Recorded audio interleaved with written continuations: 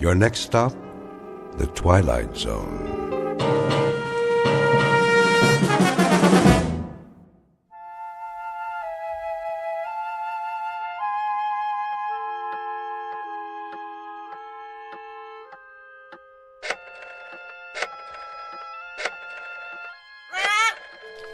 Yes, Pete, here's a nut for you. Now, don't bother me, if you please. I have work to do.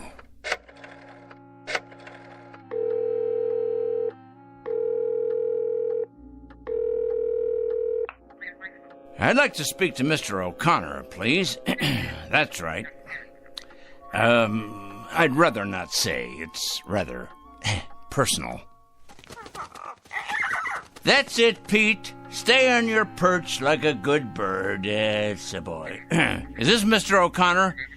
Mr. O'Connor, I'll get right to the point.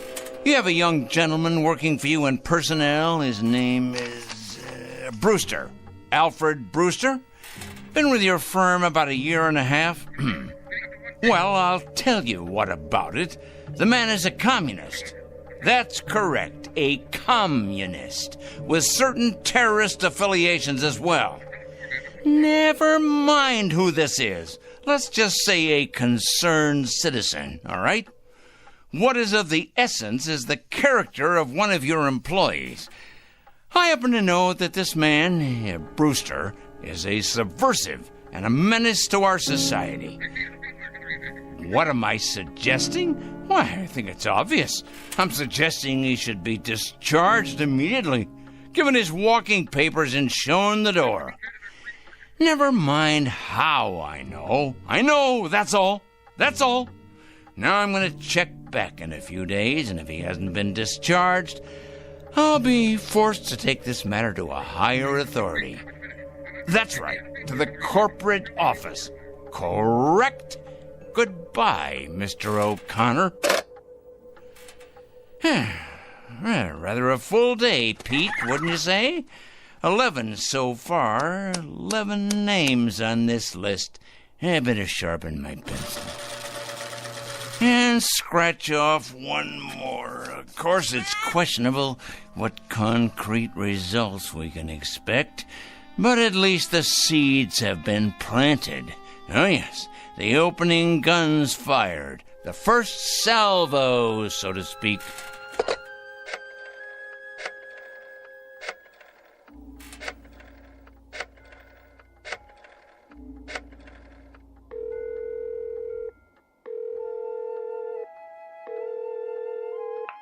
Hello, Board of Education?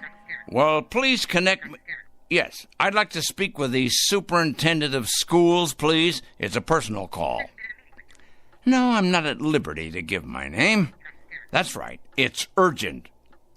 Is this the superintendent? This is a concerned citizen. I'm calling about a teacher and your employee. That's correct. His name is Farwell. William J. Farwell. He teaches at your North End High School. That is correct. The man is morally objectionable. He's a drinker, a carouser, and I have it on good authority that his relationships with students are questionable at best. The man should be investigated immediately. Oh, yes. Never mind who this is. I happen to be giving you facts, and that is what is at issue here. Well, you best check on him. You most certainly should, and without delay. Quite right. Here you are, Pete. There you go. That's a good bird. You know, I'm rather tired. It's been quite a full day. You don't realize just how tired you can get during a campaign. But a dedicated man isn't concerned with physical discomfort or fatigue or anything else for that matter. No, a truly dedicated person is interested only in victory, in the conquest of morality over the forces of immorality.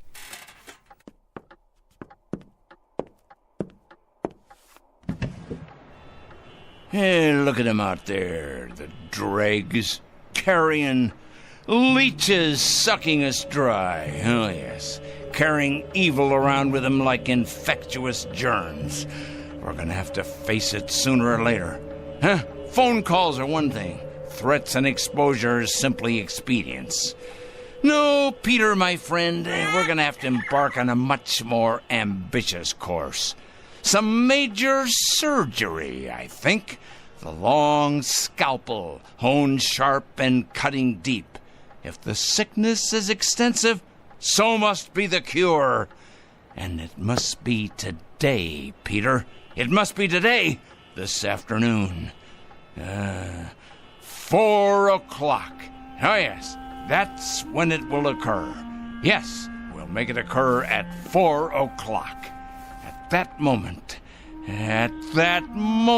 we will destroy evil. That is both my charge and my obligation, Peter, to destroy evil. And we shall do it at precisely 4 o'clock. I'm not sure of the method yet, but it'll come to me. Oh, yes, it'll come to me. Most assuredly, it will come to me. And it'll be a revelation, an epiphany. It will be the expiration of immorality everywhere, the exordium of the end. 4 o'clock, Peter. That's when we'll have it happen. Whatever it is. 4 o'clock, this very day.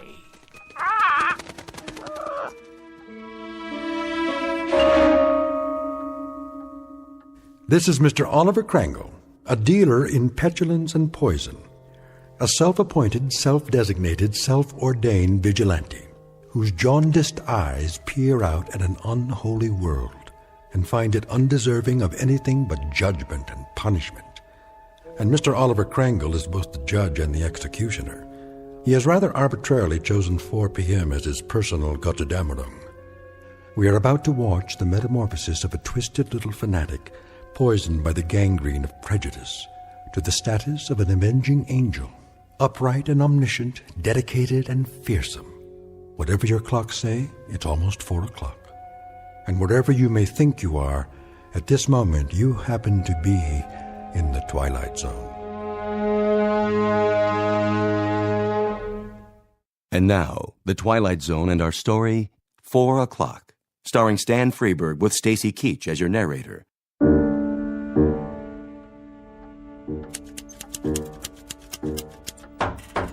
Yes? Mr. Cringle? What is it? Well, there's a special delivery for you. Just a minute.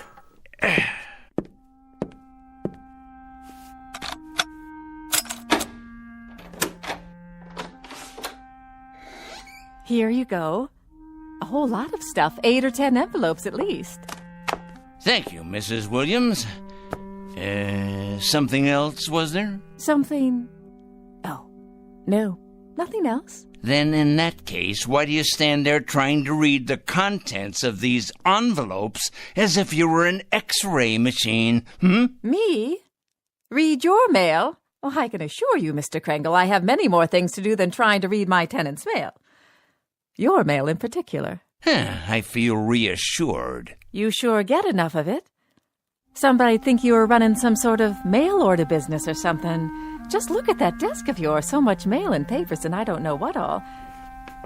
What is your business, Mr. Cringle? What I do is none of your concern. I pay my rent on time, and I keep to myself. A respect for privacy you should learn, Mrs. Williams. Well, I never... You never? That's good to know. Now, have you any more comments to air? Because if not, I would greatly appreciate your leaving me alone.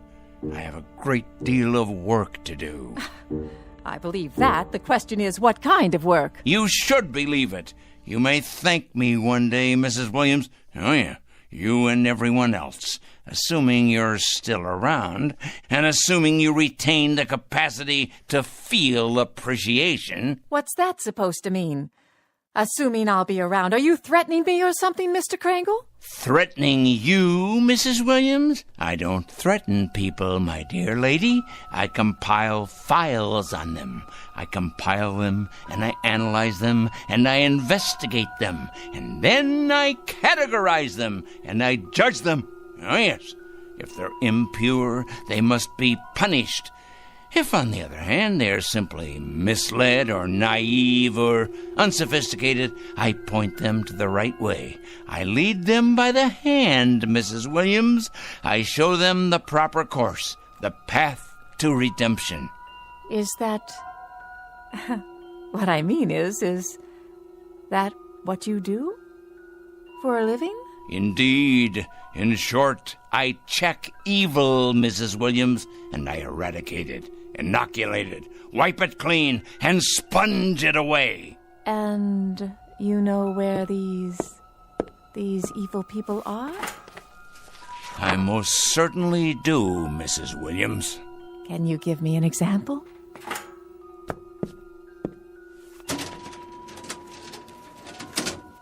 How about this one? Mrs. Claire Williams, age 54, widow, formerly married to John Alistair Williams. Political affiliation? None. Husband's political affiliation? None.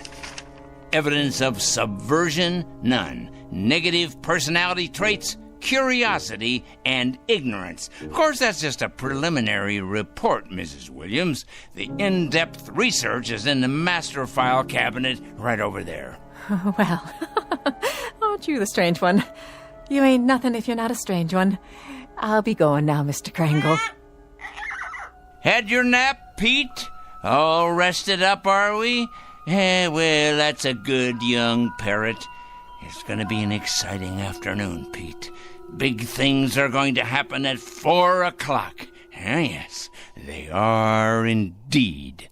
4 o'clock? What's going to happen at 4 o'clock? Interesting question, Mrs. Williams. A very interesting question. Very much to the point.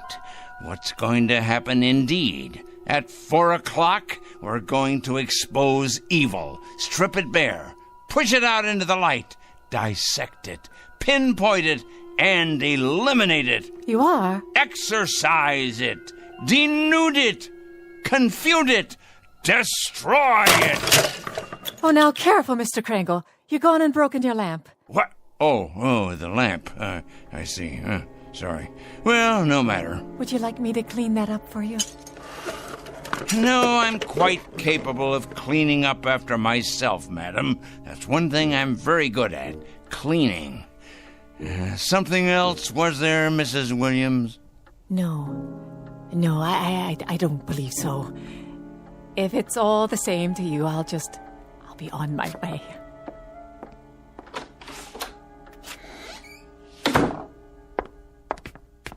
Saints preserve us. Excuse me. Oh, yes. I'm looking for a Mr. Cringle. I can't imagine why. I was told he lives in this building. Oh, he lives here, all right. There ain't no doubt about that. With a vengeance, he lives here right there at the top of the next landing. But if you ask me, young woman, you won't be going in there without police protection. Is that right? If you ask me, the man has a leak in his attic a mile wide.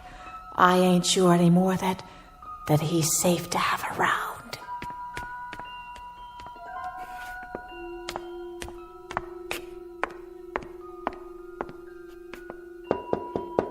Mr. Cringle?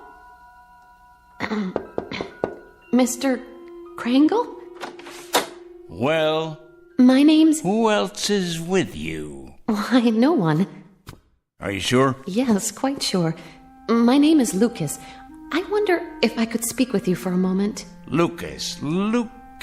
Ah, yes, Lucas. Kurt J., age 27, intern, East Side Hospital. That's my husband. Is he indeed? Well now. Your husband, you say. Come in, please. Come. Have a seat, by all means. Thank you. Now, what about your husband? Why, Mr. Cringle? Why what? Why are you trying to hurt him? Hurt? My dear lady. What has he ever done to you? To me? Why, nothing to me. That is, nothing personally. I don't know your husband, Mrs. Lucas. That is to say, I know of him. Oh, yes, I know of his background, but we've never met. He's a stranger to you then, isn't he? He's a perfect stranger. A stranger, yes, but not a perfect stranger, Mrs. Lucas. By no means. Your husband happens to be most imperfect. And when you perceive, quite correctly, that he's done nothing to me, at least not directly, I hasten to enlighten you. He nonetheless happens to have done a great deal against society. In what way? Ho, don't play dumb with me. Don't give me any of that naive stuff. My husband, for your information, Mr. Cringle, is a dedicated young doctor. A gentle, decent, fine human being. He has only one abiding interest in life, and that is to cure, to heal, to stop pain. And to kill. How can you say such a thing? Yeah, that's his other abiding interest, the one you've conveniently skipped. L-L-L-U-C Lucas. Here we go. I know his file well. Lucas Kurt J., M.D., second-year intern, Eastside Hospital. This year, on the night of March 12th, while serving in the emergency ward, he permitted the death of one Mrs. Angela Rienti by failing to relieve pressure accumulated as a result of a brain injury sustained in a traffic accident. It wasn't his fault. It was too late. That's his only crime. He wasn't able to treat her because he was responsible for half the ward that night. And by the time he got to the woman, she was already dead. That's your interpretation. It's not an interpretation. It's a fact. It's exactly the way it happened. By the time he got to her, by the time she was put into his care, she'd already died. He should have gotten to her earlier. How could he? Do you know how many lives he saved that night? How many people he saves every day, every week? He did nothing to her. That's about the size of it, Mrs. Lucas. Miserable dereliction of duty, resulting in the untimely death of a woman who by rights should be alive today. These facts came to my attention, and I simply called them to the attention of the hospital supervisor, an institution, by the way, which I help to support through taxes. By what right? I must ask you, Mr. Cringle, excuse me, but by what right do you presume to pass judgment on my husband? You're not even a medical man. Why, you weren't even there that night. You don't know anything about it. And yet you write your letters to the hospital, dozens of nasty letters accusing my husband of being a murderer. Why, you wretched, small-minded... Enough, Mrs. Lucas. That will be quite enough. I've suffered your presence here, but I'm not required to tolerate your abusiveness, although I don't wonder you're the type of woman you are. Oh, and what type is that? You're obviously greatly attracted to your husband, and there's no secret that birds of a feather, well, you know the rest. I think I catch your implication, Mr. Cringle, and you're over the line. Way over the line. You're as cracked as that lamp of yours. Tell me, has the hospital discharged your husband yet? Discharged? That's right. Let him go. Cashiered him out. Eradicated him from the payroll. Given him the sack. I've been expecting it momentarily. They have not, Mr. Cringle. They have done no such thing. It'd take more than a letter-writing campaign from a crank like you to make that happen. Your husband is an evil man. He is no such thing. And I will not put up with evil in any form. And I will not stand by and allow an injustice like this. Of all the presumptuous, wrong-headed... I'm sorry, Mrs. Lucas. I haven't any more time. Why, look at the hour. It's 3:00 already. I got things to do. Many more important things to do, thank you. Today's mail, for instance. You'd probably be interested in these. They're cases not unlike your husband's. communists, subversives, thieves, harlots, but all made out of the same metal. Evil, Mrs. Lucas, all of them evil, and I will not countenance evil. I am absolutely incapable of countenancing it. You're probably unaware of it, Mr. Cringle, but my husband is a very sensitive man. Oh, please, spare me. Your letters have had an effect on him, if on no one else so far. The people at the hospital tell him to ignore the letters, forget about them, but they're tearing him up inside. They're killing him, his confidence in himself, his ability to concentrate and work. You see, he's like a lot of doctors, Mr. Cringle. He cares. He cares very deeply. So, you see, you really have been quite successful after all. I imagine you've been equally successful with other people, too. Mm-hmm. There's too much sanity still left out there for you to have succeeded in having them all fired. Mm-hmm. But you must be hurting them, those men and women, hurting them desperately, as you've hurt my husband. So you've really accomplished a great deal. Yep.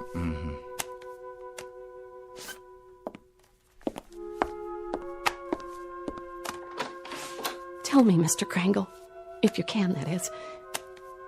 Why? What's that? Why do you do it?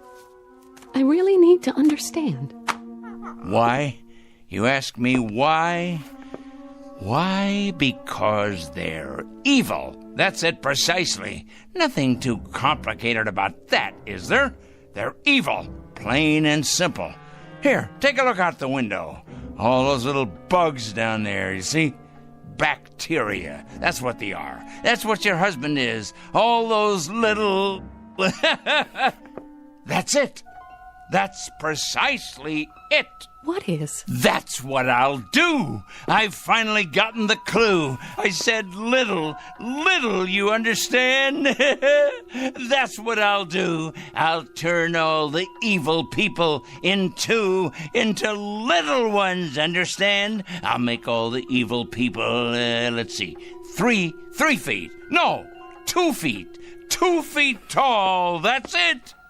At 4 o'clock this afternoon, at precisely 4 o'clock, every evil man and woman will become a mere 2 feet tall. A revelation, an absolute revelation. Peter, my lad, did you hear what I come up with? Did you? That's it. Do you see the beauty of it, Pete? That's it. It's brilliant, absolutely brilliant. 2 feet tall, Pete. 2 feet tall.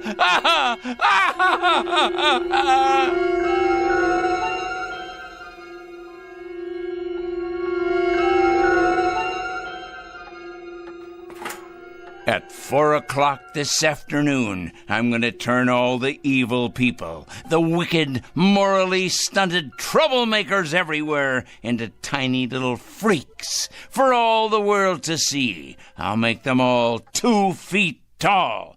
2 feet tall, I say. Yes, it'll be better than if they wore badges on their clothing. Impossible for them to hide the purest form of poetic justice. Evil will be made an object of universal scorn, laughter, humiliation. Yes, you're not. You're hungry, aren't you, Pete? Here you go, boy. I won myself. We must be strong, the two of us. Strong for what's about to happen.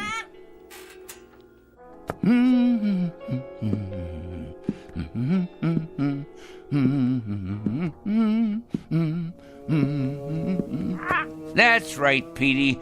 10 minutes past 3. It won't be long now. Yes, a peanut. Here you are. That's a good, strong boy. I'll bet you could crack open just about anything with that great big beak of yours, couldn't you? Yes, you could. I'm sure you could.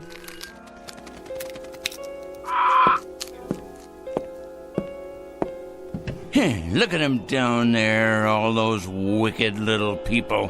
They don't know just how little yet. No, of course not. But they will. They will. It's their day of judgment. Oh, yes. Time to finish our preparations, Pete.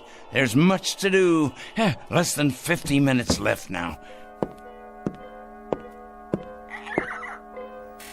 Must be sure all our pencils are sharp.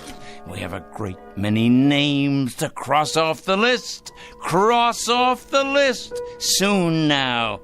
Very soon. Yes. Oliver Cringle? Come in. Yes, I'm Oliver Cringle. I'm the one who called. Yes, sir. Agent Luther Hall, Mr. Cringle, Federal Bureau of Investigation. Our office received a call. Indeed, yes. I placed the call and asked you to come. I felt it was my civic duty. Can I get you a cup of coffee or something? No, thank you. Now, Mr. Cringle, you told the office that you had some sort of list, proof of criminal activity, and that today would be a day of reckoning. What exactly did you mean by it? Sit down, please. Yes, there's plenty of time. We have more than 45 minutes before it happens.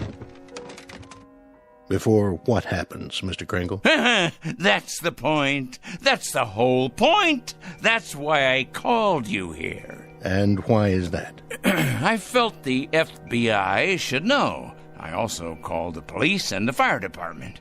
I even got a call into Washington. Oh, yes. Although the latter message probably won't go all the way to the top. It's my understanding that the Reds are in complete control in Washington now. I imagine they've taken over the switchboards, too. The Reds, Mr. Cringle. Oh, yes, indeed, the Reds. It's a complete conspiracy, you know, Mr. Hall. All the evil people are banding together now, all the subversives, the commies, the terrorists, the thieves of the American dream. It's a total, absolute, worldwide conspiracy. You said on the phone that you had a plan of some sort. Oh, my, yes. It all takes place at 4 o'clock. I thought you people ought to know because, well, you'll have your hands full. Our hands? Picking up all the guilty parties. Oh, yes. You see, Agent Hall, I've spent a good many years doing this kind of work.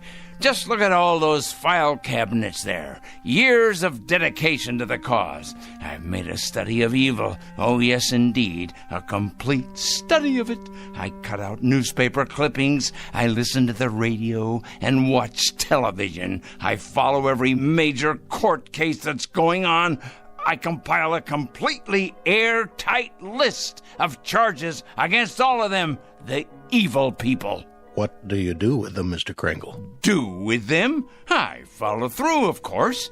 I follow them through to their conclusion. I write letters to employers. I make phone calls late at night. Oh, they hate that.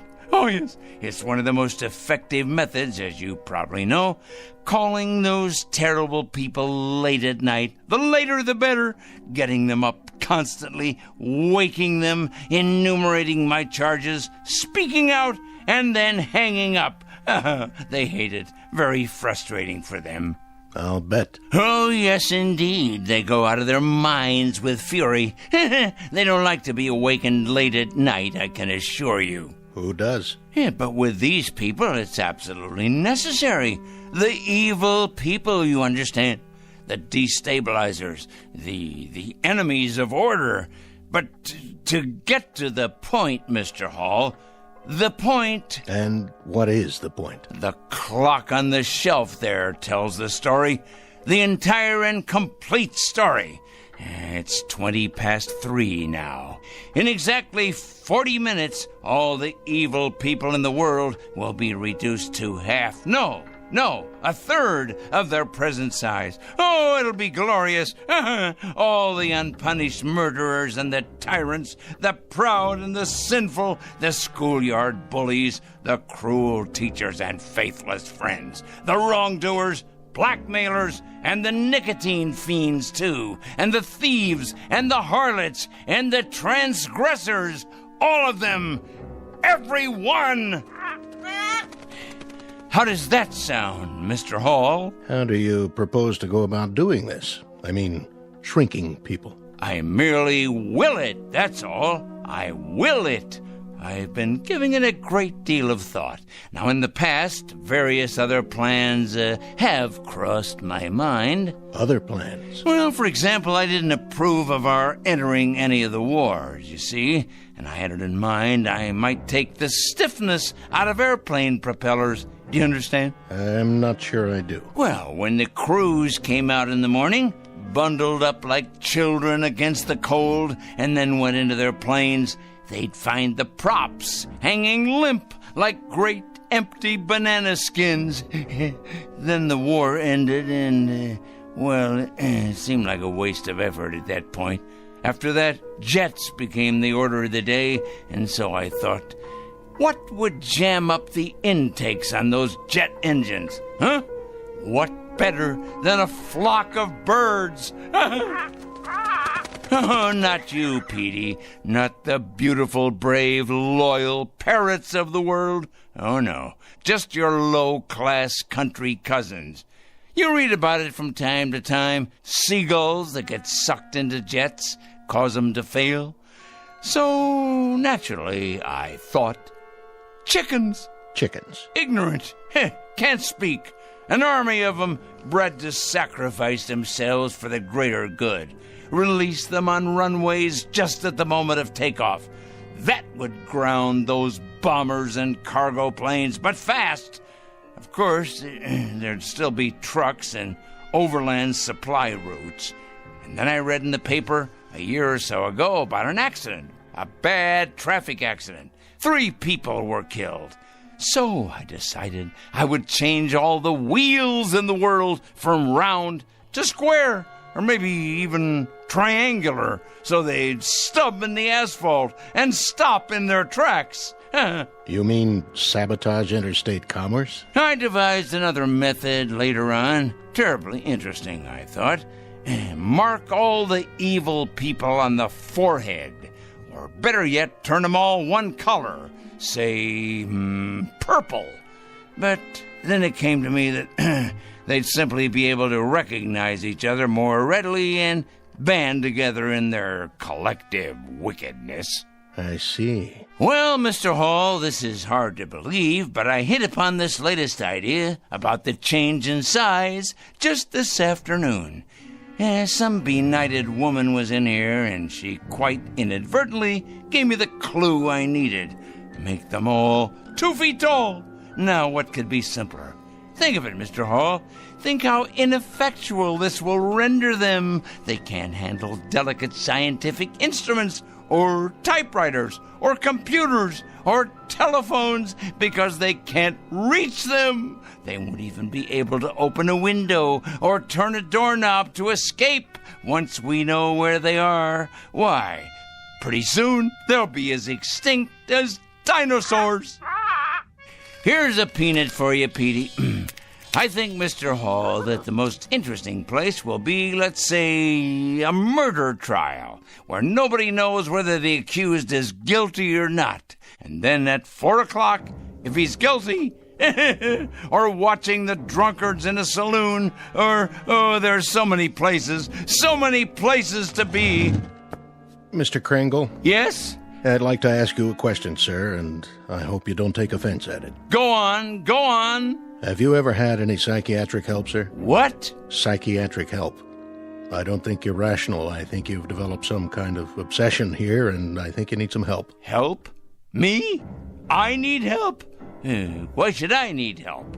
I'm not evil. You obviously don't understand any of this, do you? I'm not the evil one. It's them. It's all of them out there on the street. Just take a look out the window. See? They're the evil ones. They're the ones who are going to be 2 feet tall. In just 30 minutes. That's when it's going to happen. In just 30 minutes. Well, I'm sorry, Mr. Cringle, but there doesn't seem to be very much we can do about all this. What do you mean? Why, the law enforcement agencies are going to have round-the-clock schedules from now on. Do you realize how many evil people you're going to be able to find? Why, they'll be all over the sidewalks, all over the streets. You'll have to build more jails. You have to build more electric chairs, gas chambers, gallows, penitentiaries. Well, what about it? What are you going to do? Nothing, Mr. Cringle. Not a thing. And if you'll forgive a suggestion, that's what I think you should do, too. Nothing. These letters you write, these phone calls, there happens to be something in this country that precludes all that, makes it unnecessary. And what's that? Law, Mr. Cringle. There happens to be law. We like support from citizens. Support, help, cooperation. But interference is quite another thing. Oh, I get it now. I understand. At last I understand. You're part of the conspiracy. That's it. You're one of them. Why, of course. I'm an idiot not to have realized it. Of course you people have gotten into the FBI. It stands to reason you would. You've infiltrated every other place. Well, I'm going to tell you something, Mr. Hall. Good day, sir. You'd better enjoy yourself for the next 20 or 30 minutes. You hear me? You'd better enjoy yourself to the utmost, because you're going to be 24 inches tall. You and everybody like you.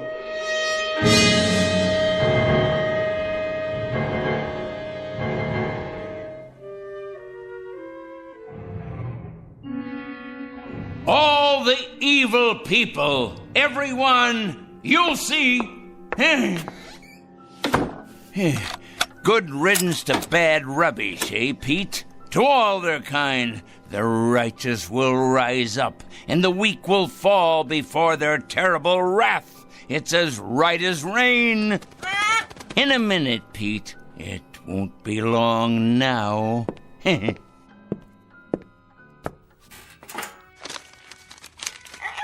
Yes, here's your nut. It won't be long now at all. We must have everything in order, all our pencils sharpened, weapons that are truly mightier than the sword. In our desk, we must have lots and lots of clean paper to make another list of the newly exposed, their corruption on display for all the world to see. I wonder what they'll look like down there on the streets, on all the streets everywhere. Oh, what a glorious sight it's going to be. So many people. Think of it. Fat ones, thin ones, the young and the old, suddenly grown too small for their clothing, which of course will no longer fit them. It simply won't fit them at all. Like the toads and the cretins they are. Someone should follow along behind and collect it in trucks, boil it in hot water, decontaminate it, and then redistribute it to the rest of us. Think of that, Pete. New suits, trousers, neckties, formal wear, tuxedos, this and casual wear of every style. Oh, yes, it shouldn't go to waste. Think of how much money could be made in resale centers across the land. Money to finance a whole new campaign. Why, Pete, we could open a chain of clothing stores. All we need is a fleet of trucks to gather it up. Ours for the taking. But alas, it's too late to organize any of that now. Oh, if only I'd planned ahead. Well, the least I can do is alert the media. Yes, that's the responsible thing to do. I wonder if they have any idea at all about what's to take place. And at this hour, the Dow Jones is down 14 points. Raging fire now under control in upstate. The White House press secretary announced a peace plan today. 4-car pileup on the bridge. Motorists are advised to use alternate routes. Come on down to Crazy Joey's Fashion Warehouse. We've got sportswear, clothes for the workplace, back-to-school duds, all at out-of-this-world prices. You'll think you've died and gone to heaven because my name's Joey and I'm crazy. Another lost opportunity, Pete. But that man doesn't know how soon he'll be out of business. He has no idea, does he? No idea at all. We better check the television news while we're at it. We'll have the weather for you coming right up after this. The very vegger slices, it dices, it turns out finger-licking julienne potatoes. Okay, now tell us about your new book, 101 Ways to Profit from Armageddon. Amateurs. Pete, what to do? What to do? Of course I can send out press releases taking credit for all that I've done after the fact. If only I had more time. More time! Still, we'll have to alert them as best we can.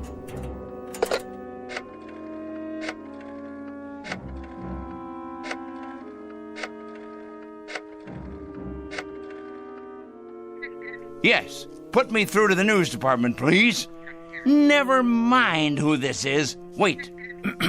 This is Oliver Cringle speaking, Crangle. Yes, that's right. I'm calling with an important bulletin. Yes, for the afternoon broadcast. That's right. You ought to break in right now with a news flash, you know. Oh, it's something big, all right. Something huge. Believe me, it is important. When? No, you don't understand. It hasn't happened yet, but your viewers will still want to know when it does happen. Otherwise, there'll be chaos in the city. In fact, this should go on the national broadcast, coast to coast. What is it? Let's just say a new perspective on the world. Hello? Hello? Hello? Petey, obviously they've infiltrated the local news channel as well.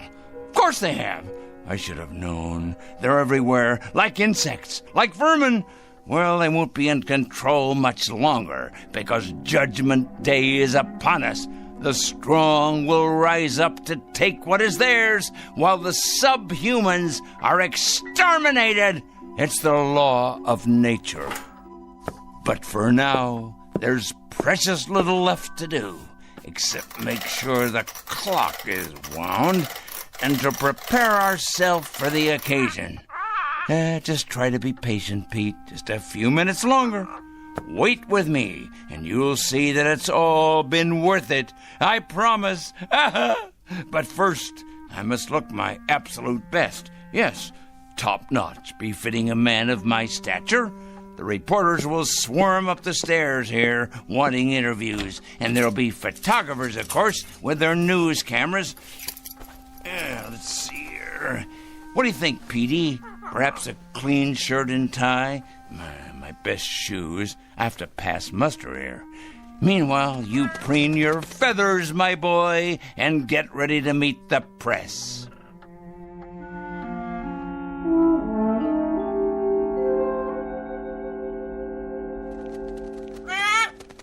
There! It's happened, Pete. It's happening right now. This very second. Can you feel it? Something in the air. The next phase of evolution for the human race. Oh, nothing will be the same after this. Nothing! The new order has come at last. Yes, but first, I can't wait to see them all down there, turning into tiny little gnomes. Just 1 second, Pete, as soon as I take a look out the window. Certainly, Peter. You may have a nut, as many as you like. You must be hungry. I'll have something, too. We'll make it a celebration. This is our day. Of course, but you must be patient. I can't wait to look outside. I can't wait. But for some reason, I can't see over the windowsill. How can that be? I can't even reach the bowl of peanuts. I know you're hungry, but somehow it's just out of my reach. What? Unless someone has moved it, put it in a very high place. But that would have to be someone very tall. Someone very, very tall.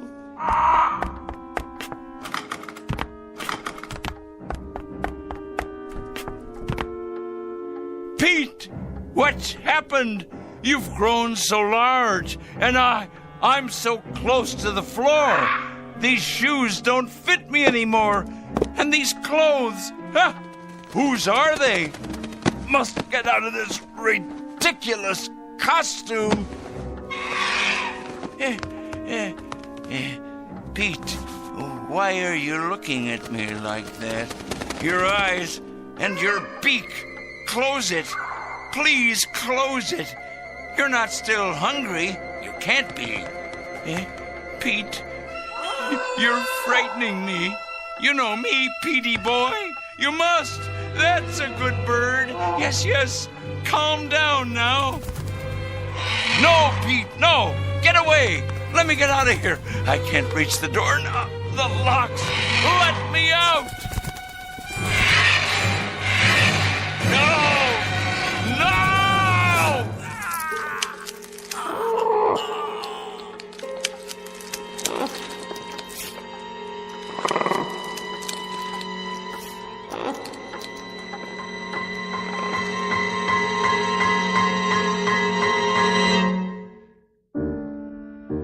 At 4 o'clock, an evil man made his bed and lay in it. A pot called a kettle black, and a stone thrower broke the windows of his glass house. Not a pretty picture, perhaps, but for this poor, misguided fellow, quite unavoidable. A simple matter of supply and demand. He was right about one thing, though. In a world where the strong get stronger and the mighty feed upon the weak, you can run, but you can't hide. Look for this one under F for Fanatic and J for Justice in the Twilight Zone.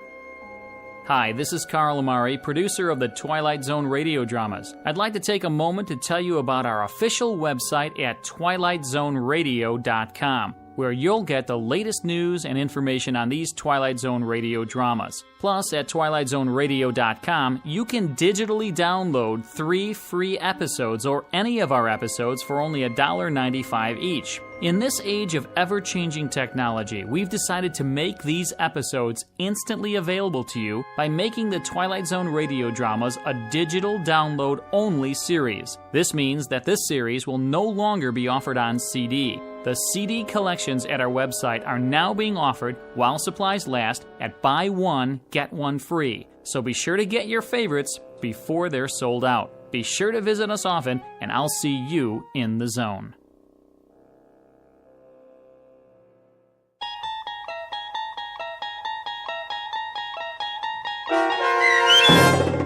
"4 O'Clock," starring Stan Freberg with Stacy Keach as your narrator, was adapted for radio by Dennis Etchison and based on a script by Rod Serling.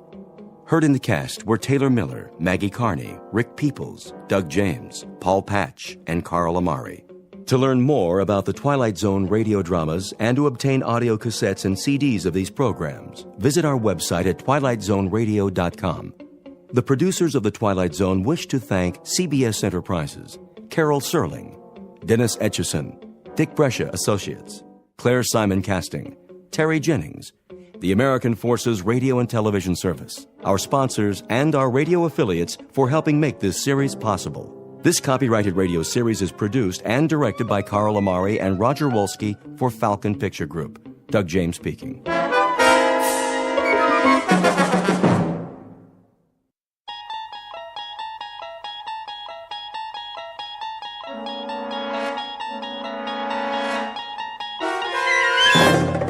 You're traveling through another dimension. A dimension not only of sight and sound, but of mind. A journey into a wondrous land whose boundaries are that of imagination. Your next stop? The Twilight Zone.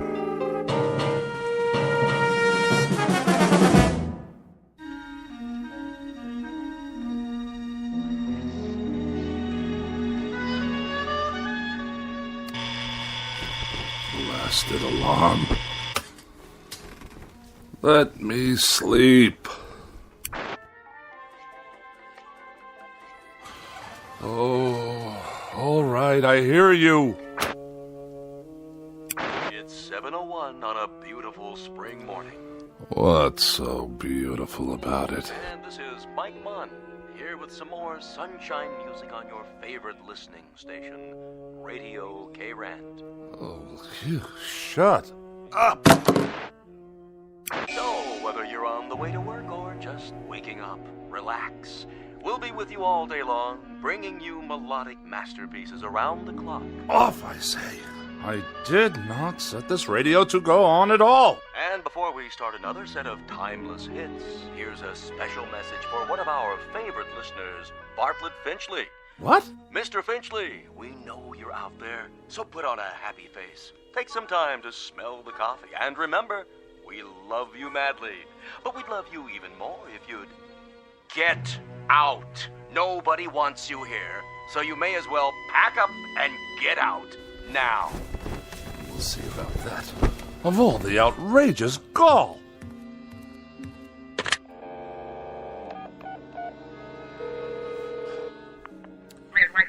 Operator, get me K-Rant. Yes, the radio station. No, I don't know the number. Kindly dial it for me, if you can spare a moment from your crossword puzzle. K-Rand, how may I direct your call? Connect me with Mike Munn. I beg your pardon? Munn, your asinine disc jockey. I'm sorry, sir, but there's no one here by that name. Of course there is. I just heard him on the radio. He took it upon himself to broadcast a personal insult directly and specifically aimed at me. We play all music all the time, sir. Do you know who you're speaking to? This is Bartlett Finchley. Yes, Mr. Finchley? And I will not be addressed in such a manner, on or off the air. Of course not, sir. Which manner? I'm sure you know full well what I'm talking about. The airwaves are licensed by the Federal Communications Commission, and they are not to be used for personal messages. I'm sure the FCC will be most interested in these blatant violations. They'll pull your license so fast it'll make your empty head spin like a top. But we don't have disc jockeys. We don't broadcast any messages at all. Only beautiful music 24 hours a day. Plus commercials, of course. Let me speak to your station manager. Yes, sir. Please hold. And don't you dare place me on hold, you high school dropout. Oh, for the love of... I don't have time for this nonsense. I will not have it. I'll write a blistering letter to the FCC that will knock this rinky-dink station off the air. Hello? I want to file a complaint. A very, very serious complaint about your broadcasting policies. Come off it, Finchley. What did you say? Get off your high horse and give it a rest, or you're out of here. You low-life nincompoop. How dare you address me in that fashion? I'll have you fired on the spot. What is your name, you cretinous subhuman? Don't you hang up on me! Hello? Hello? Hello?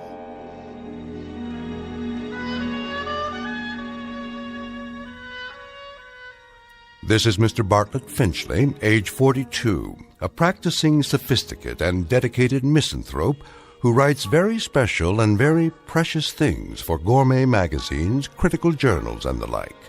He's a bachelor and a recluse with few friends, only devotees and adherents to the cause of tart sophistry. He has no interest save whatever current annoyances he can find to occupy his mind. He has no purpose to his life, except the formulation of day-to-day opportunities to vent his wrath on the mechanical contrivances of an age he abhors. In short, Mr. Bartlett Finchley is a malcontent, born either too late or too early in history, and who in just a moment will enter a realm where muscles and the will to fight back are not limited to human beings. Next stop for Mr. Bartlett Finchley, the Twilight Zone. And now, The Twilight Zone, and our story, A Thing About Machines, starring Mike Starr, with Stacy Keach as your narrator.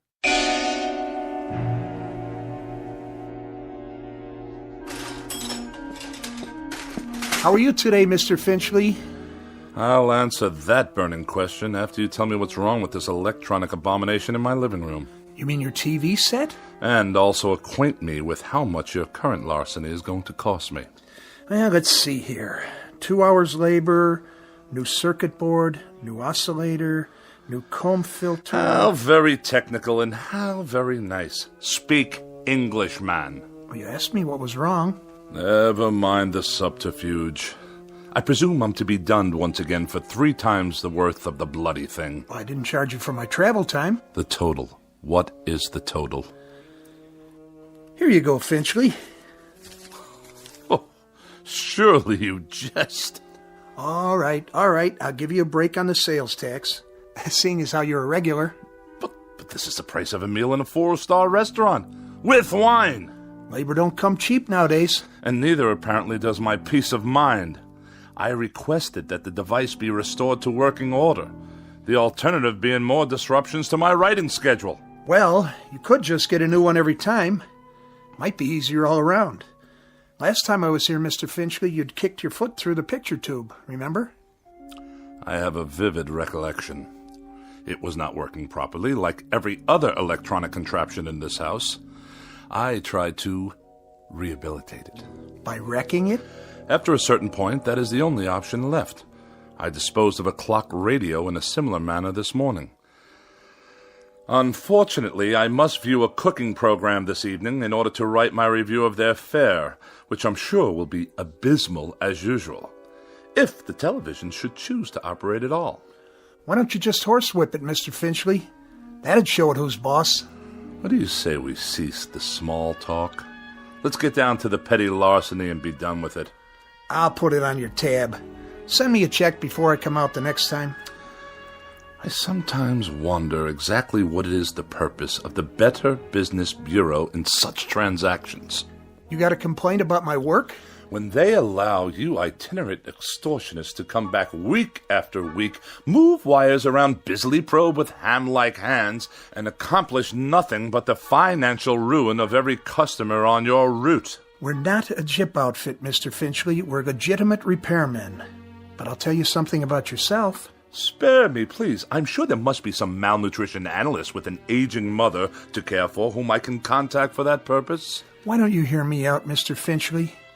That set doesn't work because you obviously got back there and yanked out wires and heaven knows what else. You had me over here last month to fix your tape recorder because you'd thrown it down the steps. It did not work properly. Well, that's the point, Mr. Finchley. Why don't they work properly? Offhand, I'd say it's because you don't treat them properly. I assume there's no charge for that bit of analysis. What does go wrong with these things, Mr. Finchley? Have any idea? Have I any idea? Now that's worth a scholarly 10 lines in your repairman's journal. Bilk the customer, but let him do the diagnosis. Well, the reason I ask that is because whatever it is that really bothers you about that television set and the radio and all the rest, it's something you're not telling me. Aside from being a rather incompetent clod, you're a most unreceptive listener. I've explained to you already. The television set simply did not work properly. And as for that original Marconi operating under the guise of a radio, it gave me nothing but static. You sure that was all that was wrong with them? I choose my words very precisely, thank you.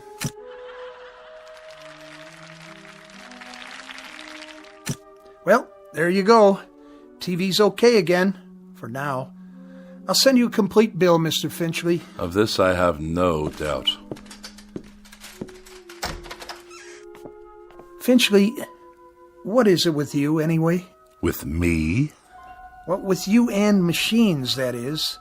Any type of machine, as far as I can tell. Just curious. You don't have to tell me if you don't want to. If it's something personal. I will file that idiotic question in my memorabilia, to be referred to at some future date when I write my memoirs. You will fill one entire chapter. The most forgettable person I have ever met.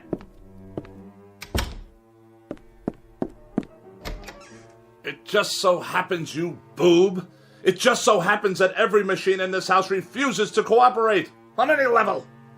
They behave as if... There! You see what I mean? Enough! I said, That will be just about enough of that.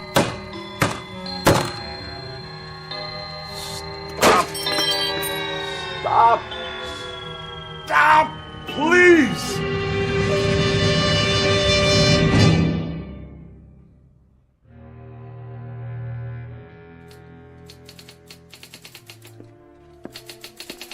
Miss Rogers? Yes, Mr. Finchley? Let me see the pages. Yes, sir.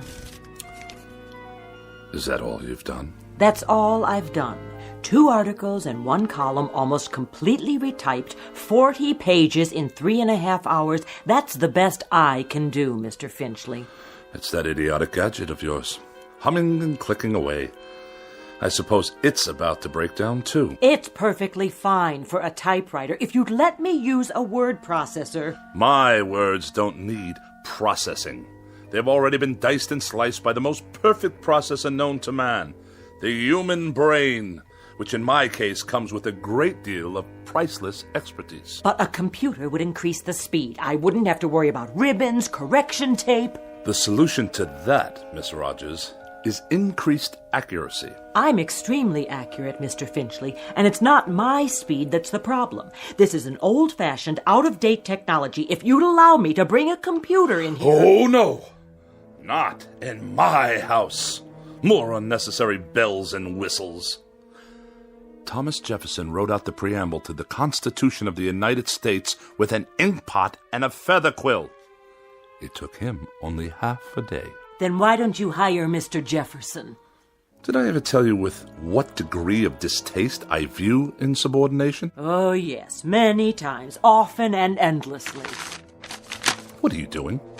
What does it look like? I'll tell you what, Mr. Finchley. From now on, you can get yourself another girl. Somebody with 3 arms and roughly the same sensitivity as an alligator. Then the 2 of you can work together till death do you part. As for me, I've had it. And you are going where? Where? I think I might take in Bermuda for a couple of weeks, or Mexico, or maybe a quiet sanitarium on the banks of the Hudson. Now, Miss Rogers. Any place where I can be as far away as possible from the highly articulate, oh so sophisticated bon vivant of America's winers and diners, Mr. Bartlett Finchley. Miss Rogers, you don't mean that. And surely you're not serious. You've even got me talking like you. But I'll tell you what you won't get me to do. You won't turn me into a female Finchley with a pinched, scornful little heart and a mean, petty, yellow, jaundiced view of everybody else in the world. Miss Rogers, please. Please don't leave. I beg your pardon? I wish you'd reconsider. Speak up. I can't hear you. I wish you'd stay for a little bit longer. You what? I don't mean to work. All that can wait. Then why? I was just thinking... Well, we might have dinner.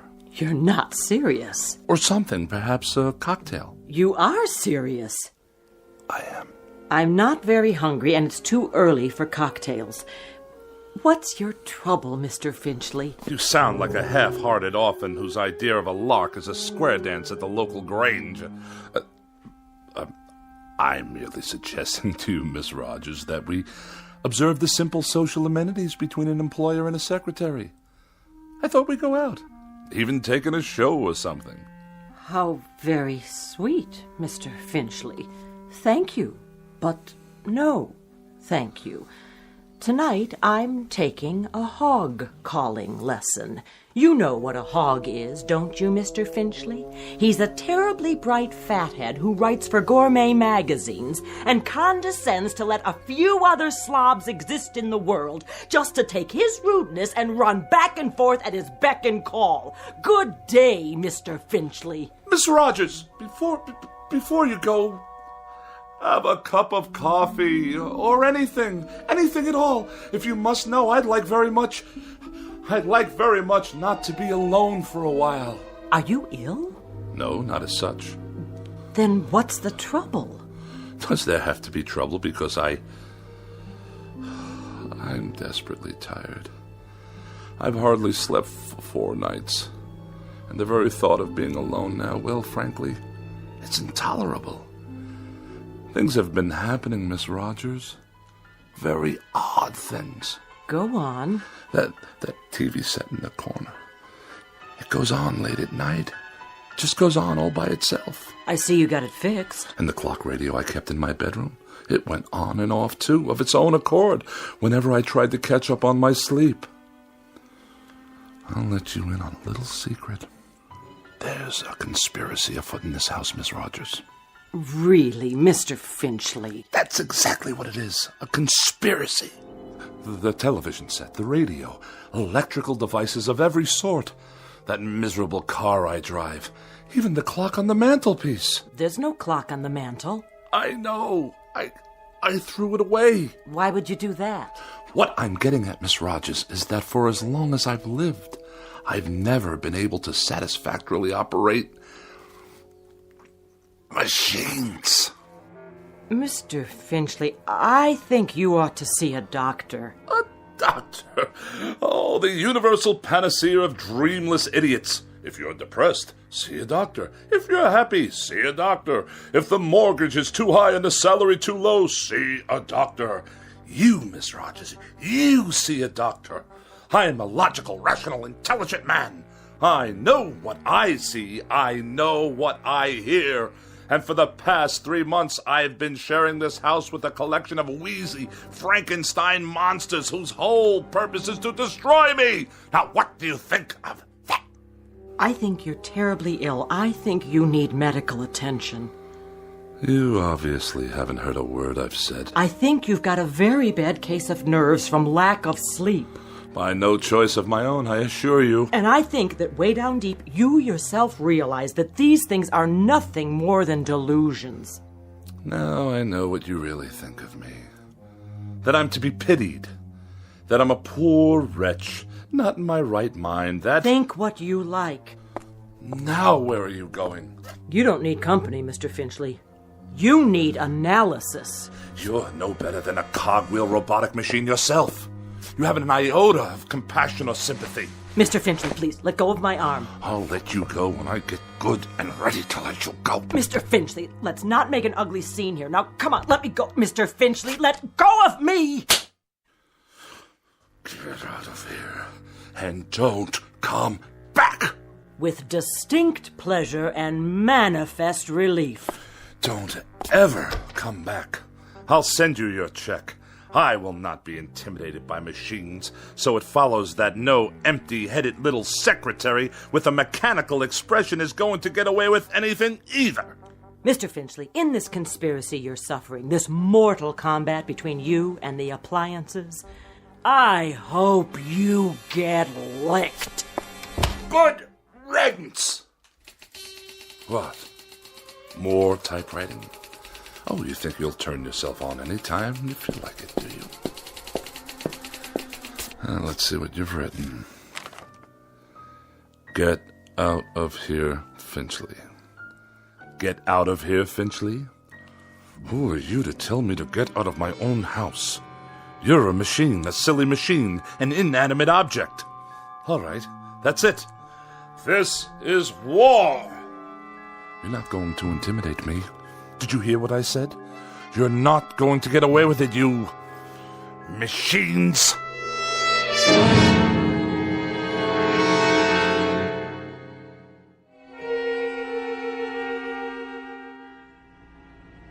Nice day, huh?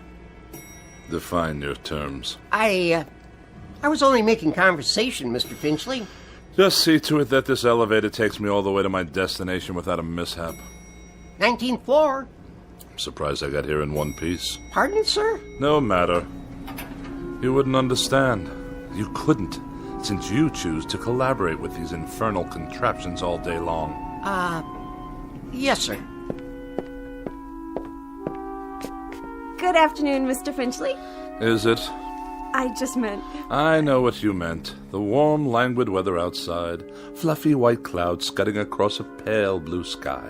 The sort of day when a young woman's thoughts turn to romantic mush. Disgusting. Mr. Finchley, I assure you Well, I'll have none of it. Do you hear? Excuse me. Editorial department. Ah, another telephone. Mr. Alexander Graham Bell's most loathsome invention. It undoubtedly knows my whereabouts at all times. Please hold. Mr. Finchley, did you want to see the editor? No need. I simply wish to drop off my manuscripts for the next issue, the reviews and the personal opinion column. Oh, and kindly note, the final pages are handwritten this time. Oh, did your computer crash? By no means. My typewriting apparatus is in the shop. Actually, I prefer this method. It allows me to make last-minute revisions directly from my hand to your eye, as it were. I'll tell them it's here. Then I shall take my leave. Out into the blinding white heat of the cruelest month. Reflux Publications? Iron Gourmet Magazine? Just a moment, please.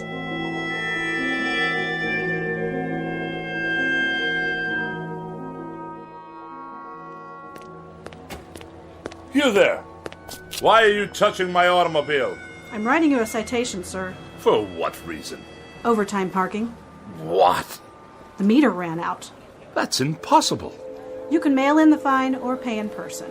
There's something wrong with the meter. Surely you can see that. I see a red flag. That's a violation. But I deposited the correct coins.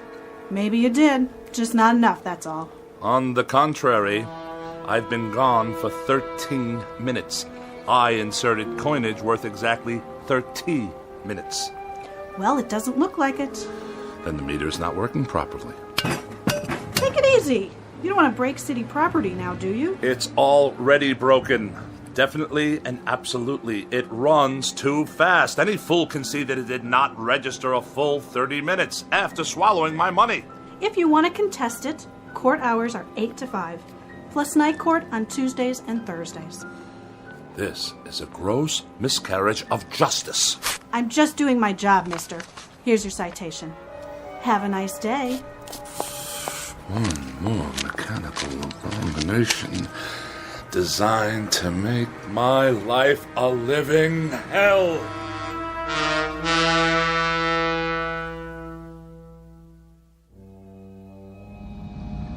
One side, madam. You, sir. Move your vehicle out of my way. Watch it, Mac. Watch what exactly, you imbecile?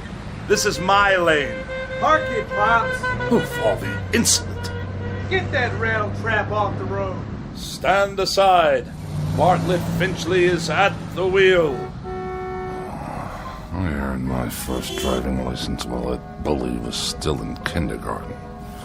The barbarians are at the gates. Yet another red light, waiting for some mother and her toddler to cross the street. Oh, look at them, stuffed to bursting on cheeseburgers. What's wrong with you? Are you blind? I did nothing. Simply placed my foot on the brake pedal. On the gas, you mean? The car moved forward under its own power. Yeah, sure. You trying to kill somebody? I saw the whole thing. He did try to kill you. On the contrary, the motor car obviously malfunctioned. We're in a crosswalk here. Get his license number. You do that. The light is now green. Do I have your permission to proceed? Get that piece of crap out of here. Gladly.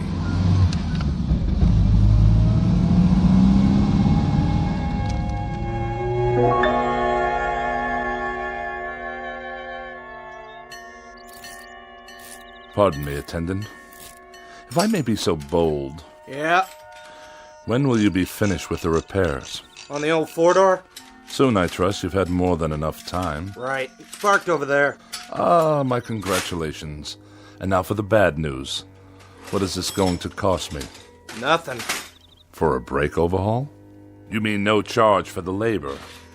I'll consider that a professional courtesy. I mean no charge, period. So you haven't completed the work. My good man, I can't wait around this gas station all day. There's nothing wrong with it. I checked the brakes, transmission, the works. It's an oldie, but there ain't nothing wrong with that car. Nothing? She's a classic. You know, you could sell that baby for good money if you want. But I distinctly felt the machine roll forward under its own volition. All the same, it's working perfect. Real cherry set of wheels you got there. I know a collector looking for something like that. I'll give you, say, $900. $900? The hubcaps cost more than that. Okay, $1,000. Give me the keys. If you say so. Here you go, Mr. Finchley. But she's not gonna last forever, you know. You ought to get back what you put into it. Buy yourself a nice new car. If you can hang on a minute, I'll call the guy. And waste even more of my precious time? Good day.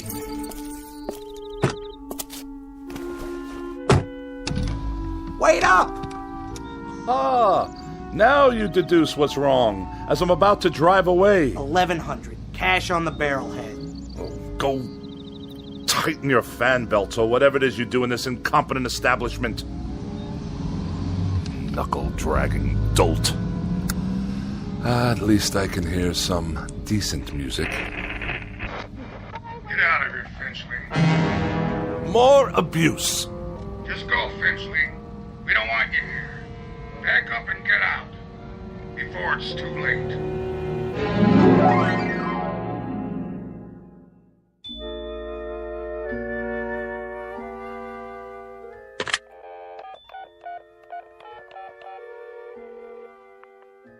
Miss Moore, please? Oh, is that you, Agatha? Bartlett Finchley here. Yes, my dear, it has been a long time. Too long. Which indeed prompts this call. How about, dinner this evening? Yes, with yours truly. Why, at the restaurant of your choosing, of course. Oh, no, you're quite mistaken. There are establishments that meet my standards. In this city, well, I'm sure there are. Well, it is short notice. But yes, I see.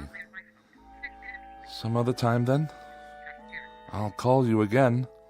You have my pledge on it. Not at all. And good evening to you.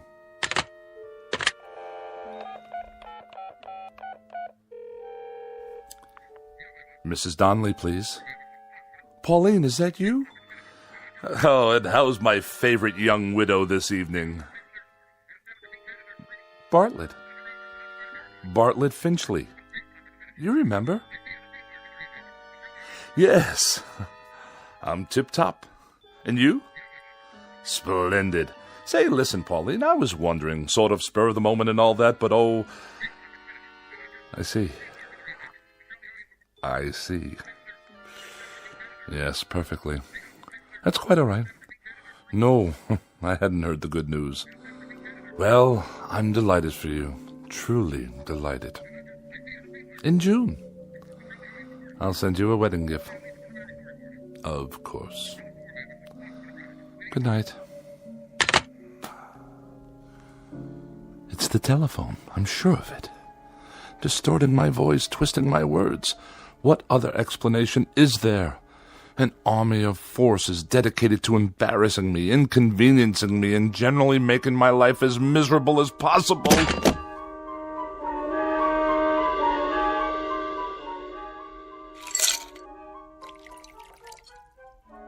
How much longer, may I ask? The phone's all fixed, Mr. Finchley. One in the bedroom, too. So you say? Yeah, she's operating all right now. Had to replace a handset, though. Shouldn't give you any more trouble. I'm deeply indebted. Convey my best to Mr. Bell for his reliable invention. Yeah, sure. Is there something else? Well, you tripped over the cord. Is that what you said? If that's what I said, you may rest assured that's what happened. Well, you're the boss, Mr. Finchley. Reason I asked, though, those wires sure looked like they were yanked out. Do they now? Proving what a vast storehouse of knowledge the phone company has yet to acquire. Okay. So long, then. Have a nice night. I shall certainly endeavor to do so. One thing. Yes? The thing about phones, though. What? Well, you see, they're just like any other piece of electronics. You have to be careful. Treat them right. Because if you don't, they won't do what you want. Kind of like people, I guess. Kick them to the curb, and they won't be there when you need them. You get back what you give out. But, well, I figure you know that already, don't you, Mr. Finchley? A smart man Like you. Good night. So be it. Another evening alone. Just as well. At least this way I'll have the company of a person of quality. And welcome once again to Dinner for One on the Eating Channel. Tonight we prepare a bright and breezy repast guaranteed to liven up any kitchen. Oh, spare me. 3 new and exotic courses imported from jolly old England. For appetizers, a wonderful discovery called the Scotch egg, followed by an exquisite cold watercress sandwich. And the traditional pièce de résistance, bangers and mash. Sound exciting? Well, it is. So sit back and enjoy and keep a pencil and paper handy. Now for something completely different. Balderdash, not worthy of a review. Cretins and half-wits at every turn. Well, who needs you? Who needs any of you? Mr. Bartlett Finchley is going out on the town. He's going to have a wonderful evening with some good wine, and who knows what lovely lady I may meet during my nocturnal meanderings. Who knows indeed?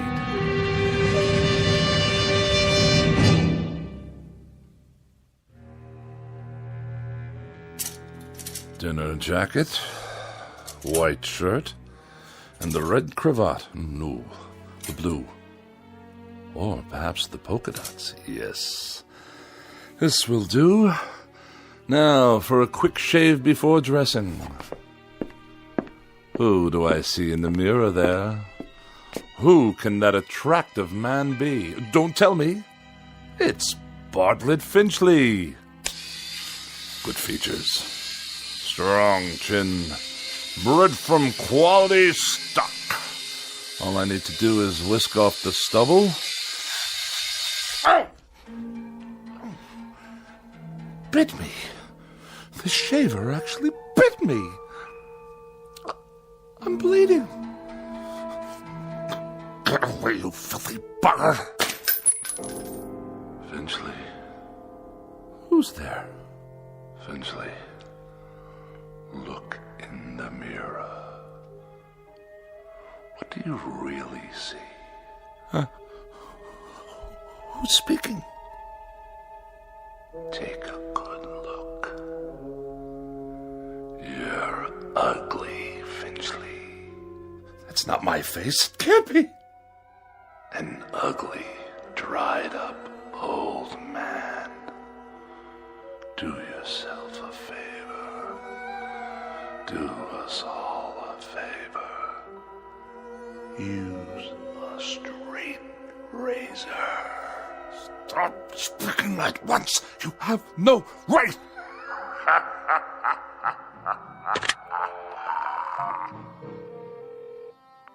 Hello, operator. Get me the police. Someone's in my house. Hello?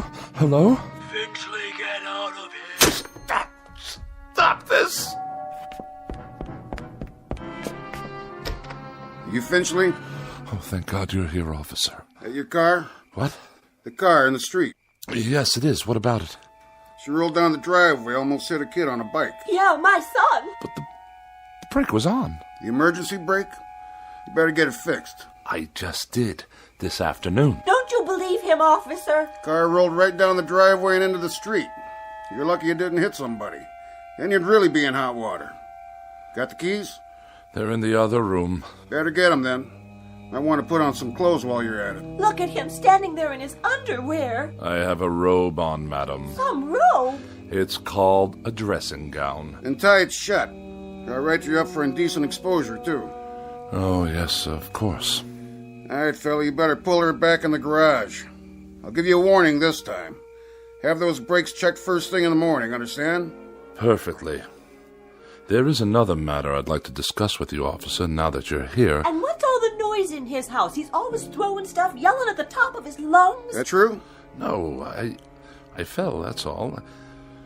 Tripped and fell on the stairs. That why your face is bleeding? Precisely. What's the other matter? Matter? You said you have something to discuss. It's difficult to explain. You wouldn't understand. Eating then, Mr. Finchley. So is he gonna move his car or what? In one moment, madam. For now, you may remain on my property until I return with the keys. At that time, I should like you to be out of my yard. Otherwise, I shall solicit the aid of this gendarme to forcibly eject you. Idiots! I need a drink.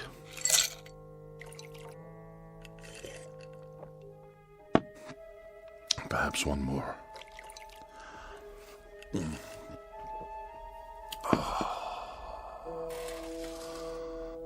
That's better. But if the car can't be trusted, how can I go out this evening? I'm a prisoner in this madhouse. Miss Rogers? Edith? Is that you?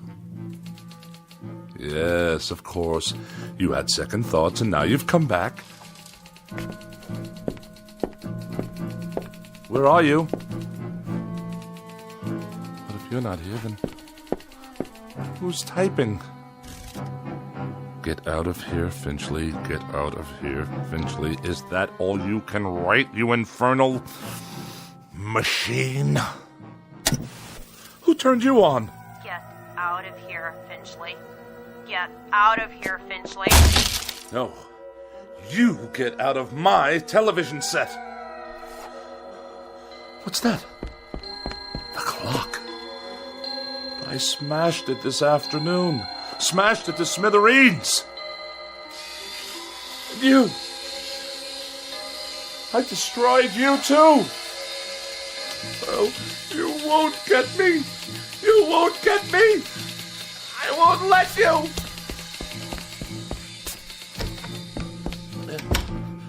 Help me, please. Someone. It's Bartlett Finchley, your neighbor. Let me in. It's that crazy man again. Don't let him in, Mom. He tried to kill me. I didn't. The car did. Don't you understand? Open your door. You get away from here.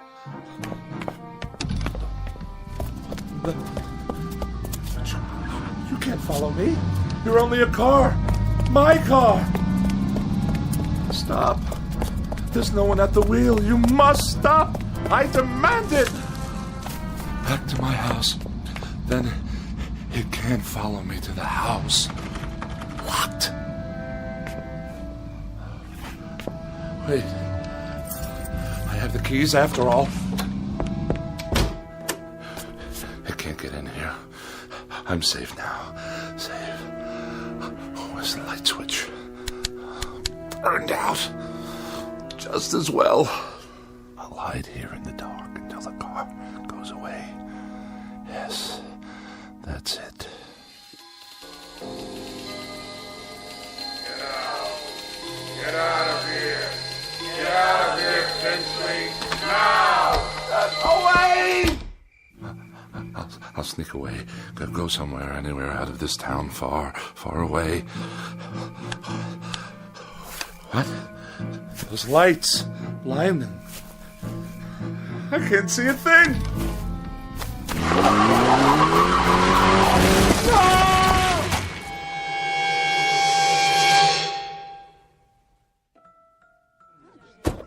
I have your 1019 on Woodlawn Drive. What is the status? Cancel that call for backup. Paramedics have arrived, waiting their decision. Do you have a positive ID? Finchley, first name B for Bartlett. Stand by, 10-4. That man. He was running in his bathrobe. Never saw anything like it. What's his condition? Flatline. He's gone. I'll put him down as DOA your arrival. Heart attack? That's what it looks like. What happened here, you know? Neighbors said they heard him shouting about something last night. He sounded scared. What about?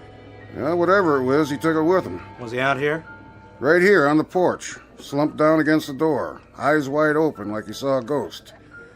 I figured he was on his way to his car. Which one? At the curb. Never got to move it like I told him. He must have been drunk. You can smell it on him.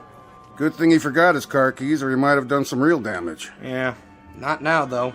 Poor old guy. He was a royal pain, let me tell you. That's all over now. Maybe he did see something. Who knows? Maybe so.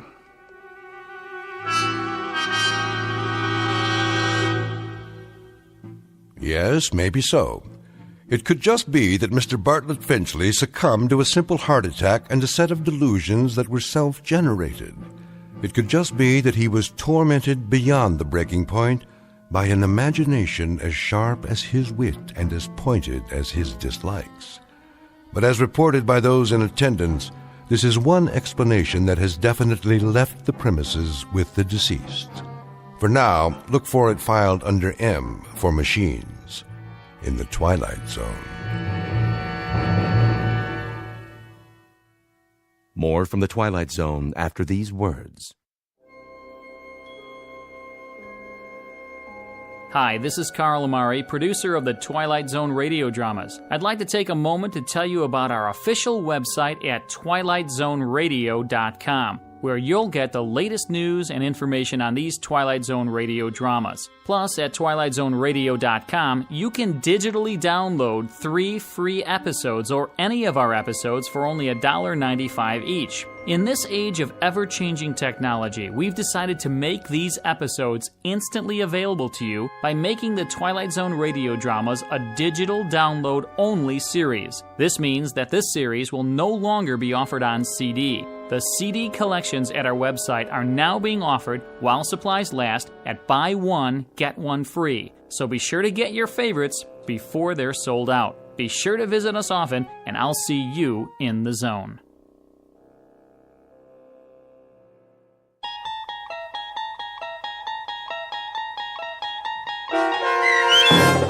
A Thing About Machines, starring Mike Starr, with Stacy Keach as your narrator, was written for The Twilight Zone by Rod Serling and adapted for radio by Dennis Etchison. Heard in the cast were Doug James, Peggy Roeder, Rich Komanek, Turk Muller, Guy Burrill, Larissa Borkowski, Irene Olson, Heath Corson, Lynn Foley, Natalia Reed, and Peter DeVito.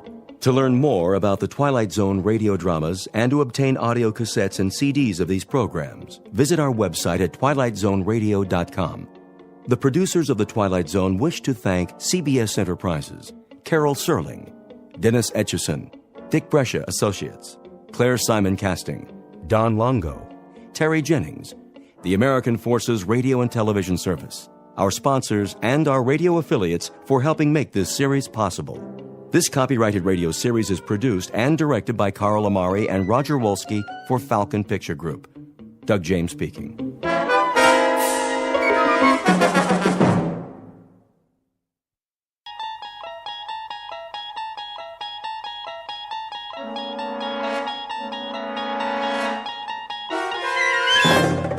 You unlock this door with the key of imagination. Beyond it is another dimension. A dimension of sound, a dimension of sight, a dimension of mind. You're moving into a land of both shadow and substance, of things and ideas. You've just crossed over into the Twilight Zone.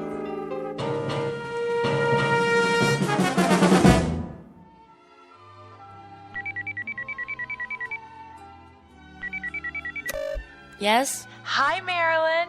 Oh, hi, Val. Guess what? What? I got a catalog this morning. That's nice. I'll hold it up so you can see. Didn't you hear me? I said I got What's so special about a catalog? You get a lot of them, don't you? Yes, but this one is from the Bureau. Oh. Well, isn't that simply the greatest? I suppose so. You suppose? Wait till you see it. It's beautiful. I know. You think you do, but you can't. Not until you've seen it for yourself. I got one, too. You did? Why didn't you call me? I was going to. Honest. Isn't it wonderful? Oh, I can hardly wait. How long does it take, do you think? I don't know. A few days. But the transformation prom's next week. They have to give us time to decide. I don't need time. I've already made up my mind. You have? Number 12. They're so beautiful, with perfect blonde hair and those little noses that turn up at the end. My mother's a number 12. I know, and she looks so fabulous. Don't you think she looks fabulous? My mother's a number 14, but I always thought your mother looked so much better. Who wants to be a brunette? Nobody has dark hair nowadays. There's this one girl at school, that senior Jennifer. Well, she picked number 14. What a mistake. nobody liked it. She tried to dye her hair last week and it came out all red and springy looking. Now she wears extra makeup. She thinks we won't notice. But her hair doesn't go with anything else. I have red hair. Oh, I know. Do you think there's something wrong with red hair? No, honest. It's great, really. But when you think about what you'll look like after the transformation, isn't it dreamy? Maybe I'll pick number 15. They have such nice long legs. Of course, number 11 does too, just like a dancer. Not as slim as number 12, but... I gotta go. To look at your catalog, I bet. Hold it up to the phone so I can see. It's not here. Well, where is it? You didn't lose it, did you? Better check, because if you did... My mother's got it. Oh, good. I mean, I want to ask her a question. Do you think she's happy being a number 12? If she could give me her opinion before... Yeah, I'll tell her. Bye, Val.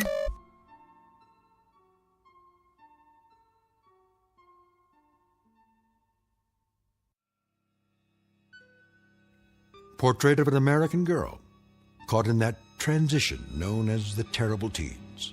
The place? A world very much like our own, with all the modern conveniences that make life healthy, happy, and safe. The time? Only a few years from now, when the passage into adulthood has been rendered as pleasant and painless as possible. The answer is technology, and the guarantee that beauty is available not only to the lucky few, but to all, equally and without prejudice. Call it the American dream. For what young girl would not want to be beautiful? Given the chance, what girl will not happily exchange a plain face for a pretty one, an overweight body for a slender one, a lonely adolescence for popularity? It's a dream that might happen tomorrow. But as we're about to see, it's already happening in the Twilight Zone. And now, The Twilight Zone and our story, Number 12 Looks Just Like You, starring Bonnie Somerville and Charles Shaughnessy, with Stacy Keach as your narrator. What are you doing, honey? I'm looking at the scrapbook. My old scrapbook? Oh, dear. How embarrassing. I think it's nice. You should be looking at your new catalog. Here, I brought it back. That's all right. They all look so pretty, don't they? I can't decide. The 17 reminds me of your father. His features, I mean. But I think the 12 might suit you better. Mm-hmm. What do you think? I don't know. I thought we should look at it together, all right? If you say so. Of course, you can't see the details clearly. The holograms are so small. Just the basic faces and figures and how they look wearing different outfits. But you get the idea. What's the matter? Nothing. Are you listening to me? I'm sorry, Mothers. Some of the pictures in this old album... Sometimes I don't understand you, darling. What do you mean? Most girls your age are thrilled to death when it's time to choose a pattern. Have you even looked at the catalog? Yes. I remember how excited I was before I made my choice. I couldn't sleep for 3 nights. The patterns were all so lovely. I couldn't make up my mind. My mother had to help me decide. I finally chose number 12. I guess that's everyone's favorite. Is it? Aren't you excited? Mm-hmm. What is it in that old album that's so fascinating? The way you were. Before. Oh, you can't be serious. This page, for instance. Not that one. It is you, isn't it? See? It says Lana Donnelly. Oh, I can't believe how plain I was. No wonder I didn't have any friends as a child. The sandy hair, all those freckles. Like mine? Well, that's what you inherited. But when I see that thick waist in the picture, those ugly, shapeless legs, I absolutely want to cringe. I wish your father hadn't given you this book. Hard to believe, I know, but I'm afraid the awful truth is it's me, before my transformation. I knew it. I was such a sight. I wouldn't say that. I think you were beautiful. I really do. Well, I certainly don't. I was unbearably homely. It was always hard on me at school until, well, thank goodness for the transformation. It's the most marvelous thing that could happen to a person, and it didn't come a moment too soon. Am I very homely now? Of course you aren't. Not to me. But afterwards, oh, think of it. You'll be beautiful. Mother. Yes, dear. May I ask you a question? Anything at all. Suppose I didn't want it. What? I wouldn't have to, would I? Darling, what are you talking about? At least I could wait a little while, couldn't I?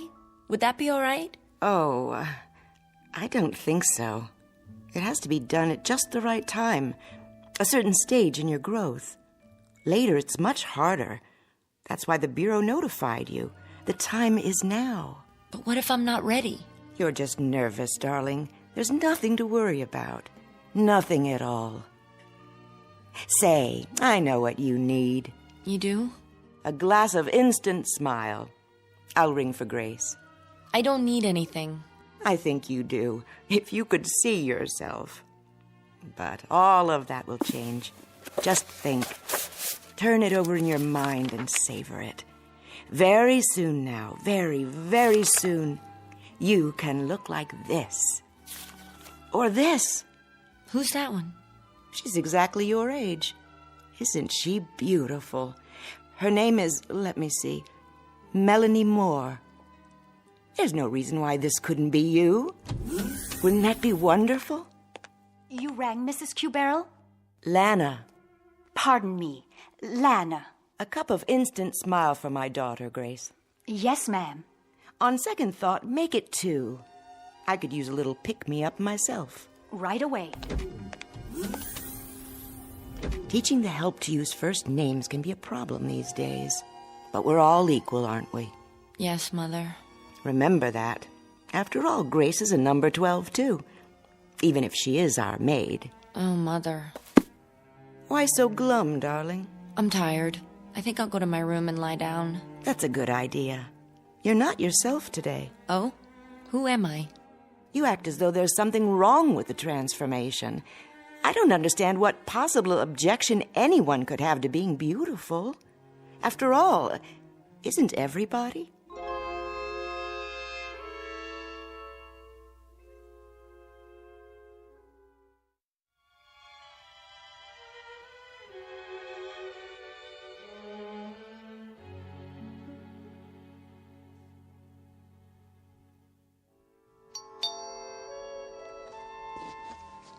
Someone's at the front door, Grace.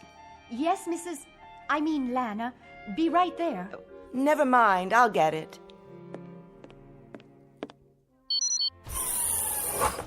Hello, Lana. Oh, Rick. Thanks for coming by. How's Marilyn? The same. I almost couldn't believe what you said on the vidphone. I couldn't believe it myself. But it's true. She doesn't want the transformation. Can you imagine? Let me talk to her. I wish you would.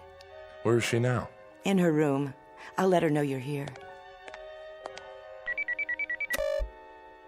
Yes. Marilyn, are you awake? Why? Uncle Rick is here. He is? Be right there. That girl. You were her father's brother, Rick. What did he tell her? How do you mean? What could he possibly have said to give her these crazy ideas? It's an interesting question. Don't jump to conclusions. He was a good man. I know that. A little strange, perhaps, but a good man. I'll have a word with her. Might not have been his fault, you know. Then whose? Hard to say. They pick up so many peculiar notions from the Trivid and that school. Here she is now. Don't let on that I called you. I won't. Honey, look who stopped by to see you. Hi, sweetheart. Uncle Rick! Oh, forget that uncle stuff, will you? You want me to start feeling old? Oh, you're not old. Can you stay? For a few minutes, I guess. I was just passing by and I... You two will excuse me. What's the matter, Mom? Nothing. I'm late for my culture class. Still taking that night course, huh? Well, I can't miss a chance to improve myself, can I? Make yourself comfortable, Rick. If you need anything, Grace is in the other room. Sure. Nice to see you, Lana. Nice to see you. Come back soon, will you? We'll all have dinner together. Sounds great. Bye now.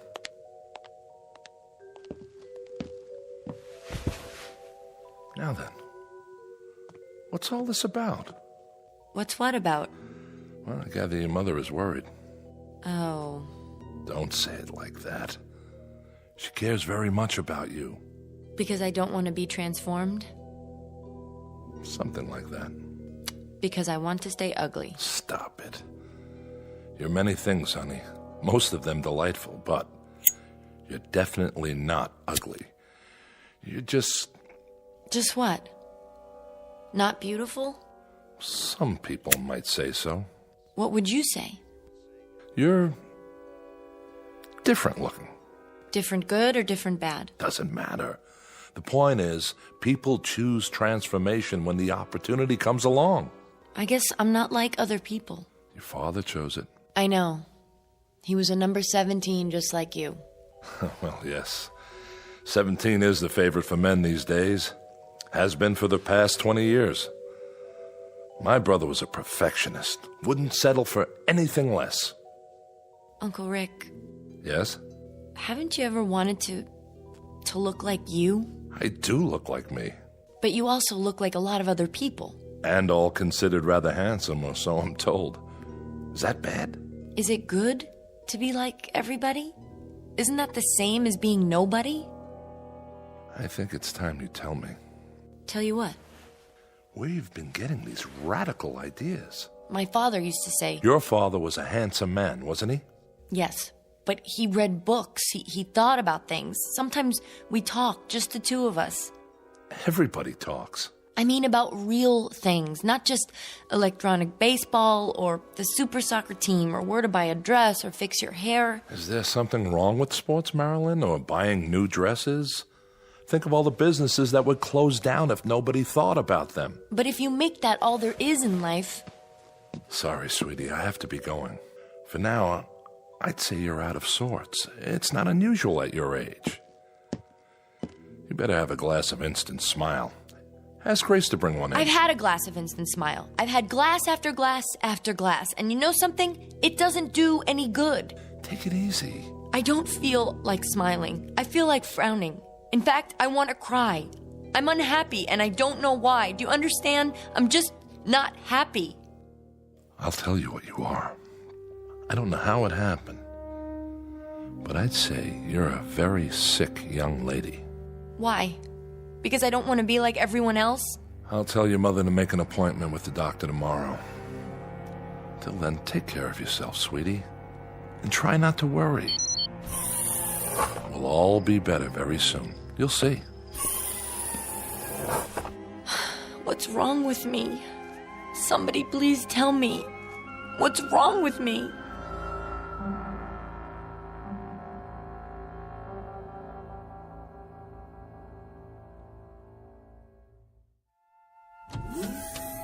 So glad you could come. Thanks, Mrs. Q-Barrel. Lana, please. Oh, sure. Lana. We haven't seen much of you lately. I know. Marilyn, look who dropped by. Who? Hi, Marilyn. Val? Yes, it's me. Oh, I didn't recognize you. Doesn't she look fabulous? I feel fabulous. Number 12 has always been my favorite, ever since I was a little girl. Well, it was worth the wait, wasn't it? You bet. Are you two going out tonight? I don't think so, but if Marilyn wants to. I can't. I have to do my online homework. Just a visit, then. I'll leave you alone. I know you have a lot to talk about. Remember, Val, you're always welcome here. Thanks, Lana. If you need anything... We're fine, Mother. Don't be such a stranger, Val. I promise. See you soon. She told you, didn't she? Well, yes. And that's why you're here. Really, Marilyn, don't you think you're being silly about the whole thing? I think it's my own business. Well, of course it is. But I don't understand. Nobody does. I just don't see why I have to make up my mind right now. There's no law, is there? But everyone has it done. Fine. They're not me. It doesn't hurt or anything, if that's what you're worried about. When they did mine, I didn't feel a thing. I'm sure it didn't. Well, what then? You like the way I look, don't you? Sure. You look just like my mother now. Oh, excuse me. Like Lana. What's wrong with that? Nothing, Val. But I like you. Of course you do. We're friends. We'd be friends even if you didn't have the transformation. Don't you know that? That's not the important thing. What is important, Val? It's like getting a new dress or a new hairstyle. You just look better. You want to look as nice as you can, don't you? If I do it, I'll I'll look like one of those holograms in the catalog. That's right, you will. And they're all beautiful, aren't they? What's wrong with that? I don't know. But somehow I have this feeling that it's wrong. Why? How will you know me afterwards? How will anyone know me? That doesn't make sense. You know what I think, Marilyn? I think you're just plain weird. If everybody says it's all right, if the whole world thinks it is, then how can you say something different? I don't get it. You're the one who doesn't get it. I don't want to look like someone else. Val, I want to look like me. I won't let them change me into something else. I won't let them. Help me, please, Val. I don't have anyone else who'll listen. Please help me.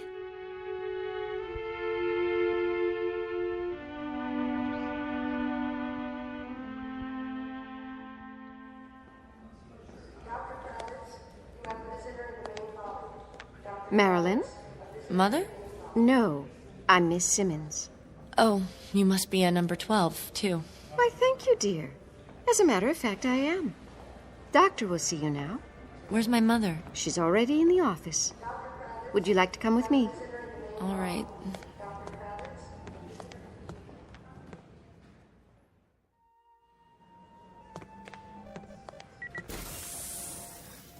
Dr. Hortel? Yes, nurse? Miss Cuberl is here. Thank you, Eva. Hello, Marilyn, darling. The doctor and I were just having a talk. Please, call me Rex. All right, Rex. Would you care for a beverage, Marilyn? No, thank you. That'll be all for now. Very well. Call me if you need anything. Yes, I will. Have a seat by me. The couch is very comfortable. What's this for? Oh, just a simple interview. Your mother, Lana, wanted us to get acquainted. Why? Rex will answer any questions you have. I'll do my level best. And I appreciate it. We both do. I'm sorry to have bothered you. It's such a small thing, really. No, not at all. That's my job. Marilyn, please, sit. Now then, you're 18? Yes. Well, it must be about time to... Ah, yes, I see that you've already received your notice. Went out last week. That's why we're here. No, you mustn't worry. I try not to. Marilyn's like so many young people nowadays. She is? Mm-hmm. And it's our fault. How so? Well, because we haven't made things clear to her.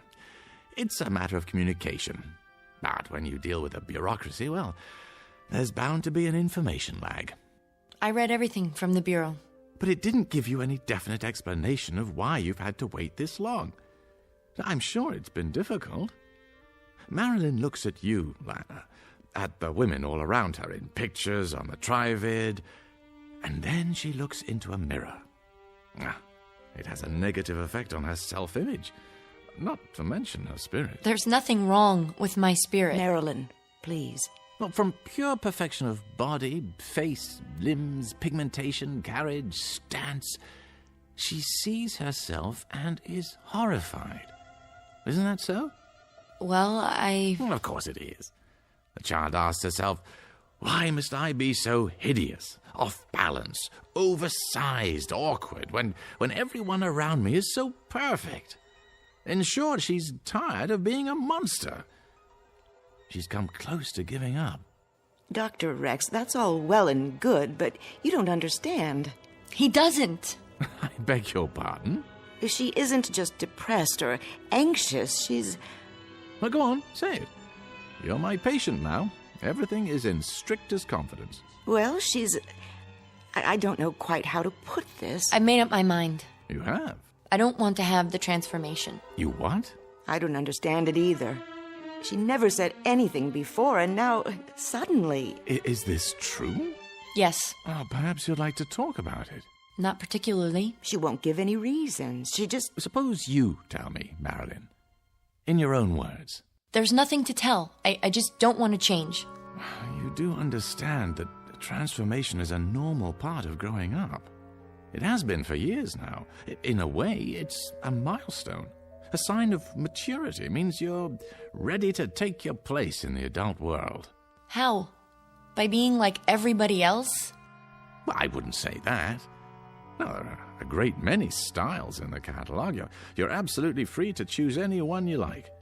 There's no pressure on you at all. No coercion. Isn't there? No, that would be against regulations. But I have to choose one, even if I don't want to. That's the way it's set up. If I don't, well, I don't even know what would happen to me. You make it sound like you're being forced. No, that would be contrary to free will. And if there's one thing this country guarantees... But what would happen if I don't? If I stay the way I want to be? Why do people care so much? I thought this was supposed to be a democracy where we respect everybody. Marilyn. Even if they want to be different. Even if they want to live their lives the way they... You mustn't talk like that. Why not? You've been given every advantage, every privilege. We're talking about a chance to develop your full potential. Would you mind if I conduct a test? What kind of test? A personality profile. For my records. I don't see why not. Do you, Marilyn? Come over here, please. What's that machine? Oh, it simply scans your mental activity, then prints it out on a strip of paper. The whole process takes a few seconds. It's quite painless, I assure you. All you need to do is sit in this chair. It's all right, darling. I promise. What are you putting on my head? A cranial recorder. I'm sure you've had this done before. You did. When you first started school, remember? All right, close your eyes, please, and sit quietly. Now, you must understand, the transformation is desirable not only from an aesthetic point of view. It plays an important role in one's psychological adjustment. According to scientific research, it's absolutely vital. There. That's all there is to it. What does it say? Lana, was there anything specific that triggered your daughter's feelings? An emotional incident of some sort? Nothing that I'm aware of. She's never shown much interest in her appearance, but I honestly can't imagine anything Your that husband died in the Ganymede incident, I see. 5 years ago. Did you ever discuss this matter with him? Yes. I recall that he had some misgivings at first, but he finally chose number 17. Your number. Huh, I see. You remind me so much of him. Your eyes and the way you walk. Well, that's hardly surprising. It's an outstanding design. He's not Daddy, Mother, or Uncle Rick. Now, you can go back to the couch now, Marilyn. We're all finished. Just lift the helmet off. You were very fond of your father, I take it. Yes. And you respected his opinions, didn't you? He was very, very intelligent. Oh, I'm sure he was. Did he ever tell you that the transformation was bad? Not exactly. I'm sure he didn't. What did he tell you? He said he thought it was tragic. Jack had some ideas that were rather nonconformist, Doctor. But it was just talk. He had the highest physical and psychological rating with the rocket service. Well, this is a very unusual case. I'll require some additional time to look into the matter. Suppose I get in touch with you, say, in a few days. That will be fine. I appreciate your seeing us. Did you find out? What's that? The machine. Did you find out what's inside my head? Oh, your general intelligence rating is quite high. Social adaptation, good. Powers of reasoning appear normal. Oh, above normal, in fact. Then why won't you let me make up my own mind? Honey, please. Why can't I? Why should I be forced to do something I don't want to do? You can't make me, can you? Oh, no one has ever been forced to take the transformation. Now, the problem is to discover why you don't want it. Then, once we understand that, well, we'll make whatever corrections are necessary. You're something of a challenge, young lady. Don't you worry. I'm sure we'll be able to handle it. Whatever it takes.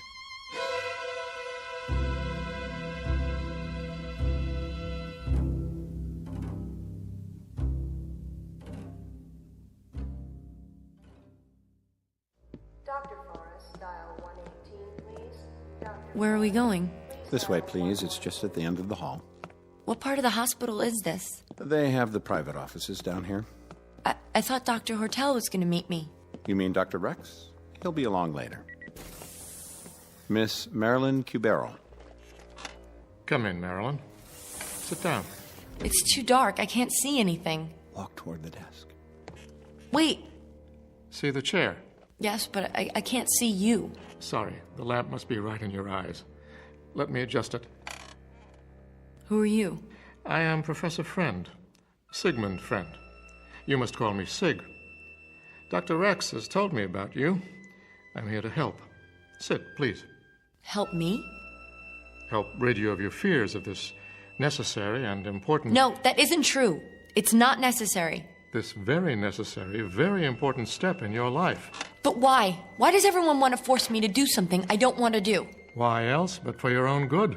That doesn't make sense. Why else would the state go to so much trouble and expense? Many, many years ago, wiser men than I decided to eliminate injustice and inequality from this world. They saw in physical unattractiveness one of the factors that make men hate. And so they charged the finest scientific minds with the task of eliminating, or at least minimizing, ugliness everywhere. But I'm not ugly. I'm not pretty, but I'm not ugly either. To others, you may be. Not to those who love me. There's more to it than that. As we learn to reshape the features, remold the body, we also learn to eliminate most causes of illness, and thereby prolong life. Before the transformation, you might have expected to live 70, 80, perhaps 90 years. Now you may live twice that long, even 3 times. These are good things, don't you agree? Genuine advances for humankind. Yes? Your mother. She's lovely, is she not? At one time, her face and body would already have begun to show the marks of age, of decay. You would not deny her youth and beauty, would you? But you could do that part without changing me, couldn't you? I wouldn't mind just that. Someday you might. And then it would be too late for the transformation. No, I'll never change my mind. I've thought about it, and I'm positive. Why? Did you ever read Shakespeare? Or Shelley? Or Keats? Those books were banned many years ago. Where did you find them? My father gave them to me. And dozens more. Aristotle, Socrates, Dostoevsky. Did you know Dostoevsky was an epileptic? Ugly, deformed, but he wrote about beauty. Real beauty. Marilyn, I warn you. This sort of subversive talk... Those men wrote about life, about the dignity of the human spirit, about love. I've heard enough. Interjecting smut into this interview is not going to help your case, not at all. Then may I go now? I've arranged a room for you. You'll be quite comfortable. But I don't want to stay here. I want to go home. It's only temporary. Your mother will be informed, and you'll be allowed visitors. Mother, did you hear what he said? They want I'm not your mother, dear, but I am a number 12. This way. No, you can't make me stay here. I'm afraid you must let me decide what is best for you. This way. No, please. We're not going to hurt you. We're going to help you. Let me go! Let me go!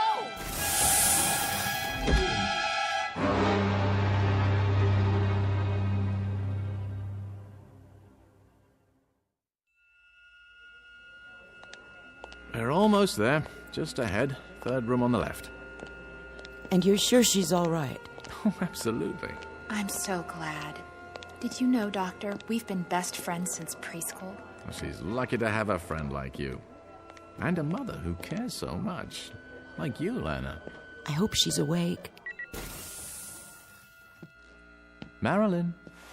Dr. Rex? You have company. Oh, Mother. She was quite upset last night. I gave her something to help her sleep. Hello, darling. You haven't done anything to her yet. Oh, a mild sedative, nothing more.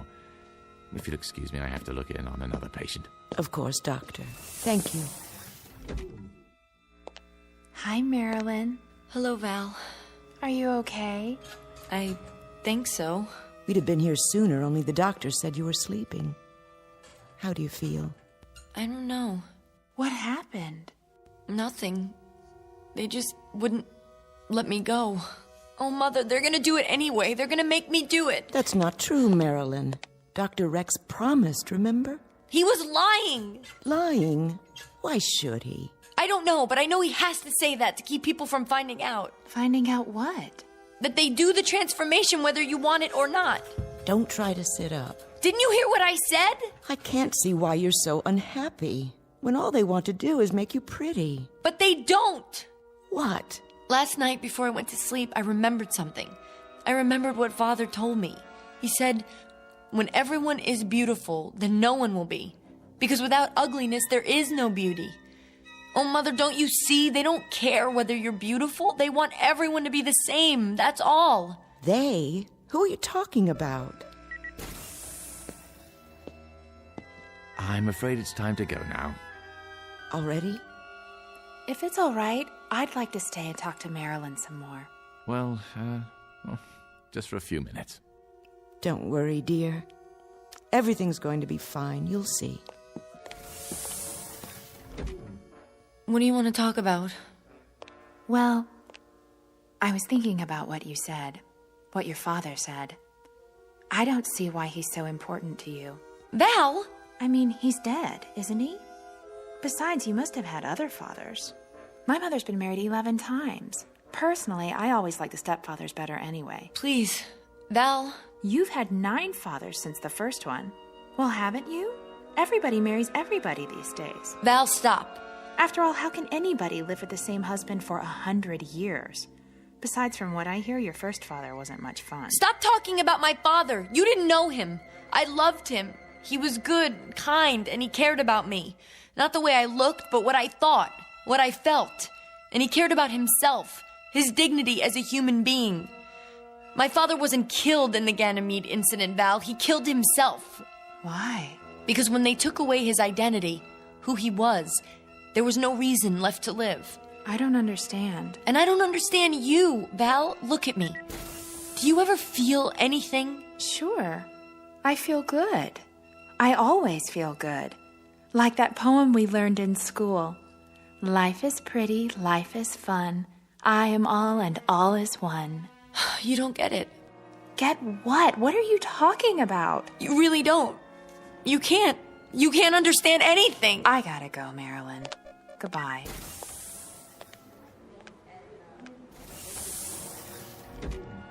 I have to get out of here.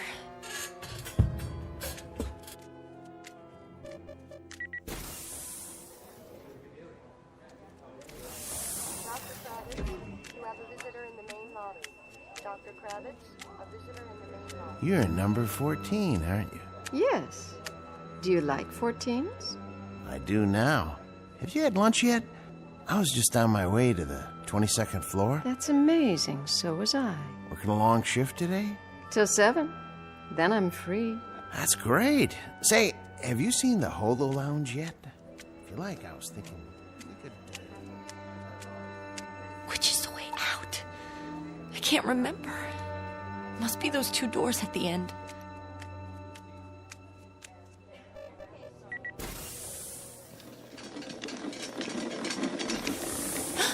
Mother? What's that? Is that my mother on the gurney? Is your mother pregnant? No. Then your mother must be at number 12. Are you all right? Yes, I'm fine. What are you doing in your hospital gown? I was just looking for the nurse. You better stay in your room. Push the button by the bed. The nurse will be along. Okay, I'll do that. Thank you.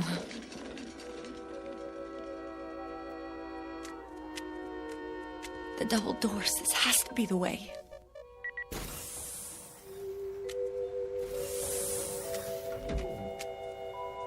Hello? What is this place? Somebody? Hello, my dear. We've been expecting you. Dr. Rex? Where am I? What? This is an operating room. No! No need to run. Sooner or later, everyone decides to be beautiful. What number have you chosen? No, please, please!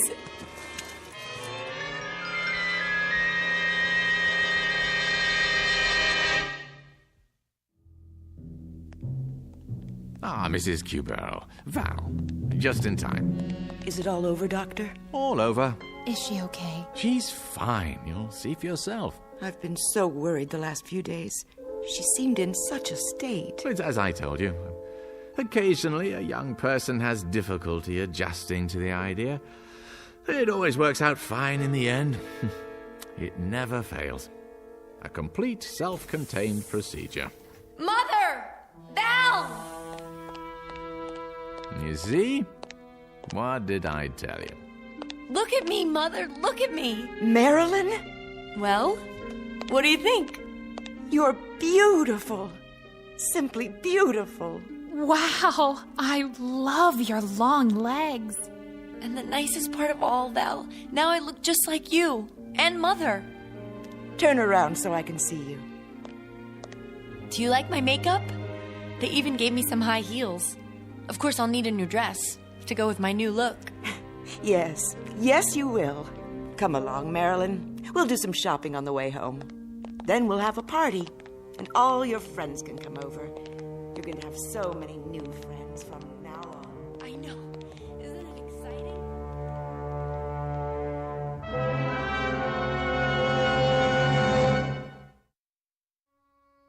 Portrait of a young lady in love for the first time with herself. Improbable? Perhaps. But in an age of plastic surgery, bodybuilding, an infinity of cosmetics, and an obsession with appearance, let us hesitate to say impossible. These and other blessings, some of them decidedly mixed, may await us in the not-too-distant future, or at least a future to be found in the Twilight Zone.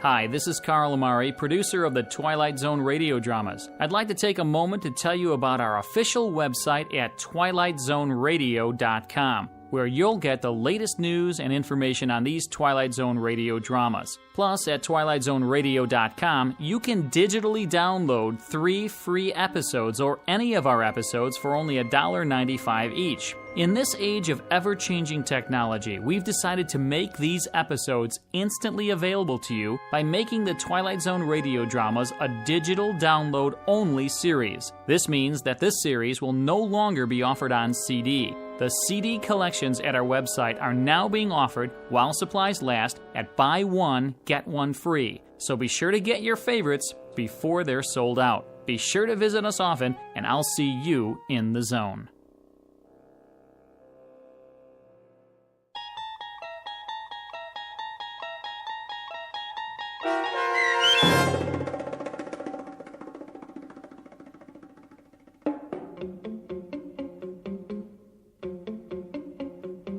Number 12 Looks Just Like You, starring Bonnie Somerville and Charles Shaughnessy, with Stacy Keach as your narrator, was adapted for radio by Dennis Etchison and written for The Twilight Zone by John Tomerlin from a story by Charles Beaumont. Heard in the cast were Mike Starr, Linda Reiter, Rebecca Spence, David Darlow, Nick Sandys, Nina Lascelles, Tom McElroy, Rick Arthur, Chobi Cerny, Fernette Lebo, and Terry Lopez. This copyrighted radio series is produced and directed by Carl Amari for Falcon Picture Group. Sound design and custom Foley effects for The Twilight Zone by Cerny American creatives Bob Benson, Craig Lee, Michael Slaybach, and Matt Sorrow. To learn more about the Twilight Zone radio dramas and to contact us, visit our official website at twilightzoneradio.com. Doug James speaking.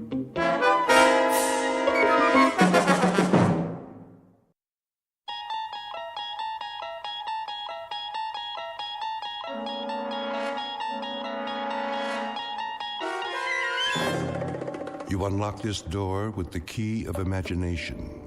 Beyond it is another dimension, a dimension of sound, a dimension of sight, a dimension of mind. You're moving into a land of both shadow and substance, of things and ideas. You've just crossed over into the Twilight Zone.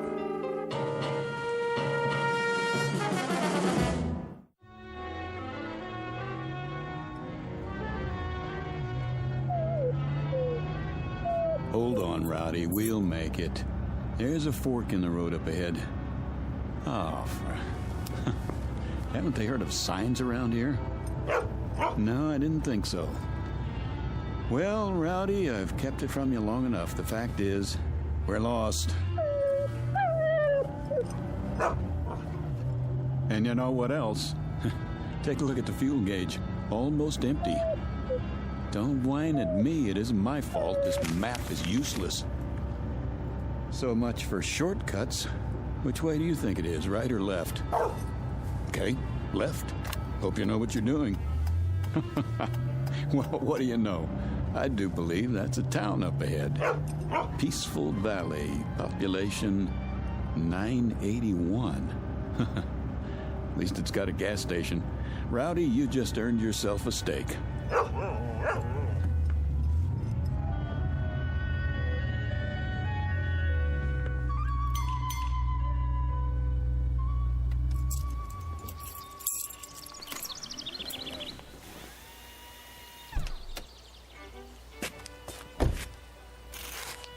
Hey, anybody here?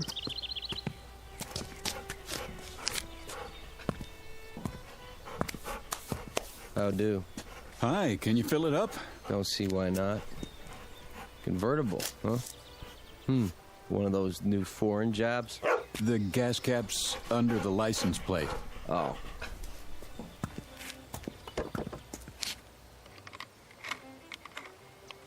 Well, I'll check the oil and water. Sure enough.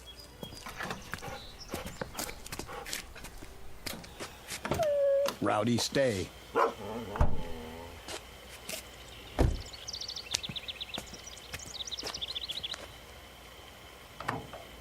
Pretty empty, huh?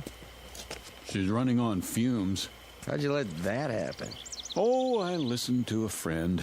Told me I could cut 4 hours off the trip if I took the back road. No traffic, nice scenery. If I'd gone the way I know, I'd be in Albuquerque already. Ah, you mean you're lost? That's what I mean.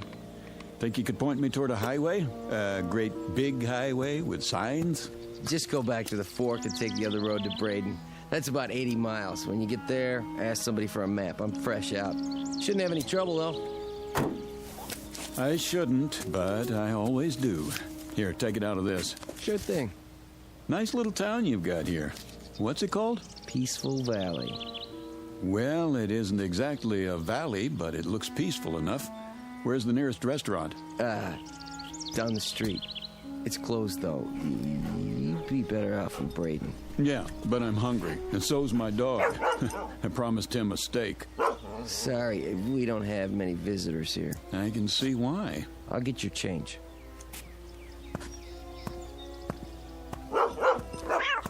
Kitty, stop it. Rowdy, you take it easy. Rowdy! 1850 out of 20. Rowdy, come back here. Leave my kitty alone, you bad dog. Rowdy! He's just playing. No, he's not. I'll fix him. What's that?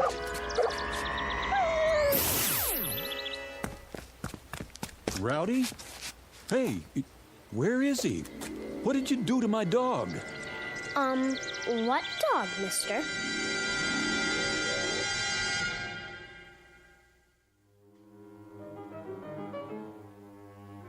You've seen them. Little towns in the middle of nowhere, off the main roads and highways. You've seen them, and chances are you kept on driving. But have you ever wondered about them? Who lives in these towns? Who are they? What do they do, and why do they stay? Philip Redfield never bothered to ask such questions, and until now he had no reason to stop and find out. If not for his dog, an errant cat, and a little girl with a peculiar electronic device, he might have driven through Peaceful Valley and continued on his way without a second thought. But he can't do that now, because, whether he knows it or not, this particular shortcut has led him off the beaten path and into the capital of the Twilight Zone. And now, the Twilight Zone and our story, Valley of the Shadow, starring Chelsea Ross, with Stacy Keach as your narrator.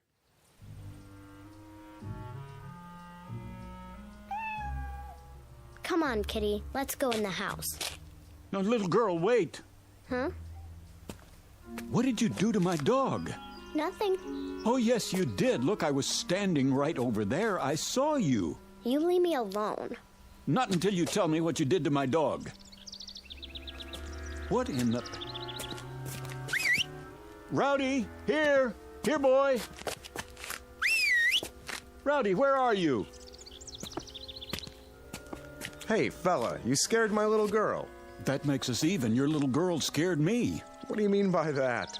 just what I said. I don't know how she did it, but she made my dog disappear. What? She pointed something at him about the size of a remote control. She took it out of her pocket, and he vanished into thin air. Are you feeling all right? No, I never feel all right when I see a miracle happen. It raises my blood pressure. Easy now, mister. What kind of dog is he? A golden retriever. Let's look around the yard. He's bound to be here somewhere. What's his name? Rowdy. Here, Rowdy. Here, dog. Look, this isn't doing us any good. I told you. You try over the hedge. I'll go around back. Don't worry. We'll find him. He couldn't just disappear. That's what I'm trying to tell you he did. Here, Rowdy. Rowdy? Rowdy! Here he is. Wait, there you are, boy. Good dog. Where were you? In the back. I guess he must have found another cat to chase. Yeah, I guess so. Yeah, I'm sorry I popped off at you. I could have sworn. It's all right. The way Sissy disappears sometimes? Well, I know how you must have felt. How you doing, boy? Sissy's your daughter? Yep. What was that thing she had, anyway? What thing? In her hand, some sort of electronic device. Now, I know I didn't imagine that. Oh, it must have been her transistor radio. Yeah. Well, I'm sorry I bothered you. Come on, boy.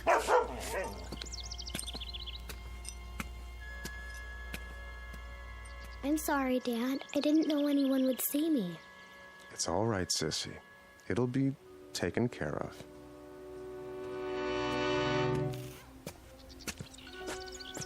You see all that? All what? Never mind. Okay, Rowdy, back in the front seat. Let's get going.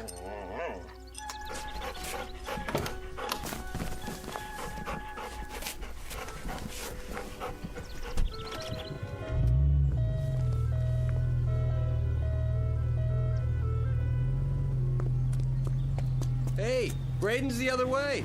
I know, you told me.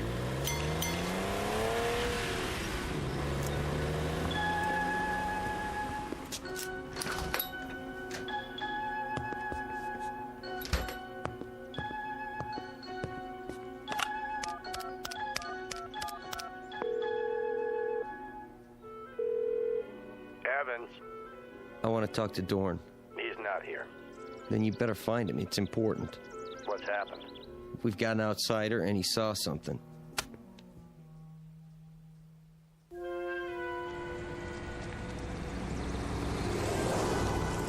There's the restaurant. The sign in the window says, closed, all right. Great. Well, don't worry, Rowdy. I said I'd find you a steak, and I will, somewhere.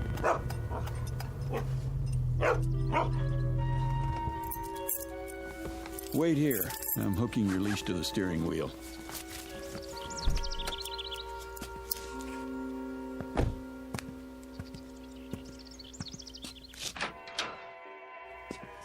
Hello? Anybody here? Hello?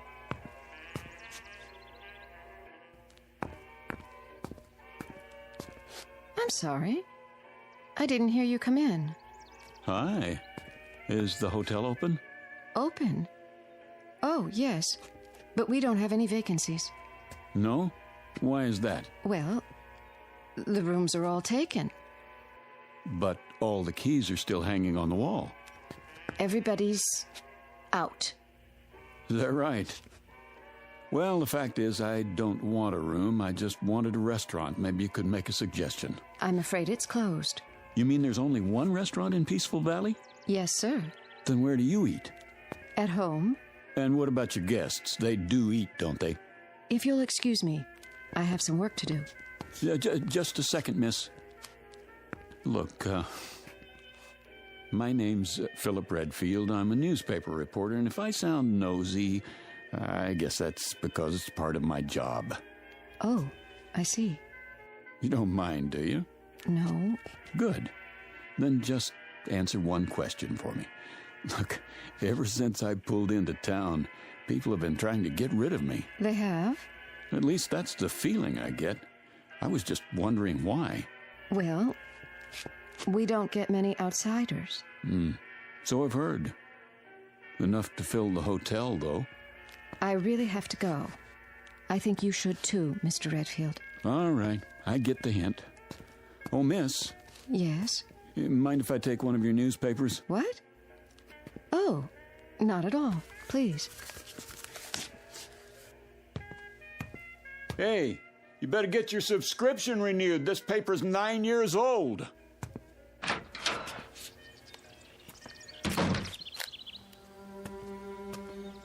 Come on, Rowdy, let's get out of here.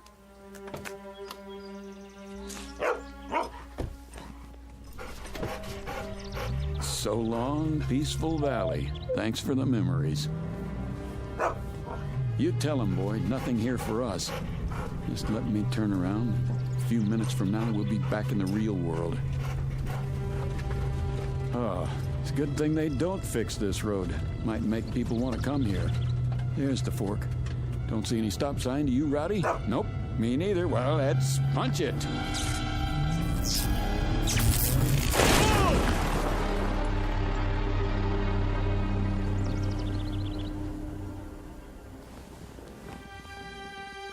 What was that? Rowdy, are you okay? Rowdy? Rowdy? Rowdy?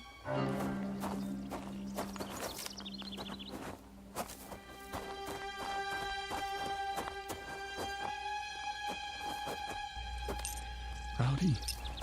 Oh, no. No. It's all my fault, boy. I shouldn't have been going so fast. Breathe. Please, please. Oh, Rowdy.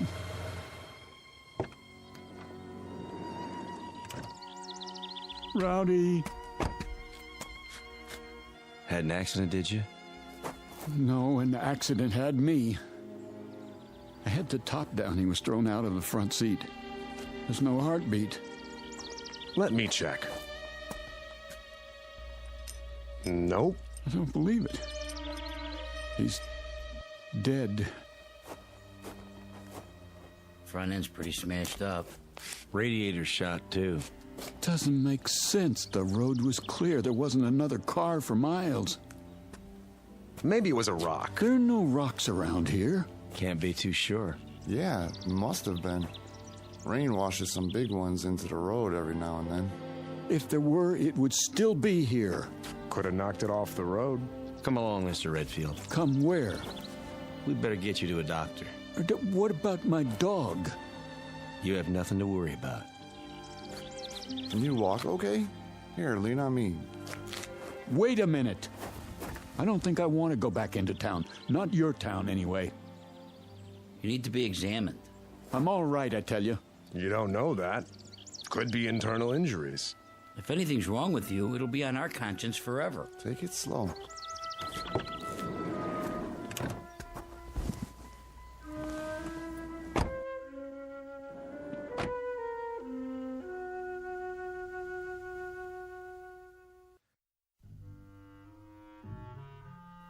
In here, Mr. Redfield. This is a doctor's office? In a way. Thank you, gentlemen.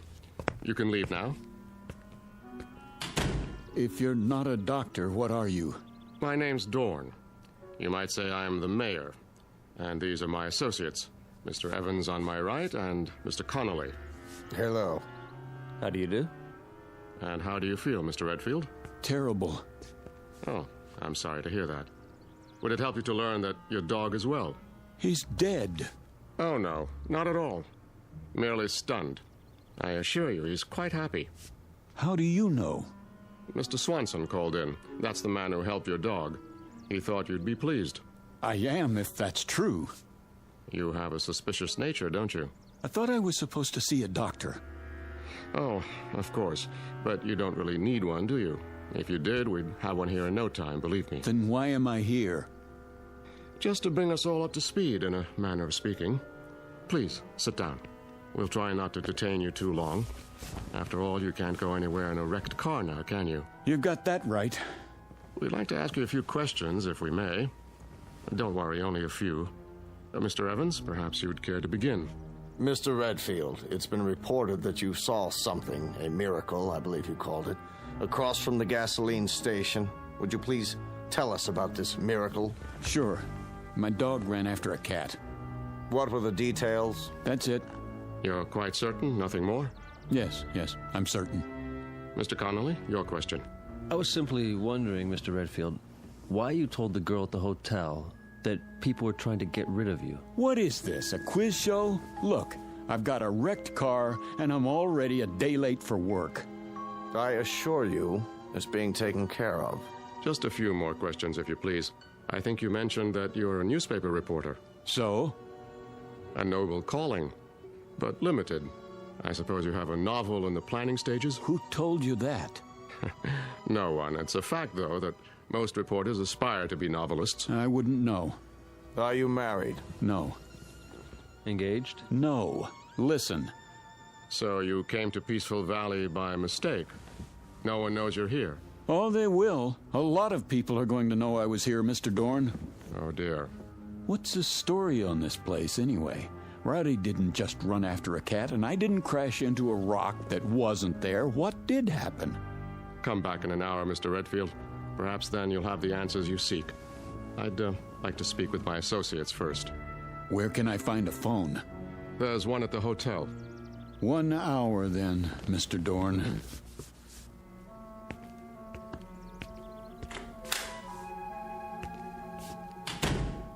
Do you think it's wise letting him go like that? He'll be watched. Well, gentlemen, it's happened. It had to, eventually. No, it didn't have to. And it wouldn't have if we'd kept our wits about us. But we didn't. We were complacent, so infernally sure of ourselves. Dorn. It's true, Mr. Evans. Would you explain the point of keeping the hotel open and the restaurant closed? Doesn't it seem likely that there would be more inquiries for food than for rooms? There haven't been either in over 16 years. You see? Complacency. And I'm as much to blame as anyone. If only the Johnson girl hadn't been so careless. If only Fredericks hadn't behaved suspiciously. If only I hadn't panicked and activated the barrier. You had to. There wasn't any choice by then. So now an innocent young man who's done no one any harm must suffer for our mistakes.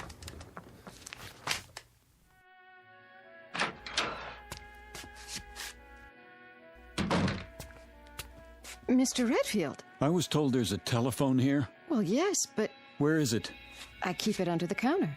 Uh-huh. A real antique, huh? Figures. How do you get the long-distance operator? Just ask for her, but... Hello? Hello? Yes, I'd like to call Albuquerque. Chapel 77205, station to station. That's quite a mare you've got there. Makes a person feel really welcome. You've spoken with Dorn. Yeah?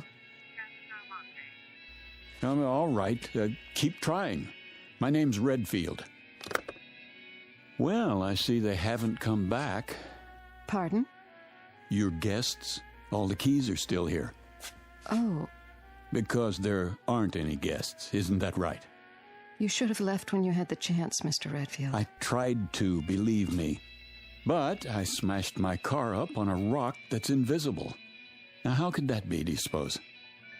I don't know. Do you have a name, or is that a secret, too? It's Ellen. Ellen Marshall. All right now, Ellen. I want you to let me know when my call comes in. It's very important. Will you do that? Yes. Where will you be? Well, I'm going to check on my car, and then I'll be in the mayor's office. Still starving to death, probably.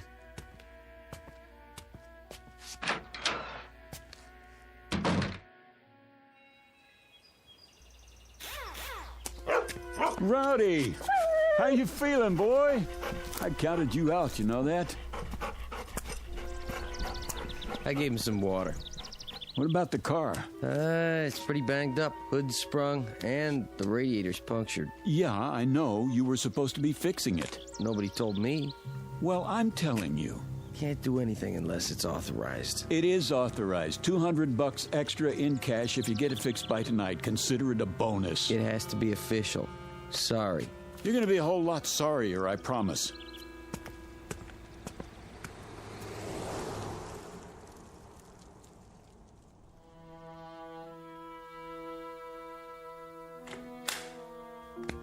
Mr. Redfield, come in. I thought you said my car was going to be repaired. Sit down, please. I don't want to sit down. I want to know why nothing has been done to my car. Why is it just sitting out there? Primarily, Mr. Redfield, because you won't be needing it anymore. No? And why not? Because you are never going to leave Peaceful Valley. Is that supposed to be a threat?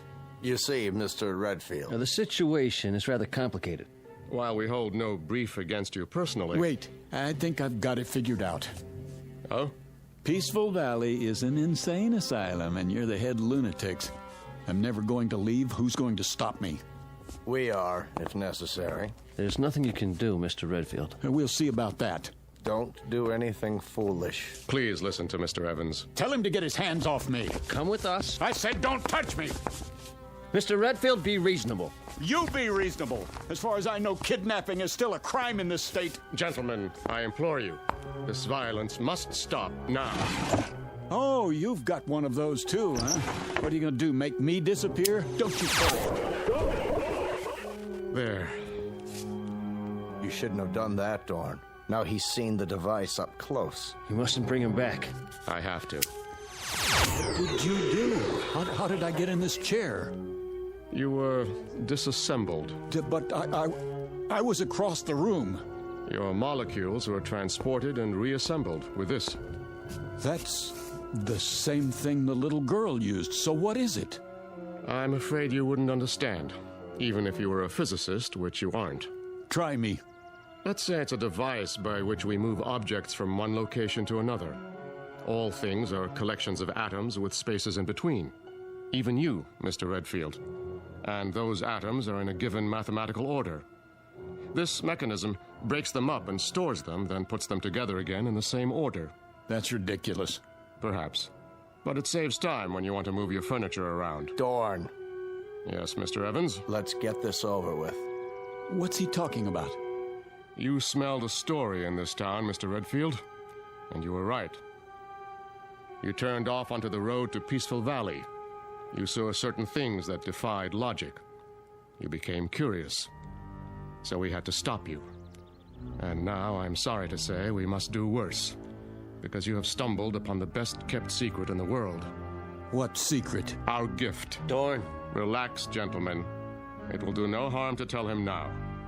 Our gift, Mr. Redfield, bestowed on the people of this village.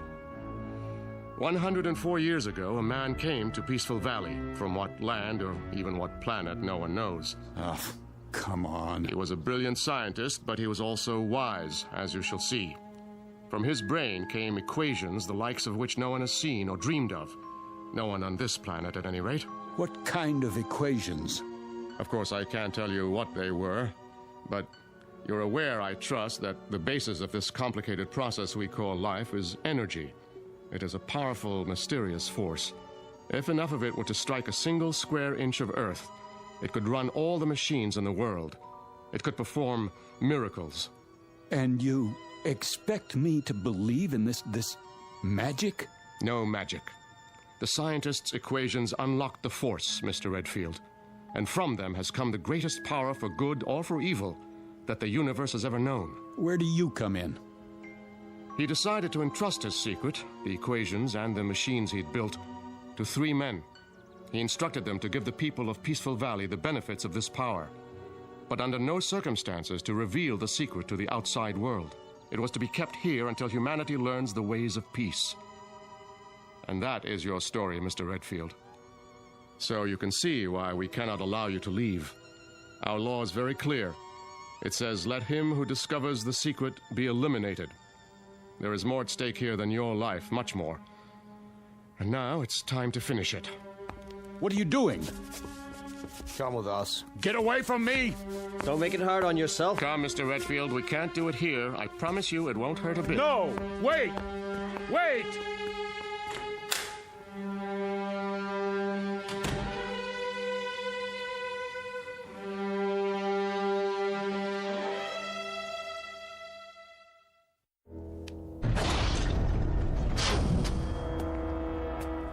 What is this place? A laboratory, built by our benefactor. There's the original of the dissimulator, somewhat larger than the one we used on you upstairs. And this is a second-generation model. The same principle, with one important difference. It works in what we call the time dimension.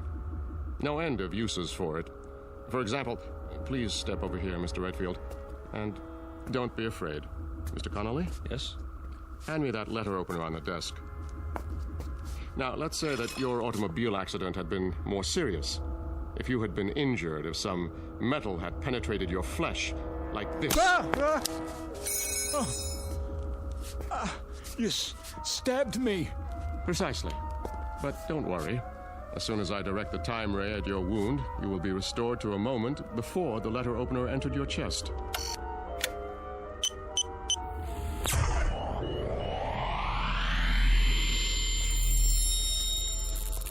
My skin. I can feel it closing up. This is fantastic. Isn't it? Even the fabric of your shirt. Now, let me see. This console is a duplicating machine, but not like others you've seen. Here, for example, on this card is a description of the atomic structure of a ham sandwich on white bread with mustard. One ham sandwich. I believe you said you were hungry? Not anymore, Mr. Dorn. Out there on the road, what did I run into? In the car. I'm sorry about that, but we had to stop you. It was an energy field, a wall of loosely packed atoms, so to speak. Purely an emergency measure. Now, behind this wall panel with the cards is a folder containing the sacred papers, the original equations from which everything you see came about, in case you still doubt that they exist. Do you know what you've got here? I believe so. And you mean to say you don't intend to share it with the world? Oh, good heavens, no. I've already explained why. The world isn't ready. But Peaceful Valley is? We have no wars here, no crime, no violence, no greed. Unlike your world, ours is a place of peace. We use the power for good, not evil. And what makes you so sure the rest of us wouldn't do the same? Come now, Mr. Redfield. The history of civilization is written in blood. Because people wanted things. With this power... With this power, they would destroy the universe. They are children. But that one machine, it could stop sickness and suffering. It could cure disease. And you let people... Haven't you any conscience? Yes. That is why we cannot release the equations. The same power to heal the sick could be used to kill the innocent. It could mean the end of the world. I don't believe that. Think, Mr. Redfield. What did you do with Professor Einstein's primitive equation E=mc²? It could have been used to make the waters flow in the deserts to feed the starving millions, was it? No. It was used to destroy countless lives with a bomb. So you're just going to sit on your secrets, use them for making ham sandwiches. Ham sandwiches are a bit better than total destruction, wouldn't you say? Let's get on with it. He knows too much. We have to eliminate him. You hypocrites. You talk about us, but when you want someone out of the way, what do? You eliminate him. Be quiet. No, he has a point, Mr. Evans. That is what I've been pondering. If we kill this man, then in what way do we differ from the outsiders? It's the only solution. Thank you, Adolf Hitler. Oh, dear. We didn't anticipate this, did we, gentlemen? It is the law. Not necessarily. The law says, let him who discovers the secret be eliminated. It doesn't say killed. You can be eliminated one of two ways, Mr. Redfield. Through death or through assimilation. The choice is yours. Will you die or will you join us? You mean live here the rest of my life? Exactly. Become one of us. It won't be unpleasant, you know. We'll give you a nice house, built to your specifications. Time to write that novel. Nothing or everything, huh? Well, which shall it be? What do you think? In that case, welcome to Peaceful Valley.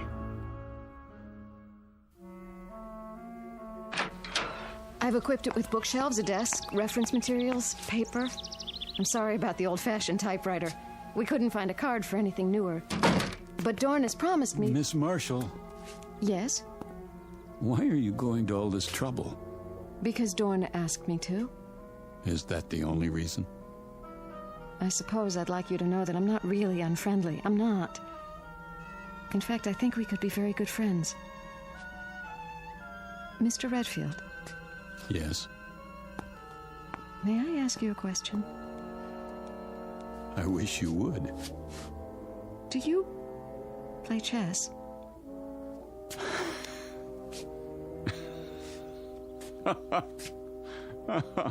Oh, that's great. Is something the matter? No, everything's fine. You do like the house, don't you? I tried to make it nice. It's beautiful, Ellen. But I'm afraid you wasted your time. Why? Because I won't be here very long. As long as you think that way, you'll have no choice. Dorn won't trust you. He's trusting me now, isn't he? Is he? Hello? I'm leaving Mr. Redfield's house now. You see, I'm required to tell him everything you do. But you're not like the others. If you get hungry or want anything, call me. I'll look in on you later. Oh, and don't try to go beyond the border. The force field's still active.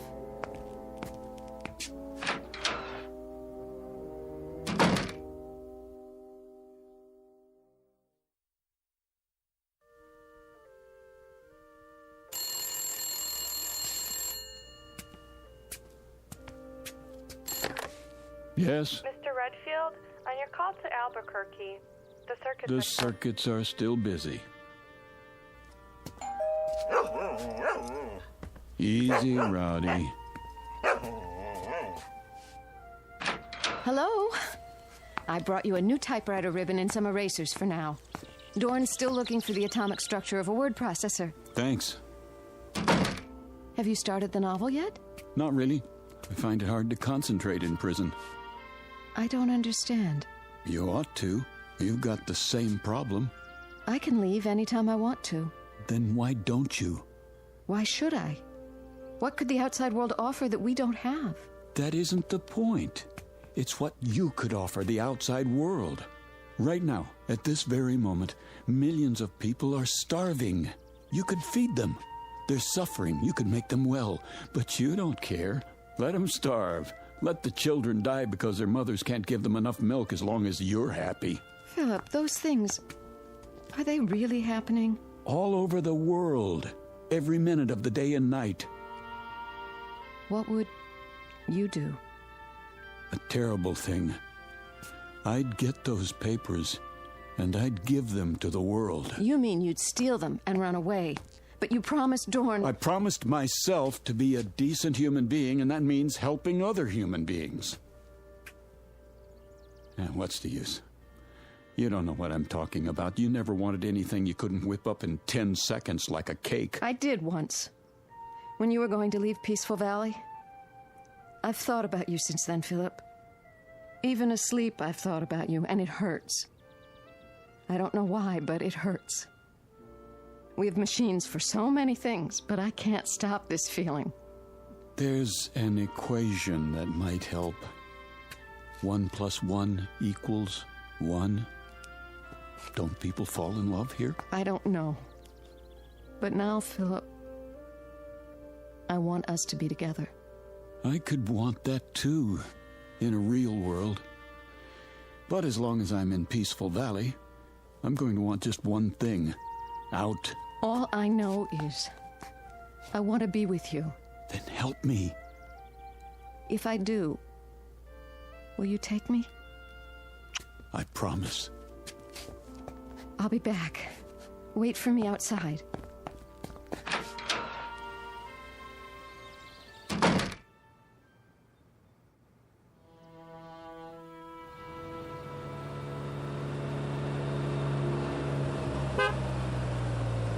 Easy, Rowdy.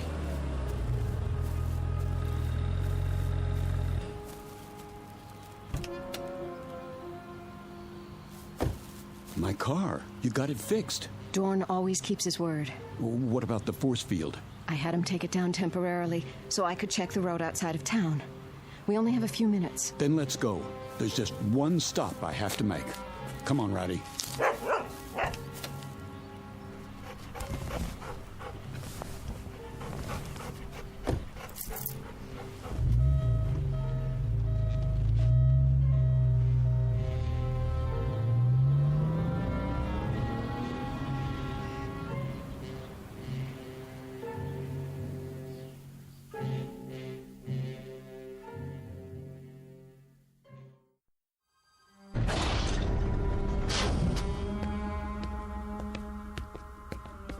There. The equations. And then what else? What do I need? Maybe, atomic structure of gold. Guitar. Gun. 38 police special. That'll do. Put the equations back, Mr. Redfield. Get out of my way. Do as I say. No, you don't. Not this time. Dorn! He's bleeding. Use the time ray, quickly. Keep your hand off that machine. I don't want to shoot you. Don't! What have you done? We've got to restore them. What are you? I can't let them die. Are you going to shoot me too? No, of course not, but... Have you looked at the equations? Right here. Wait a minute. The first one's blank. The second one? They're all blank.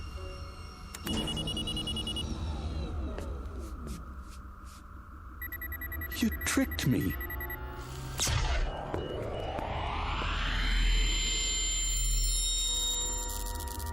Thank you, Miss Marshall.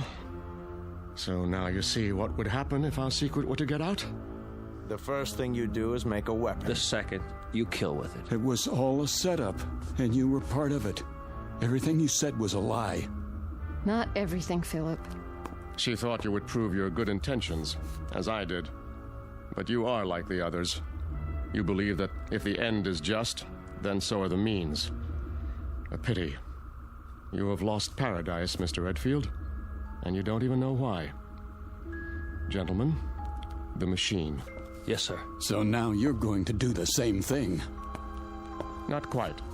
You're going to be rendered harmless, but it will not be an execution. I've been studying our law, and I believe I have found a way with the second-generation machine. Try to appreciate our position. Imagine a state which has carried the death penalty on its books for 100 years, but has never had to invoke it. That was the case here. You were our first prisoner, so to speak, and you forced us to re-examine our law. Adjust the time ray, Mr. Evans. Goodbye, Mr. Redfield. I was becoming fond of you.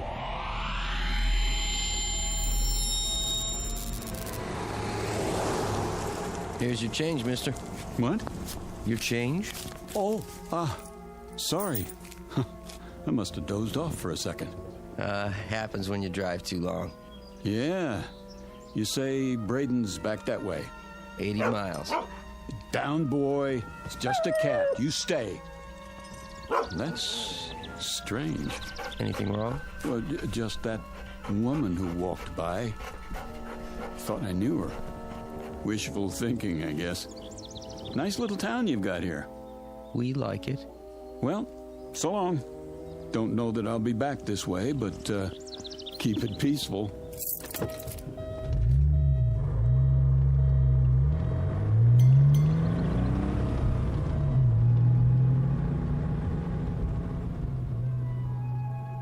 You've seen them.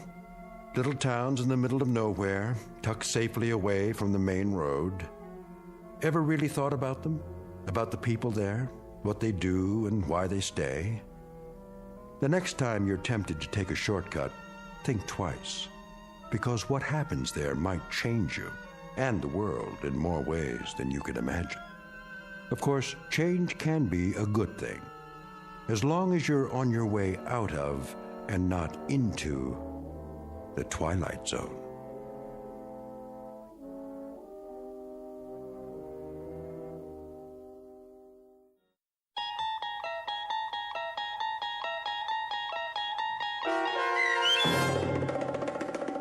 Valley of the Shadow, starring Chelsea Ross with Stacy Keach as your narrator, was adapted for radio by Dennis Etchison and written for The Twilight Zone by Charles Beaumont. Heard in the cast were David Darlow, Frenette Lebo, Christian Stolte, Amanda Amari, Doug James, Steve Key, Kurt Nabig, Richard Shavzin, Carl Amari, and Roger Wolski. To learn more about the Twilight Zone radio dramas and to obtain audio cassettes and CDs of these programs, visit our website at twilightzoneradio.com. The producers of The Twilight Zone wish to thank CBS Enterprises, Carol Serling, Dennis Etchison, Claire Simon Casting, Terry Jennings, XM Satellite Radio, Sirius Satellite Radio, our sponsors, and our radio affiliates for helping make this series possible.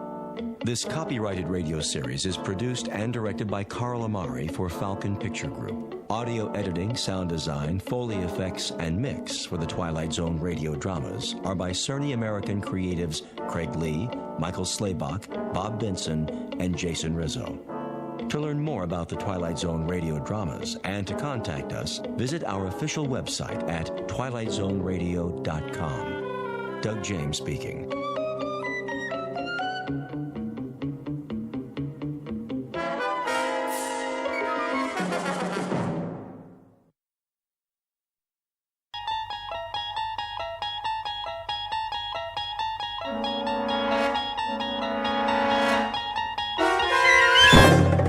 There is a fifth dimension beyond that which is known to man. It is a dimension as vast as space and as timeless as infinity. It is the middle ground between light and shadow, and it lies between the pit of man's fears and the summit of his knowledge. This is the dimension of imagination. It is an area which we call the Twilight Zone.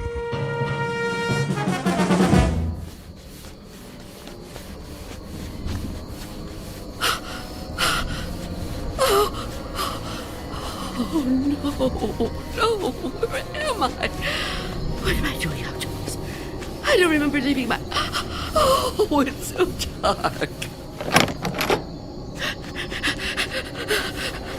I don't live here. Or here. Oh, it is my house. Oh, I must get home.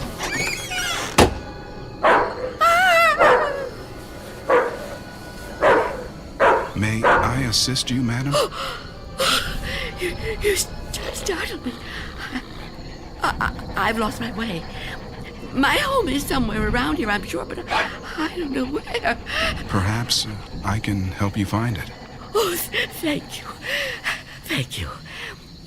I don't even know how I came to be out here. It's certainly not safe at this time of night. Oh, at any time. Well, surely the daytime when the streets are crowded. No, that's when it's most dangerous. For me. So you see, I never go out. Never? Never. But, dear lady, why not? I'm afraid. Afraid? Of something or someone? Someone. It's difficult to explain. Please, try me. Oh, I'm not sure you'd believe me. You'd think I'm just a senile old woman. I'd believe you, Wanda. What did you call me? Wanda. That is your name, isn't it? Yes, but I didn't tell you that. You didn't? Are you certain? Yes, I'm certain. How do you know my name? Because I've been looking for you for a long time, Wanda. Oh, no. You've kept me at bay for many years, but no longer. No. Get away from me. There's nowhere to turn, Wanda. You don't know where you are, remember? You certainly couldn't run from me, a frail old woman like you. Please. No, I won't let you. Say that again. It amuses me. You won't let me? How do you imagine you're going to stop me? You really have no choice, Wanda. There's nowhere for you to go now. Come to me, old woman. Take my hand. No. Take my hand. No. No.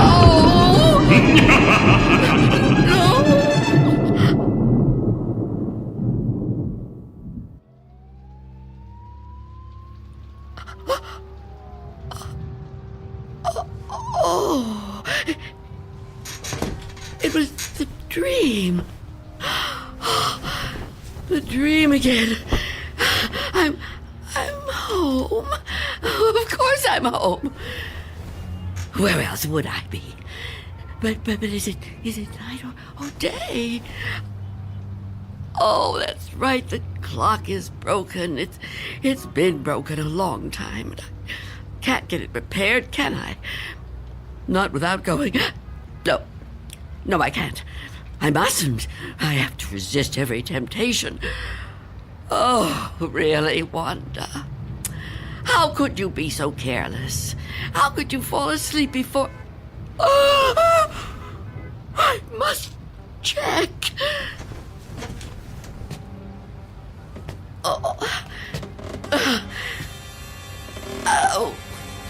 Yes. The boards and the windows are still secure. Is that... Can I feel a breeze? Is there a gap? Oh, not enough. Not enough. He still can't get in. Oh, what about the door?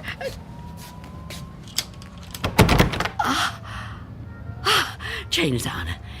And the door is locked. Good. He can't come in that way either. Yes, I'm safe. Safe for another day. But I've been careless. Really, falling asleep before checking. I mustn't take chances. I can't take chances. Not while he's out there. And he's always out.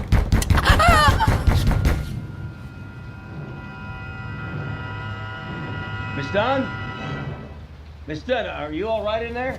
Who are you? It's Barry. Mr. Fabian, from the grocery store. I know we've actually never met, but, well, we've spoken on the phone, Miss Dunn. At least we used to. Do you even have a phone anymore? Anyway, you know me, right? What do you want? I'm delivering your groceries, Miss Dunn. You remember? Charlie, the kid who works for me, was supposed to bring them, I know, but he called in sick. Yeah, kids these days, huh? No sense of responsibility. Anyway, I thought I'd better get them to you now instead of waiting till tomorrow. I figured, you'd be waiting for them. Is that all right? Put the food through the letterbox. The letterbox, right. Okay. Oh. Thank you, Mr. Fabian. Your money is coming under the door now. Under the door? Here it is. Miss Dunn, wouldn't it be easier to just... $6 and... Okay. 32 cents.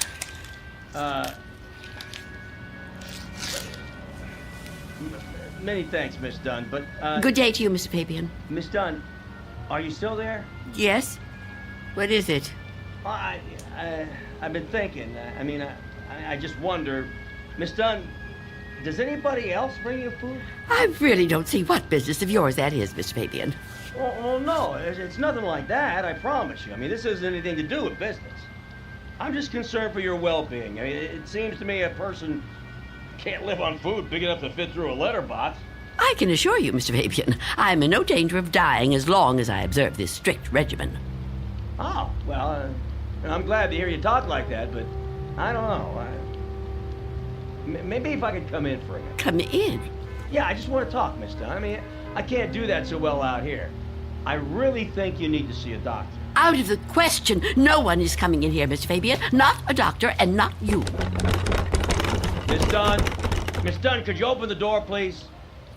Go away! Miss Dunn, I just want to help you. I know what you want. Leave me alone. Miss Dunn, all I know who you are. You do? Well, that's good. That's very good. Myself, I have a very bad memory. Every morning, my wife gives me a pen. Every day I lose it somewhere. So, will you let me in? Stop trying to get in here. You won't get me. Just go away and leave me alone. Come on, Miss Dunn. Look, I've got other deliveries to make. I just want to help you if I can. I think you could use a little help. The heck with it. Good luck living here in this neighborhood. What's left of it.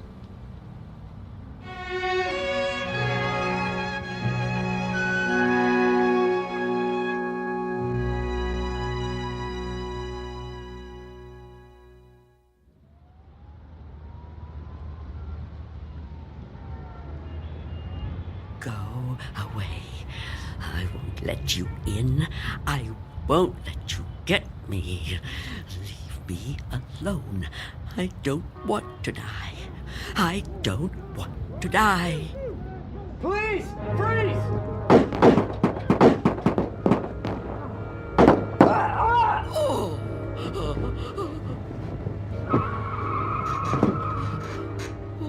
What's going on out there?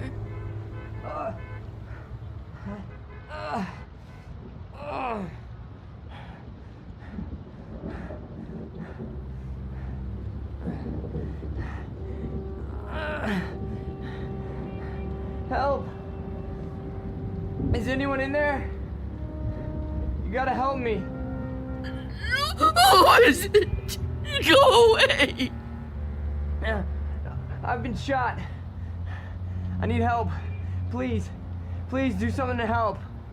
Who are you? Officer. I'm a police officer. Please, you have to open the door. I need help. I've been shot. You're lying to me. I know you. You can't fool me. No, I'm not trying to fool you. Please. I think I'm dying. You can't trick me so easily. You're no policeman. Why can't you just leave me alone? I know who you are. I know what you are.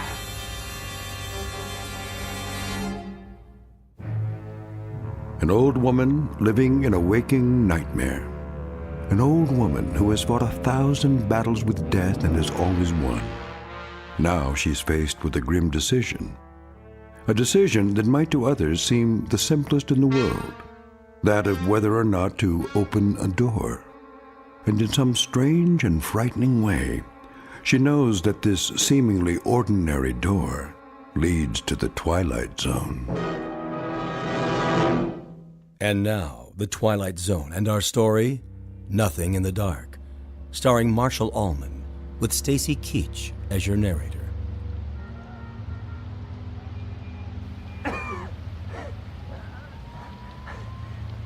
Please. Why won't you help me? Stop this! Why must you do this to me? I'm losing a lot of blood. It's so cold out here. Listen to me. I'm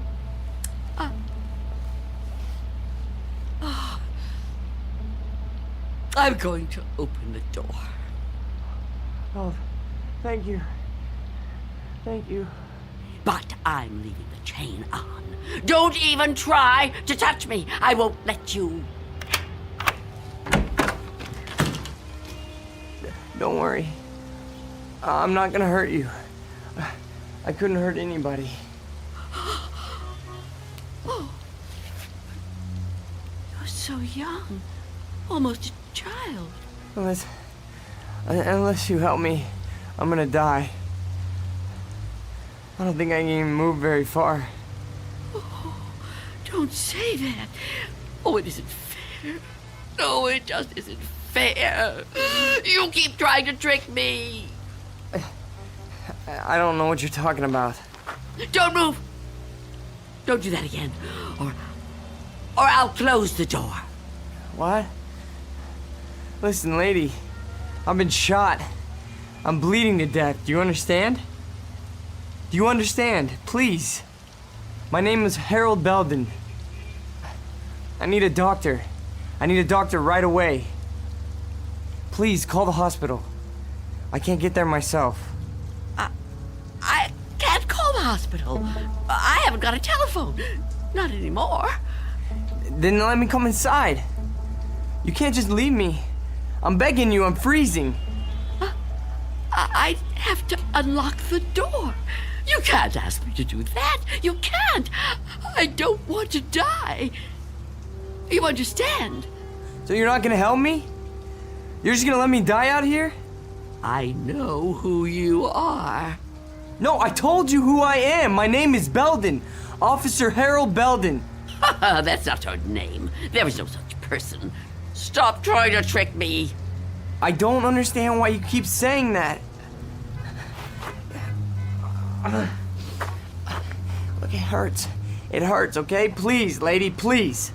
Stop! Stop! Oh, why are you torturing me like this? I tell you, it isn't fair. I don't want to die. Well, I don't want to die either. If I could get help for myself, I would, but I can't move. I've been shot in the side, you see? Look, look, I'm bleeding.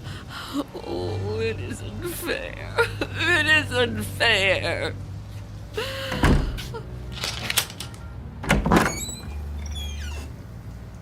Will you help me? Yes. Yes, I'll help you. Thank you. Take my hand. What? Take my hand. Pull me inside. No, I won't. I mean, I can't. Oh, can't you? Can't you crawl in? Well, I don't think so. Please try. Quickly. I don't want to leave the door open.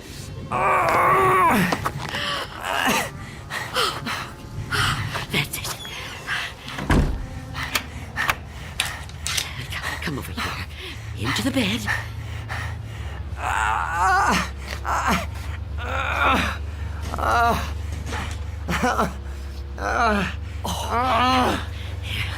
You just rest. Rest. Oh, what have I done? And what am I going to do?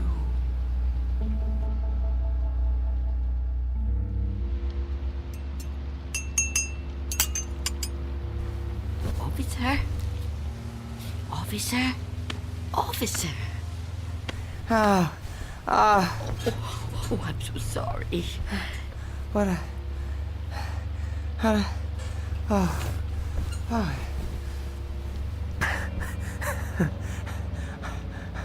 Oh, I'm alive. Yes. Yes, you are. Yeah, you're the lady that helped me. Yes. Eventually.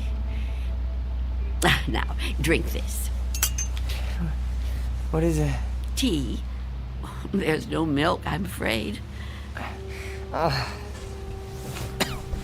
No, don't get up, officer. Conserve your strength. Yeah, thank you. Thank you. Please, call me Harold. You saved my life. I owe you at least that much. Is it good? It's fine. Thank you. How long have I been out? Hours. What time is it? I'm not sure. Morning, I think. What do you think? I don't have a clock. I guess it is morning. It's hard to tell. What happened to your windows? Who boarded them up? Well, I did. A long time ago now. But they're still as strong as ever. What? Why would you do that? Oh, I have my reasons. Well, we all have our own reasons for doing things. Why would you want to be a policeman?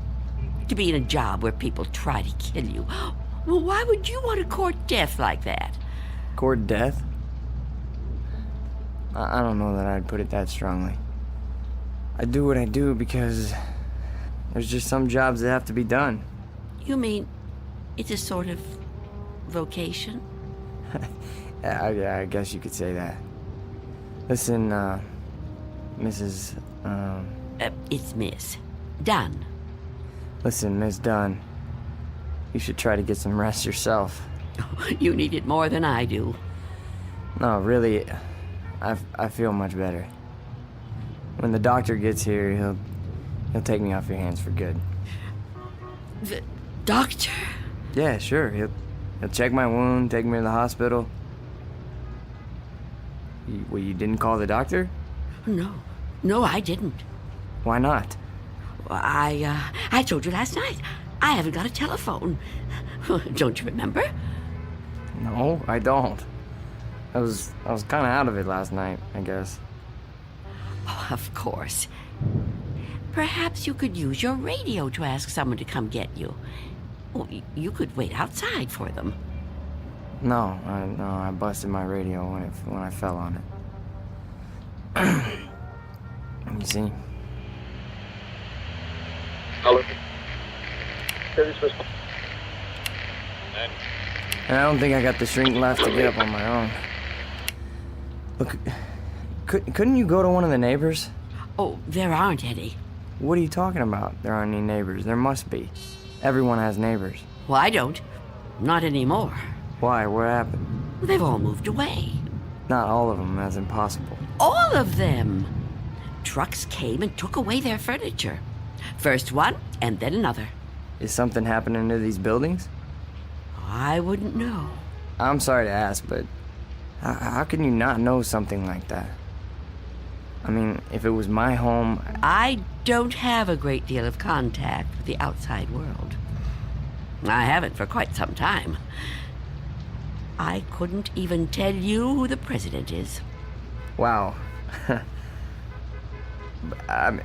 But there has to be somebody around who can help, you know? Or maybe a phone booth somewhere where you could call a doctor. Perhaps. I don't know. But even if I could call the doctor somehow, I couldn't take a chance and let him in. Why not? It's too dangerous. Dangerous for you? Yes. You let me in. Oh, I didn't have a choice. You were going to... I didn't know if I could trust you, but I'm still alive. Of course you're still alive. What do you think I was gonna do? I mean, but the doctor, he's not gonna be any harm to you. I keep telling you I can't let the doctor in. I can't let anyone else come in. Don't you see? It might be him. It might be him. Who? Him who? Mr. Death. Mr. Death? What? I know he's out there. He's trying to get in. He comes to the door and knocks. He begs me to let him in. Last week, he said he was from the gas company. The gas company? Oh, he's clever. After that, he claimed to be a contractor hired by the city. He said this building was condemned, that I'd have to leave. But I knew who he was. I kept the door locked, refused to let him in. Eventually, he went away. Condemned, huh? I mean, that explains why there's no one else in the neighborhood. No, he knows I'm on to him. Yesterday, he said he was Mr. Fabian from the store. But all he really wanted was to come in. That's all he ever wants. Wait a second. No, it's no use. You wouldn't understand. I knew you wouldn't. How could you? Well, I mean, wait. But I want to understand. I do. I mean, this man you're afraid of, you say he's Mr. Death. That's right. You don't mean just anybody, do you? You mean like Death, right? Death. That's right. So is this Mr. Death a person like you or me? I know it sounds crazy to someone like you, to anyone but me, but it's true. I know it's true. Okay, I understand what you're saying, but, I mean, people die all the time, all over the world. Now, how could one man be in all those places at once? I don't know. Don't ask me that. Maybe there's more than one of him. Maybe. I didn't mean to upset you. Please don't cry. I'm not gonna hurt you. I'm sorry. okay? Can I have another cup of tea? Please? Of course. Tell me about Mr. Death. Your tea. Thanks. Please, Mr. Death. I would like to know about him. All right. At first, I couldn't be sure. It was a long time ago. Everything is. It's been so long since anything happened to me. But I was on a bus. There was an old woman sitting in front of me, knitting a scarf, I think. There was something about her face. I felt I knew her. Then a man got on the bus. He wasn't special in any way. Not short, not tall, not fat, just a man.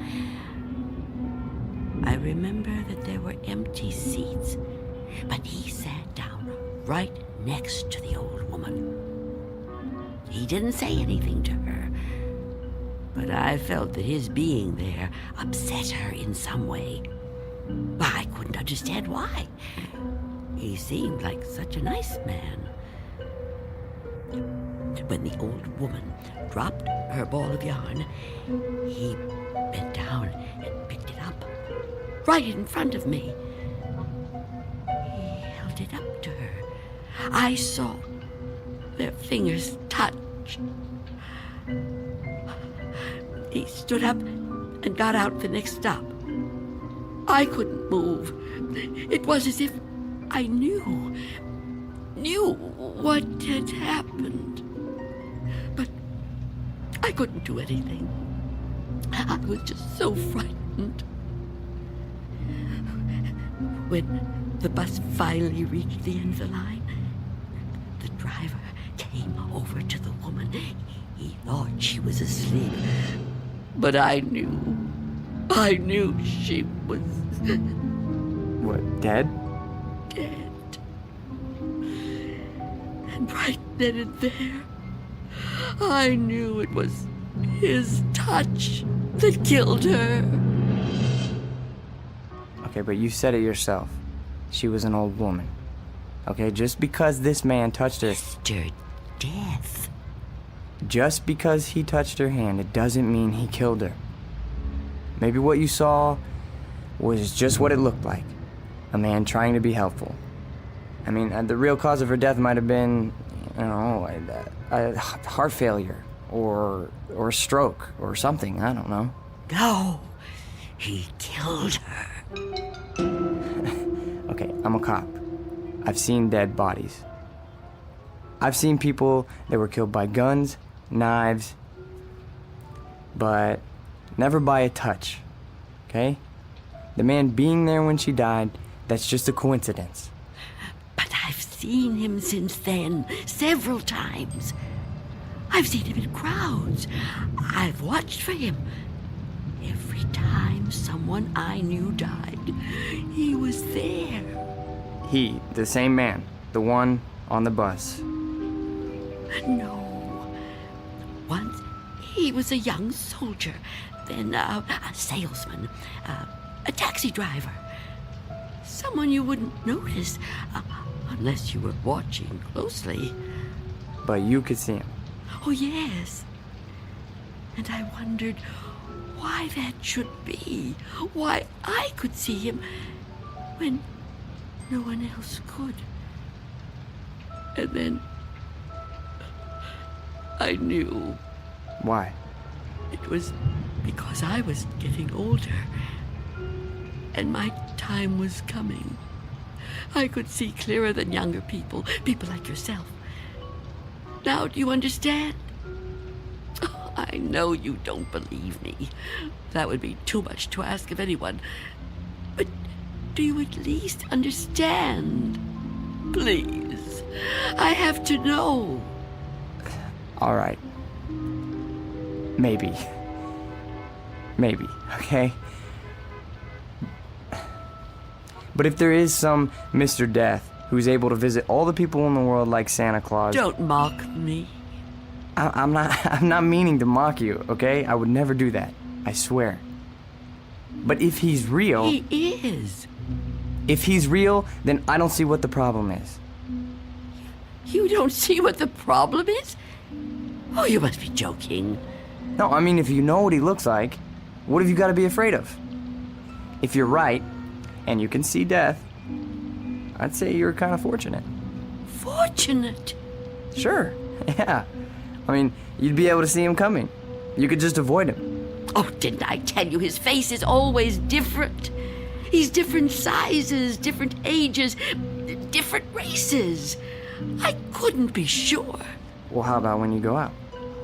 Out? Sure. Well, I know you said you don't have much contact with the outside world, but you have to go out sometime. I mean, to the shops or something, you know? Now, couldn't he touch you then, if he wanted to? No. Why not? I never go out. Never. Never. Oh, I haven't been out for years. I don't know how many. I don't keep count. That would be too depressing. But I suppose you can guess from the smell. You're too polite to mention it. But it must bother you as much as it bothers me. So what do you do about food? The boy at Mr. Fabian's store delivers it. But I never open the door to him. How can you live like this? Oh, don't think I enjoy it. So why do you do it? Because if I don't live like this, I won't live at all. If I don't watch out, if I let down my guard even for a moment, he'll get in. I know he will. I haven't always lived like this, you know. I was young once. People said I was pretty. I lived out in the sunlight. I hated to be inside, even for a minute. My mother always said I'd spoil my fine complexion, but I didn't care. I loved outdoor things. I lived out in the sunlight, so warm, so beautiful. Beautiful, like I once was. You're still beautiful. Oh, no, I'm not. I'm old and cold. I miss the warmth of the sun so much. See that patch of sunlight on the floor? Where's it coming from? I think it's coming in from between the cracks in the boards of the window over there. Oh, yes. It's so warm to the touch. You know, I've always hated the dark and the cold. And now I'm old. I've lived a long time, but I don't want to die. I've heard people say it was his time when an old person dies. But it's not your time if you're not ready to die. I'd rather live in the dark than not live at all. Miss Dunn, I promise you, there's nothing to be afraid of. We're all alone here. Okay? There's nobody outside the door. I know you're upset, okay? And you're clearly under a lot of pressure. But I think all you need is some rest. Oh, officer. Yeah, and I need help. Oh, I don't know what to do. Just give me some medical attention. Look, I don't know how badly I've been hurt, okay? But I've lost a lot of blood. And I need help soon. Or I don't know how much longer I can... I've told you I can't go out there. You can't ask me to do that. Look, this whole Mr. Death thing, I promise you, you don't have anything to worry about. Shh. Someone's coming. Well, get them to help me. No! There's nothing to be afraid of. Please, answer it. Go on. That's right. Go ahead. You're doing fine. Answer it. Go on. I'm keeping the chain on. That's fine. Do whatever you want. Just see who it is and get them to call for help. I'm sorry, lady, but I got my orders. No! Get away! Officer Belden, help me! I can't fool around any longer. Step aside, I'm coming in.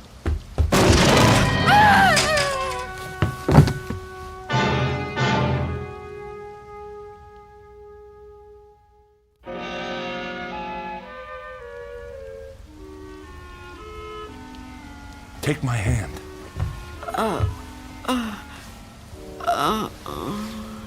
Easy, lady. Just lie quiet there till you get your strength back. What? You gave me quite a scare there when you fainted like that. Sorry I pushed you when I put my shoulder to the door. You started to faint and I offered you my hand, but you passed right out. For a second I thought that... Well, I don't even want to talk about that.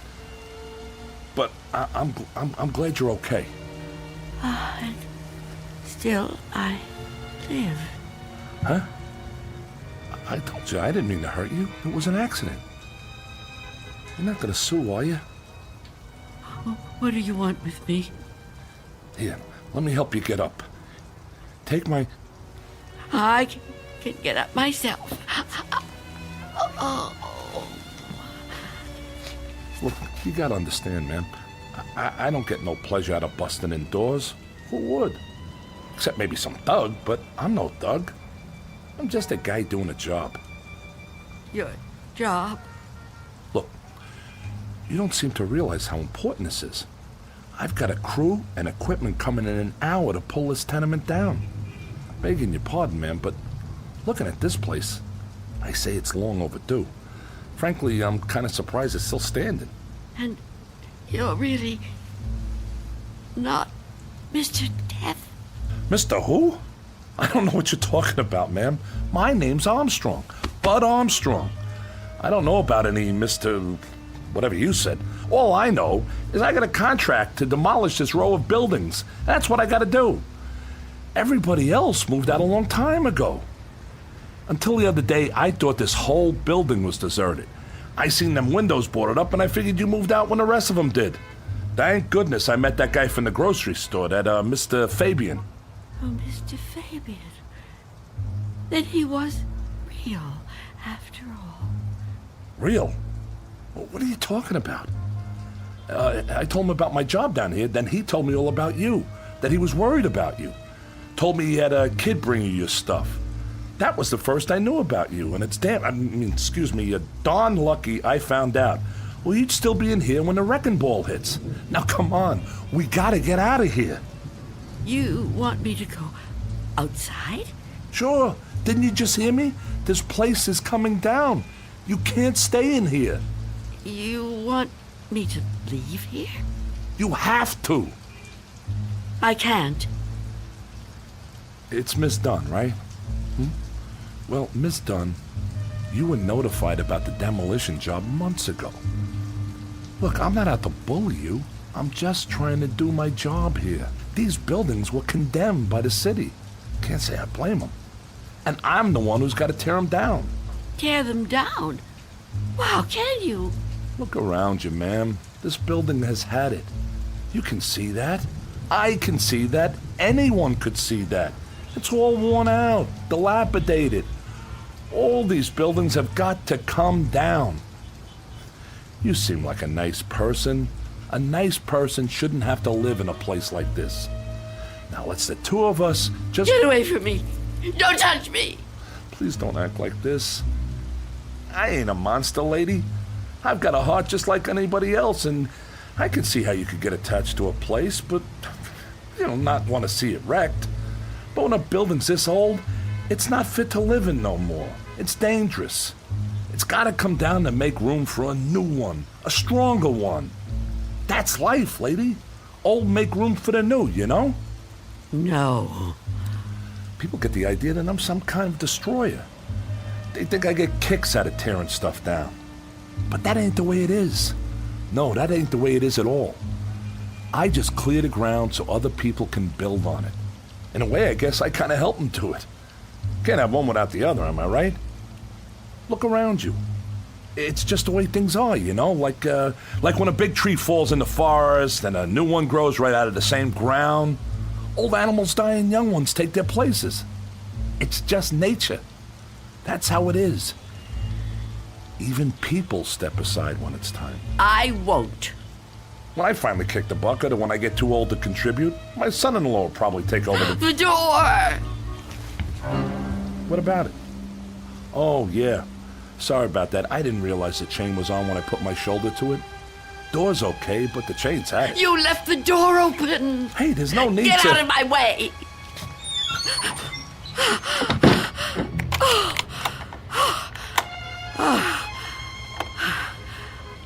You don't have to do that. What's the sense of locking a door that won't even be here in an hour? I'm on the clock here, and we've waited long enough. If you've got any possessions you want to keep, Miss Dunn, I'd move them out while there's still time. I'll help you. You think you're helping me? I'm not going to leave here. Not with you. Not with anyone. Don't try to touch me. I don't want you anywhere near me. Now look, ma'am, I've been nice to you. I've been trying to go easy. I know this must be tough for you. Any kind of move is a big upset, especially to an older person like you. But if you insist on staying here, I'll have to call a cop. A cop? A police officer? It's just for your own good. Please, cooperate, lady. Hey, where you going? Of course. Mr. Belden! Explain it to him. Tell him the reason I can't go out there. I know you understand. I've told you everything. You'll help me, won't you? You'll help me stay? Well, say something. What are you doing? Who are you talking to? Oh, Mr. Belden is a policeman. Mr. Belden? Who the heck is Mr. Belden? Is he your pet? You got a cat in here? Please tell him. Lady, I think maybe you're sick. You should come with me. I'll get you to a doctor. I don't need a doctor. Mr. Belden, won't you tell him? Okay, I get it. I see how it is. Hey, I'm sorry, but if you're still here when the crew arrives, I'll have to call a cop. I'm sorry. I wanted to make you understand, but... Okay.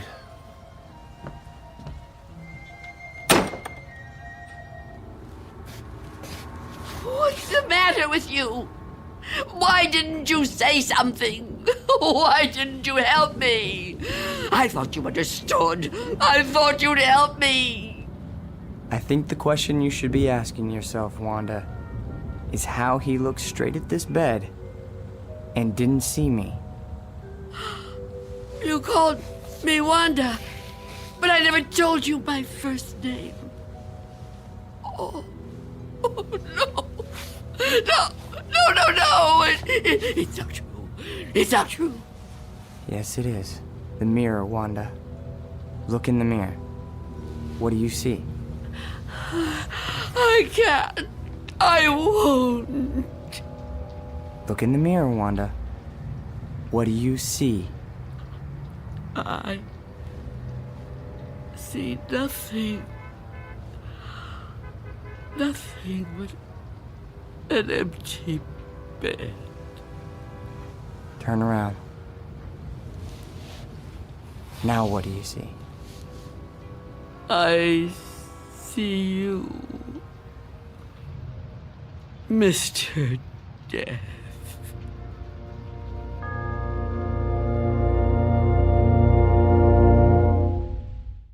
We'll be back to the Twilight Zone in just a moment. And now, Act 3 of Nothing in the Dark, starring Marshall Allman. It was you. It was you all the time. Yes. It was me. Oh, don't get up. You're still... Oh. You're not hurt. No. No, I'm not. But you were shot. Those men? Did you see me get shot? No, but you were bleeding. Do you see any bloodstains now? No. And the men? Did you see them? You were never hurt, were you? I can't be hurt. You tricked me. Yes, Wanda. I tricked you. It was all an illusion. One I created just for you. If it helps, I'm sorry. I would have preferred to avoid it if I could. But why? Why did you do it? The moment I let you inside, you could have taken me any time. Yes, I could have. But you were nice. You made me trust you. But I had to make you understand, Wanda. You see me now, and you've seen me before. Many times before. Starting with that day on the bus. Oh, I was right. It was you. The old lady's name was Iris. I knew then that you were upset. Upset? I thought it was important that you got to know me. What I said to you before, it was true. What you said? When you thought I was a policeman. You asked me why I did what I did. And you said there were some jobs that had to be done. That's right. That it was a kind of vocation. Actually, Wanda, you said that. But I suppose you're right in a way. Now ask yourself, am I really so bad? Am I really so frightening? You've talked to me. You've confided in me. Have I tried to hurt you? Well, no, but... Do you really believe I would ever hurt you? You don't look like someone who would want to hurt me. You see? It isn't me you're afraid of, is it? You know me now. You understand me. What you're afraid of, what you've really been afraid of all these years, is the unknown. That's right, isn't it? Yes. Don't be afraid. But I am afraid. You must be very tired, Wanda. I am. But the running's over now. It's time to rest. I'd like that, but... Give me your hand. I don't want to die. Trust me. No. Mother, give me your hand. I will.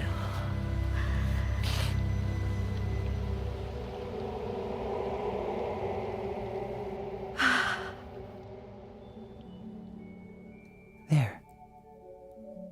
You see? See? See what? No shock, no engulfment, no loud thunder. What you feared would come like an explosion is like a whisper. What you thought was the end is the beginning. When will it happen? When will we go? Go? Yes. I'm ready now. Look over there, on the floor. What is there to... Oh. Now do you understand?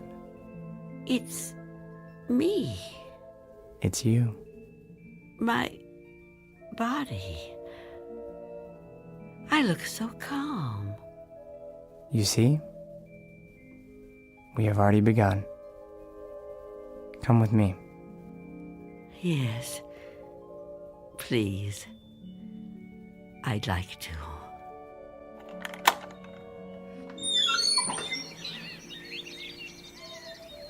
It's such a beautiful day. It is. It surely is. You know, Mr. Armstrong was right about a lot of things. What things? Well, for one, his son does take over the business when he dies. Will that be soon? Another 16 years. Oh, dear. It'll be quick. I'm glad to hear that. I'm afraid I was a little harsh on him. Now the son-in-law, he lives to be 102. 102? Oh, goodness. I know. It's remarkable, really. Of course, the oldest person I ever met was a lady in Tibet. Well, how old was she? Take a guess. Oh, I'm no good at guessing. Come on, take a guess. You'll never believe it.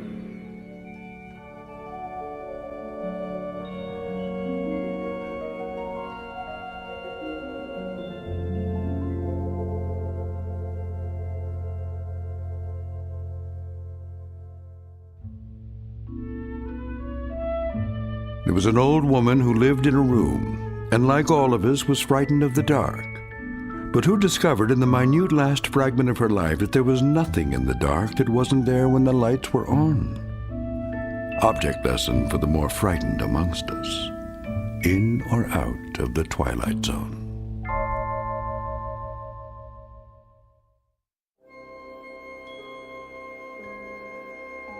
Hi, this is Carl Amari, producer of the Twilight Zone Radio Dramas. I'd like to take a moment to tell you about our official website at twilightzoneradio.com, where you'll get the latest news and information on these Twilight Zone Radio dramas. Plus, at twilightzoneradio.com, you can digitally download 3 free episodes or any of our episodes for only $1.95 each. In this age of ever-changing technology, we've decided to make these episodes instantly available to you by making the Twilight Zone Radio Dramas a digital download-only series. This means that this series will no longer be offered on CD. The CD collections at our website are now being offered while supplies last at buy one, get one free. So be sure to get your favorites before they're sold out. Be sure to visit us often, and I'll see you in the zone.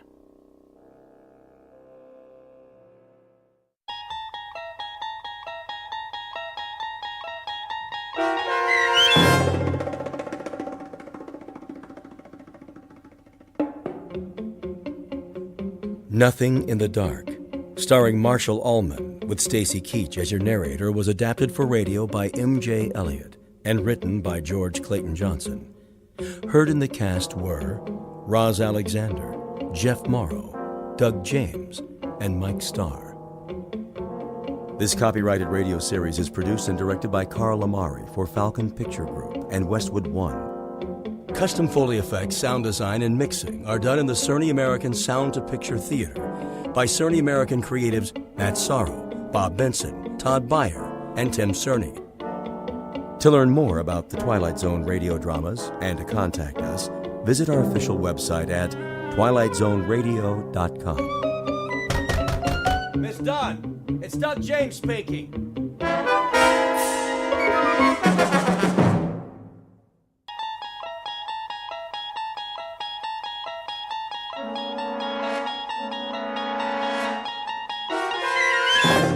There is a fifth dimension beyond that which is known to man. It is a dimension as vast as space and as timeless as infinity. It is the middle ground between light and shadow, and it lies between the pit of man's fears and the summit of his knowledge. This is the dimension of imagination. It is an area which we call the Twilight Zone.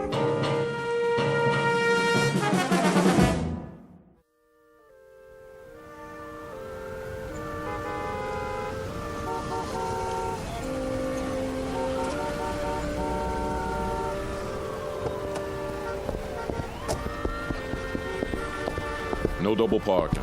Move it, son. Yes, I heard you. I said move it. Oh, but you see, I'm not double parked, not at all. Then what are you doing? That's a yellow zone, ain't it? So it is. But I won't be a moment. I just have to use the payphone. That one right there on the corner. All right, officer? Loading and unloading only. One call. That's it.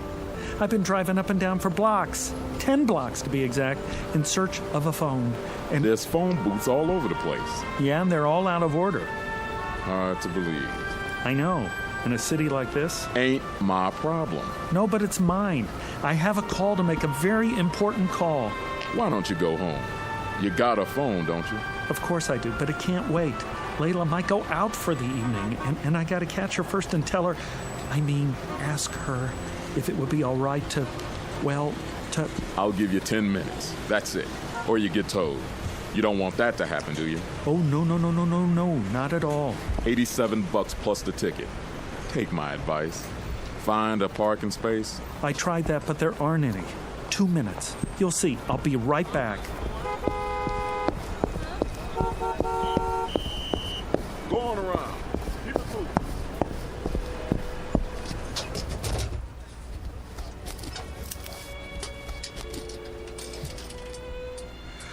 Oh, there. Come on. I'm sorry, but all circuits are temporarily busy. Please try again later. I'm sorry, but all circuits are temporarily... What is going on? Layla. Oh, baby, I'm trying to get through. Don't you know that? Can't you tell, darling? It's Roger. Roger, I need you tonight. Oh, Layla.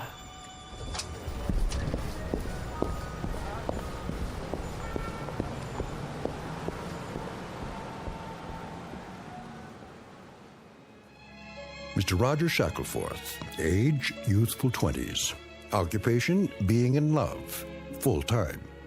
Not just in love, but madly, passionately, illogically, miserably, all-consumingly obsessed with a young woman who has a vague recollection of his face, and even less than a passing interest. In a moment, however, you'll see a switch in attitude, because Mr. Roger Shackelforth, the young gentleman in question, will take a short but very meaningful journey into a calling area known as the Twilight Zone.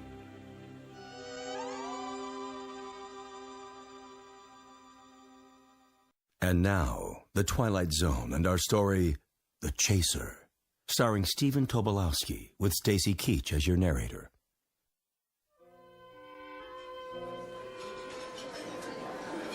More coffee, Jenny. No thanks, Margie. Well, maybe just a smidge or it'll keep me up. Miss, can I use your... All the way in the back. No, not that. The telephone. Do you have a public telephone? Sure do, on the wall. Good, I'll need some change. Here. Better get in line, though.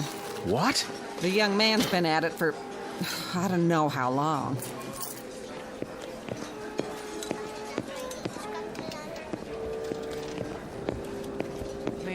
Man, are my dogs killing me. Tell me about it. Back of the line, pal. This is madness. Yeah, they call it New York. It's becoming impossible to make a call anywhere in the city. You can say that again. Thank you. This is an outrage. Watch your blood pressure, honey. Look, he's making another call. Same number over and over. I tell you, he won't give up. Doesn't even talk, just dials. Maybe he's got a dialect. Gonna have to soak his finger in Epsom salts. Oh, I simply can't stand this. I must use the phone. Well, la-di-da. Who are you, Mr. High and Mighty? I have a business appointment and I'm late. Stand aside. Oh, no. We're all in this together. Look, I'll buy your place in line. $1 to get in front of you. $1? Are you kidding? All right, $5. Well, since you put it that way. How about you? Got another $5 on you? Certainly. Who's next? Don't look at me. But I am looking at you. Have you ever made $5 so easily? That ain't the point. I should first pay the same as place and show. How much do you want? Nothing less than a sawbuck. 10. That's... Then take your business elsewhere. I don't come cheap. I can see that. Here we are. After you, sweetie. Time, young man. I've had quite enough.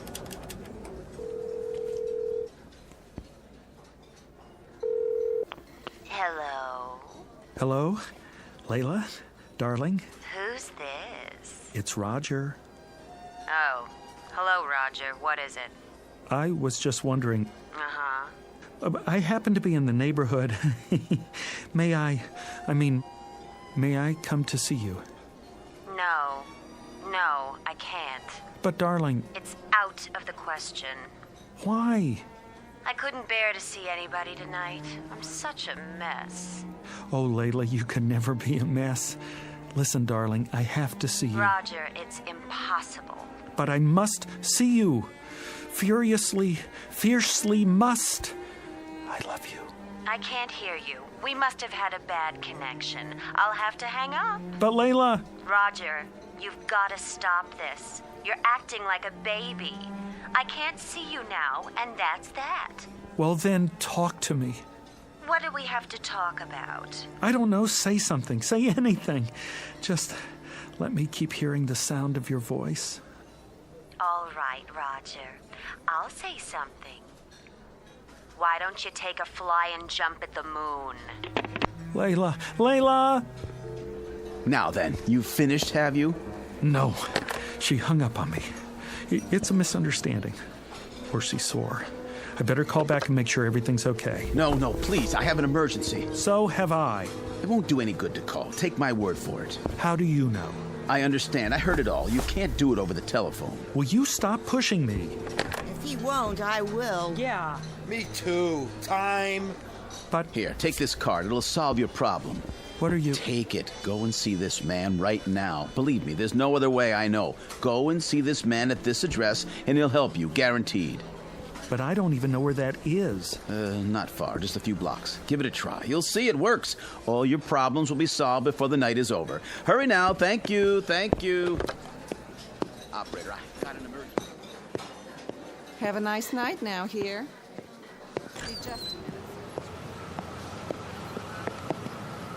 Hey! Where's my car?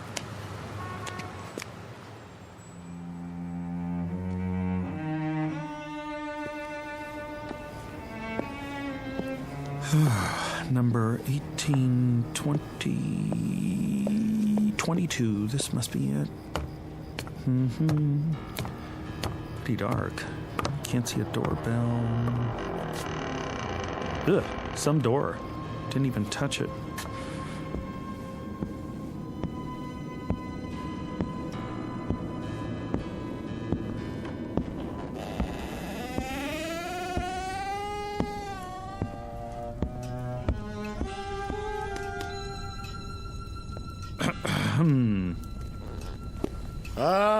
All right, I see you there. Stop skulking around.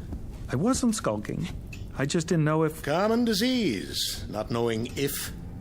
Well, don't just stand there. Sit down. Okay, where? Try that pile of books. Oh, you sure do have a lot of them. I never saw so many before. Is this a library?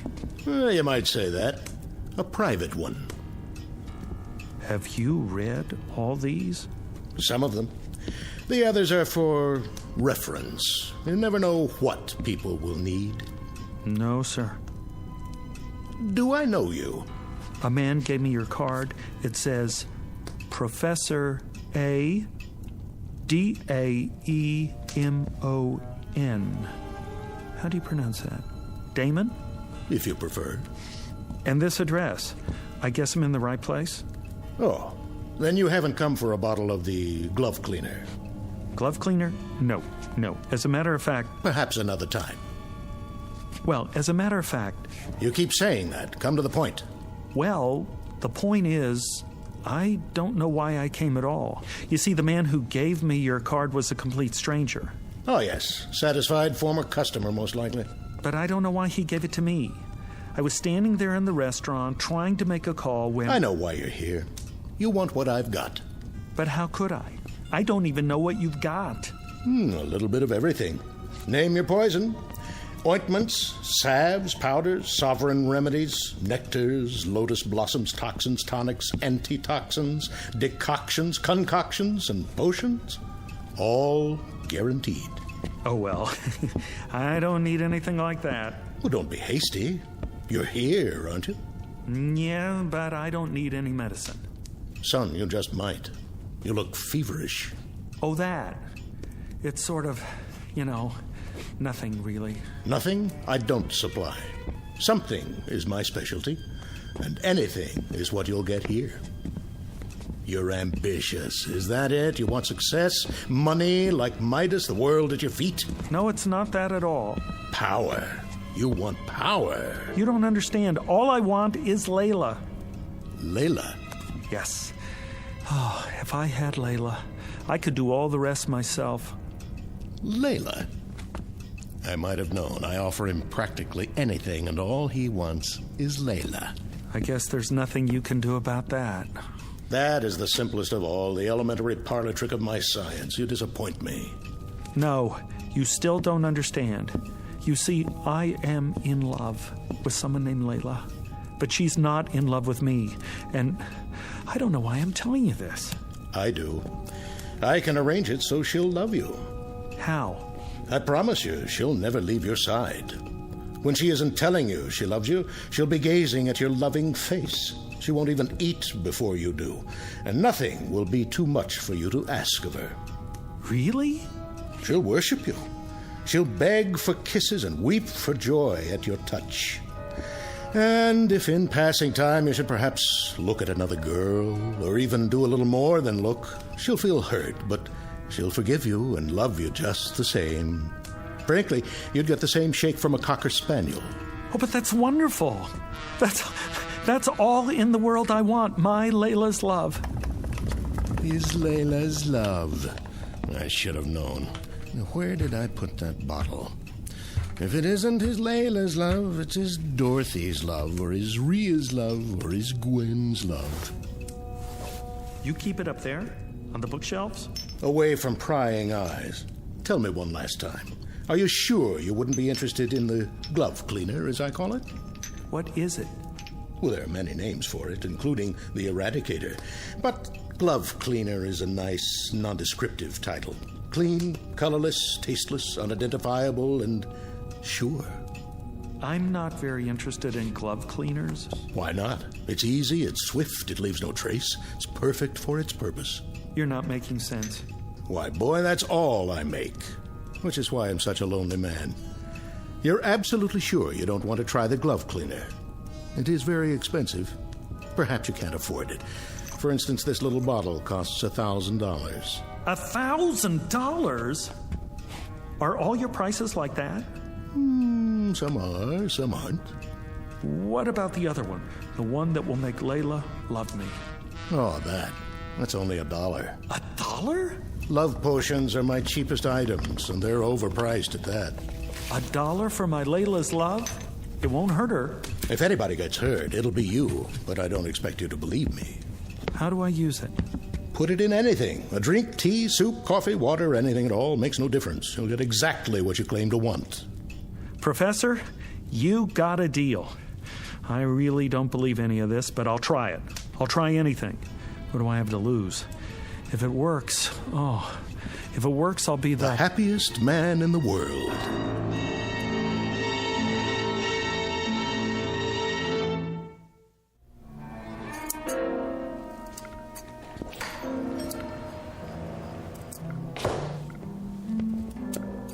Yes? You're open. So it would appear. Lucky to find a flower shop open this late. May I help you? I certainly hope so. And the occasion? What? What is the event, sir? A prom, perhaps, or something along more somber lines? Somber? An injury, a lingering illness, leading to a departure. Dare I say, an interment? Oh, no. Nothing like that. Alas. A celebration! Ah. And what, may I ask, are we celebrating this evening? You may ask, and I'll tell you. We are celebrating fulfillment, contentment, consummation. Ah, the reading of a will. No. It's much more than that. A life sentence in the arms of my love without the possibility of parole. My condolences. We have some lovely wreaths. Don't you understand? I'm talking about true love. The kind you want to shout from the rooftop. Sparks, fireworks. A boutonniere. No, something more. A wrist corsage, then. Or a tasteful nosegay. What is the biggest thing you have? In what respect? I know. A rose. By any other name. Color. How about blue? Yellow. Green? Pink. Red? White. Sold. For purity. An excellent choice, I'm sure. 1 dozen long-stemmed white roses. Will there be anything else? No. Yes. Champagne. And 2 glasses. Long stems on those, too. I'm afraid you'll have to visit your local vintner for those accessories. My sympathies to the blushing bride.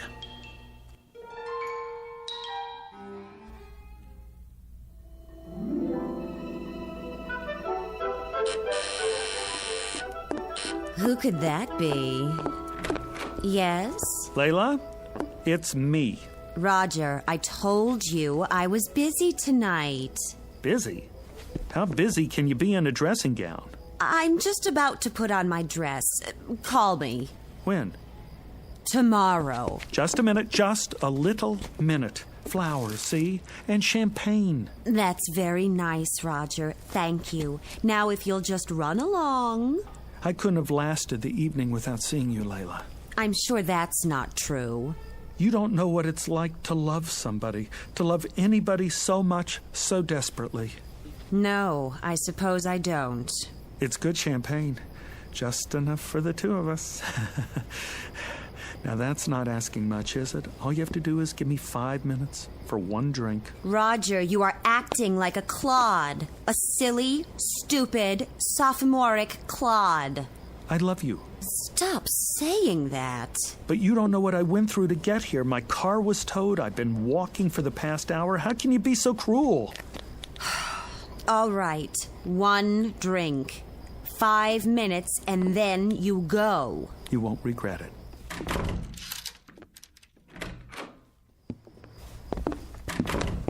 Layla? Not so fast. I've got to put on my dress. Why? You look like an angel. I know, but wait here. Ha-ha! It's like a new millennium.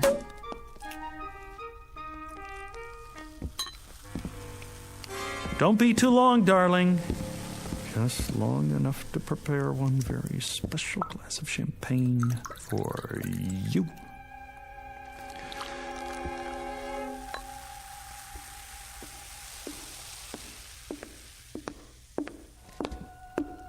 Well, let's get this over with. Wait, this one's yours. What's the difference?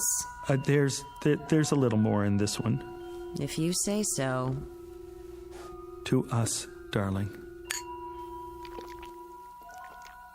Well, time's up. Not so soon. Thank you very much for the drink and the flowers. Be sure to put them in water. Would you like me to do it for you? Goodbye, Roger. Excellent champagne, wasn't it? It'll pass. Very good year. No aftertaste. I suppose so. What are you looking at me like that for? In case it's my last look. All right, you've had it. The show's over. One last little kiss. Don't press your luck. But Layla... Roger, please, let's not prolong this. I haven't the time. All I'm asking is... Please go. Now. Look, I don't love you. I don't want you here. I don't even like you at the moment. Now go, please. If you're sure that's what you want. You look like a whipped dog. Oh, here. That's the best I can do.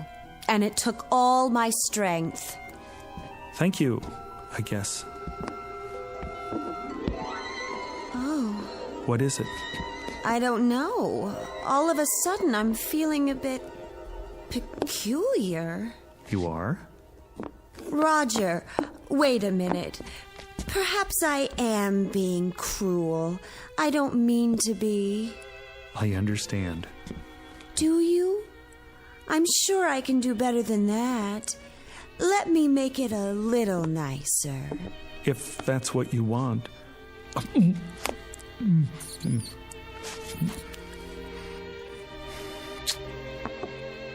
That was definitely an improvement. What's happening? What is happening to me? Who cares? Come here, baby. Oh, Roger.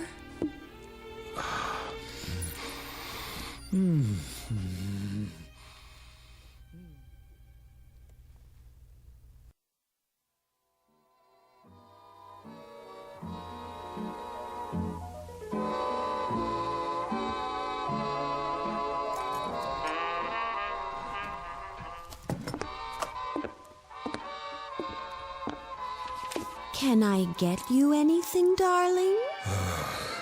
No. Are you sure? Quite sure.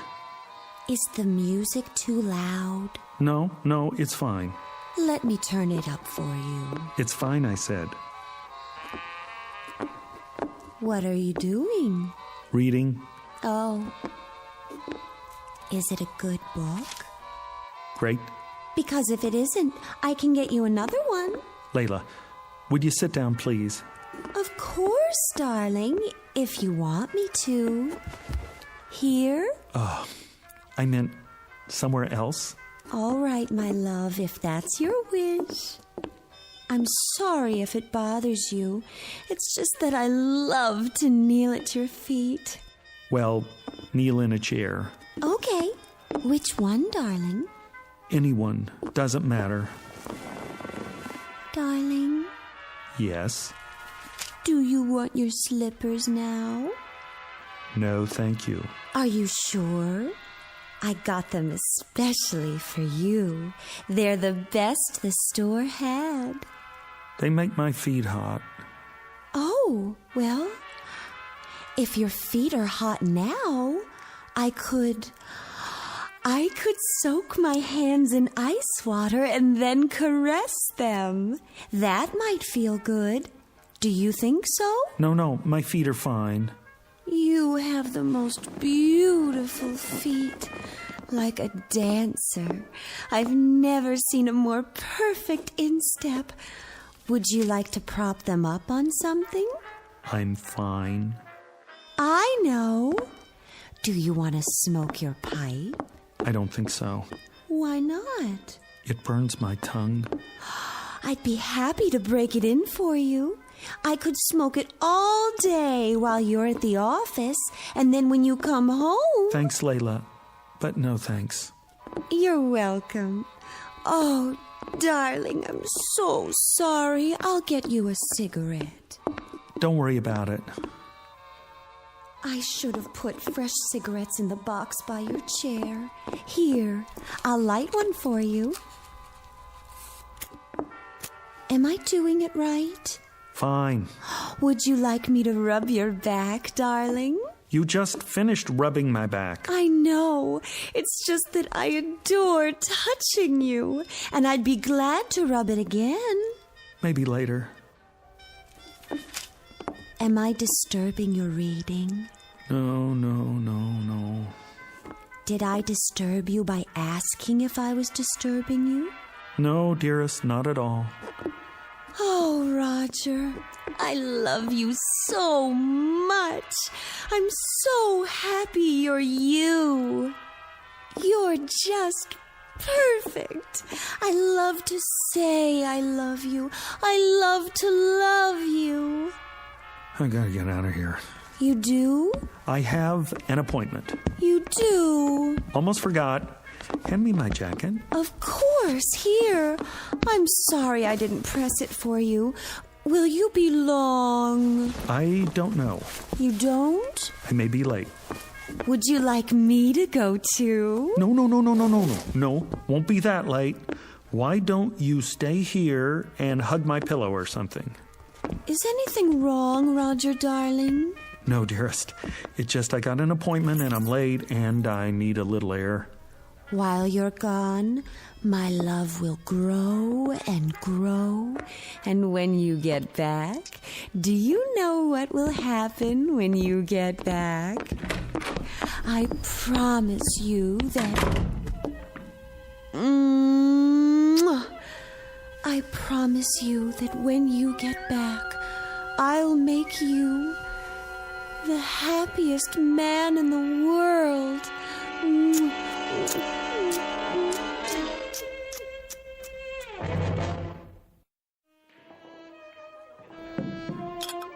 Here you go, buddy.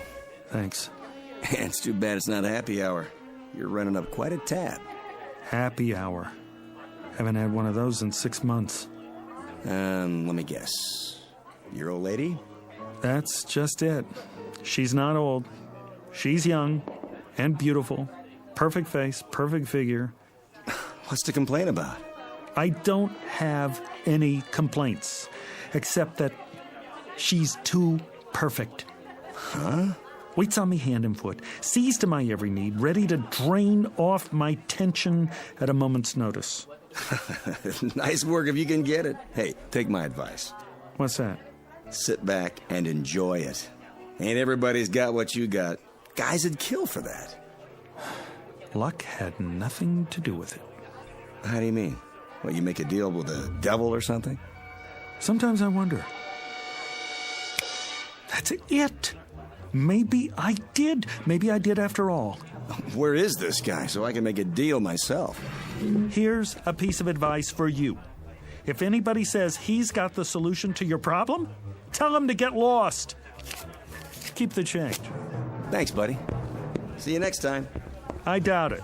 With any luck, there won't be a next time.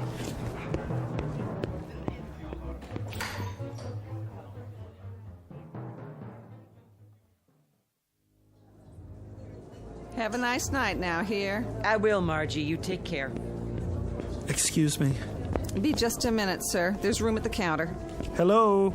Yes? You remember me, don't you? Can't say that I do. You must. I was here once before, tying up the phone, caused quite a scene, I'm afraid. People lined up out the door. When was this? 6 months ago, exactly. You don't say. Been in here much since then? Not once. I didn't think so. I was desperate to make a call, you see. I kept standing at the payphone, dialing over and over again, and everyone got terribly irritated. Happens sometimes, but I can't say I remember you. Listen, there was a man here that night, middle-aged, carrying an overcoat and a package. He said he was late for a meeting uptown.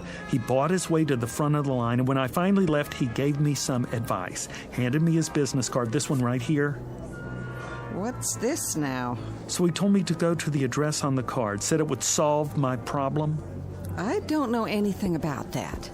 That's fine. What I want to know is, do you remember the man? Is he a regular customer? Because if he is, I have to find him and ask him what happened to his problem and what he knows about the address on this card. Anything at all. Sorry, mister. I can't help you. People come and go all the time. Could have been anyone. Then at least keep the card. And if you ever see a man trying to give out one like it, grab it, tear it up. You can't imagine how much grief you'll save some poor soul.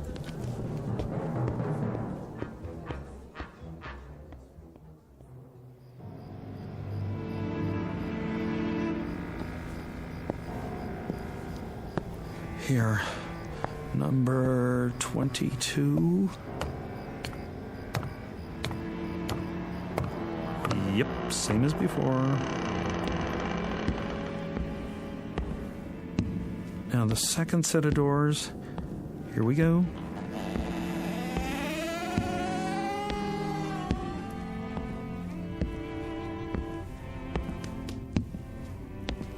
Hi there, Professor. Yes. I've been expecting you. You have? Yes. If not later, then sooner. So you remember me? I never forget a face. I rather thought you'd like to hear how things turned out. Oh, I know how things turned out. That potion really works. Why am I not surprised? Well, how are things with you? Things haven't changed with me in years. Pretty ugly situation we got. What situation is that? In the world, I mean, with China. You don't look so good either. Me? Oh, I'm just as you would expect. That's what I thought. I just dropped by to tell you. I'm glad to hear it. Is this what you're looking for? That's the bottle of the glove cleaner? Mm-hmm. You sell much of that stuff? Now and again. What's in it? See for yourself. No color, no odor, nothing that leaves a trace, no way to detect its presence. And it's sure. Guaranteed. It's what you came for, isn't it? Me? No. Not at all. How much did you say? $1,000. And it's painless. Of course, it's perfect for its purpose. The only thing of its kind in the world. Interesting. She loves you as I said she would, doesn't she? A constant love, and nothing you can do to her will change it. You took the words right out of my mouth. She worships and adores you and hangs on your every syllable. To put it bluntly, yes. The price is non-negotiable, I'm afraid. Professor, I don't know what else to do. I'm going out of my ever-loving mind. I'm sure you are. I can't stand it anymore. It's only natural. I never imagined there was such a thing as being loved too much. Well, you wouldn't. Isn't there an alternative? Some way we could just quiet it down a little. If there were, I'd be out of business. You must have a potion that will transfer a little of her love to someone else, like a nice little teacup chihuahua, for instance, a Labrador retriever, St. Bernard. Not a chance. She's all yours. But she's so nice to me. So very good, night and day. The glove cleaner is the only way. I'll put it back. I can't do that. There must be another way. This is the only way. You don't know what it's like. All the time. Love, love, love. It's enough to give you diabetes. I do know. How do you think I came to invent the glove cleaner? But $1,000, that's all my savings. It's always that way. No trace. Absolutely undetectable. I take checks and credit cards. All right. Made out to... cash.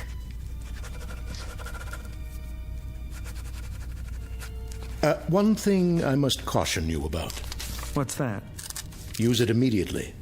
Do you hear me? Immediately. It's imperative, and you must use it all. Why? Will it spoil? No, but you will. Once you delay, you're lost. Believe me, if you fail the first time you try to use it, you'll never have the courage to try again. Never. Goodbye, Professor. Farewell.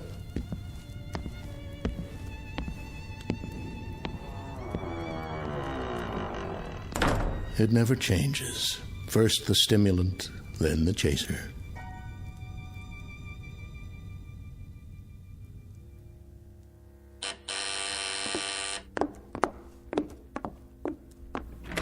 My darling. Hello, Layla. Come on, take the chain off.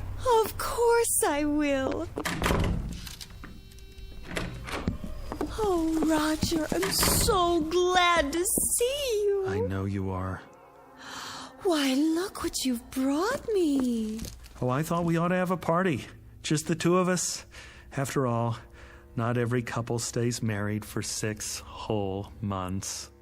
Roger, what a lovely surprise.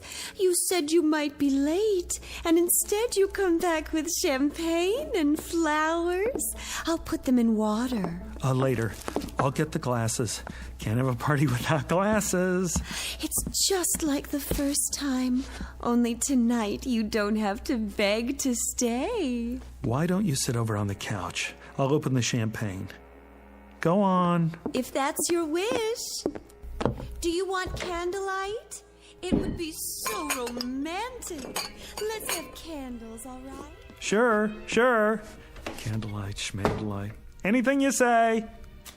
Oh, darling, it's so wonderful being married to you. I've never been so completely happy in my whole life. I live to love you. Only you. That's nice. I mean, that's nice.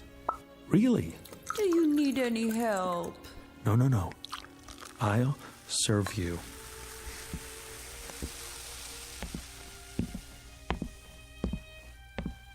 Sweetest, how did you happen to think of champagne? Oh, I asked myself, what does Layla need? And it came to me like a bolt out of the blue. Here you go. To us. To us. I remember the first time you brought me champagne, how you looked. Your eyes were filled with longing, and you watched me so sadly because you thought it was going to be our last drink. Isn't that what you were thinking? Right. I remember. Go on, Layla. Drink up. Lover? Hmm? My sweet lover Marshmallow, sit here. Why not? Go ahead now. Drink up. I'm not very thirsty. Good to the last drop. I'm not sure it's a good idea this time. Why not? Sit closer.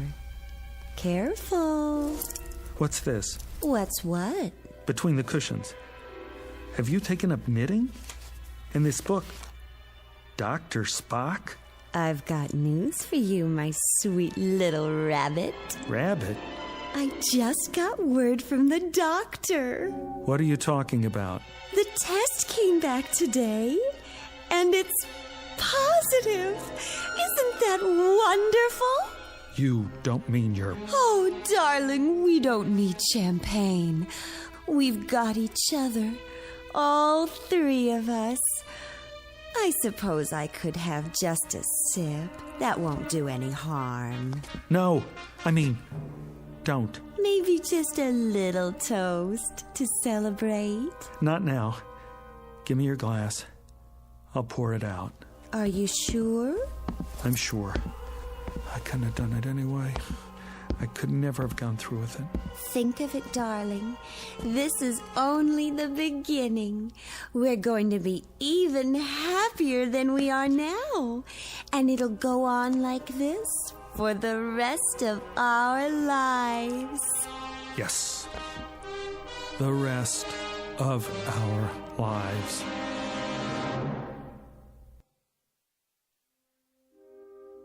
Mr. Roger Shackleforth, who has discovered at this late date that love can be as sticky as a vat of molasses, as unpalatable as a hunk of spoiled yeast, and as all-consuming as a six-alarm fire in a canvas tent. Case history of a would-be lover boy who should never have ventured into the Twilight Zone. We'll return to the Twilight Zone in just a moment. You are about to enter another dimension. A dimension not only of sight and sound, but of mind. A journey into a wondrous land of imagination. Next stop, the Twilight Zone. Hi, this is Stacy Keach. I'd like to take a moment to tell you about our Twilight Zone website at twilightzoneradio.com. At twilightzoneradio.com, you'll find the latest information on these Twilight Zone radio dramas, including behind-the-scenes photographs, plus the newest product releases, trivia contests, ways to contact us, other Twilight Zone-related info and merchandise, plus links to other fascinating websites. So make your next stop twilightzoneradio.com. Visit twilightzoneradio.com to purchase these Twilight Zone radio dramas on cassette and CD, or call toll-free 1-866-989-ZONE. That's 1-866-989-9663.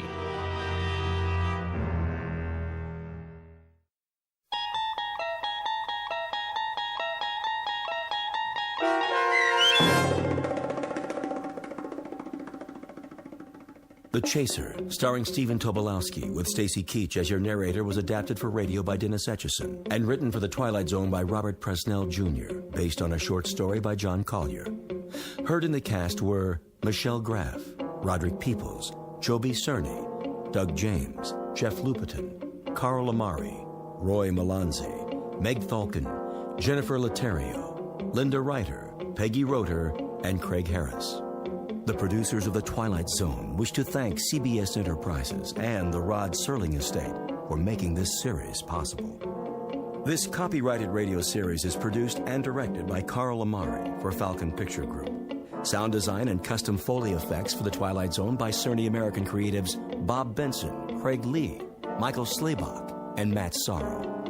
To learn more about The Twilight Zone radio dramas and to contact us, visit our official website at twilightzoneradio.com. Doug James speaking.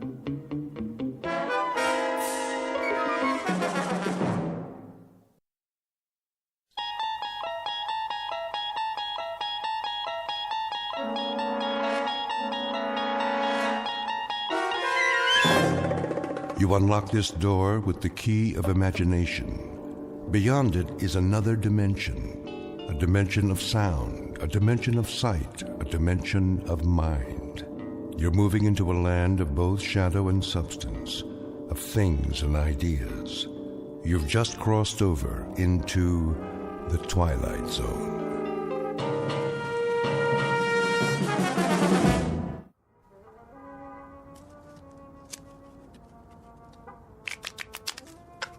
Time to feed the kitty. I've been feeding it all night.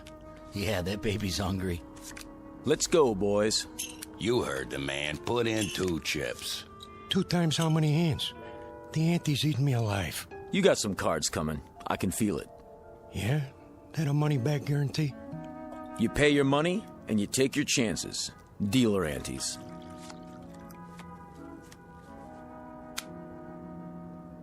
Let's go, Johnny. I gotta give it some thought. My stack's getting pretty low.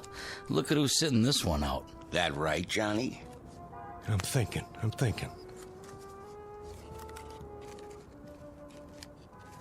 I know one thing. Takes money to win money. Yeah. Listen to the man.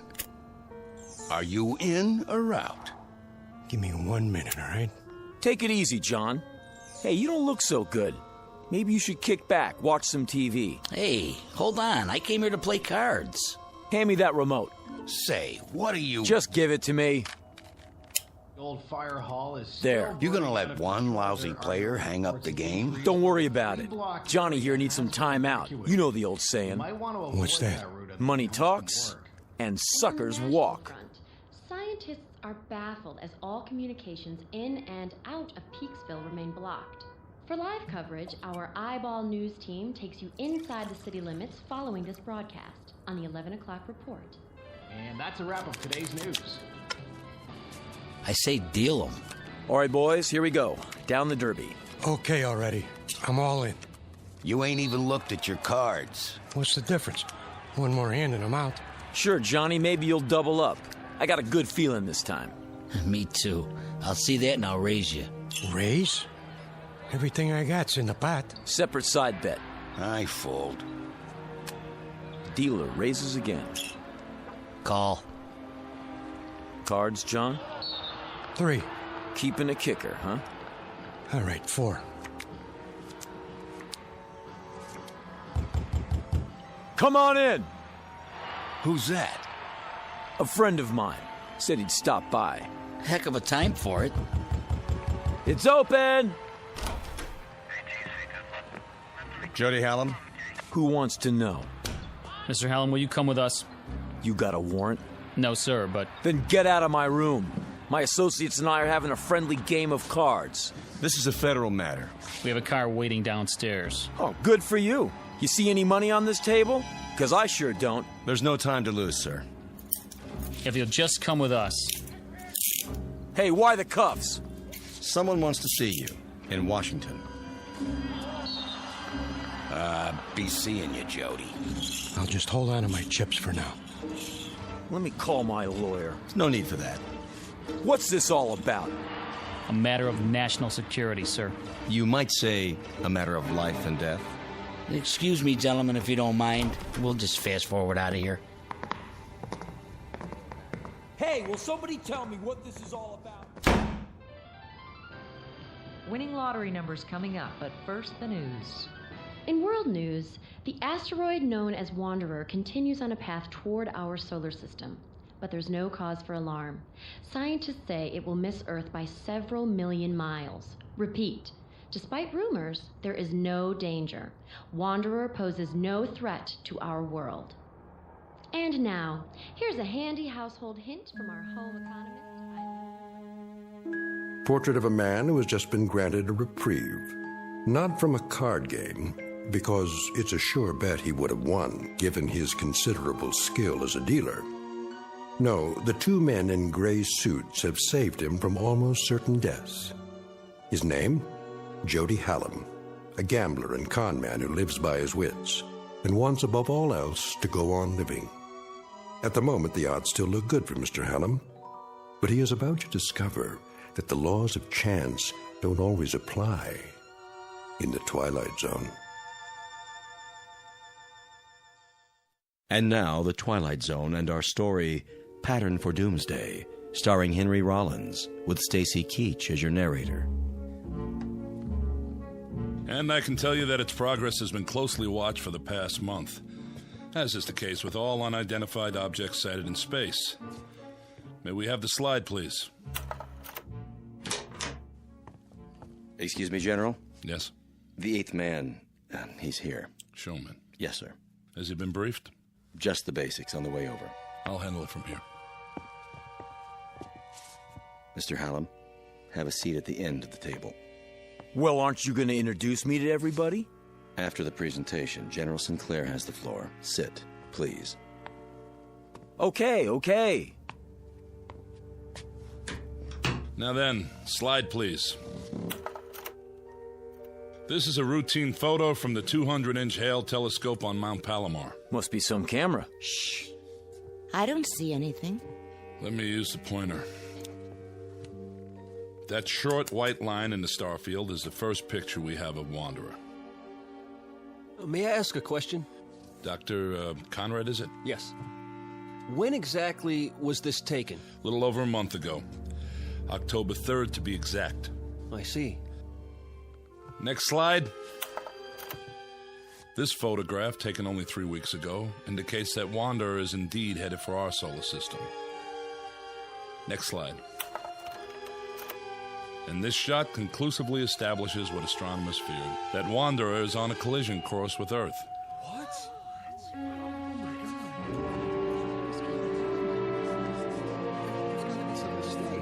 Next.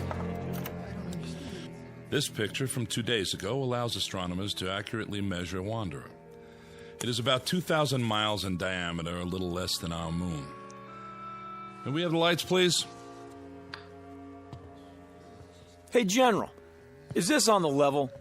I wish I could report otherwise. The fact is, the time of collision is now 53 hours and 40 minutes.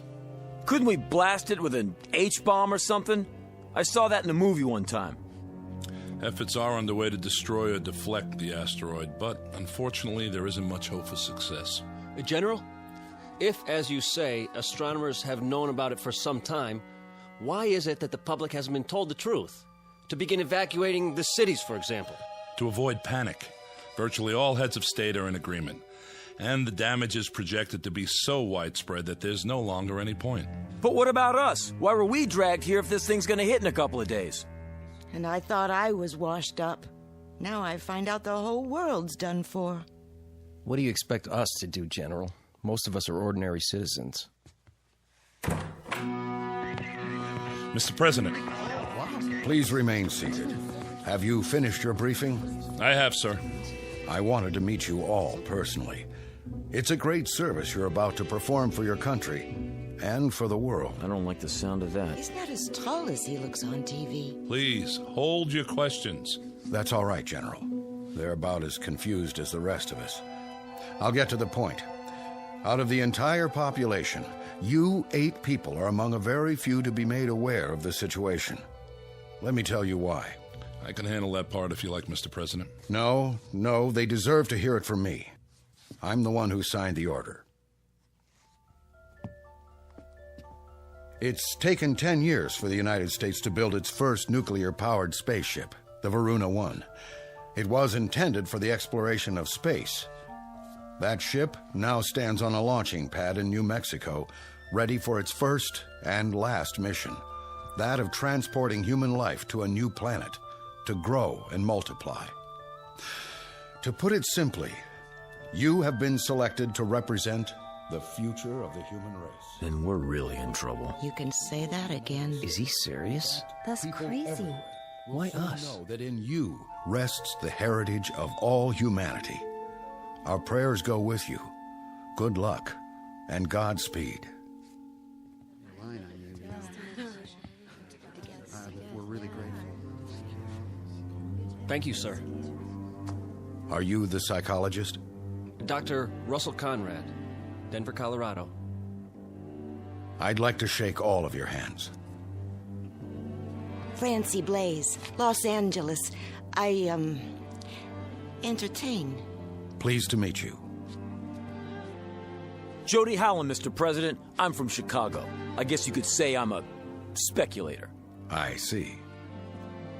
Regina Walsh, Kansas City, Missouri. I'm a singer. Or I was. Is that right? Dee Clark, Spokane, Washington, bacteriologist. How do you do? Philip Jewell, New York City. Mr. President, I'm not sure I approve of all this. I don't understand... You're Dr. Jewell? Yes. I've read several of your books on philosophy. Thank you. But about what's happening here... General Sinclair will fill you in on the details, Doctor. Lily Wong, San Francisco. I am an artist. Hello. Harvey Winterroth, Traverse City, Michigan, and just an auto mechanic. Don't say that. You all have very valuable skills, chosen to complement each other. Believe me, the hopes and aspirations of the world go with each and every one of you. Try to bear that in mind. And now, goodbye, and good luck. Thank you for taking the time, sir.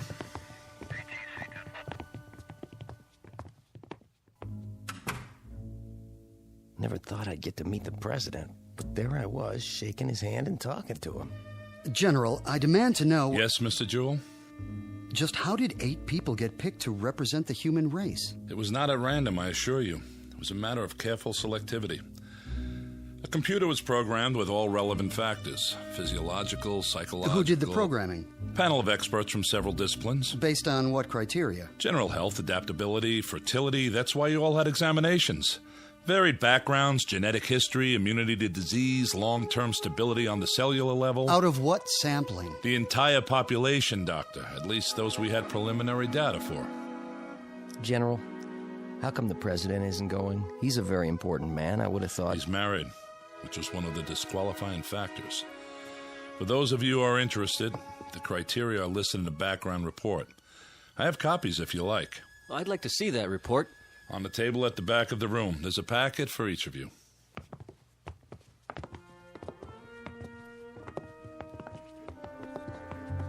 Look at me. What a mess. I better fix my face. You look fine. Don't kid me. We're not here because of our looks, that's for sure. Must be because we're in such good shape. Yeah, you're a regular bodybuilder. I'm serious. Other kids got the measles, but not me. I was always lucky that way. Goody for you. Oh, maybe not 100%. But when I lost, it was because someone else was dealing. Man, I sure wised up in a hurry. A dealer, huh? I can spot one a mile away. Fingers always twitching. Just keep them to yourself. Hey now, baby, I never done anything crooked with these fingers. I know. You just help the cards along. The suckers get greedy, that's all. So they get restless and overplay. Is that my fault? Can I help it if they want to make it all in one night? I ask you, who's the smart one, me or them? You heard what the general said about brains. We'll see how you make out where we're going. Listen, Jody Hallam always makes out. You remember that. Just don't try any magic fingers on me. Ha! Don't flatter yourself. Come on, I want to get the lowdown on this game.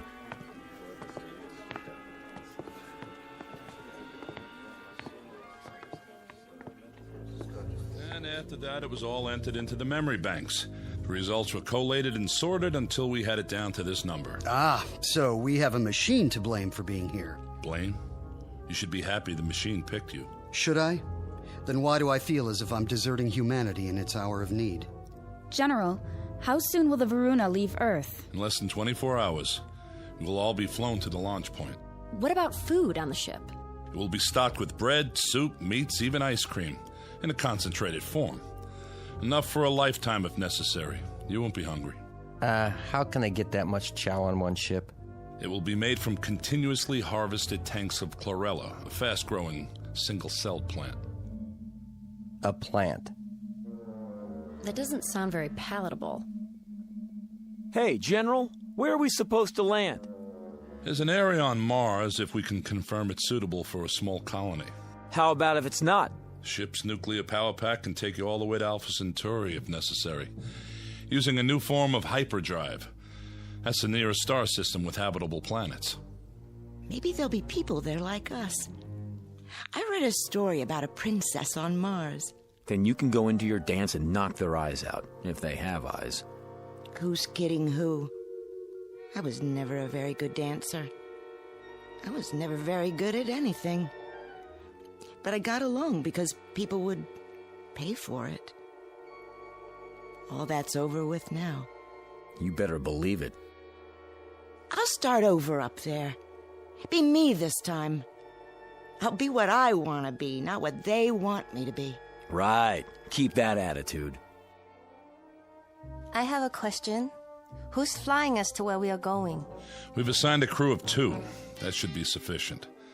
Captain Gerald Vickers and Lieutenant Robert McKenna. You will meet them when... excuse me. Sinclair? Yes. Right away. Limousine is downstairs, ready to take you to the airport.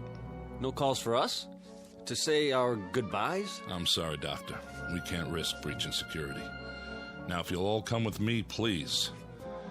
You have a great adventure ahead of you. Perhaps the greatest in the history of mankind. Oh, wow. This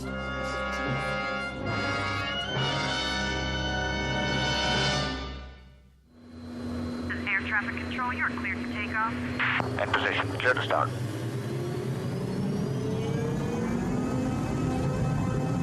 Made a move. Nose jump back in front.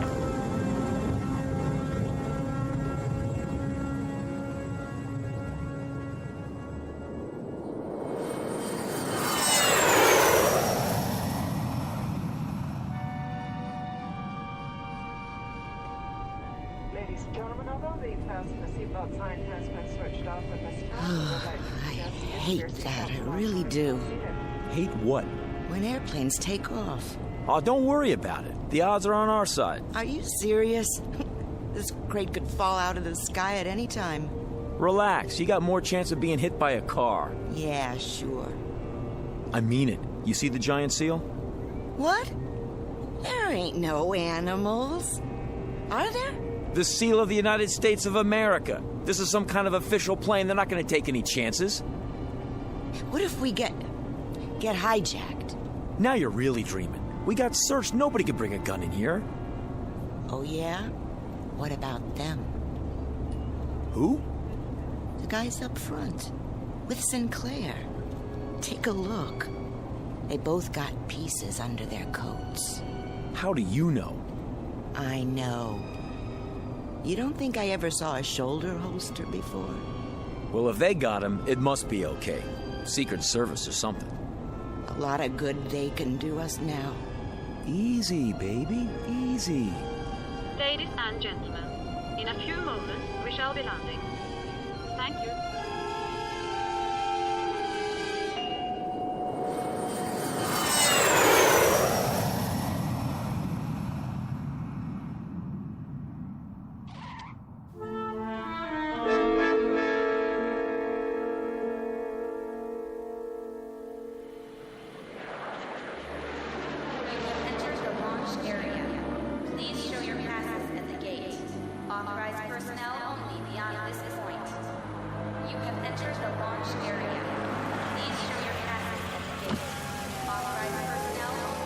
ID, please.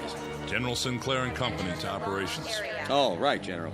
Operations is the first building, straight ahead. I know where operations is, son. Yes, sir. Open the gate.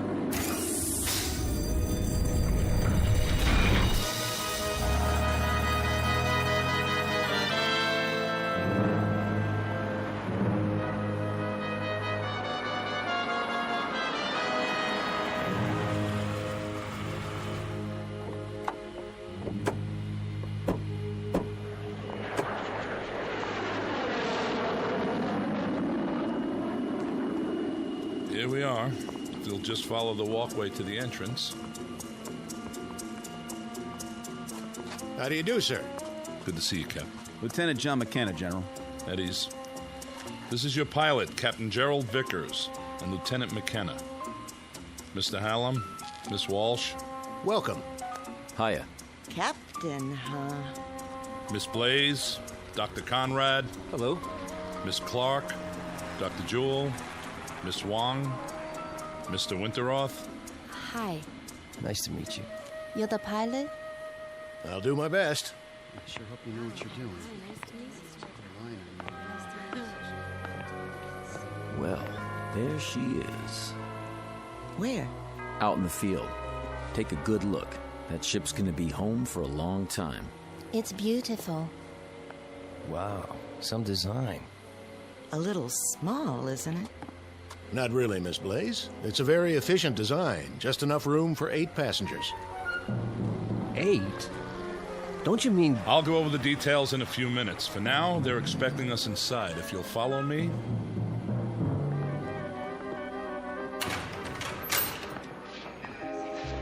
General Sinclair? What is it? General, I have a communication from the Pentagon. Priority A. Very well. That will be all. Yes, sir.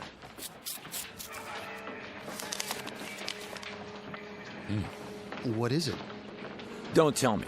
The flight's overbooked. You might as well know. The nuclear missiles we sent up from 3 countries to intercept Wanderer have made contact. All detonated on impact. They hit Wanderer? And? Well, don't keep us in suspense. There was no appreciable deviation. The asteroid is still on course. What does that mean in plain English? It means that there's no last great hope for Earth. I would say then that this group is our hope. Captain Vickers. Yes, Doctor. Something you said a moment ago. What was that? Well, you said there was only room for 8 people aboard the ship. That's right. Does that include you and Lieutenant McKenna? I'll answer all your questions at the final briefing. But... This way, please.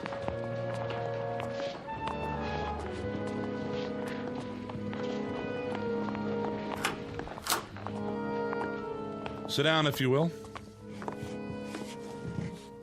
How many more hours do we have?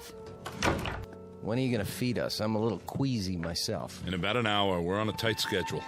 General, I asked a question outside. I think I deserve an answer. We're 8 people. The captain and the lieutenant make 10. But if the ship will only hold 8... I have an announcement in that regard. When this group was organized by presidential order, 2 reserves were included. Who? You mean we're not all going? Why didn't you tell us the truth? What are they arguing about? They got an angle. I knew it. There was no way of telling if you were all alive and well, or even if you could be located once the selection was made. The reserves were a way of preparing for any contingency. As it turns out, one that didn't occur. So who are the reserves? They were not specified. What? Then we don't know if we're on the list or not? In that case, I volunteer to stay behind. I'm afraid I can't accept your offer, Doctor. I'll give up my place. I have friends who are going to die. I'd rather spend my last hours with them. I sympathize with you, Miss Wong, but I can't accept your offer either. Then how... It was provided that in a case like this, the matter would be decided by chance. Leave it to me, General. Don't make me laugh. It just so happens I have a deck of cards with me. We'll cut for it. High cards go. Mr. Hallam. You want to be fair, don't you? This is the only way. Never fails. Aces and kings, sure winners. After that... I can't let you do this. Deuces and trays on the low end. Got it? Everybody, come up one by one and... We are not using cards, Mr. Hallam. I'm in command here. Then how? We flip a coin? Sometimes the old ways are best. We'll draw straws. Whatever you say, General. Makes it simpler. Watch me. I'm tearing out matches. I'll make 2 of them short. Sit down, Mr. Hallam. No matches? Well, in that case... I said sit down. All right. Just trying to help. Captain Vickers has prepared the straws, or their equivalent. Captain? Yes, sir. I have 8 pencils here. They've already been measured, so there can be no mistake. Who's first? Miss Blaze? Why me? The order won't make a difference. Go ahead, Captain. Anyone at all. If you say so. Here goes. Just take one of the ends and pull it out of my hand. This looks like a good one. I'll go next. Now, Dr. Jewell. Followed by Miss Wong. Mr. Winterroth from Michigan. Miss Clark. Miss Walsh. And Mr. Hallam. There. That does it. Everybody hold them up. The short ones are Miss Clark and Mr. Hallam. You two will not be going with us. Hey, wait a minute. Sit down, Mr. Hallam. I was the last man on the totem pole. I didn't have a choice. Someone had to be last. Sure. Give everybody a break, but me. Statistically, it doesn't matter. The result was random. All I'm asking for is a fair shake. Game over, Mr. Magic Fingers. But I'm telling you, it ain't fair. You should talk, honey. Sit down. Are we free to go? You are, Miss Clark, with my profound thanks. You may go to the bunker with the rest of the personnel to observe if you like, or I can have you transported any way you choose. I'll have to think about that. Of course. There's a rest area down the hall. Lieutenant McKenna will open the beverage machines for you. Thank you. And goodbye to you, Mr. Hallam. And thank you, Mr. Hallam. Yeah, thanks for nothing. Come on, let's get out of here.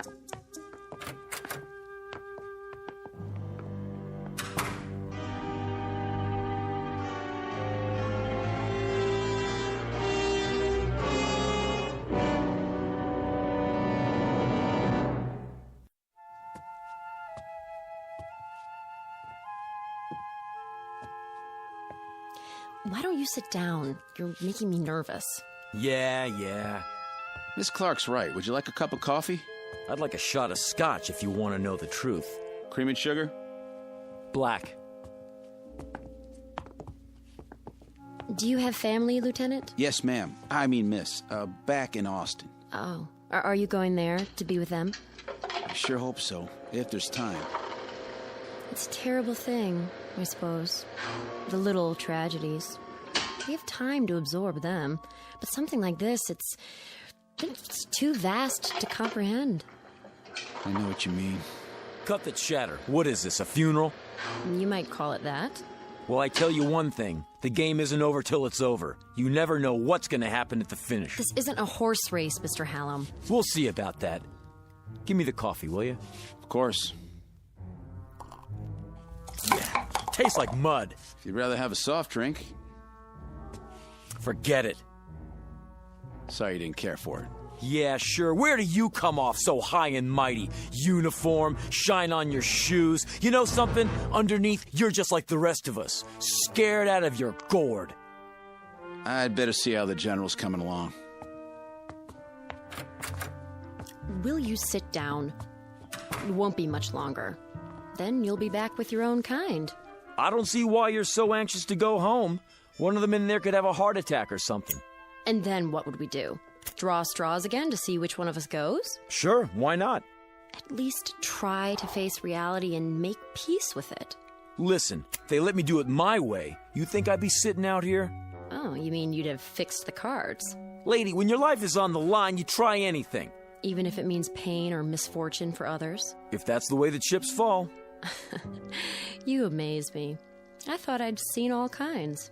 You ain't never seen Jody Hallam before. Thank God for small favors. I would say, Mr. Hallam, that you're nothing special on the evolutionary scale. More along the lines of a throwback. I mean, you've hardly advanced beyond your one-celled progenitors. Say, is that a wisecrack? I've seen your kind under microscopes. Bacteria don't have a conscience either. Oh, but they do? In there? How do you know Vickers didn't fix it the way the general wanted? Don't be absurd. It was impartial, and we lost. I'm ready to leave whenever they let me. Go ahead, give up. That's what you learned in your school. But where I come from, it's a different story.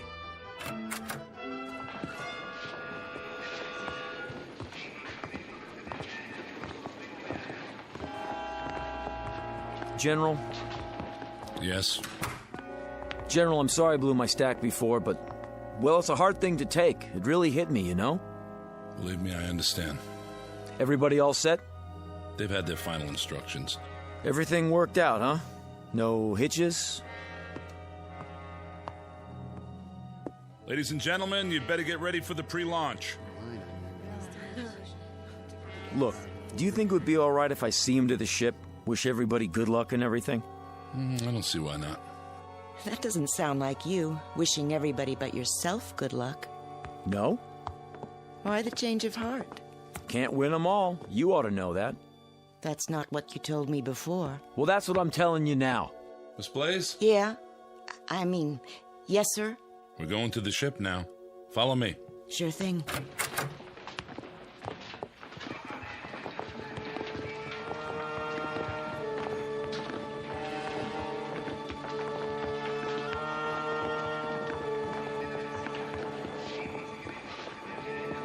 Not you.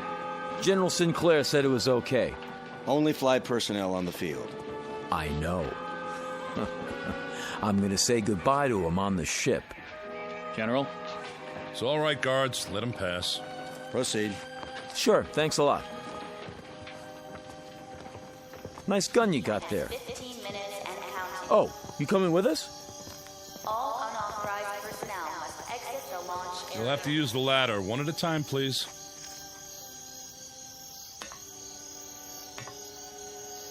Well, this is it. So long to the good old U.S. of A. It was a rat race, but I think I'm gonna miss it. It just doesn't seem possible to think that all this will change in a few hours. How much time? Not long, by my watch. The Varuna 1 is now on internal power. Look at all those stars. Skies like this in Michigan. There's a place I used to fish at. I guess I won't see it again. T-minus 10 minutes and counting. We'd better get aboard. All unauthorized personnel must exit the launch area. Move ahead to the control room at the end of the passage. Guards, stay with us a moment longer. How long to lift off? 8 minutes. I'll give the engines a final check.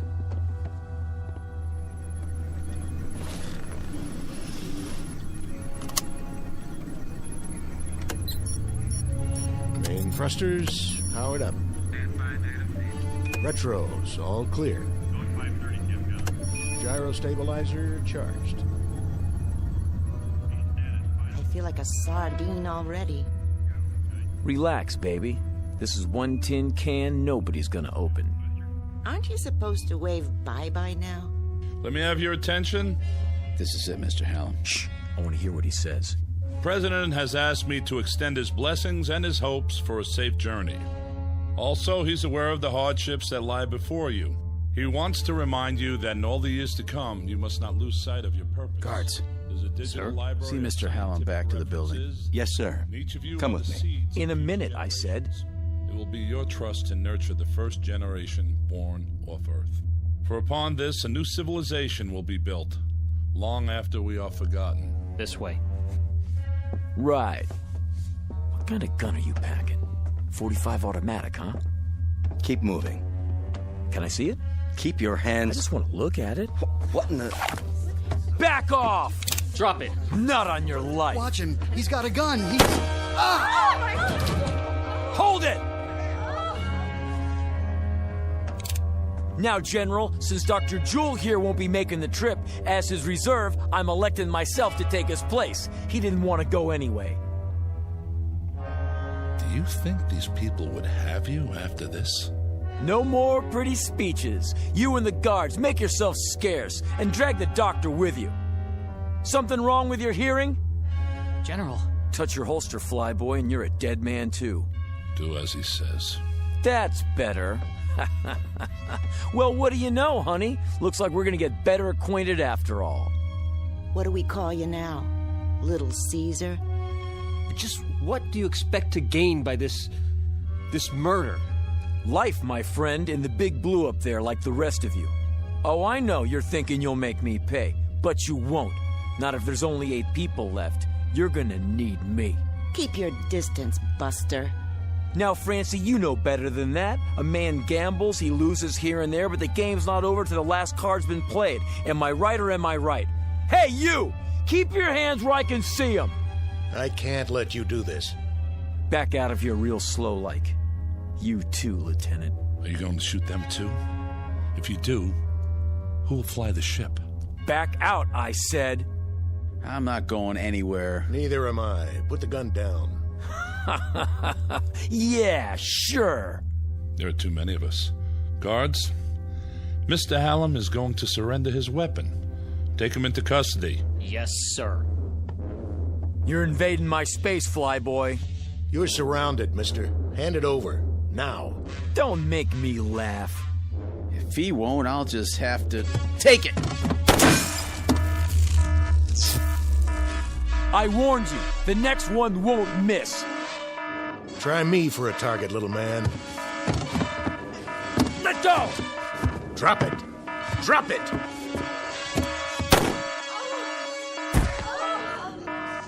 Now look what you've done. That ain't in the rules. Does he have a pulse? No, sir.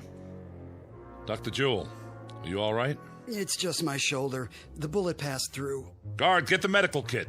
Right, General. We won't be going anywhere, General. The second shot took out the control panel. Can it be repaired? Not the telemetry system. Then replace the module. There is no replacement. It would take days to assess the damage. He's right, General. Is that true? You mean we can't take off? How can we? What are we going to do? Yeah, what are we gonna do? I wish I knew what to say to you. Damn him! Just because he wasn't going... He was right. What? He always said he was lucky. And maybe he was. Now he won't have to face the odds. What's that? Whatever it is, he's sure in a hurry. General, up here!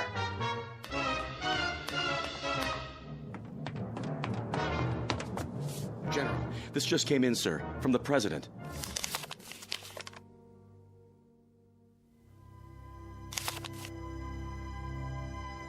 I am happy to tell you all that the danger is past. The President informs me that gravitational forces in the solar system have apparently torn Wanderer apart.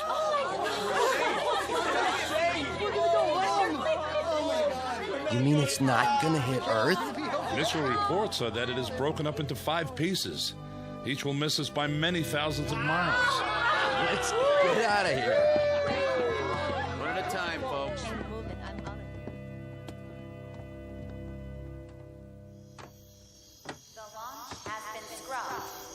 Can I give you a hand, Miss Blaze? You can give me 2 hands if you want. A big, brave captain like you. Call me Francine. Okay. Francine, I'll help you down. What about him, Mr. Big-Time Gambler? There'll be an ambulance on the way. He doesn't need an ambulance. He needs a hearse. Jody Hallam from Chicago. I got 3 words for you. So long, sucker.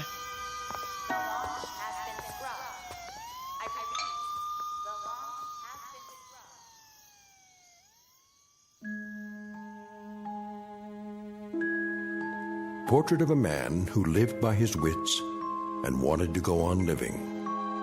The odds looked good, at least for a while. But when billions were marked for death, he lost faith in the laws of chance. Jody Hallam, who played a desperate last card and ended up the only man on Earth to die as the direct result of a threat that never came true. In the Twilight Zone.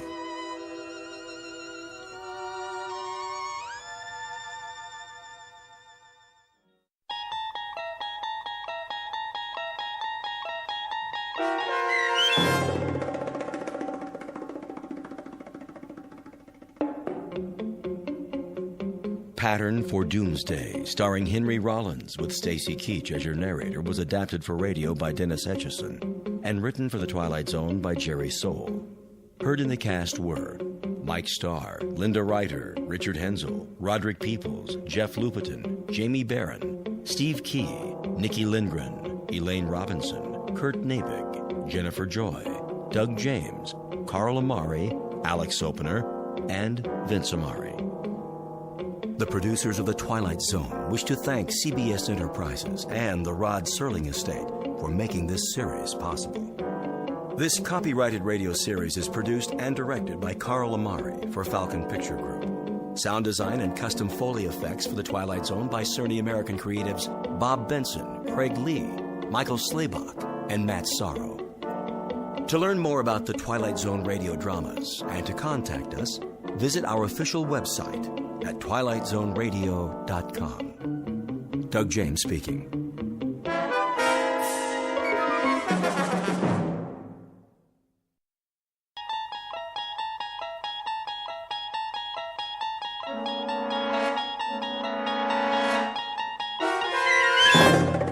You unlock this door with the key of imagination.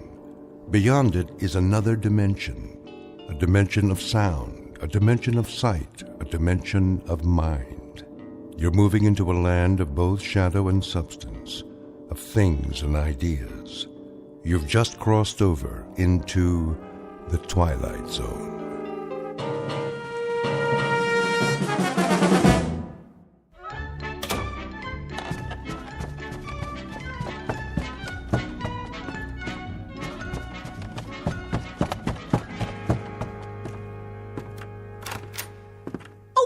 Morning, Mr. Poole.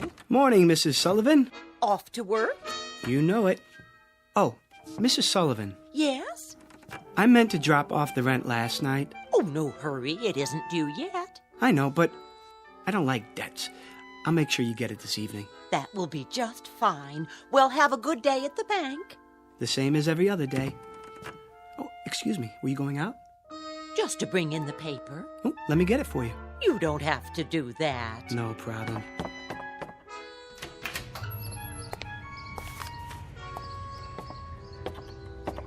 Here you are. Why, thank you, Mr. Poole.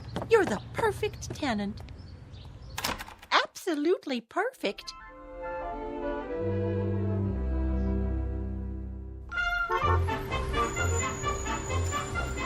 Paper, get your paper. You have the morning sports final? Sure thing. 25 cents, $1/4 of a dollar. Here. Thanks, pal. Paper, get your paper. Who wants a paper, morning final? One here, Marty. Sure thing, Mr. Poole. Always got a copy for you. Let me see if I have the right change. Yep. Here you go. Hey, look at that. Something wrong? Your quarter. It landed on the edge. Didn't even fall over. Well, what do you know? That'll never happen again in a million years. This must be your lucky day. Oh, I hope you're right, Marty. A little luck never hurt anyone.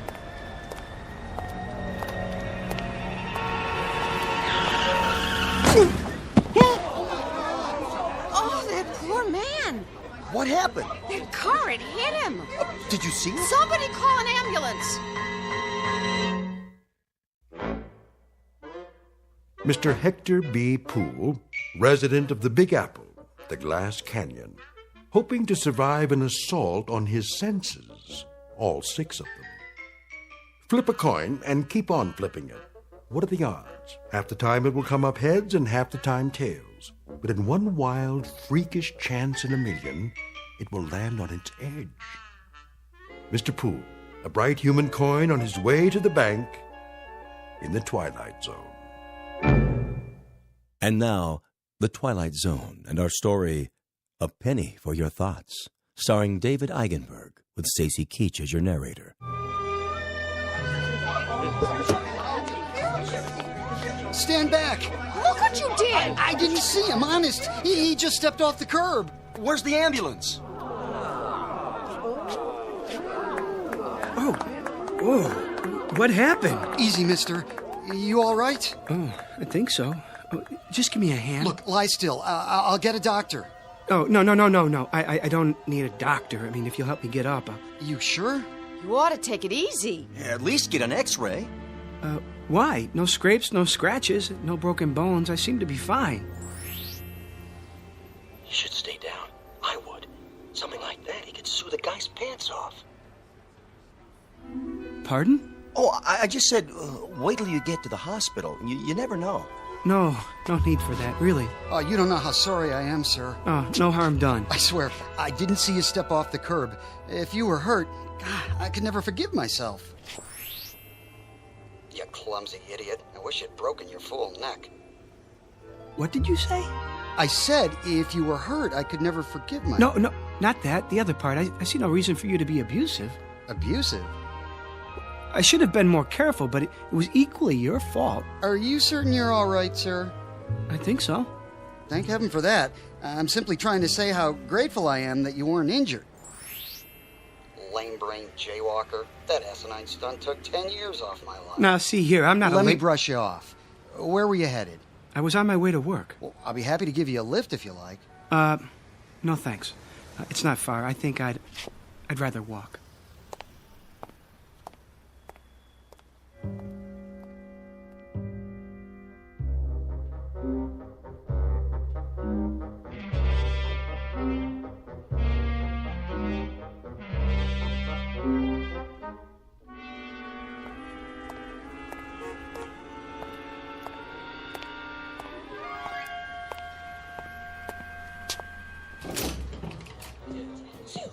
Why do I always pick the line with the slow teller?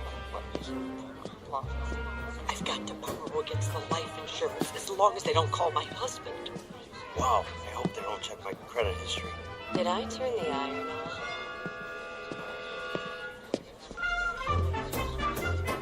Well, Pool. Morning, Bran. Your watch stopped this morning? What's that? Must have. Not like you to be late. Oh, yes. No, no, it's not. It's 9:10. Well, something happened on the way. Did it? Bran, can I ask you a question? Go ahead. Well, why are they all whispering? Who? The customers. What about them? It's just that they're usually so quiet. I mean, nobody talks out loud in a bank, but this morning... What do you mean? You don't hear them? Hear what? Oh, I get it. Have a late night, did you? No, but on the way here, I better grab some coffee. Miss Turner just put some on.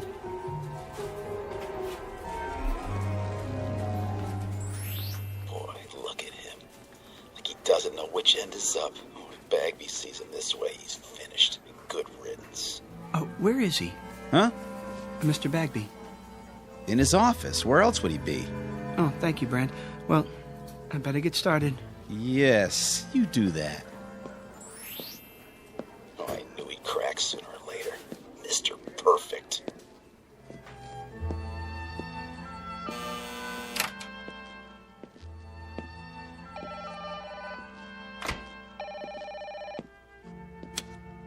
Hello? No, the vice president is on another line. May I take a message? Very well. Eileen. Morning, Hector. How long has he been here? A half hour. I wouldn't bother him, though. He's got an important call. All right, I'll wait till he's finished.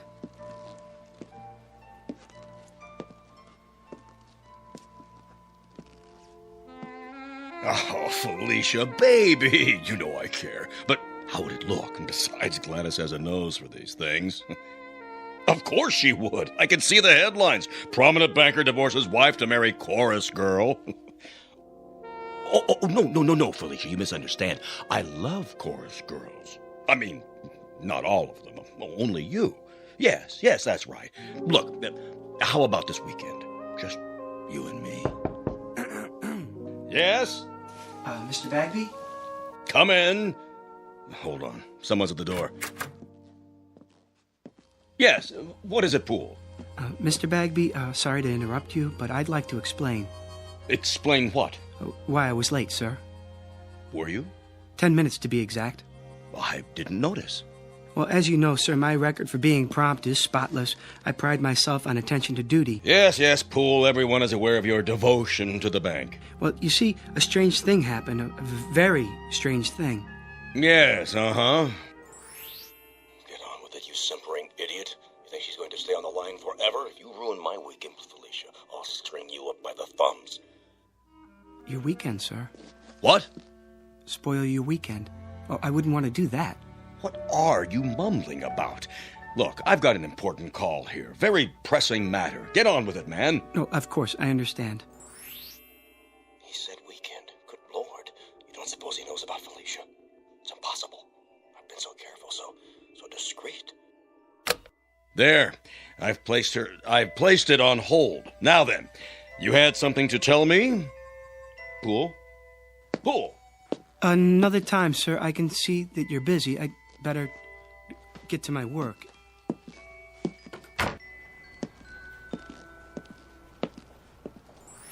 Poor Mr. Poole. He looks so tired and pale. I'm all right. Oh, good morning, Mr. Poole. Good morning, Miss Turner. Did you say something? I didn't know I looked that bad. Oh, you don't. You look very well today. As do you. Oh, why, thank you. Would you like some coffee? Not just yet, but thanks for asking.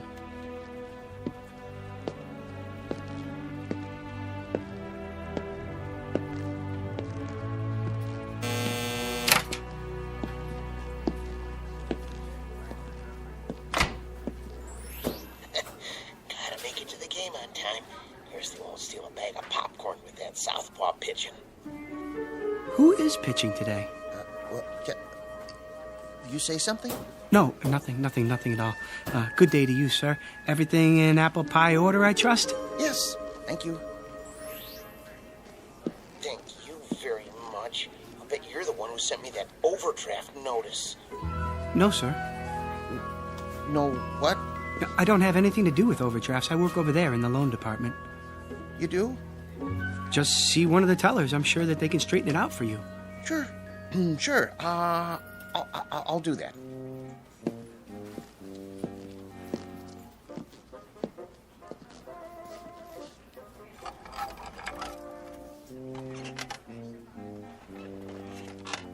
Poole? Yes? You know Mr. Sykes of Ajax Cement? Oh, yes, Mr. Sykes. How do you do? His loan has been approved. Will you see that the papers are in order? Of course. When do I get the check? Mr. Poole will take care of that for you. Here's the file. Certainly, Mr. Brand. Won't you sit down, Mr. Sykes? Everything's there. Oh, I'm sure it is. The check's for $200,000. I see. A loan for $200,000. That's quite a sum. Expanding the business, Mr. Sykes? That's right. Wrong. Well, which is it? Huh? You are aware that this loan must be repaid within 90 days. Sure I am. In full. Yeah. If I put the money right, it'll come out to over $1 million. $1 million? No, 200,000. That's all I need. Put half on Lucky Lady in the 6. Split the rest between Nimble Runner and Cringle at 5 to 1. Nobody will ever know I can pay back the loan with enough left over to save the company. It's gotta work. There's no other way. Or what? Bankruptcy? What did you say? Nimble Runner and Lucky Lady. Now look here, young man. And Crinolin at 5 to 1? What? That's a funny name. I don't have time for this. Am I gonna get the check or not? Everything all right here? It better be. I'm not sure. What's going on, Poole? Something wrong, Mr. Sykes. I don't know, Mr. Bagby. I signed everything. Well, then what's the problem? He just told me he's borrowing the money to bet on the horses. What? That is what you said, isn't it, sir? I said nothing of the kind. Well, and then he said that Ajax Cement was bankrupt. Ah, he's mad. Poole! Doubtless there's been a mistake. There certainly has. If you'll come with me, I'll correct it at once. I'll talk to you later, Poole. But Mr. Bag... In my office. Yes, sir.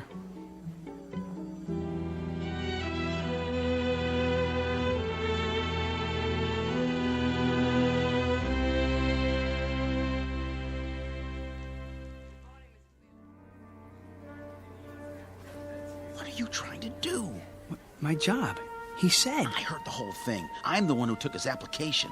What's going on, Poole? Will you tell me that? What? If I could tell you, I would. But I honestly don't know.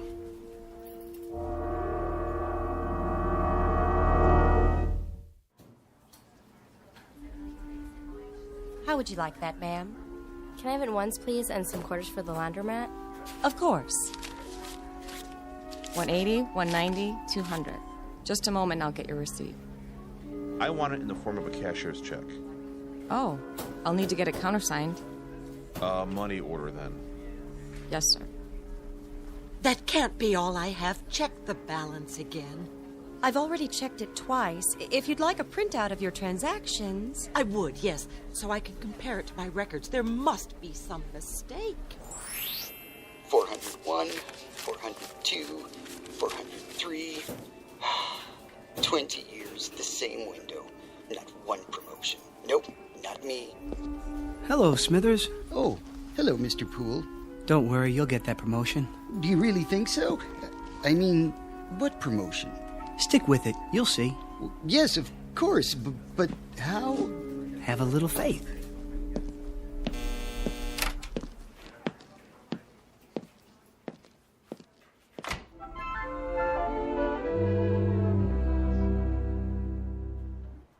It's finally happening. It is? Yep, old nose of the grindstone seems to have flipped out. Who are you talking about? Poole, who else? He's been acting goofy all morning. Well, why shouldn't he? He's entitled to once in a while. He does all the work around here. Guys like that are all alike, gutless wonders. Put the pressure on and they go to pieces. Know what I mean? I'm not sure that I do. You phony. Don't you know a real gentleman when you see one? Got any of that coffee left? Oh, hi, Poole. Certainly. Here you are. Smells good. It's fresh. Nice and hot, too. You do all of the work and get none of the credit. You should speak up more and assert yourself. But I guess that's not in your nature. Miss Turner? Yes? There's something I've been meaning to say to you. There is? And I hope you won't be offended. Oh, I'm sure I won't. But, well... Yes, Mr. Poole? I want to thank you. Thank me? For your kind thoughts. I don't think I quite understand, Mr. Poole. Romancing the help, eh, Poole? Brand, please. Well, who can blame you? Miss Turner's the prettiest girl in the new accounts department. Just saying absolutely nothing. I haven't seen such an aggregation of beasts since the last time I went to the circus. Oh, I'm sure that's not true. Yeah, a lot of action around the old coffee station lately. That's no surprise. Not much chance for socializing on the job, is there? Brand, if I could get a word in... Yeah, go ahead. You were saying, Mr. Poole? She's probably a tiger. Let the sweet prim ones out of their cages and they revert to the jungle. That's enough, Brand. Hey, watch it! Oh, sorry. You spilled coffee all over my shirt. I'll get a napkin. It was an accident. No, it wasn't. You did that deliberately. He said it was an accident. I'll see you later about this, Poole. Good for you. I really didn't intend to do that. I'm sure you didn't. He was only joking. Maybe he was and maybe he wasn't, but he sure had it coming. Well, I suppose I should get back to my desk. Yes, I suppose so. Or else it will be time for lunch. Will it? I mean, oh, it will. And then we'll all be having our lunches, won't we? I guess you're right. I mean, those who brought them. And those who didn't will go out somewhere. For lunch, I mean. Alone or together. Yes, they certainly will. Well, back to the old grindstone. It's been nice talking with you. Nice talking with you, too. Bye now. Bye. Oh, Miss Turner. Mr. Poole? One more thing. I hope... Yes? I hope you have a nice day. I feel the same way.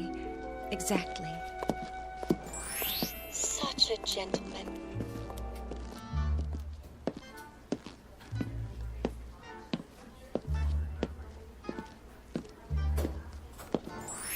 It isn't fair. It just isn't fair.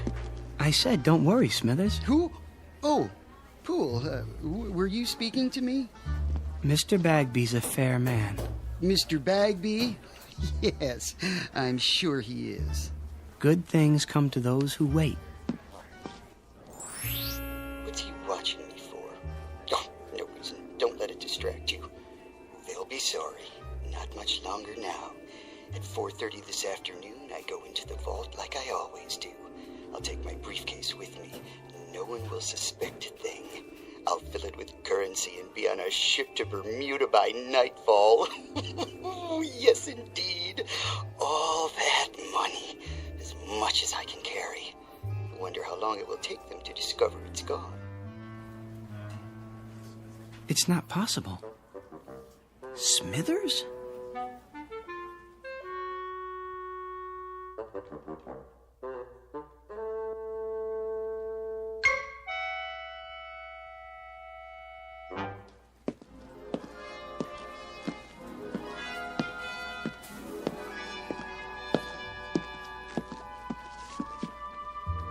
Oh, Miller.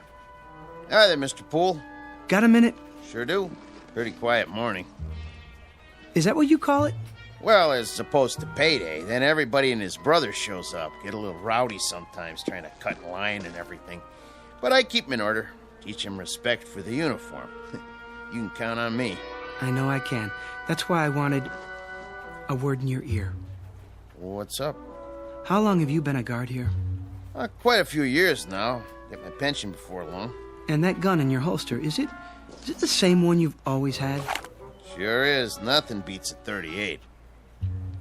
Keep it oiled up real good. You could use it then. I mean, if you had to. Well, what do you think I got it on my belt for, Hector? To hold my pants up? Good. That's good. Why you ask? I'm not sure, but I suggest taking up a post by the door, keep your eyes open, and don't say anything to anyone just yet. I get you. Mum's the word. There he is. Was he waiting for me? Hello again. Miss Turner. I was just going back to my desk. Perfect timing. Isn't it? I mean, it is. Miss Turner, may I speak to you? Anytime at all. What I have to tell you is very important. Yes, Mr. Poole? Not here in front of everyone. Dreadfully important. Come with me. Where are we going? Somewhere private. I like the sound of that. Mr. Jones's office is empty since he transferred. Next to Mr. Bagby's. No one ever goes in there. Perfect. That seems like a good idea. If you're sure you don't mind. As long as you can spare the time. This won't take long. Take all the time you want.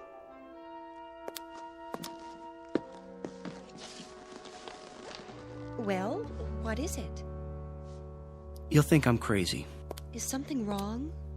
Terribly, and I don't know who else to talk to. I'm here. Miss Turner, I keep hearing voices. People talking, their lips don't move. But I can hear their voices clearly. I've got this ringing in my head. Oh, no. Well, it's not what you think, Miss Turner. I mean, I can read people's minds. I don't know if I can help you with a thing like that. I'll prove it to you. Think something, anything at all. Well, I have to hand it to him. This is an original approach. Why did it take him so long to gather up his courage? Because it only happened this morning? What did? At least that was the first time I noticed it. He didn't notice me until this morning? No, not you. The voices. Mr. Poole... They won't stop. Perhaps you should lie down for a few minutes. Maybe later. I'm trying to tell you something. I know you are. No, this is serious. Do you think I enjoy hearing people's thoughts? I'm sure I have no idea. Well, try to imagine. It's like seeing people with their clothes off. Which people would that be? Well, Miss Turner, I have reason to believe that someone may try to rob the bank this afternoon. Mr. Brand was right. He's coming unglued. No, I am not unglued. It's true. I mean, at least I think it is. You heard them say that? Well, in a manner of speaking. Well, then, in that case, you should do something about it. But what if I'm wrong? You have a responsibility to the bank, to the stockholders and depositors.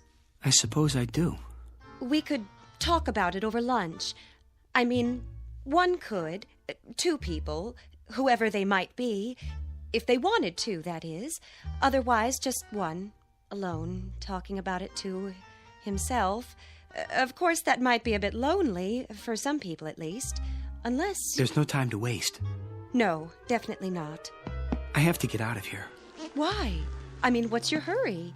Have we finished our conversation? I thought... I've got to tell Mr. Bagby.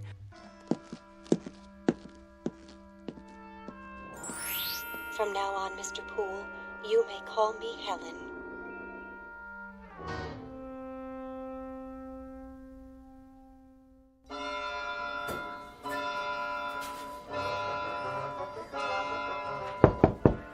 Come in.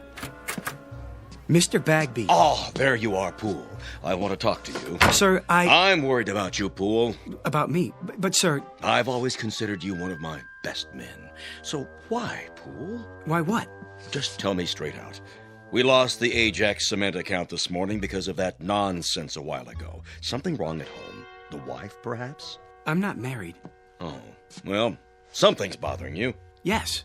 Have a seat. I'd prefer to stand. Then out with it. Well, I don't know how to put this, Mr. Bagby. Speak up, Poole. I'm with you. You won't believe me. Of course I'll believe you. You're as honest as the day is long. Well, you've been like a son to me. Well, a son-in-law, at least. If you were, which you're not, legally speaking. But nonetheless... Mr. Bagby, Mr. Smithers is... Smithers? Well, what about him? He's planning to rob the bank. Say what? See, I told you. Would you mind repeating that? Smithers. Old Mr. Smithers? Old Mr. Smithers. He's sitting on his stool right now, planning it out. At precisely 4:30, he's going into the vault. He does that every day. Exactly. But this time, he'll have his briefcase with him, and he'll fill it up with banknotes, as much as he can carry. And by tonight, he'll be on a boat to the Caribbean. How do you know? I heard him talking about it. But he's one of our oldest and most trusted employees. Well, he was here when I took over the bank. I absolutely refuse to believe. I swear it, sir. He has it all worked out. Wait a minute. I take your point. Who's the one who ends up stealing the company funds? Isn't it always the most trusted employee? The man you'd least suspect? The man who's completely reliable for years until that one moment when everybody relaxes their guard and... Gotcha! He strikes. Good work, Poole. I wish it weren't true. I sort of admire Mr. Smithers. He's always there, steady as a rock, going his own way. I wouldn't have believed it if I hadn't overheard it myself. Well, no time for sentiment. Quick now, tell me the details. Well... At 4:30 on the dot, it starts. Okay, and Mr. Smithers will finish counting out his drawer as he always does, by the numbers. Thank you, folks. Good night now. Don't work too hard. And as soon as we lock the doors... See you Wednesday. You take care now. Good night, Rich.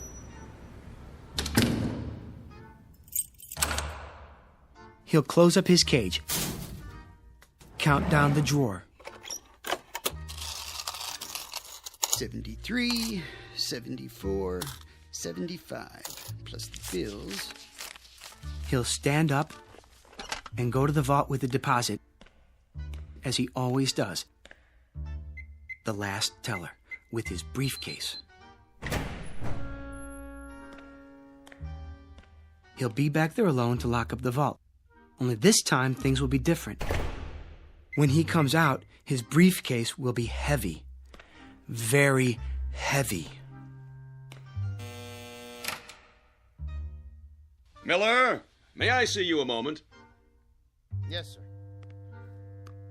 Rich, let me out, please. Okay, be right there. I'm waiting. Gotcha! What? I'll take that briefcase. Here. What? Shall I cuff him? Not till we see the evidence. Looks pretty heavy to me. Dump it on the desk. I'm your witness. Sure thing. What do you think you're doing? What does it look like? Your mistake, Mr. Smithers, was in assuming that we were all asleep. A great mistake. But nothing gets by this institution. As a matter of fact, I've had my eye on you for a long time. You sure this is his briefcase? Of course it is. Duly noted. He admits it. 1/2 sandwich, clip-on necktie, change of socks, comb, 1 book, How to Profit from Armageddon, and 7 ballpoint pens. Where's the money? Has everyone gone insane? What money? Pool! Where's that idiot Pool? Here, sir. So he was going to steal the money. He was going to take a trip to Bermuda. That was his story, huh? Mr. Bagby, I heard him. And who was he talking to, Mr. Poole? Well, he wasn't talking to anyone, not exactly. Oh? What was he doing? Sending smoke signals? He was thinking. He was what? He was thinking. Well, that explains everything. Mr. Smithers, please forgive us all for this unfortunate intrusion. Well, I guess we all make mistakes. I should have known that what I was told was impossible on the face of it. Poole, do you know what I'm thinking? I'm fired. Kindly clear out your desk at once. Mr. Smithers, I don't know what to say. I'm very sorry. Return Mr. Smithers' possessions and let him pass. Right away.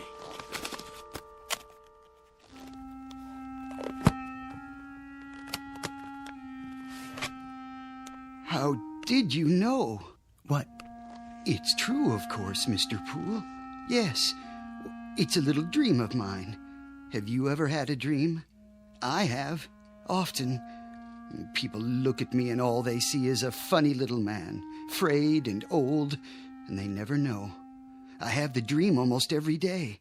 I had it yesterday and the day before that. Well, I don't always plan on Bermuda, though. Sometimes it's London, Paris, Fiji, beautiful, exotic places, thousands of miles from here. Places where there are no ledgers to keep, where I'm not a little man with no future and no past. I think of filling my briefcase with the bank's money, but I never go through with it. Do you know why? I've lived with it too long. I'm old and set in my ways. And besides, Mr. Poole, I'm a coward. Smithers, please. Will you open the door now, please, Rich? Sure. Take care of yourself.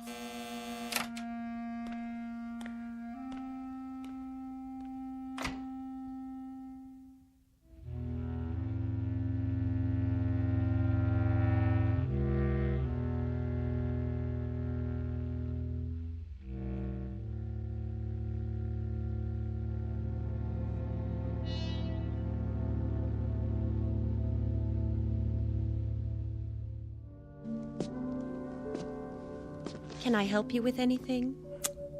I've got it. I guess this is goodbye, Miss Turner. It may be a blessing in disguise. For your career, a man with your abilities. Much more than mind reading. A strange delusion.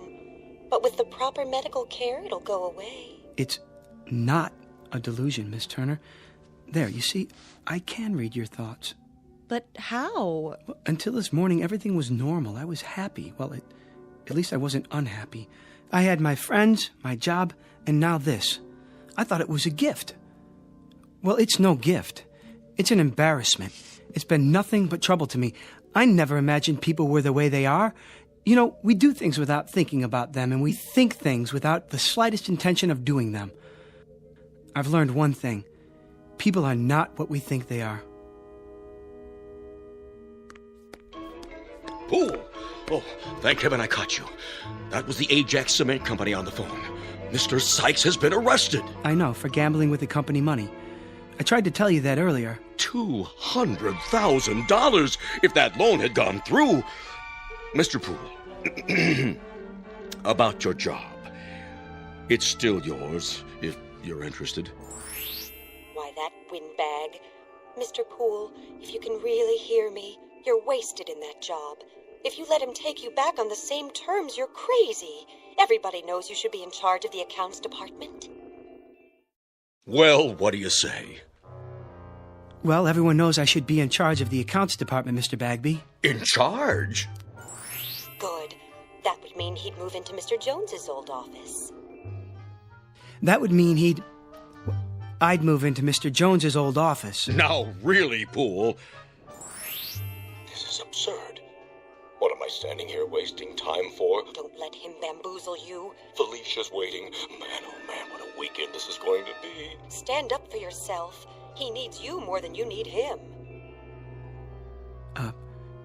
Would you excuse us, Miss Turner? We have some business to discuss. All right, if you're sure. I'm sure. Business? What business? The business of Felicia and your wife, Gladys. What? I know all about it. I know where you're meeting her and when. It's impossible. No one knows about the trip or the apartment on Riverside Drive. Riverside Drive, Mr. Bagby. Am I right? Oh, all right, you win. In charge of accounts in the office next to mine. You won't say anything to anyone, will you? Not a word, Mr. Bagby. Not a word. Oh, and I forgot, there's one more thing. At the bank's expense, I'd like you to buy a round-trip ticket to Bermuda. Have it made out in the name of J.L. Smithers. I think he'd like a vacation. Are you out of your mind? Mr. Bagby? Oh. One ticket to Bermuda. Shall we go, Miss Turner? If you like. I'd go anywhere with you, but I wish you'd call me Helen.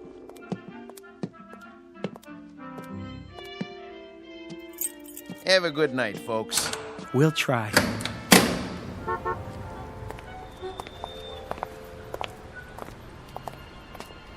May I see you home, Helen? Well, I don't know. Of course you can, Hector. What do you think I've been waiting for?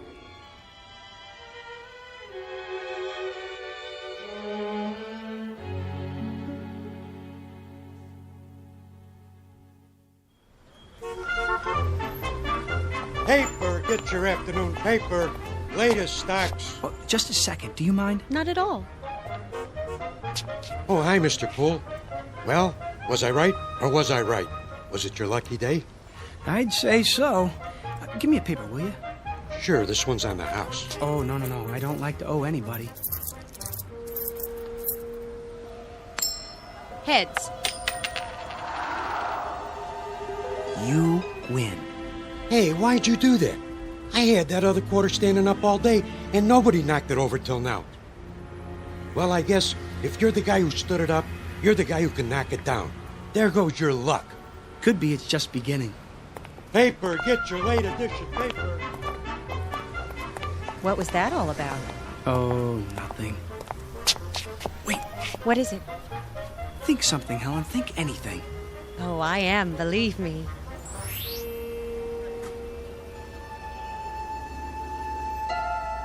Did you get that? No, I didn't. I didn't hear anything at all. It's gone. Isn't that wonderful? If you say so, dear. Toss a coin, any coin, and one time in a million, it will land on its edge. But all it takes to knock it over is a slight vibration, a light blow, or even a vagrant dream. Mr. Hector B. Poole, a human coin on edge for a brief time in the Twilight Zone.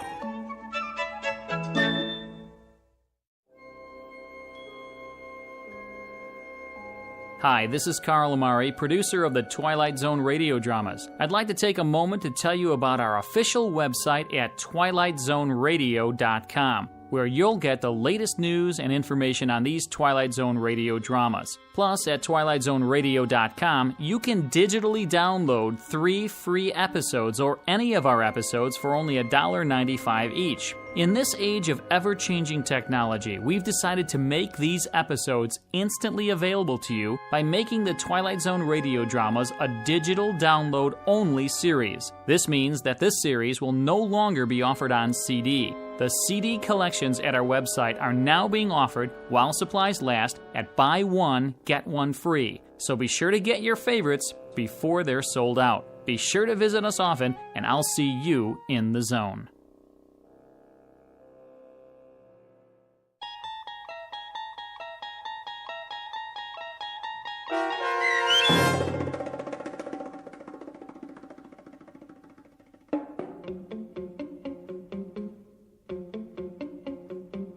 A Penny for Your Thoughts, starring David Eigenberg with Stacy Keach as your narrator, was adapted for radio by Dennis Etchison and written for The Twilight Zone by George Clayton Johnson. Heard in the cast were Michelle Graff, Doug James, Jamie Barron, Jeff Lupetin, Kurt Nabig, Joby Cerny, Frenette Lebo, Peggy Roeder, Alex Sopner, Carl Amari, Karen Olson, Tracy Hernandez, Christina Verba, and Vince Amari. This copyrighted radio series is produced and directed by Carl Amari for Falcon Picture Group. Sound design and custom Foley effects for The Twilight Zone by Cerny American creatives Bob Benson, Craig Lee, Michael Slaybach, and Matt Sorrow. To learn more about the Twilight Zone radio dramas and to contact us, visit our official website at twilightzoneradio.com. Doug James speaking.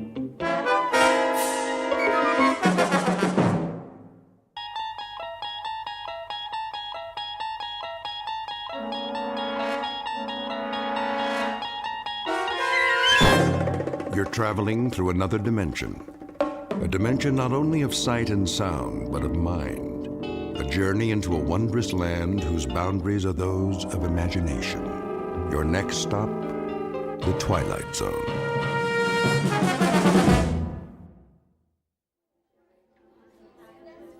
Attention, Grocery King shoppers. Today's special is Bubbling Brook Pure Spring Water, on sale in the beverage department. Why not pick up some for your family? Available in the gallon and half-gallon sizes. That's Bubbling Brook Pure Spring Water, on sale now. Grace! Oh, hey, Martha. I thought that was you. Just doing a little last-minute shopping. For Bill's party?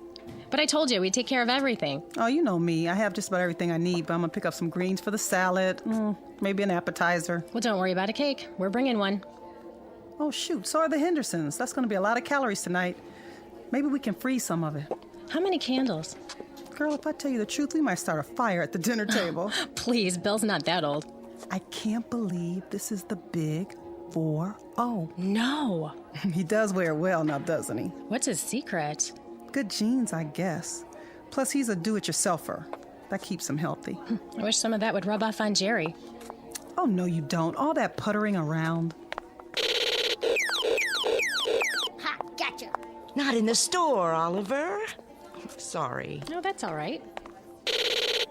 Put that away right now, young man. Yeah, but they're coming. Who's coming? The invaders.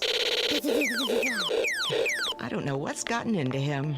Oh, he's just being a boy. I know a lot about that. You do? When my pa was his age, it was video games all the time. It still is. But they're so much more violent now. All about war and killing and... My husband says it's a natural instinct. What is? To protect and defend. Well, if he has to serve his country, that's one thing. But there's no war here now. Thank God. They do grow up fast. Too fast, if you ask me. I know. But really, what can we do? We can't keep them locked in their rooms. They're going to find out what the world's like sooner or later. I think it's a male rite of passage thing, like horror movies and wrestling. That's easy for you to say. You had girls. Hey, Mom, look. Captain Chris. No more breakfast cereal. There's vitamins in everything. It's nothing but sugar. Oh, Mom. Oliver, stay with me. Oliver! Ooh, she has her hands full. Reminds me so much of my pa. Too much sugar. Oh, Bill says that's a myth. Food coloring, then. I doubt it. It's the way the world is now. All the war news on television. I wish we could just turn it off for a while and let him grow up. Amen to that. Oh, shoot, what time is it? Almost 3. Oh, girl, I gotta get out of here. I gotta go get my hair done. I gotta stop at the cleaners. When do you want us at the house? Well, Bill won't be there before 7. You know, he has patients till 6. He doesn't know, does he? He better not. It won't be much of a surprise if he does. Last chance for Bubbling Brook Spring Water at the sale price. Get some now in the beverage department. Which aisle is that? You need bottled water? You know Bill's always restocking. He's just like a Boy Scout. Gotta be prepared. I can't believe you guys built a shelter. Well, we'll probably never need it, knock on wood. But that's his pet project, protecting his family, and I love him for it. At least he doesn't rebuild cars in the backyard. Or collect model trains like Jerry. Pure spring water for all your family needs. You go ahead, I'll get the water. Really? You don't mind? No problem. Oh, I love you, Martha. I'll pay you back tonight, I promise. See you later. See you later.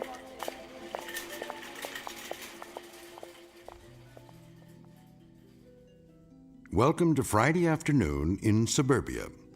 Time for last-minute errands before the weekend begins. In this case, a surprise birthday party. Only there's a twist. What's in store for this particular evening is nothing less than a nightmare. Your attention is directed to the following fable.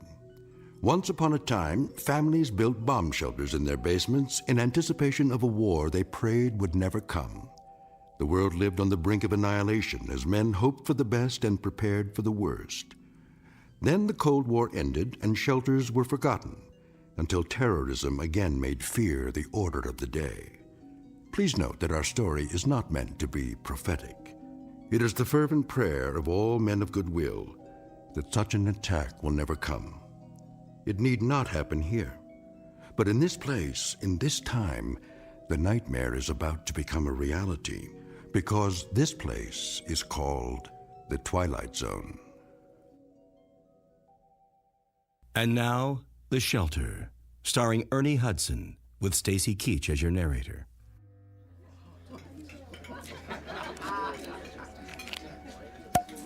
There.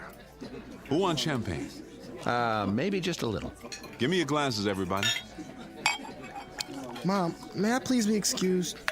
I guess so. Just don't go too far. You know the dessert's coming, babe. Okay. Where are you going, son? The family room. My favorite program's on. Okay, but not too loud, Paul. I know. Who wants to make a toast? Now, Martha? If you don't, I will. All right, here goes. Ladies and gentlemen, may I have your attention, please?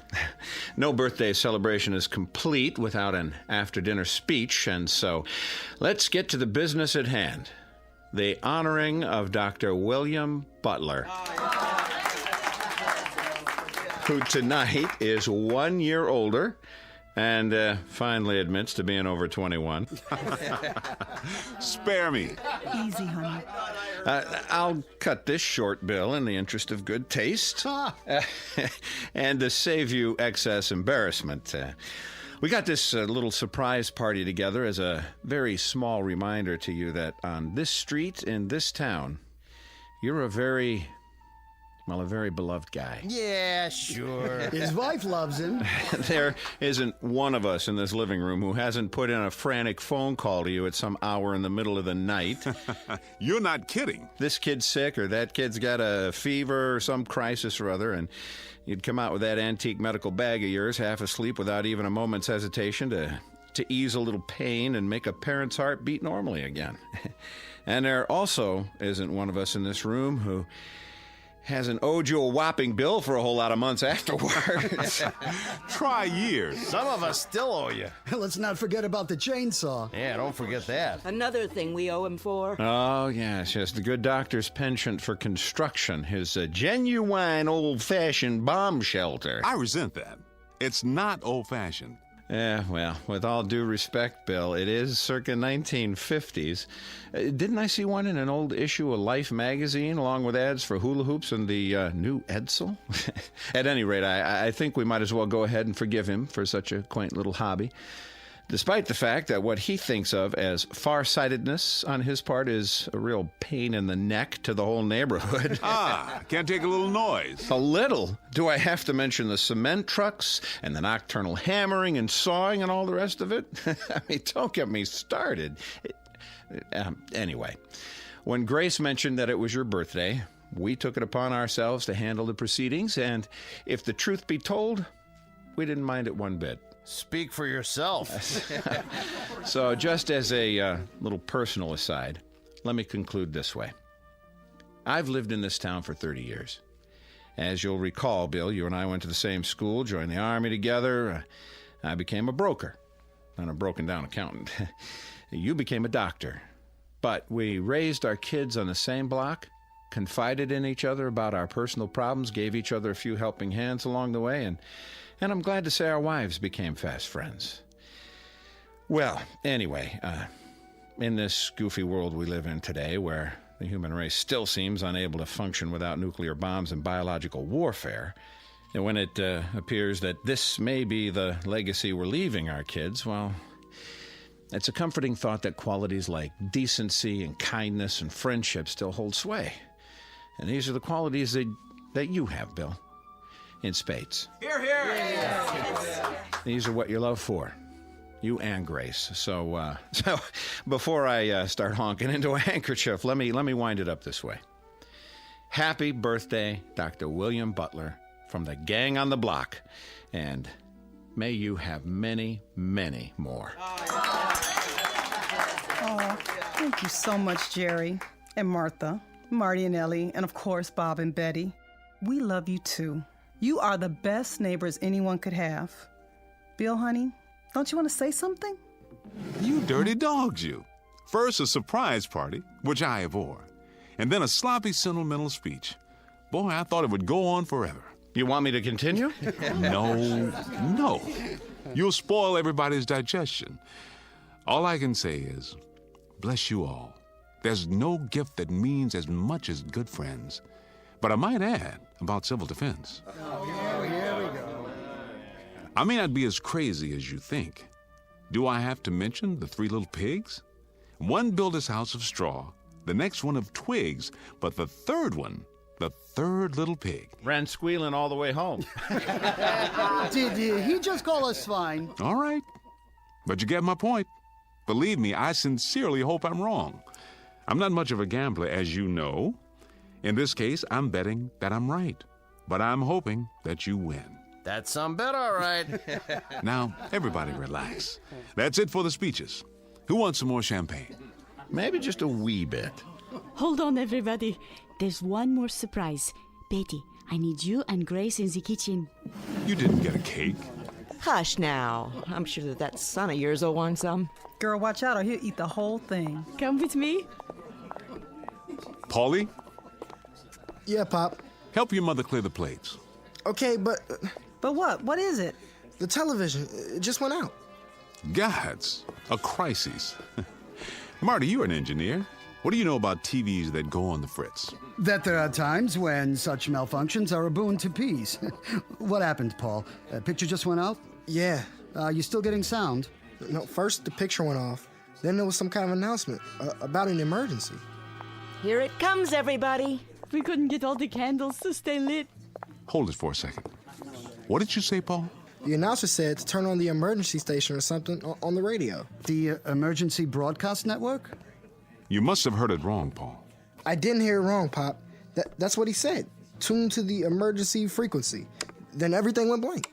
He's right. It's a blank screen. There's a radio in the living room. Hey, what about the cake? Not now, Grace.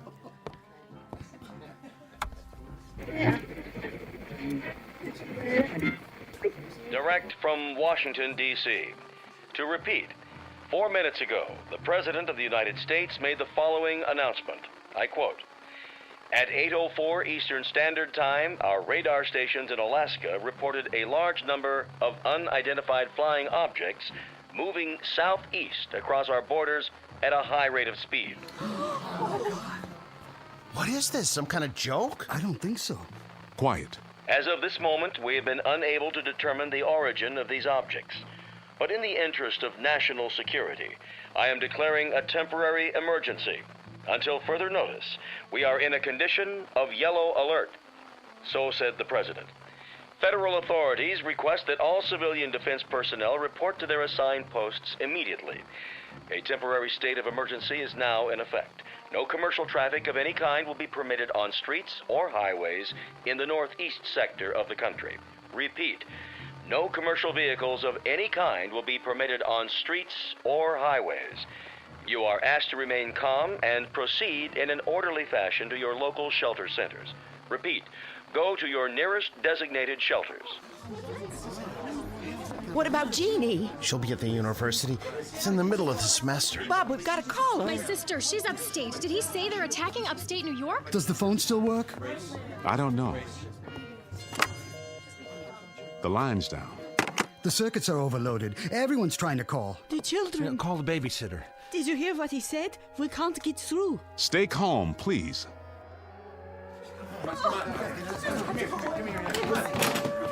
Where should we go? Leave your bra. Come on. Careful. The power's still on. Check the next block. Is your telephone working? No. I'm loading up the car. We gotta get out. Stay where you are. The roads will be blocked. Where can we go, Bill? Tell me. There isn't anywhere to go. We've got to stay put for now. Are you coming, Jerry? Yes, I'm coming. Then what, Bill? What? You heard the radio. If it's bombers, they're probably headed for the industrial centers. They'll be trying to shoot them down now. But if it's high-speed missiles, some may get through. There's no telling how long we have. Marty, I need you. Get the kids, Ellie. The supplies in the camper. Hurry, they're coming. They're coming. Bill, we've got to do something. Where's Paul? I'm right here, Pop. Get inside, both of you. We've gone over this before. Yeah, but I never thought it would actually... Well, it has. Don't just stand there. You know what to do. Inside, now. The distant early warning line in Greenland, state of emergency. Repeat, emergency. This is not a test. This is not a test. This is not a test.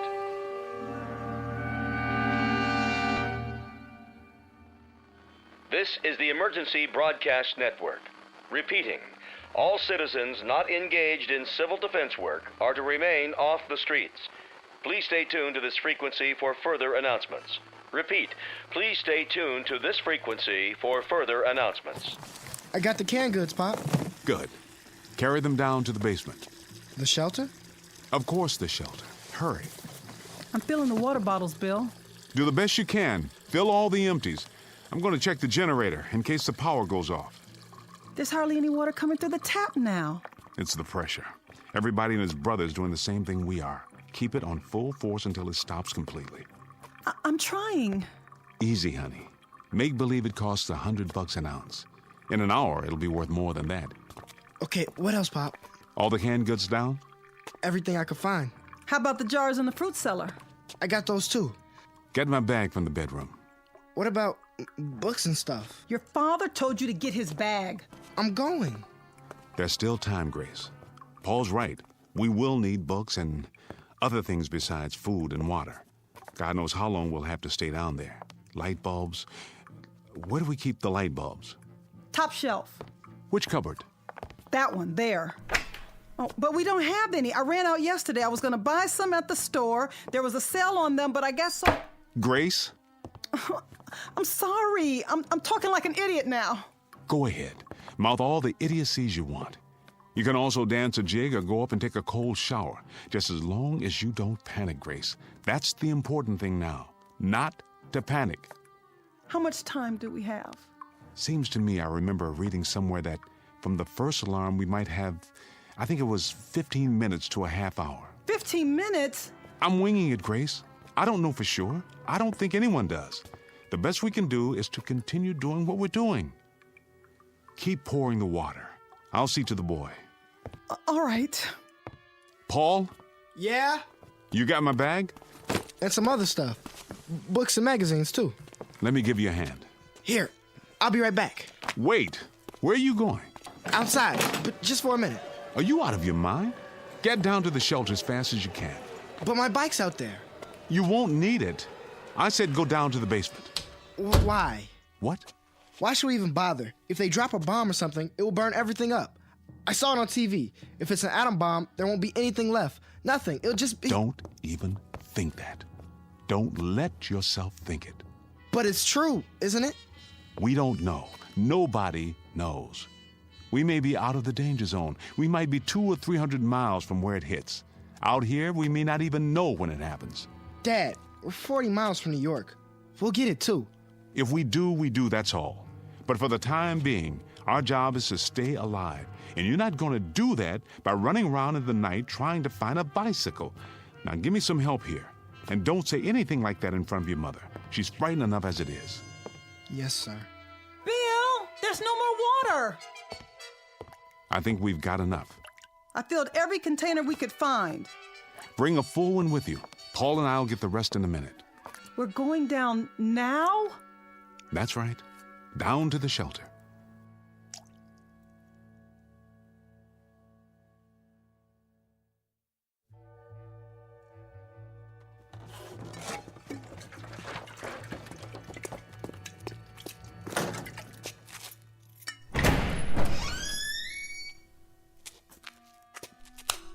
There. The lights work. Go inside. Bill, I don't think I'm ready. I'm afraid we don't have much choice. Wait, there's a 5-gallon can of gasoline in the garage. Paul, you run up and get it. We may need it for the generator. Okay. Oh, Bill, I'm so tired. Here, sit on the cot. I just want to lay down. I want to go to sleep. Grace, listen to me. I am listening. I just explained to Paul, if there's a bomb, there's no assurance it'll land near us. And if it doesn't... But if it does, if it hits New York, we'll get it too. All of it. The poison, the radiation, the whole thing, the firestorm, nothing will be able to put it out. And we'll be in a shelter. With any luck at all, we'll survive. I've built this room very, very carefully to government standards. We've got food and water to last a long time if we use it wisely. And then what? Then what, Bill? We crawl out of here and tiptoe through all the rubble up above, the rubble and the ruins and the bodies of our friends? Why is it so necessary to survive anyway? What's the point? Bill, admit it. Wouldn't it be better? Wouldn't it be quicker and easier if we just... I got the gas can. Is that all you need from up here? Do you hear that? Whose voice is that, Grace? That's why we have to survive. He's 12 years old. It's too early, much too early to think about a boy dying when he's done so little living. For him, Grace. Paul? Yeah. Set it there, next to the generator. I'll go up and get the rest of the water.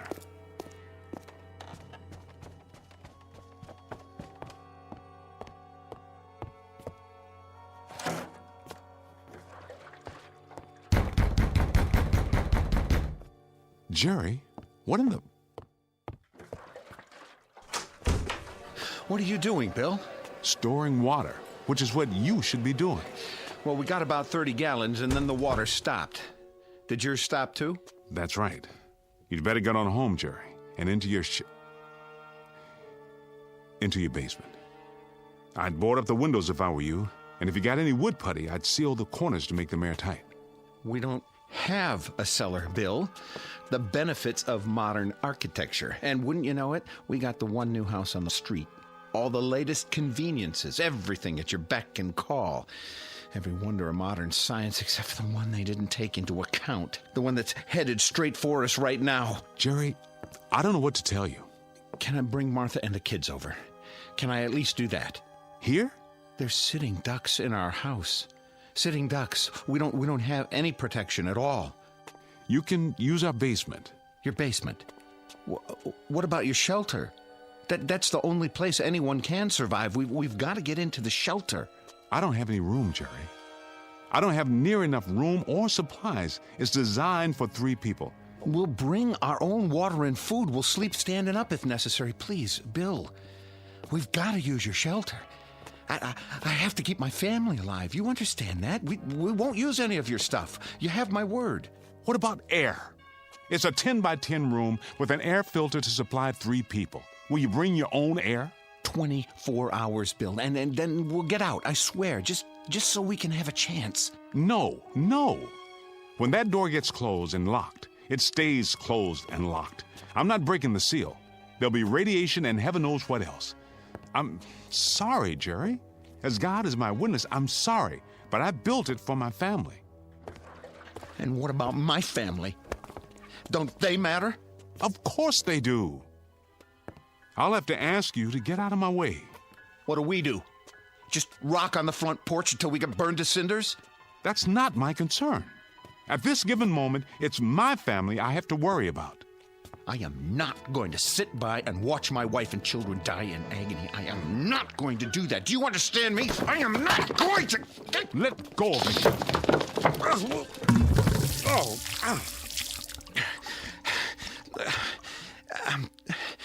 I'm sorry, Bill.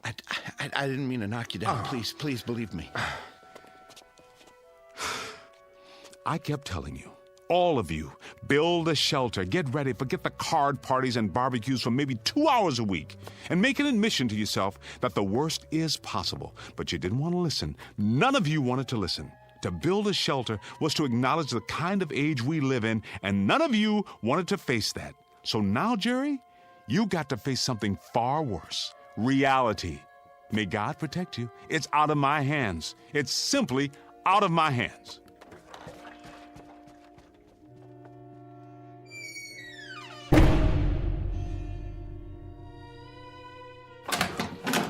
Where is he?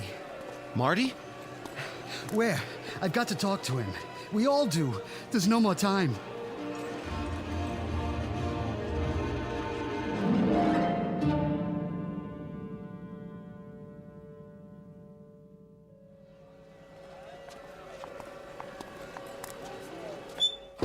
I tell you, there's no more time. Bill, I have to talk to you. I want to go home. Just a minute, honey. They're already down in the shelter. I told you they'd be there. They locked themselves in. Your wife's right, Marty. It's no use. He slammed the door in my face. He's got to let us in. We have windows in half our basement. I don't have anything to board them up with. At least you have a basement. Let's go, Marty. The baby's getting a chill. We'll have to do something. Go where? There's no place that's safe. Where's the shelter? Downstairs? No, I told you, he won't listen.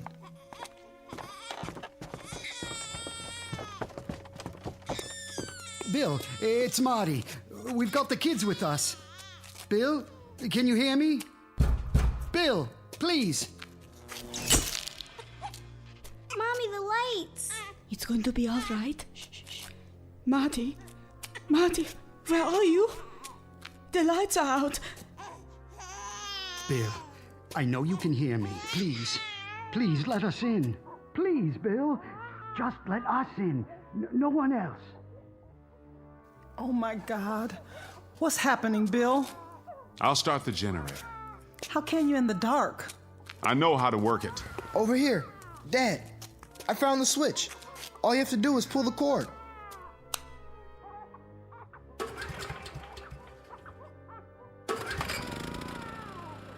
There's a ceiling light. At least we can see. Bill, we don't have any lights out here. My wife and son are scared to death and my baby's crying. Just open the door. Marty, I would if I could. Do you understand? If it didn't mean endangering the lives of my own flesh and blood, I would. I swear to you, I would.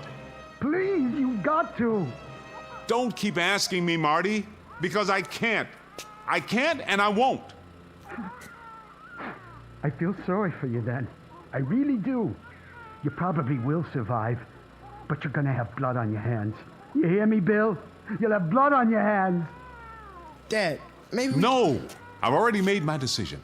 But, Bill... I can't help it, Grace.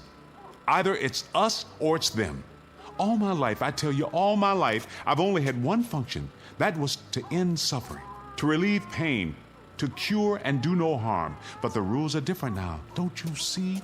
Now there's only one purpose, and that's to survive. Nothing else means anything. We can't afford to let it mean anything. Marty, get out! Do you hear me? Just get out!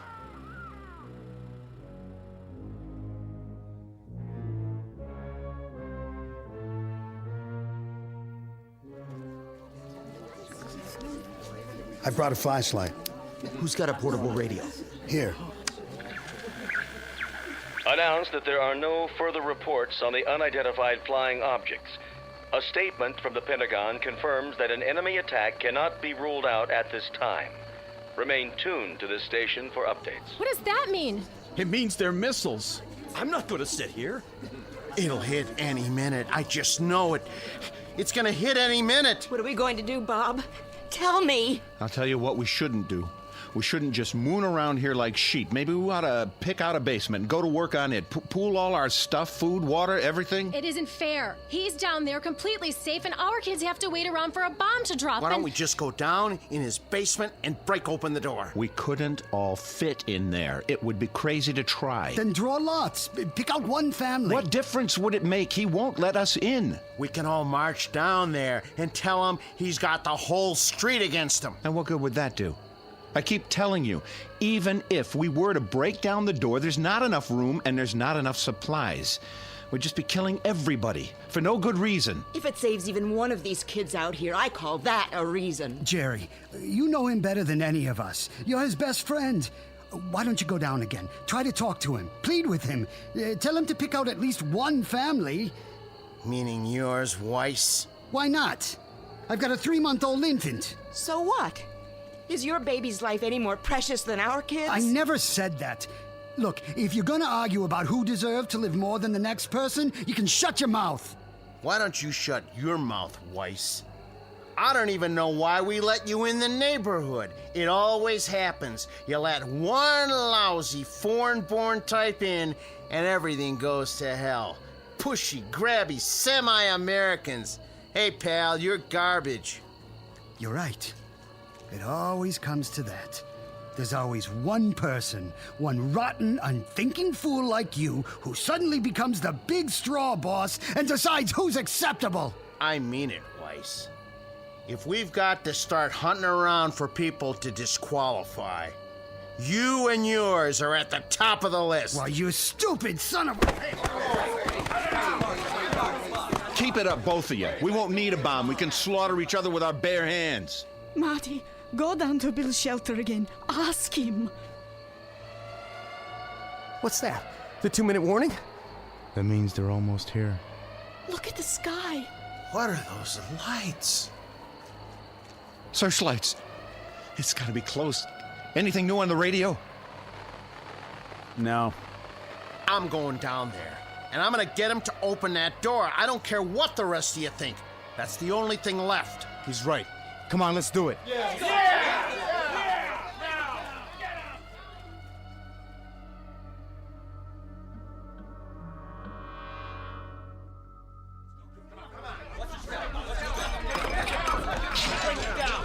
Where's the stairway?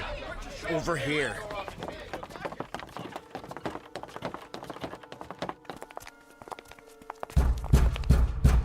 You got a bunch of your neighbors out here who want to stay alive. Now, you can open the door and talk to us, or you can keep on doing what you're doing. And we're gonna bust our way in. Bill, they mean business out here. And I mean business in here. I've already told you, Jerry, you're wasting your time. You're wasting precious time that could be used for something else, like planning how to survive. Get some kind of battering ram. Over on Bennett Avenue, Phil Klein has some heavy pipe in his yard. I've seen it. Nah, that would get Klein into the act. Who cares about saving him? The minute we do that, we let all those people know that there's a shelter on this street. Then we'll have a whole lot of outsiders to contend with. Sure. And what right have they got to come here? This isn't their street. This isn't their shelter. So this is our shelter now, is it? And on the next street, that's what, a different country? Damn fools, you've all gone insane, every one of you. Maybe you don't want to live, Jerry. Maybe you don't care. Oh, I care. Believe me, I care. I'd like to see the morning sun too, but you're turning into a mob, and a mob doesn't have any brains, which is exactly what you're proving. Well, I say let's get the battering ram, and we'll just tell Klein to keep his mouth shut. And if he doesn't keep his mouth shut, what? Will you shut it for him? I agree with Jerry. Let's get hold of ourselves. Stop and think for a minute. Hey, nobody cares what you think, you or your kind. I thought I made that clear. I think the first order of business is to get you out of here. Why did you have to hit him? Marty, are you all right? He's easy, Marty. I'll help you up. You had your chance, Bill. Just remember that. You had your chance. Now, come on. Let's get something to smash this door down. Yeah.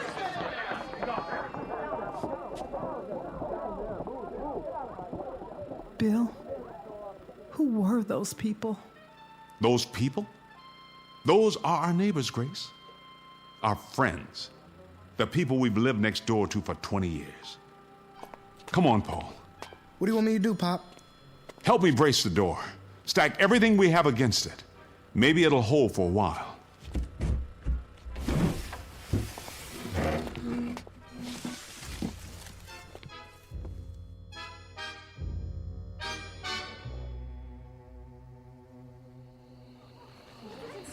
All citizens are reminded to stay off the streets. Authorized vehicles must have the right of way. Please remain calm and stay off the streets. You heard what he said. Let's get inside.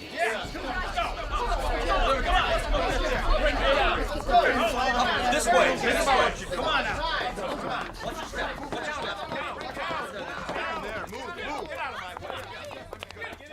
Try the battering ram. Yeah, let's see what it can do. Yeah, knock it down. Who told you, Butler? You should have opened up. Yeah, you should have listened to us. I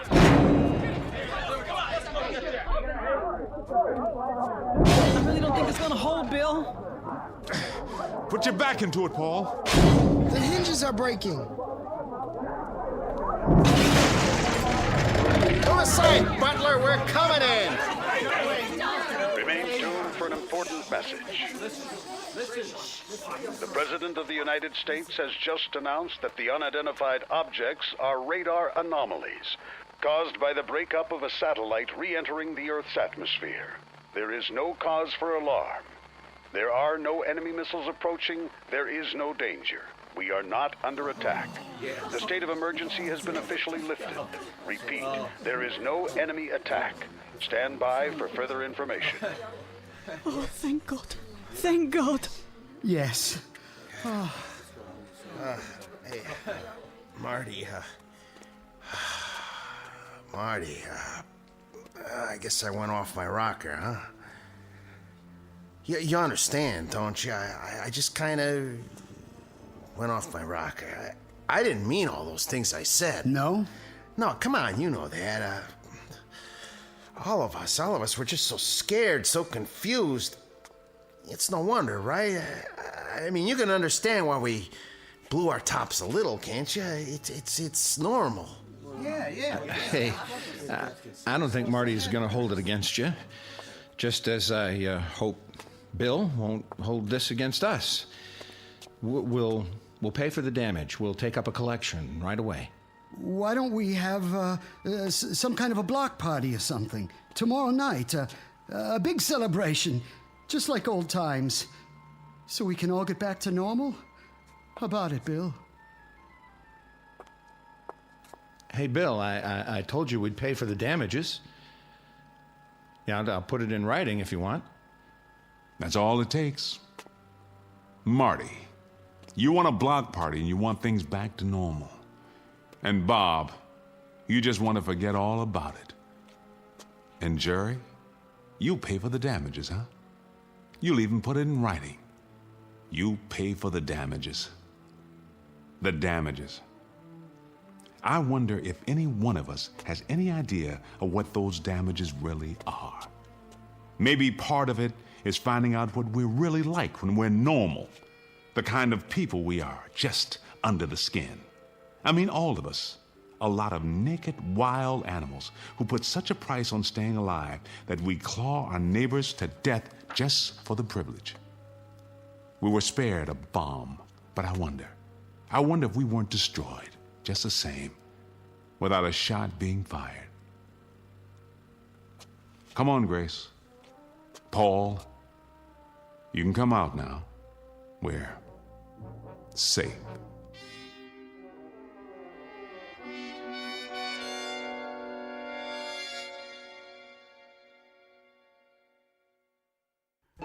No moral, no message, no prophetic tract. Just a simple statement of fact. For civilization to survive, the human race has to remain civilized. One very small exercise in logic from the Twilight Zone.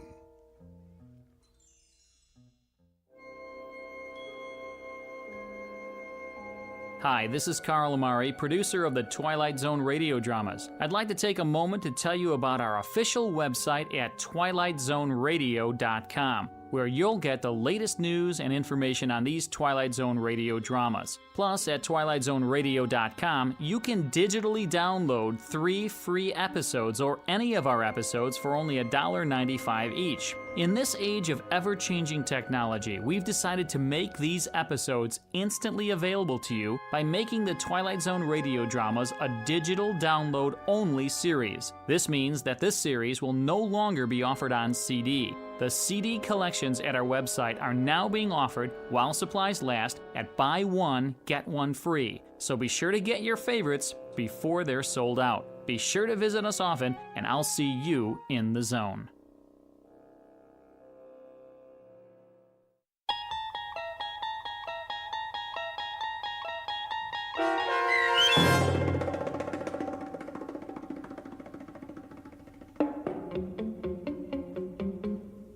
The Shelter, starring Ernie Hudson with Stacy Keach as your narrator, was adapted for radio by Dennis Etchison and written for The Twilight Zone by Rod Serling. Heard in the cast were April Williams, Damon Williams, Tom McElroy, Renee Domenz, Jamie Barron, Anna Sferza, Joby Cerny, Linda Ryder, C.J. Amari, Norm Woodell, Kurt Nabig, Doug James, Rick Vargas, and Jeff Lupetin.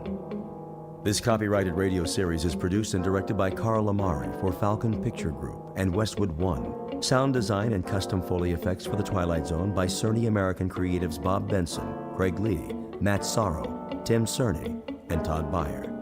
To learn more about The Twilight Zone radio dramas and to contact us, visit our official website at twilightzoneradio.com. Doug James speaking.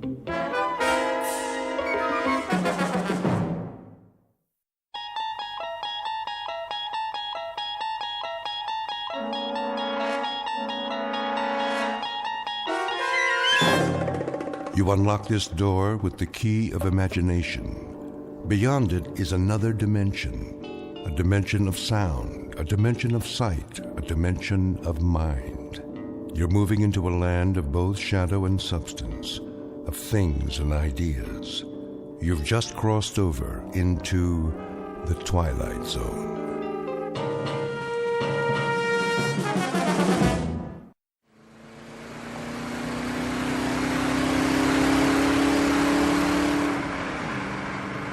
Don? How fast are we going? Oh, 60, 65. Steady as she goes.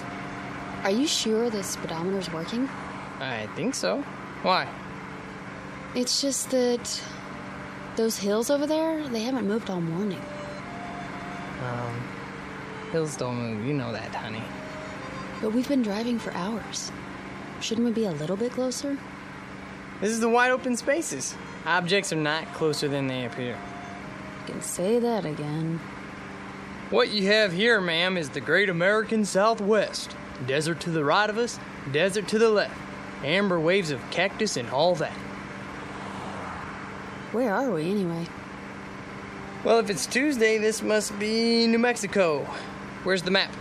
I got it. You're wrong. Me? I'm never wrong. First time for everything. Actually, it's Arizona. You're kidding. Nope. Nope? Yep. Could have fooled me. There should be a town pretty soon. I'll watch the signs. You need a rest stop? Oh, it might be nice to stretch our legs. Get some lunch, don't you think? I think that's a capital idea, Mrs. Carter. Say that again. What? Mrs. Carter. I like the way it sounds. So do I. How long has it been? Let me see. 238 hours and 17 minutes. Wow, you're good. You're right, I am. Don't forget it. Not much chance of that. You want a soda? There should be some in the back. All gone. I already checked. Then we better hope for a town. We could use some gas, too.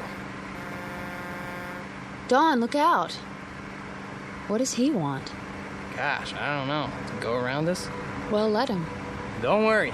I'm not gonna duel with him. Look at that.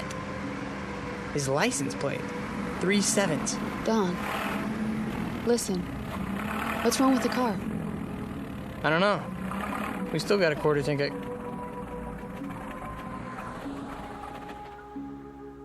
Oh. Oh, great. There'll be a tow truck any time now, you'll see. How do you know? 3/7. You don't really believe that. Watch.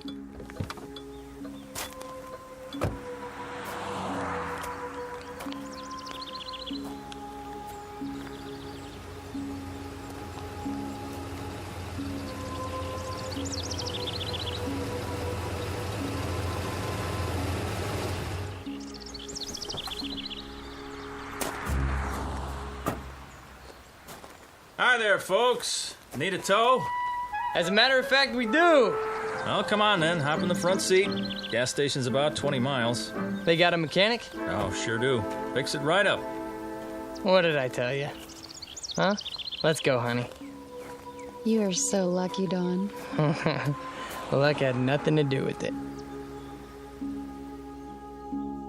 Don and Pat Carter, honeymooning couple on their way back to New York. They've had the time of their lives, and they'll be home in a few days. Or that was the plan. But their new life together is full of surprises. Very shortly, Mr. and Mrs. Carter will be subjected to a gift of sorts, one that most humans never receive in a lifetime. They will be given a glimpse into the future. The price of that glimpse? A mere penny, 1/100th of a dollar. The time is now.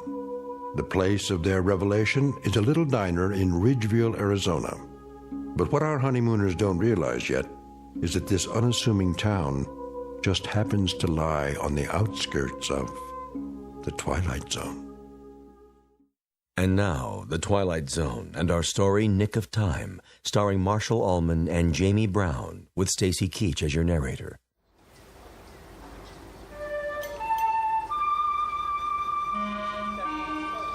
How long is it gonna take? Relax, honey. He just put it up on the rack. How can I relax in this heat? You could fry an egg on the sidewalk. Well, that's not a bad idea. I'm getting pretty hungry. I'd settle for a cold drink. There's a water fountain at the side of the station. Fine, I hope it works. Go ahead. I'll talk to him and see what's going on. You do that. Dawn, all I want to do is go home. Me too, baby. There's a lot of miles between here and Manhattan. And you have to be back at work next week, remember? How could I forget? There's a promotion hanging in the balance. Look, I'll see what's up, then we'll have some lunch. Okay? Okay. I don't mean to complain. Good luck. Hang in there a little while longer, we'll make it. I know we will. I'm just impatient to get on with our life. Me too.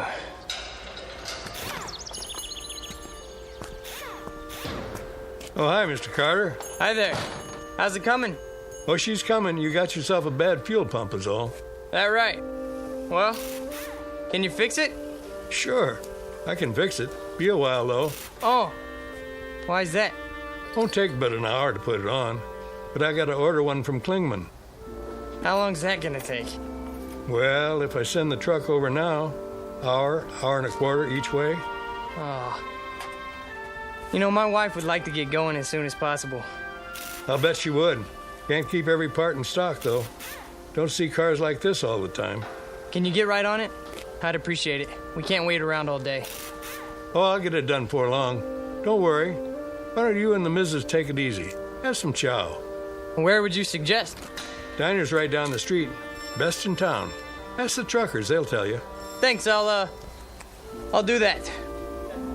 We'll be at the diner then. Let us know when you're finished. Sure thing.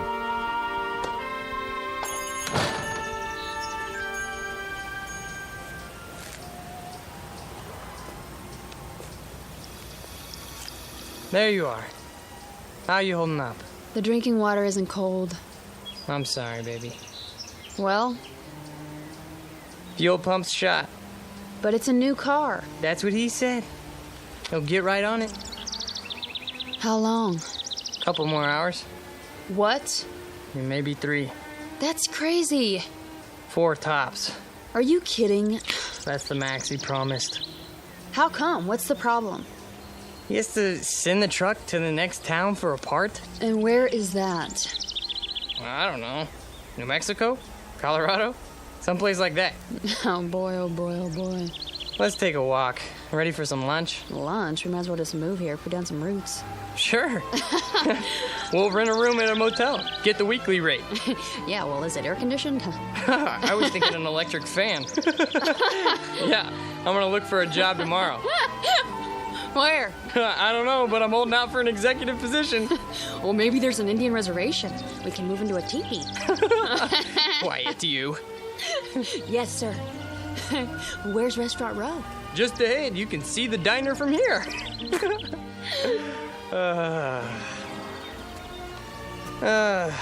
Speaking of jobs, you think I should phone the office again? Easy, lover. You're going to lose that promotion if you keep pestering them. I'm probably gonna lose it anyways. Oh, that's a fine attitude. I thought I married a man on the way up. Who's the best man for the position? Me.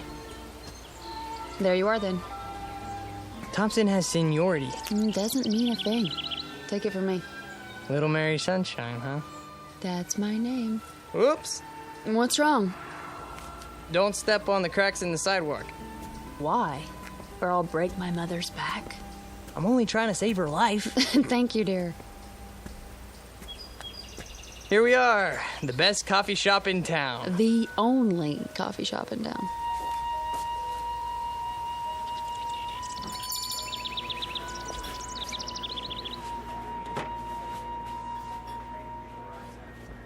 Well, looks like we got the place to ourselves. Except for that man at the counter. Yeah, nice Stetson. Think I should get one? I'll be right with you, folks. Oh, not at the counter, please. Is the booth all right? Anywhere you like. I wonder what specials they got. I just want something cold to drink. Well, they have ice, don't they? Knock wood. Well, look at that. Huh. Well, wonders never cease. Look at what? The napkin holder. What about it? It's got one of those little built-in vending machines. The Mystic Seer. Answers. Read what it says. Insert 1 cent. Ask me a yes or no question.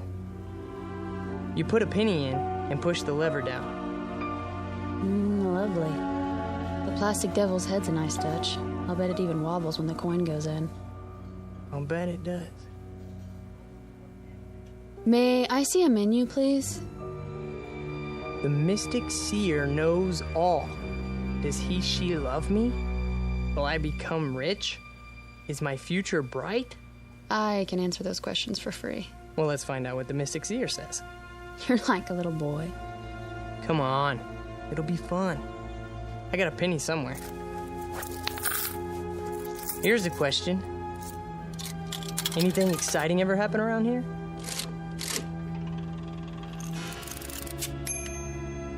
How exciting. Like those little pieces of paper you get in fortune cookies.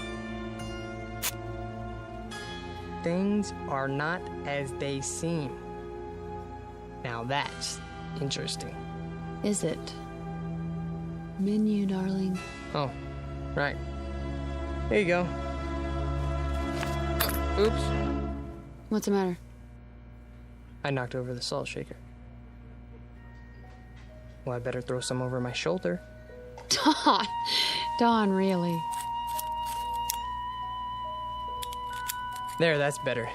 Just to be on the safe side. Soup of the day, fresh garden salad. I wonder how fresh. Honey. You think I should phone the office in New York? Do you? I guess not. Breaded chicken fried steak with country gravy. Doesn't that sound yummy? Very low-cal. Howdy. Howdy. Some water for you folks, or you made up your minds yet? I'll have a lettuce and tomato sandwich on whole wheat, iced tea with lots of ice. You, sir? I'll have the same. Coming right up. How's the water? Ugh, yuck. He must have siphoned it out of a mud hole. Not that good, huh? Hold on. What are you doing? Getting some more pennies. Look at you.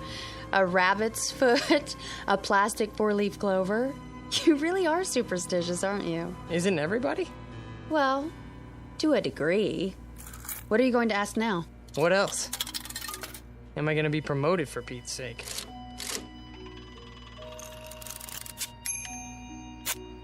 Ha! What does it say? It has been decided in your favor. See? Your worries are over. I think I'll phone, though. Honey. I was gonna call anyways, wasn't I?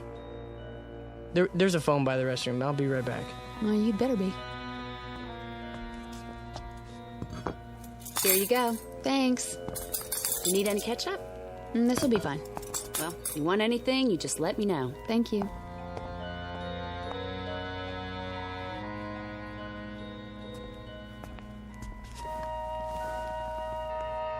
I started already. I hope you don't mind. Not in the least. What are you so happy about? You are now looking at the youngest office manager in the history of the company. Honey, I'm so proud of you. I told you, didn't I? So did he. Who? The Mystic Seer. Well, I told you first. You sure did. How's this sandwich? Passable. Office manager. Oh, that's amazing. We should ask him something else. He really came through on that one. And while you're at it, ask him why he didn't warn us. About what? That the whole wheat bread is stale. Let's see. Does he, she love me? Don't you know? Will I become rich? Wait, I know that too. I'm gonna be the first millionaire accountant in the company. Office manager, dear. All right, Mystic Seer. Is it really gonna be 4 hours before we get out of here? That's my question.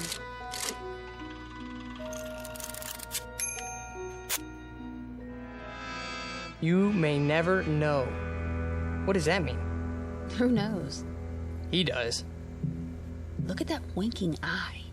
Devilish creature. I gotta know more. Well, it'll cost you another penny. So, I'm an office manager now. What do you mean we may never know? Wait. It's not a yes or no question. You mean something could keep us from knowing? Something could happen to us?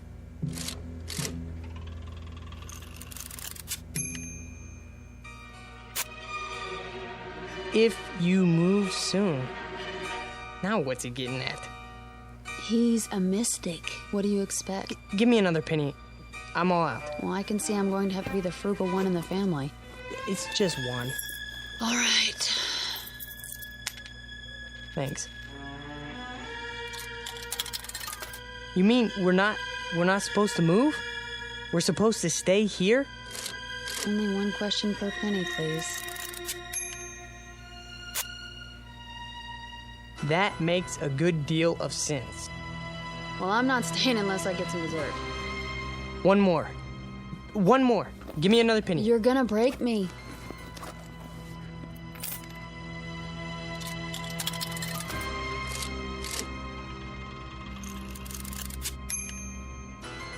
Try again? Here. That's all I have. Okay, machine. Should we stay here till 3 o'clock then?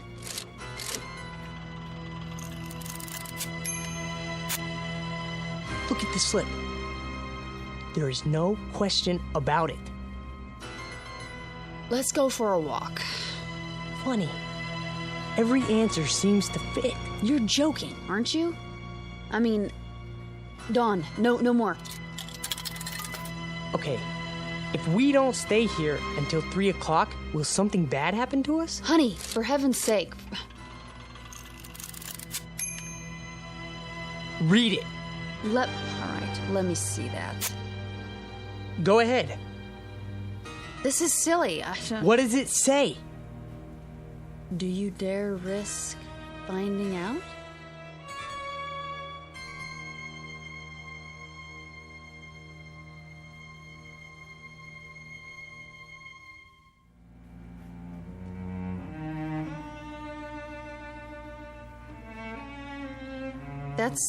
That's what it says. Do you realize what it means?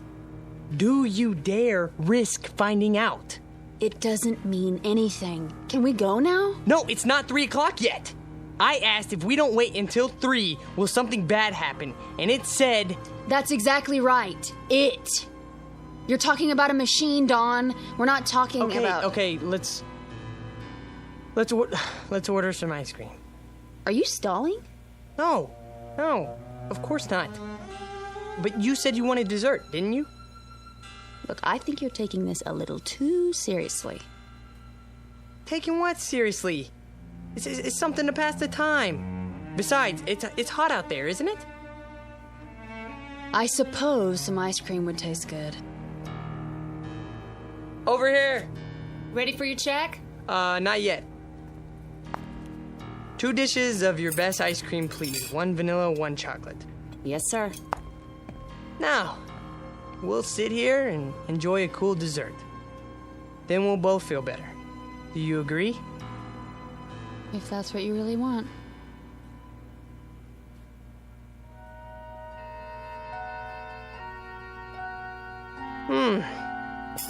That was good. Yeah, it was. Now can we go? Are you sure you don't want anything else? I'm sure. Some more iced tea? Dawn, please, let's go. Okay. Yes. I suppose we should. It's 2:45 already. Do you have enough cash? Of course. I'll go pay. Just leave it. If you don't mind, I'd like to get out of here. We've done enough sitting lately. No problem. Well, I guess that's it then. That's it.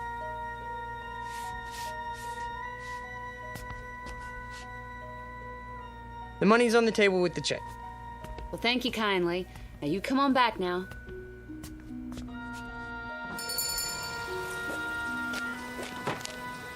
Whew, still hot. Yeah. Hotter than ever. Maybe it won't take them 4 hours to fix the car, you think? Maybe. Dawn. What? Tell me one thing. Yeah? You didn't really want to stay in there till 3 o'clock, did you? No. Honey? No. But what? Why was it so specific? Specific? You saw the answers. If you move soon, that makes a good deal of sense. Try again. You've memorized them? There's no question about it. You may never know. Do you dare risk? Dawn! What? It's a novelty machine, a napkin holder in a cafe in Ridgeville, Arizona. Not something... Don't you think I know that? Well, I'm glad you do, because for a while there you were freaking me out. What about my promotion? Then, huh? Didn't it tell me it has been decided in your favor? Dawn, listen to yourself. Oh, forget it. Don't say it. Superstitious. Well? It's like you married an alcoholic, isn't it? Only instead of bottles hidden around the house, it's rabbit feet and 4-leaf clovers in my pocket, in the car, all over the place. And you're all mine. I wouldn't have it any other way, honey. Truly? Have I ever lied to you? Now, let's walk over to that garage and see how the car's coming. Maybe he took some pity on us and got the fuel pump finished ahead of time. Wouldn't that be nice? You're always looking on the bright side of things, aren't you? That's me. What are you doing? I'm not doing anything. You keep looking around as if you're expecting something to happen. Do I? You are worried, aren't you? I wouldn't say that. Oh, honey. You make me wonder when you act like this. Like how? The little things I can take, you know, the Lucky Charms, not walking under ladders. There's a good reason for that one, okay? Something might drop on your head, a can of paint, or... But this, it's too much. I'm sorry. I'm sorry too, Dawn. We're having such a wonderful trip, so don't spoil it with I said I was sorry, okay? I'm not trying to upset you. Well, I know you're not. Let's just forget it. Green light. What? Time to cross the street. We're almost there. Oh. I wonder what people do here. I don't see one movie theater. You know, maybe they go to the next town. What's it called? Williman or Klingman or... Dawn? Are you listening to me? What? Yeah, I heard what you said. That doesn't change the facts, though. What facts? 6 straight answers telling us to not leave. Hey, don't. Please, let it go, okay? Will you stop treating me like a child? I didn't make those answers. Dawn! That car! Get out of the way! Dawn, look out! Oh my God, he didn't even pay any attention to the light. Just kept coming like we weren't even there. I don't even know. You're all right now. It's over. It's over. Oh, Dawn, hold me. What time is it? What? The time. Look at the time. It's exactly 3 o'clock. Really, Dawn, I'm all right. No, you're not. That was quite a moment. Amen. If you hadn't pulled me out of the way, you'd have one squashed honeymooner on your hands. You should sit down. Honestly, I'm fine. We both should. Where are we going? In here. The diner. Just for a moment. Dawn. Well, why not? Well, there must be someplace else to sit down. Well, I don't see one. Do you? I know what you're thinking. All right? I admit it was a strange coincidence, but... So? If it was a coincidence, then why are you worried about going back inside? I'm not. I just want to get... You have to admit, it was a pretty far-fetched coincidence. Maybe. Then we'll sit for a minute. Have some more iced tea.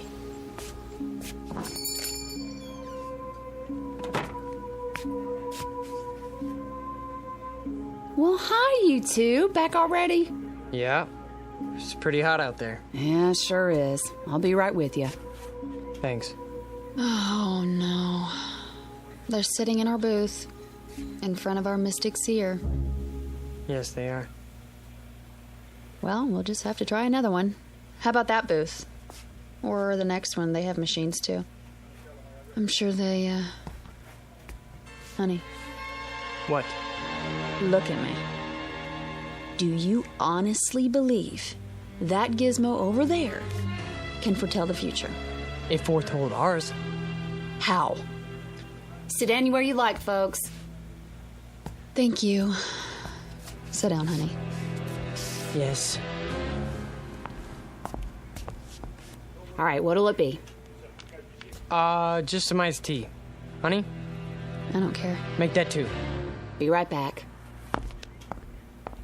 I asked you a question. It's a reasonable one. How? You want to know how? I don't know. But when that car almost hit us, it was 3 o'clock. That's exactly when the fortune... Dawn, you said 3 o'clock, not that machine. You decided to sit here until 2:45. You are the what did I do? What did I do? Oh, this is ridiculous. Ridiculous. What are you so upset about? You can't even consider the possibility that... Here you go. Great. Anything else for now? No. Wait, yes. Can you bring me some more change? What kind? A quarter's worth of pennies. Make it 2 quarters if you can spare it. Well, I can give you a roll. That would be great. Sure, just a minute. Dawn, what are you doing? What any logical mind would do. Before we do anything else, I'm gonna get the answers we need, and I'm gonna get them now.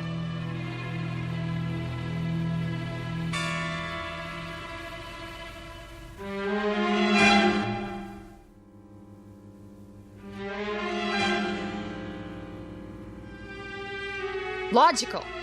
How can you call this logical? Could you keep your voice down? If you can't see that you made up all the details yourself, and all that thing gave you back was generalities, then I don't know what to do. Honey, would you listen to me?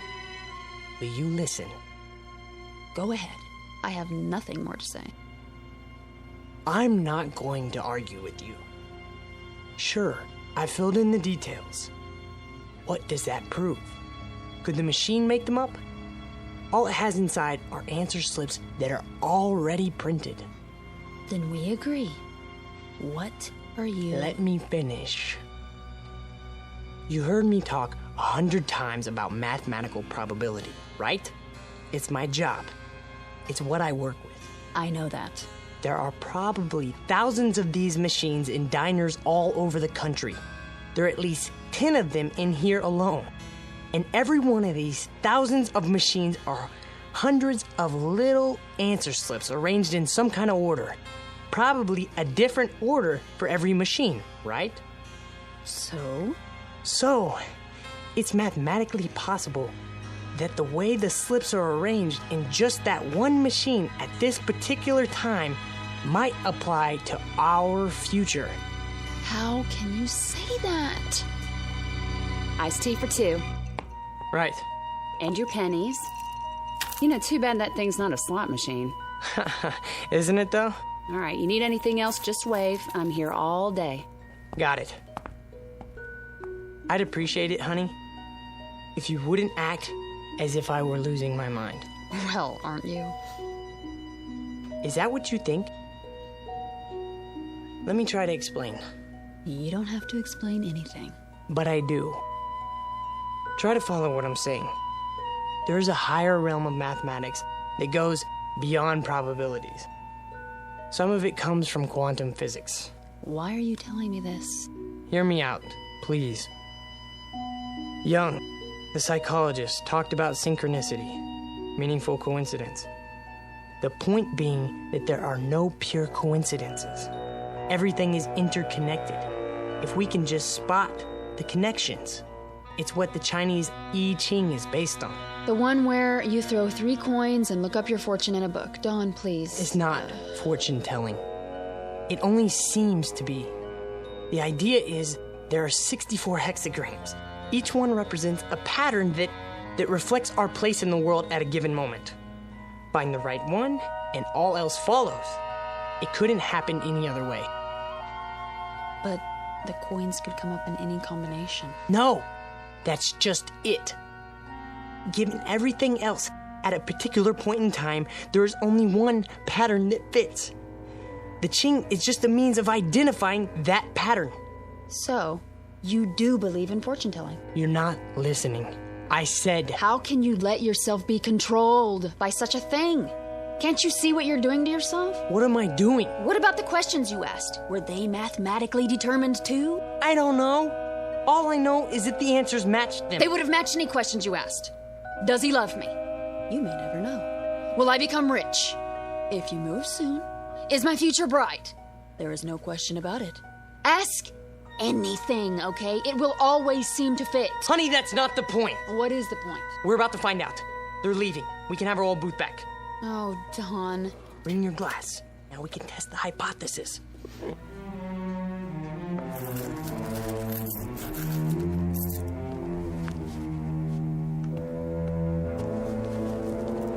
Here we go. First question. Did you know about that car almost hitting us?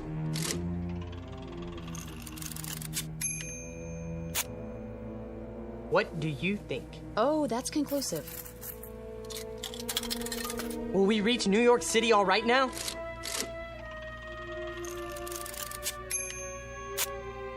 The chances are good. You see that? Very precise. What do you expect? Okay? A slip of paper should come out that says, "Hiya, Dauncey and Patsy. So how's by you?" I never said these slips were made for us personally. I only said... I heard. Honey, don't you see that you could get the same kind of answers from any one of those machines in here? Try. You'll see. The same kind, maybe, but not the same answers. So you're not interested in being objective? I'm interested in what's gonna happen to us. Okay, machine. Is it still going to take 4 hours to fix the car?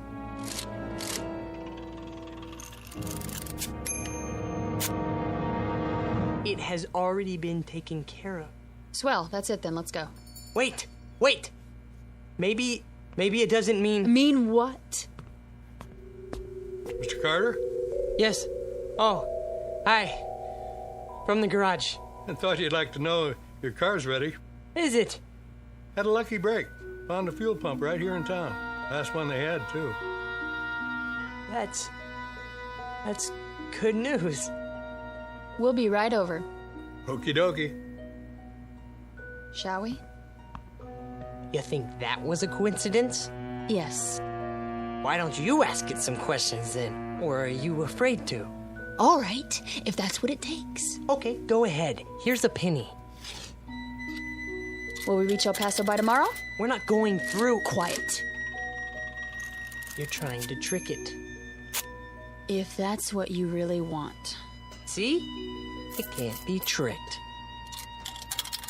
Will I ever get married? Read it. The answer to that is obvious. Mystic Seer. It isn't possible to foresee the future, is it? What does it say? That's up to you to find out. You're a stupid piece of junk, aren't you? It all depends on your point of view. I don't want to stay here. Even if it's true? Sit down. Especially if it's true. What are you talking about? I've had enough. We're not finished with the test. Maybe you're not, but I am. I think you are afraid of it. Not of it, Dawn. Of what then? Don't you know? Can't you see it on my face? Fine, then I'll finish it for you. Okay, machine. Are we always going to live in New York?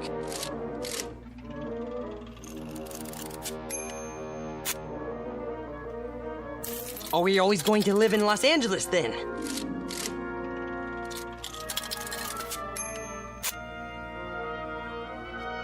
Well, then are we going to live in the Midwest? Then are we going to live in this country? Dawn. Dawn! No more. What? Let's go. No! Put those down. Are we just going to stay here? I don't know! Sweetheart, listen, please. If you love me, listen to me. No, you listen to me! I believe that this machine can tell what's going to happen to us. I believe it, Pat, based on empirical evidence. Do you think I'm just gonna leave it behind? We can't afford to do that. There's too much at stake, but you won't even admit it's possible. All right, it's possible. Is that what you want to hear? I'm not talking about that anymore. I'm talking about you. Us, Pat! Us! I know, but are you just gonna sit here and let this machine run your life? Run my life? Well, isn't that what you're letting it do? Dawn, it made you phone the office before. It made you stay here instead of leave.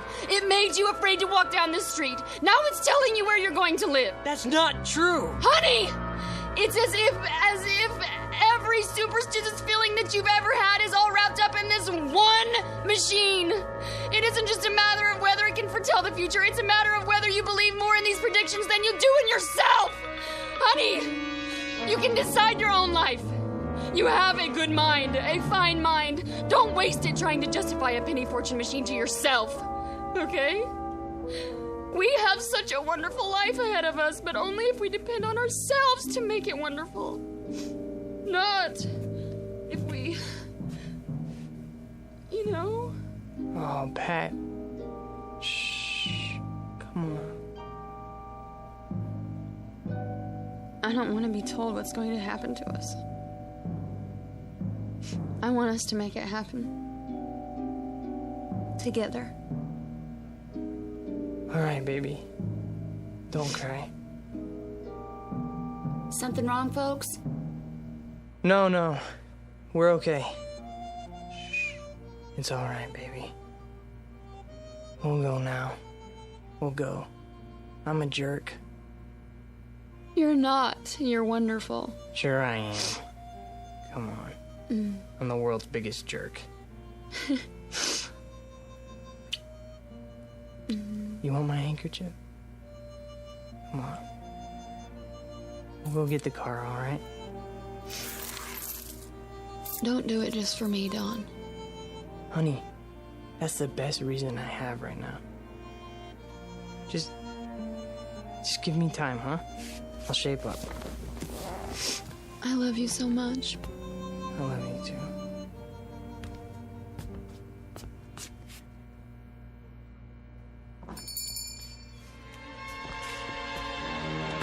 there it is. No one's using it. Thank God. Sit anywhere you like, folks. Wow, that's you two.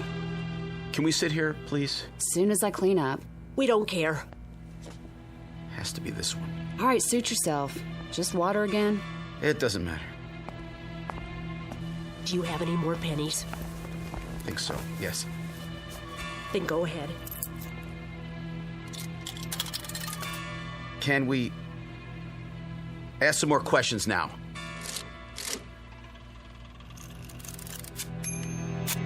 What does it say? Choice is yours. Do you think we might leave Ridgeville today?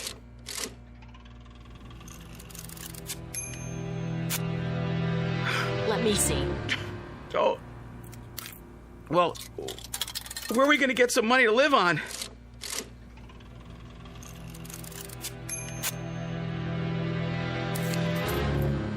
Should I sell our car?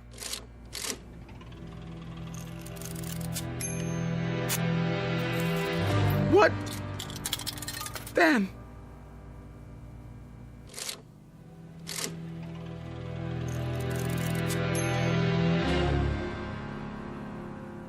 A delicate balance in the little town of Ridgeville, Arizona.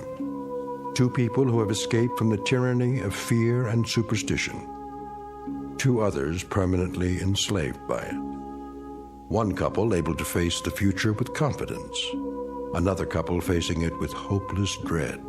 Victims of life imprisonment in the darker regions of the Twilight Zone.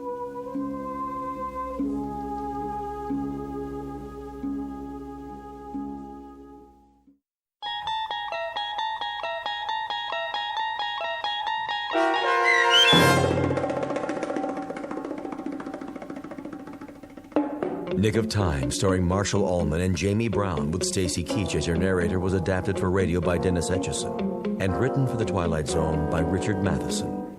Heard in the cast were Paul Cook, Craig Brawley, Amber Lake, Jeff Lupetin, Kate Johnson, Doug James, and Elizabeth Lido. To learn more about the Twilight Zone radio dramas and to obtain audio cassettes and CDs of these programs, visit our website at twilightzoneradio.com. The producers of The Twilight Zone wish to thank CBS Enterprises, Carol Serling, Dennis Etchison, Dick Brescia Associates, Claire Simon Casting, Terry Jennings, XM Satellite Radio, Sirius Satellite Radio, our sponsors and our radio affiliates for helping make this series possible. This copyrighted radio series is produced and directed by Carl Amari for Falcon Picture Group.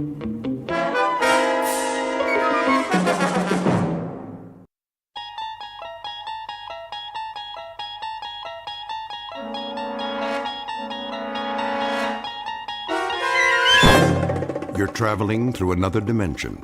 A dimension not only of sight and sound, but of mind. A journey into a wondrous land whose boundaries are those of imagination. Your next stop, the Twilight Zone.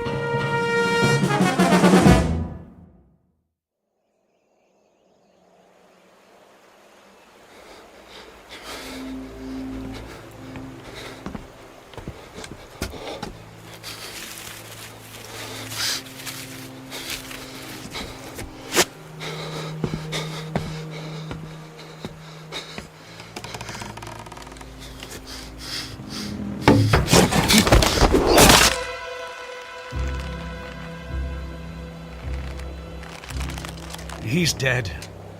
Get him down. Yes, Captain. Clemens, what the devil do you think you're doing? Cutting him down, Captain. This is the last of the rope, Clemens. There's still one more to go. Just untie him. For pity's sake, catch him before he falls into the river. Traitor or not, he deserves a decent burial. Captain, the rope's looking pretty frayed. I'm not sure it'll take the weight of another prisoner. It'll have to. But, Captain... I said it'll have to. Yes, sir.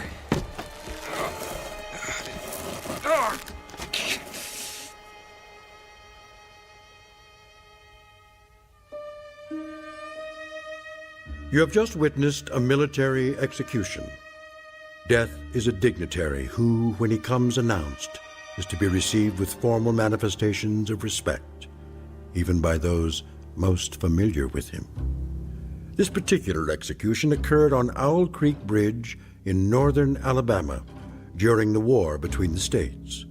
You might find it in the works of that past master of the incredible Ambrose Bierce, but its proper home is in the Twilight Zone.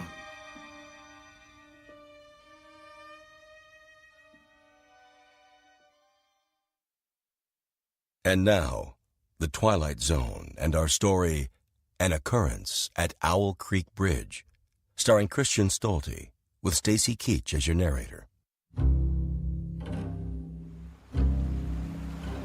Hurry up, Clemens. I want to get this last one hanged while it's still daylight. Almost got him, Captain.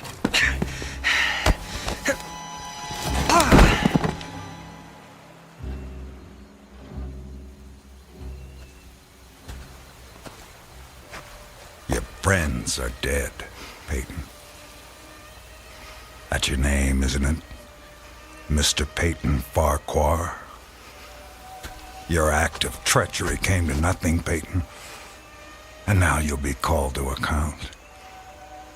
I wouldn't recommend you think of doing anything as stupid as trying to get off this bridge. Apart from the fact that your wrists are tied behind your back, you'll find yourself more than adequately surrounded, whichever way you choose to run. See those sentinels at either end? Please don't get the impression they're just taking a rest. The way they're holding their rifles, they call that the support position. Means they're always at the ready. As a good soldier of the Federal Army should be. Don't say too much, do you? Huh? Peyton? Peyton Farquhar. Hello? Anybody at home? And here I thought you were a true Southern gentleman. I know what you're thinking, Peyton. That maybe you can make that 20-foot drop into the water.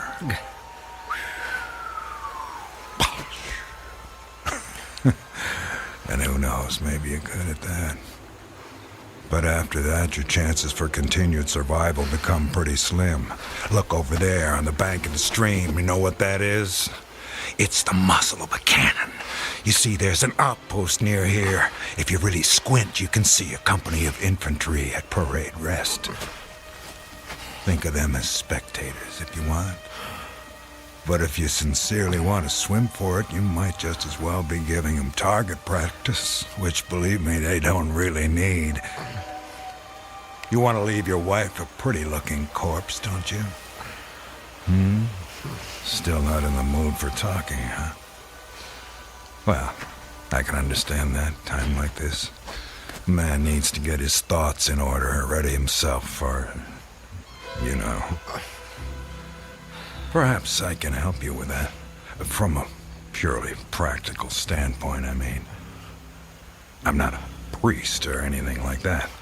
Truth to tell, my knowledge of matters theological doesn't amount to very much at all. But I can tell you a little bit about how it'll happen.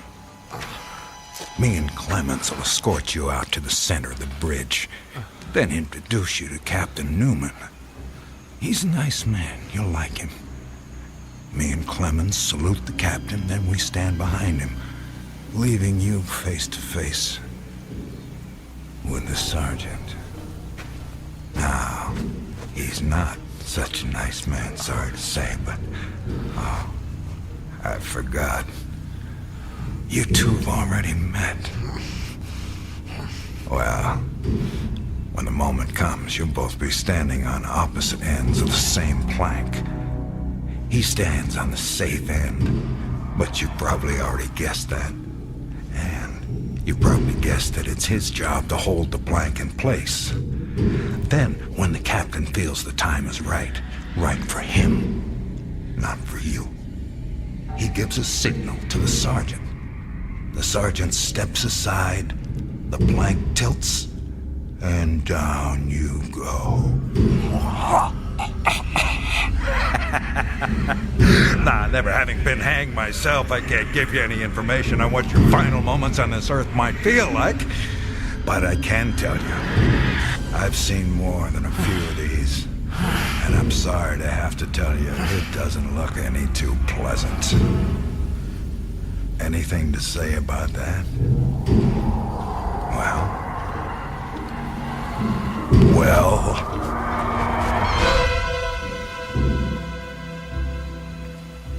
I am a living man. How's that? Speak up, Peyton. If you got any famous last words, we should hear them. Otherwise, they won't be famous. I am a living man! Not for much longer. No, sir, not for much longer. Captain says we're ready for him. Hear that, Peyton? We're ready for you. They say the Lord hates a coward, so take my advice and try and face it with a smile. Why do you have to do that, Levine? Do what? Taunt him like that. He shouldn't expect anything better. This is war. He was on the wrong side. The wrong side? Do you think he thinks that? I don't give a damn what goes on inside his head. Neither should you, Clemens.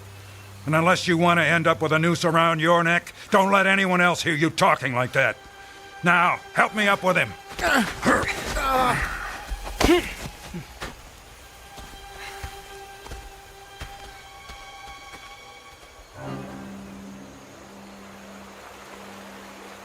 Oh, Elizabeth. Elizabeth, my darling, what have I done? What have I done to you and the children? I promised you. Promised I'd come back. What is a man if he's not as good as his word? What am I? Secure the noose. The noose. If only I could free my hands. Perhaps I could throw off the noose. Perhaps I really could dive into the stream. I might evade the bullets, and if I swam vigorously enough, reach the bank, then take to the woods and get away. Get back home. Yes, home. And back to you, Elizabeth. Thank God home is outside their lines. My wife and little ones are still beyond the invaders' farthest advance. That pounding. What is causing that pounding? It's like the stroke of a blacksmith's hammer on the anvil. Is it distant, nearby, or both? Perhaps it's my death knell. Feels like a knife being thrust into my ear. Damn them, what's taking them so long? If you're gonna do it, just do it! Sergeant, step away. Too late. My God, it's too late. Oh, Elizabeth.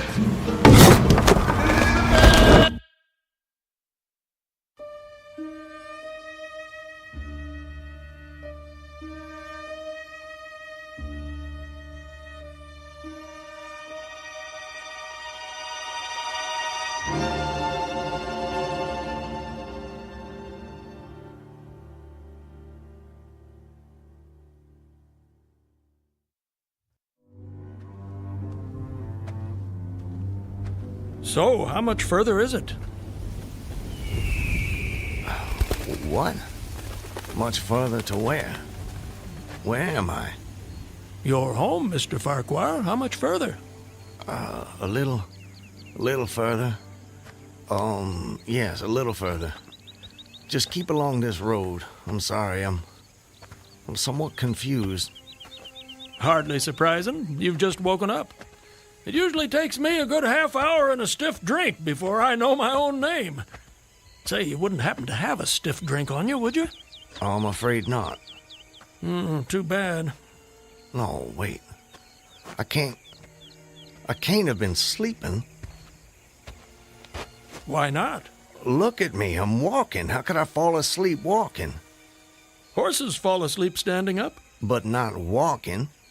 Well, I don't know about you, but I've got to the end of plenty of days without the faintest idea what I've done. Of course, as I explained to you, Mr. Farquhar, I drink a bit. You know my name? Mm-hmm. You're Mr. Peyton Farquhar. How do you know my name? You told me. I did. Sure you did. Right after I found you on the bank of the river. The bank? The southern bank. When I discovered you, you were digging your fingers into the sand, throwing it over yourself in handfuls, and almost blessing it. That doesn't sound like the sort of thing I'd do. You don't remember? No. Well, it's what you did. You said it reminded you of diamonds, rubies, emeralds. I said that? I got the impression there was nothing beautiful you didn't think it resembled. Naturally, I was quite convinced at that moment that you were insane. No offense, sir. Sounds like a very natural reaction. I would have come to the same conclusion. And then you said something that captured my attention. And what was that? Still don't remember? Please, refresh my memory. You said, now let me think. This was all good stuff. I don't want to get it wrong. Oh, yes. You noted a definite order in the arrangement of the trees. That a strange roseate light shone through the spaces among their trunks, and the wind made in their branches the music of aeolian harps. Well, sir, I've been from one end of this great land to the other, and I've met many madmen. Some of them confined for their own good, some of them elected to high office, but never a madman with such a poetic grasp of the language. That was when I knew you were just too interesting to leave where I found you. I do remember. Now it all comes back to you. Not all of it, not yet. But I remember lying on the bank. I was so content there. More than I've ever been in my... Right then and there, I had no wish to perfect my escape. I was happy to remain in that enchanting spot until they recaptured me. Recaptured, eh? You haven't mentioned that before. Of course, you haven't said much of anything since I found you. You're a man on the run, then. Forgive me, Mr. I'm sorry I don't seem to be able to recall your name. It'll come to you. Well, no offense, sir, but I'm not sure it would be wise to tell you the details. You're not a trusting man. Of late, I've become somewhat disappointed in human nature. I'm not sure why. This is a new world, Mr. Farquhar. It's understandable that you'd be cautious. But rest assured, I'm not what you might call political. But I do love a good story if you have one to tell. My story? I have no story. I have a life. A life that's become considerably more interesting of late, I'd venture to say. But beyond your name, I know nothing about you. What manner of man is Peyton Farquhar? Why do you want to know? The road I travel is long and lonely. I'm starved of intelligent conversation, and the only voice I ever hear is my own. Talking to oneself leads inevitably to madness. With you here as my temporary companion, I can stave off that unfortunate condition for at least another day. I see. And tell me, sir, where are you headed? Anywhere I'm welcome and nowhere I'm not. In short, nowhere in particular. So, you were telling me about yourself. Very well. My name is Peyton Farquhar. Peyton Farquhar. I'm a planter in these parts. A planter, eh? Good to have land. It is. So, I guess you have slaves.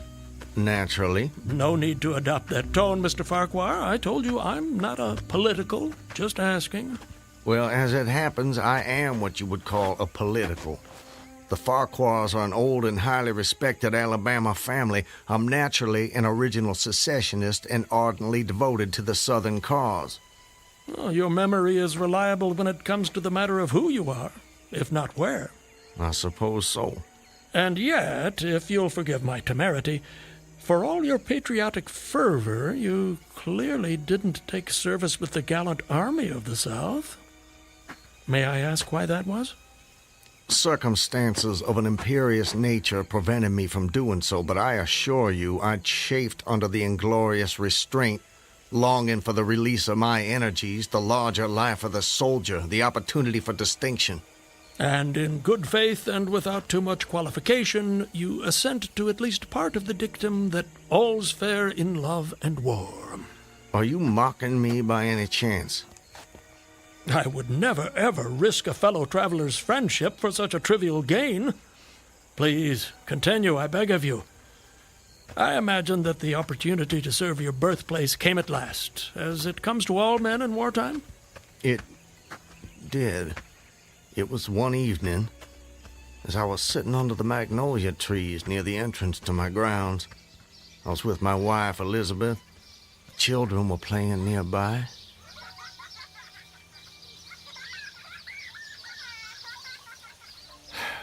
This is the life. It surely is, my dear. It surely is. Look at it. It's all so perfect. I'll tell you frankly, Elizabeth, if I should die this very moment, I'd die a happy man. Peyton, darling, I wish you wouldn't say such ghoulish things. I can't bear the thought. I have no fear, Elizabeth. I have no intention of passing away from sheer bliss. I just wanted to make the point that, well, that on such a beautiful evening as this, it's almost impossible to believe there is a war. I wish there weren't. But there must be. Why, Peyton? For them. For the sake of the children. They deserve the best future we can give them. Isn't that worth dying for? I understand that, Peyton. I do. It's just that... I sometimes wonder if we couldn't... Peyton, look! That soldier. He's one of ours. Water. Please. You're exhausted.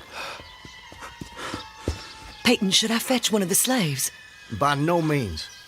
We'll take care of him ourselves. Get him some water, Elizabeth. Let me help you down, sir. Oh, thank you. You must be starved. Come inside, my man.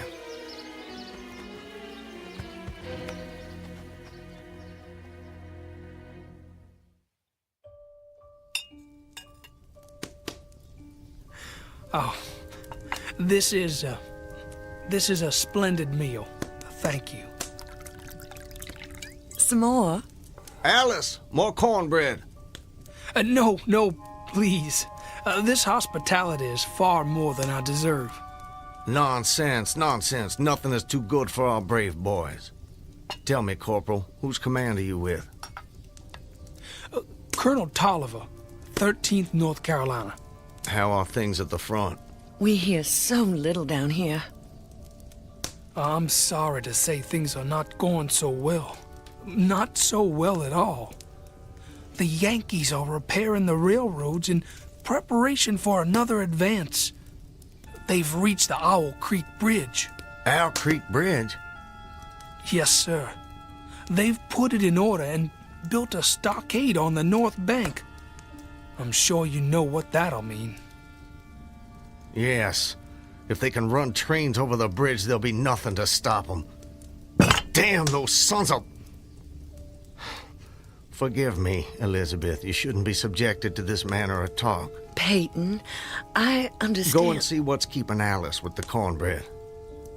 As you wish, my dear. Something on your mind, sir? Corporal, refresh my memory. It's about 30 miles to Owl Creek Bridge? About that. Maybe even a little less. And there's no force on this side of the creek? Only a picket post a half-mile out, on the railroad, and a single sentinel at our end of the bridge.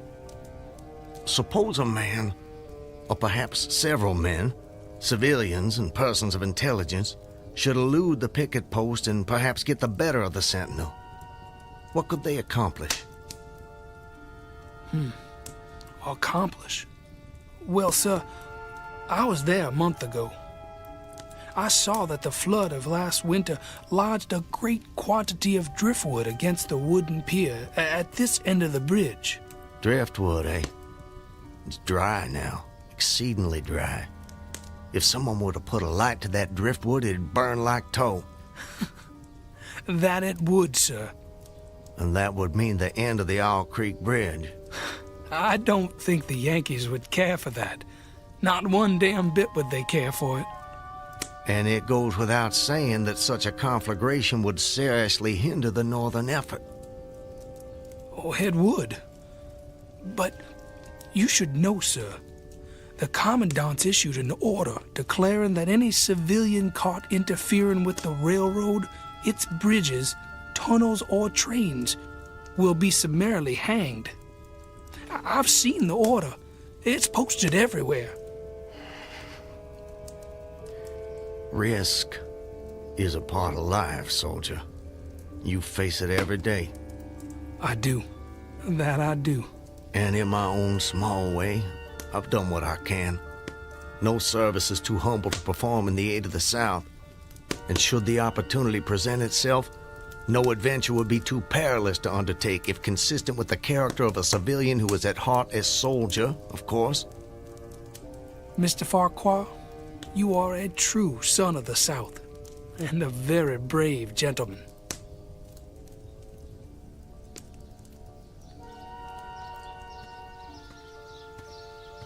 Elizabeth, I have to go away. Away? For how long, Peyton? Probably just a couple of days. Why? Business. Larson will be going with me, maybe Zeller too. I don't know. I'll have to ask him. Peyton, don't go. I don't want you to. The children need you. It's for the sake of the children that I'm doing this, Elizabeth. Why can't you understand that? I do understand. I really do, but I'm afraid... terrified of losing you. If a man doesn't stand up for what he believes in, then we lose everything. Just promise me one thing. Promise you'll come back to me. I promise. And I'm a man who keeps his promises, my love. Setting fire to the Owl Creek Bridge. Sounds like a most audacious plan. It was.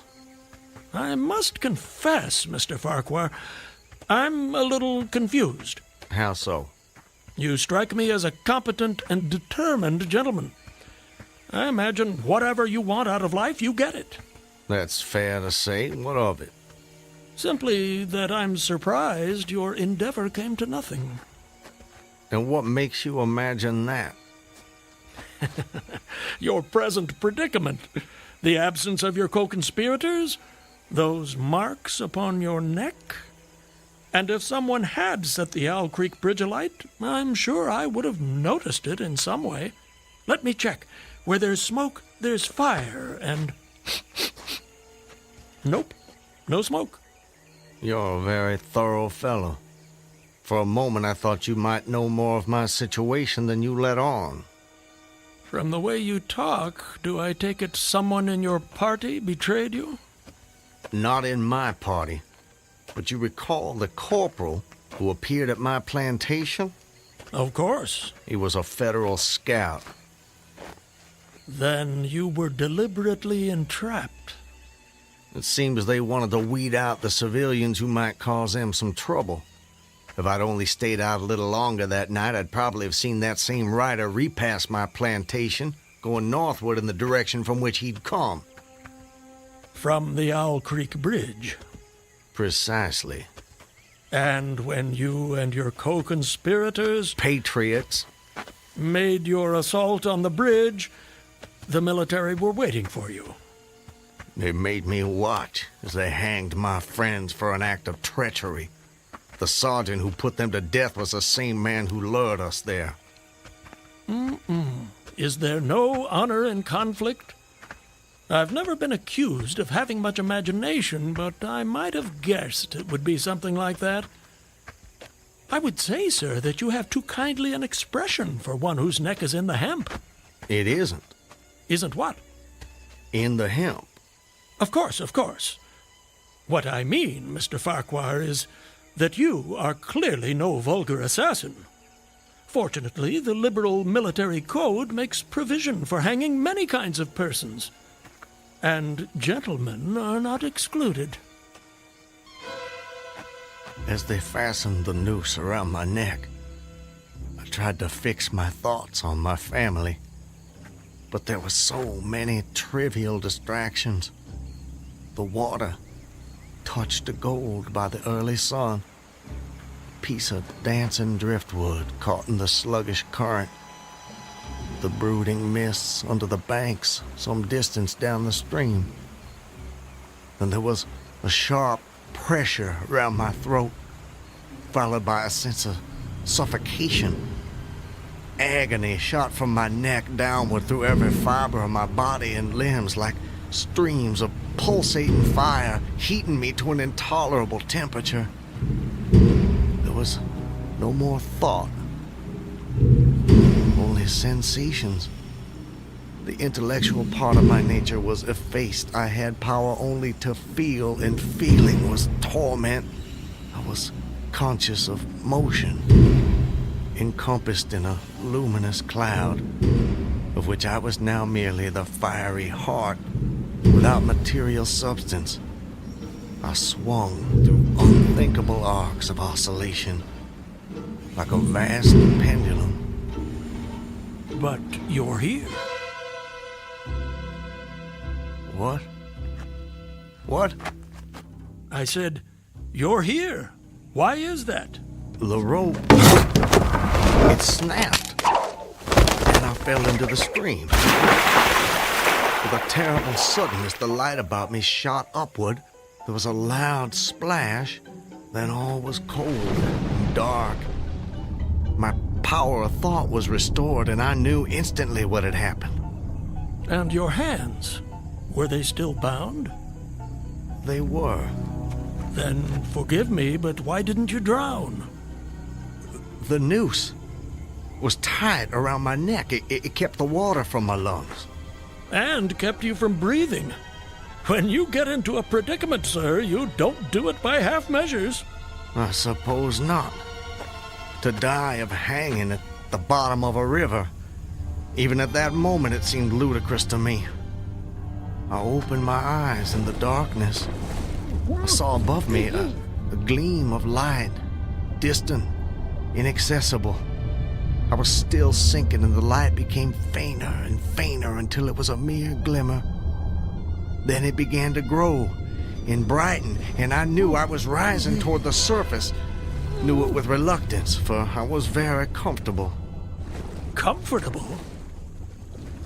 Oh, yes. It was a question of preference at that point, you see. To be hanged and drowned, that didn't seem so bad, but to be shot? No, I refused to be shot. It didn't seem fair.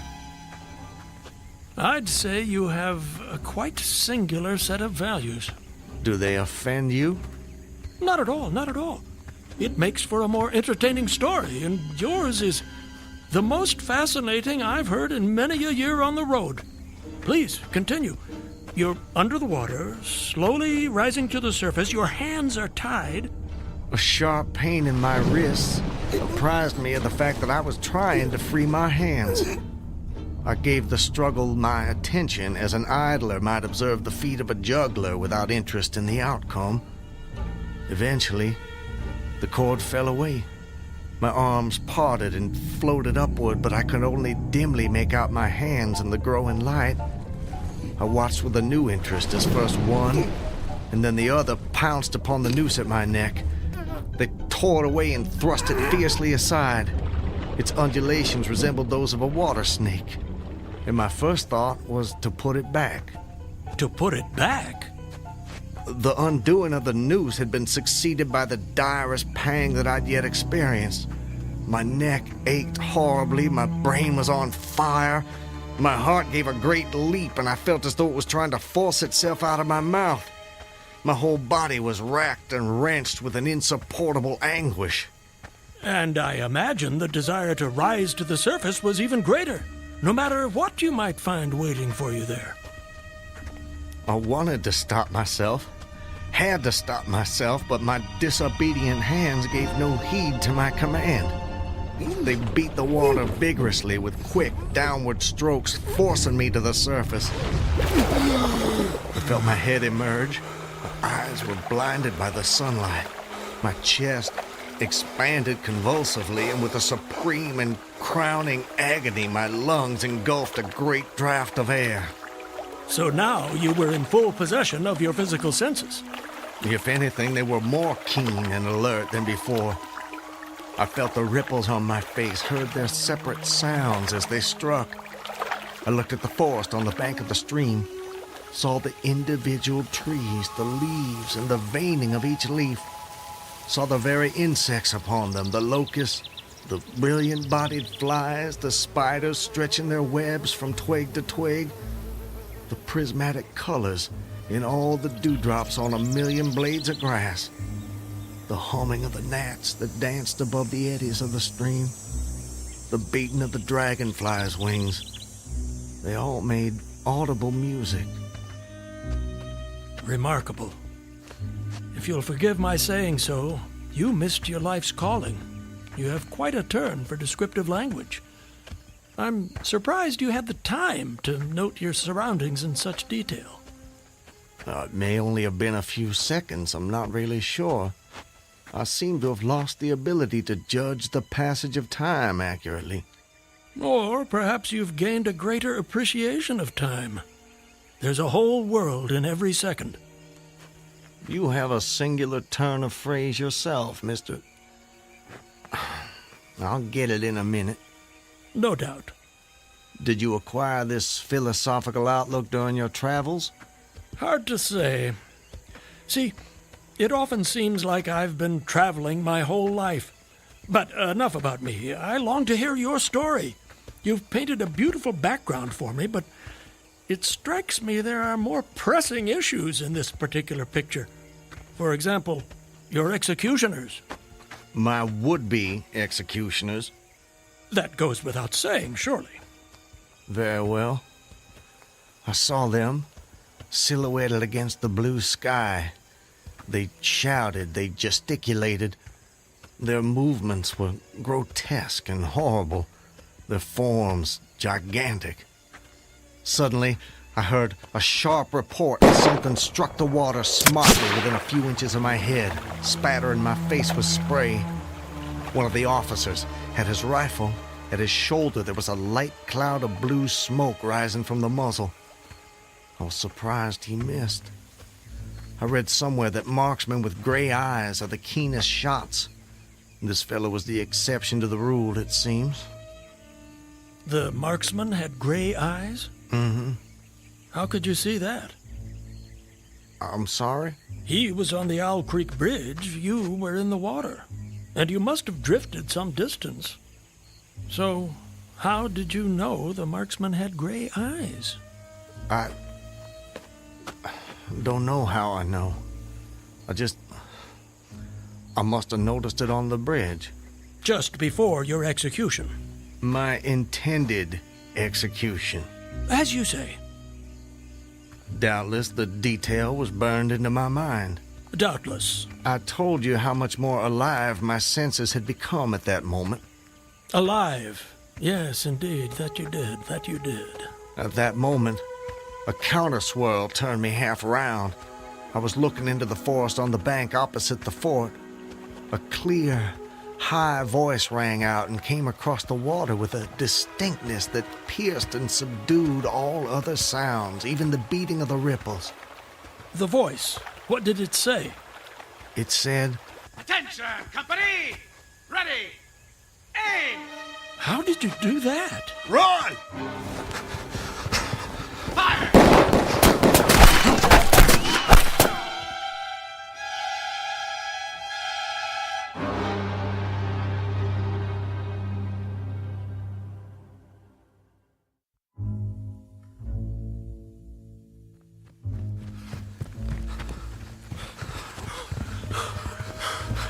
Are they still behind us? No, I don't think so. All right. That's enough for now. No more running for my life. Your what? Wait. I need to get my bearings. I have to know how close I am to my destination. Closer than you think, I'm sure. Eh? Does anything look familiar, Mr. Farquhar? Yes. This way. I think. Yes. This way. Can you see your home? Not yet. But it's not far now. I intend to be back in my wife's arms by close of day. You gave her your word. That I did. And that's important to you. It's a matter of honor. And honor, Mr. Honor means as much as love to a man of the South. A very moving sentiment. Now, where were we? Where were we with what? Your story. My story? Yes. You were just reaching a most exciting point when we were interrupted. I long to know what happened next. Are you quite insane, sir? I don't believe so. But I thought the same of you when I first met you, so I suppose it's a fair question. I am in full possession of all my faculties, Mr. Everything except the memory, eh? Don't try my patience, sir. I wouldn't dream of it. You asked me an important question, and I'm doing my best to answer it. But you'll appreciate it's difficult to judge these things when one spends so much time alone. If I had a constant companion, someone to tell me if and when I appeared to be losing my senses, that might be helpful, but that's not what fate has in store for me. And as I say, I try to avoid talking to myself because that seems to me the fastest route to madness. But, mad or sane, I know a good tale when I hear it, and yours is the most entertaining I have heard in all my years. Yes, sir, I shall cherish the memory of your experiences when I have long since ceased my wanderings. Please, go on. You'd escaped the noose by a most improbable stroke of good fortune, and then you found yourself in the stream and under fire. What was that like? Surely you can imagine that for yourself. We were just under fire a few minutes ago. But not in the water. Well, does it matter? Does to me. It's the setting that makes the crucial difference. Please. Very well. I suppose it might make the journey shorter, at least. Not mine. I dived to avoid the shots, dived as deeply as I could. Water roared in my ears like the voice of Niagara, yet still I heard the dull thunder of the volley. Those heightened senses of yours. I rose again towards the surface and was met again by more shining Yankee lead. One shot nicked my cheek, do you see it? I see it. Well, the next time I dove, I was a long time underwater, and I made damn certain I swam farther downstream and nearer to safety. Just as well, since the soldiers had almost finished reloading. The two sentinels positioned at either end of the bridge fired again, independently and ineffectually. I saw all this over my shoulder. I was now swimming vigorously with the current. My brain was as energetic as my arms and legs. I thought with the rapidity of lightning. I reasoned, you see, that the captain had probably already given the command to fire at will. And you surely couldn't dodge all the shots. You're not invulnerable. No man is. Then an appalling splash, just 2 yards away, was followed by a loud, rushing sound which seemed to travel back through the air to the nearby fort and died in an explosion which stirred the very river to its deeps. A rising sheet of water curved over me, fell down upon me, blinded me, strangled me. The cannon had taken a hand in the game. Did I tell you about the cannon? You must have done. Well, anyways, as I shook my head free from the commotion of the smitten water, I heard the deflected shot humming through the air ahead. and in an instant, it was cracking and smashing the branches in the forest beyond. I was certain they wouldn't be so far from their target next time, and it was a good gun. The report lagged behind the missile. But surely the smoke would have apprised you of another shot. So long as you kept your eye on the gun, you had a certain advantage. Am I correct? You are? The problem was how to reach the shore without turning my back on the cannon. You have my complete attention, sir. How did you manage it? Well, I don't know. I'm not sure. I felt myself whirled round and round, spinning like a top. The water, the banks, the forest, the distant bridge, fort, and soldiers, they were all somehow commingled, blurred. I could no longer make out objects, only colors. Circular, horizontal streaks of color. It was all I saw. I was caught in a vortex. I felt giddy and sick. Fascinating. Incredible. What is that damned hammering? I don't hear anything. Unless it's the ticking of your watch you can hear. My watch? You're lucky it still works after such an immersion.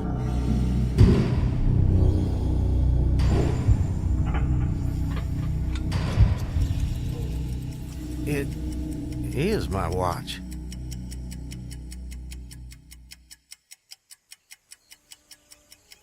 But why should I think... Perhaps you're the sort of man who values the seconds as much as the minutes and the hours. And there's a whole world in a second, so I've been told. So how did you fight your way out of this vortex? I really have no idea. The next thing I knew, I was on the road with you at my side, heading for home as I promised.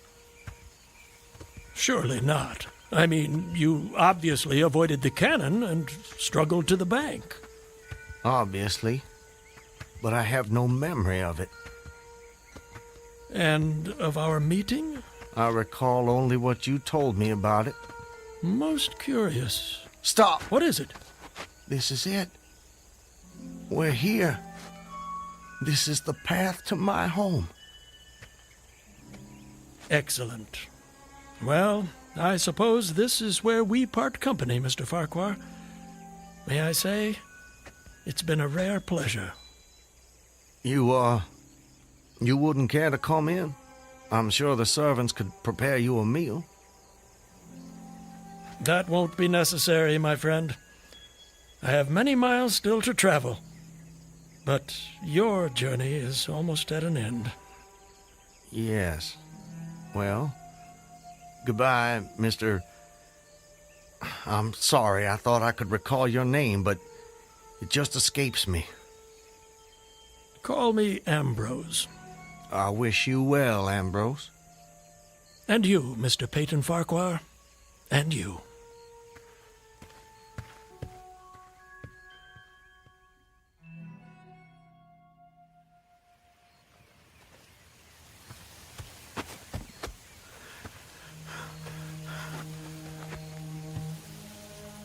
Home. Almost home. How long? How long since that damn imposter rode down this road? How long since I was drawn to the Owl Creek Bridge? I would say, sir, that you have too kindly an expression for one whose neck is in the hem. It is. Isn't what? In the hem. Of course, of course. I promised I'd return, Elizabeth. All so perfect. They couldn't keep me from Just you. before your execution. My intended execution. As you say. Not even a noose around my neck could stop me from coming back to you, to the family. Yes, indeed. I told you how much more alive my senses had become at that moment. Alive. Yes, indeed. I saw them. John, don't tease your sister. I want you Elizabeth! both on your best behavior when your father returns. Elizabeth! Elizabeth! You're not invulnerable. No man is. Elizabeth! Elizabeth! I swore I'd come back to you. I promised. Peyton! Elizabeth! Peyton! Elizabeth! Peyton! Oh, Peyton! Peyton, my love. Elizabeth, let me hold you. Let me take you in my There's a whole world in every second.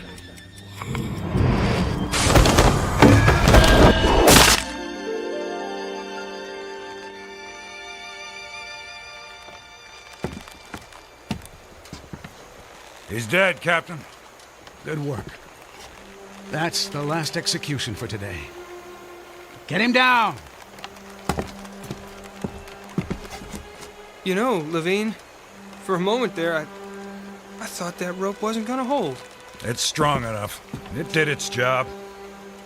Do you ever wonder what goes on inside a man's head in those last seconds before death? Like I said before, Clemens, I don't give a damn. And neither should you.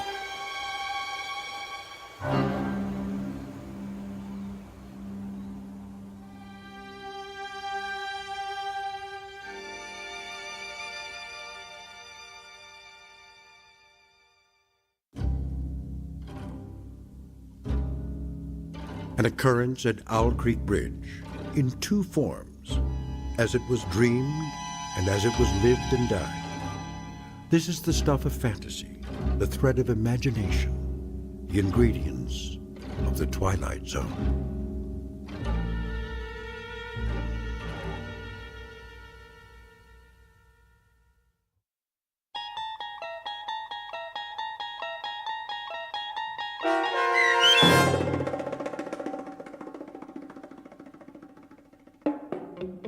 An Occurrence at Owl Creek Bridge, starring Christian Stolte with Stacy Keach as your narrator, was adapted for radio by M.J. Elliott and based on the short story by Ambrose Bierce. Heard in the cast were Rob Riley, Danny Goldring, William Dick, Susan Hart, Gonzo Schexnader, and John Hogenacker. The producers of The Twilight Zone wish to thank CBS Enterprises and the Rod Serling Estate for making this series possible. This copyrighted radio series is produced by Carl Amari and directed by Joe B. Cerny for Falcon Picture Group. Sound design, custom Foley effects, recording, and editing are done in the Cerny American Sound to Picture Theater by sound designers Craig Lee, Todd Beyer, and Tim Cerny. To learn more about the Twilight Zone radio dramas and to contact us, visit our official website at twilightzoneradio.com. Doug James speaking.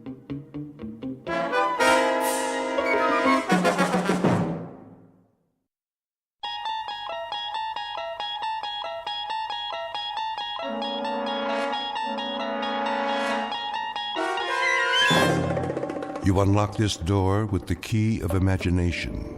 Beyond it is another dimension, a dimension of sound, a dimension of sight, a dimension of mind. You're moving into a land of both shadow and substance, of things and ideas. You've just crossed over into the Twilight Zone.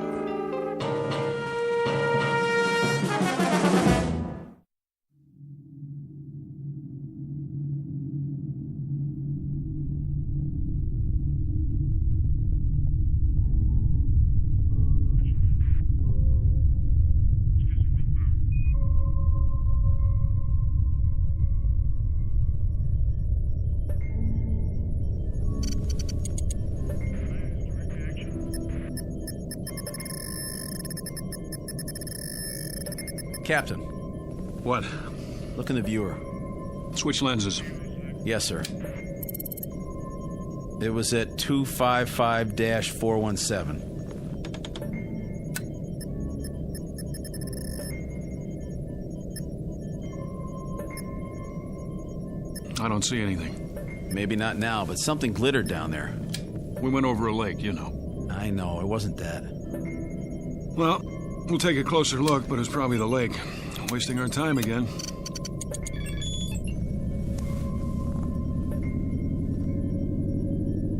What are we turning for? I saw something. What?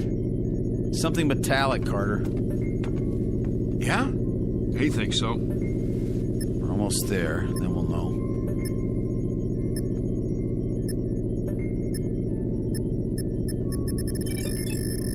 Will you look at that? Trees, rivers, a regular incubation lab on this planet. I know what you're thinking. Don't. It's gotta happen sometime. Yeah? Who says? Only the astrophysicist, the biologist, and... Mason, you've got aliens on the brain. You're contact happy. Maybe we've been out too long. Do you really think man is the only intelligent... All right. So we're going to meet another race. Great. It would be great. It's going to happen sooner or later. Why not to us? Man, that would be something. Another... Here it is. In the viewer. Looks like it might be a ship. Don't count on it. Well, let me see that. We're passing over. Aren't we going to... Will you please... We should at least stop and take some specimens. Mason's right, Captain. But it's your call. In your flight chairs, we'll set down.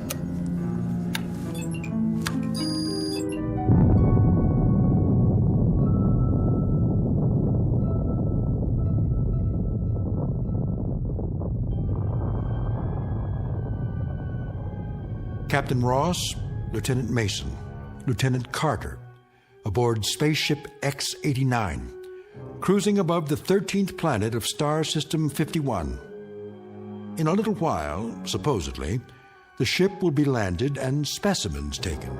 Vegetable, mineral, and, if any, animal. These will be brought back to overpopulated Earth, where technicians will evaluate them.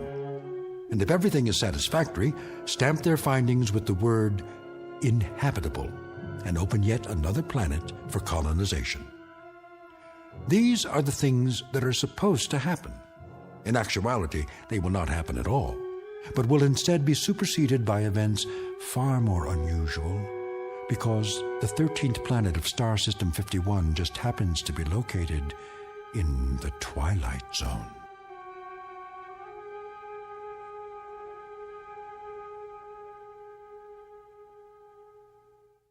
And now, The Twilight Zone and our story, Death Ship, starring John Schneider with Stacy Keach as your narrator.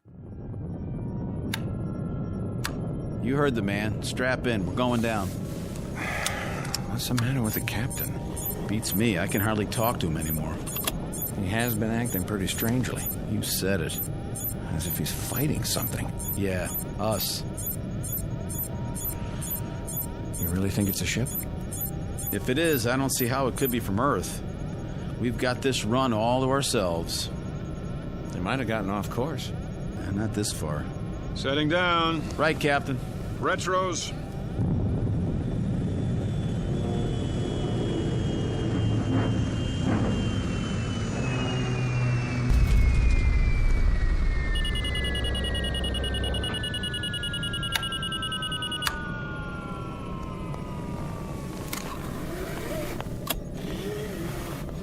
Porthole. Mother of God. It's a ship, all right. Or was. Now it's a bunch of metal, twisted and... Easy. Don't open the hatch till we check the atmosphere. I'll take a reading. Put your suits on. We won't need helmets. Air's good. Let's go, Mike. Can't get out there fast enough, can you? What does that mean? It means I don't like impulsive behavior. Impulsive? Have I made any mistakes? You're on the verge. Well, then you let me know when I cross the line, won't you? Oh, I will. Don't you worry.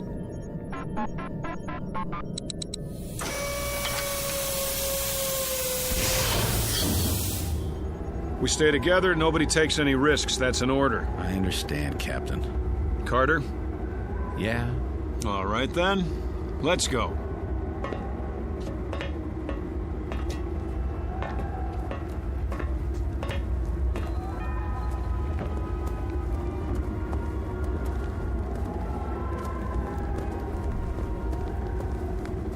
Looks like one of our ships. Don't jump to conclusions. Well, doesn't it? From what I can see of the markings, it does. Construction could be standard everywhere. Sounds like you're arguing both sides. You don't mean it could be from another species, do you? I don't mean anything yet. It is one of ours. How could it get so far off course? Go aboard, Captain? I don't like it. We have to find out who they are, don't we? How will we know if we don't? All right, but stay together. Let's put our gloves on. Sure thing.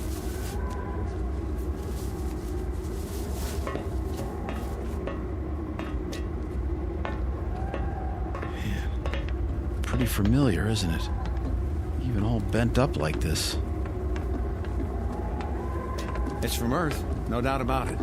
We don't know that. But Captain, look at the shape, the styling. We don't know it, Carter. That's just jammed. Maybe the cabin's still pressurized. Not likely. Door frame's probably twisted. We'll try it together. If it doesn't open, forget about it. Forget about it? There isn't time. We have a schedule to keep. It's moving.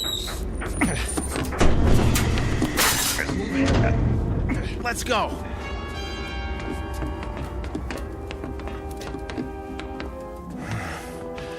Well, this must be the main cabin. Looks like our ship. Use your flashlights. Over here. What? It's a body. Turn him over. Don't. Give me a hand. Dear God. Wait a minute. Do you see what I think I see? There's another one against the wall. Help me lift him. Don't, I said.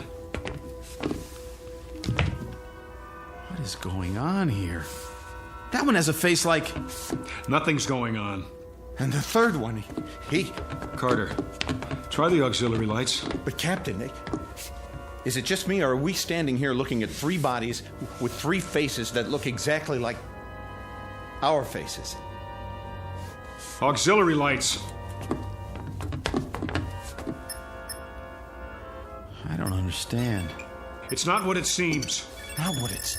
Just hang on. Here come the lights. All right, then. First things first. Here's an ID wallet in this one's breast pocket. And here's his government card, picture and all. It says, Lieutenant Robert Mason. See it? That's my name, isn't it? That's my face, just like the one in my pocket right here. Well, isn't it? Put it back. Everybody see it? The same as mine, identical. Put it back. I don't get it. The same with the second one. What is this? You're letting it get to you. Get to me? This is my picture. Me. Hang on, lay them out and get something to cover them with, both of you. Captain, look at the third one and tell me it's not... I see it. Cover them now. No, I'm not touching them again. Carter. Nobody else touched them. I don't know about you fellas, but I need an explanation for this. We're leaving this wreck now. I said now. Everybody out.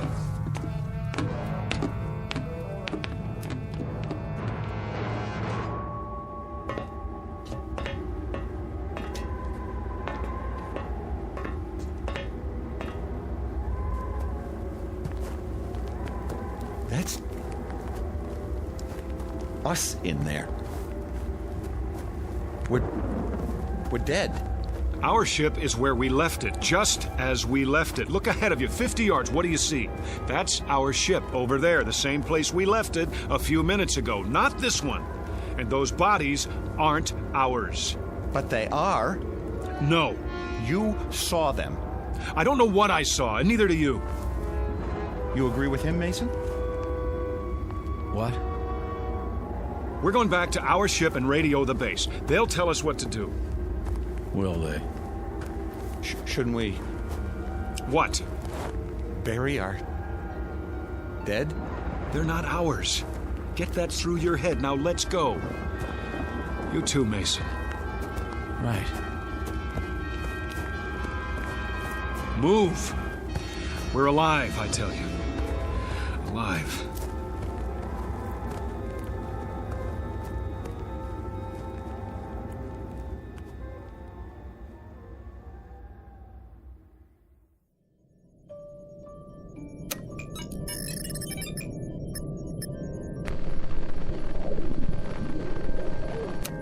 Nothing. Try again. I've been trying it for... Again.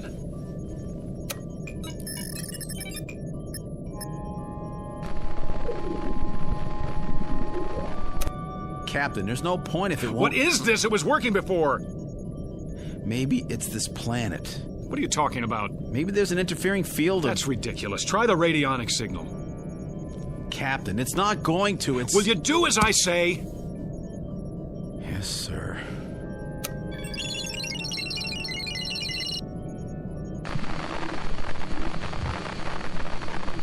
Again.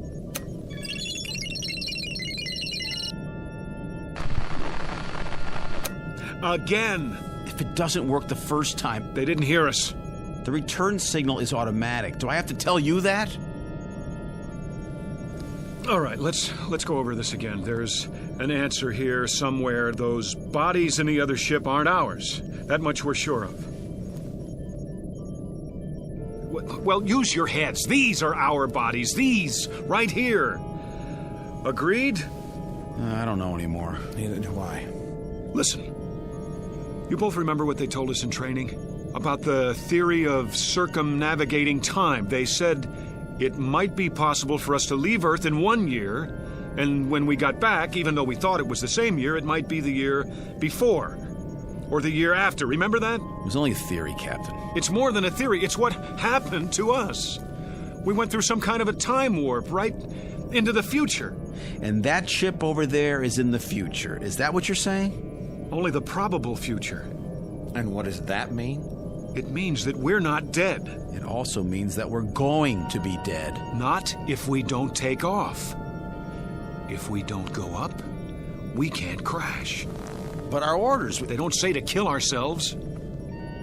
We're alive now, and the only way to be certain we stay alive is not to go up. Then we can't possibly crash. We avoid it, prevent it.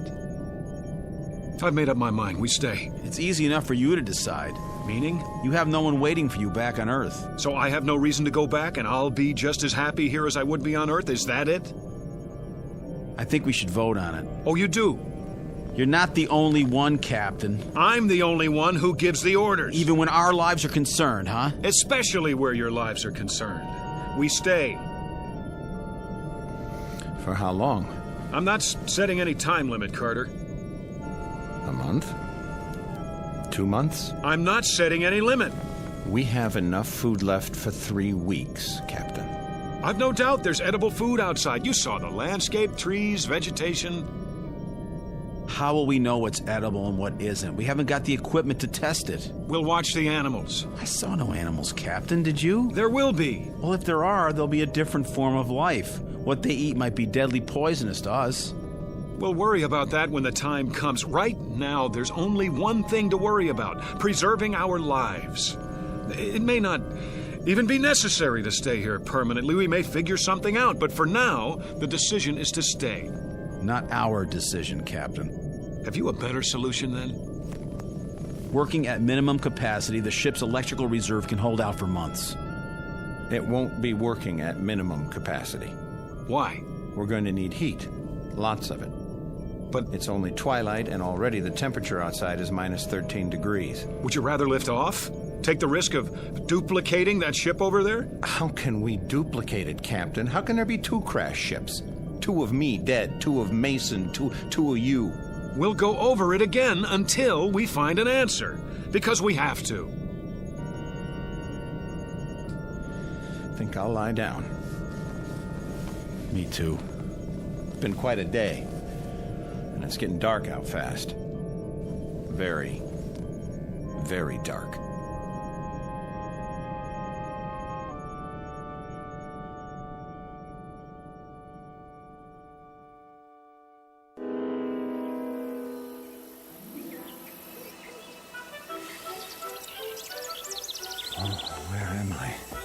Mike? That's you, boy? Mr. Kramer? How did I... When did you get home? Home? On leave, are you? You're looking fit. I expect Mary's mighty pleased to have you back. Wait, did you see Mary? She don't know? I have to go. Oh, wait up. I'll walk you. I don't understand. How long you been home?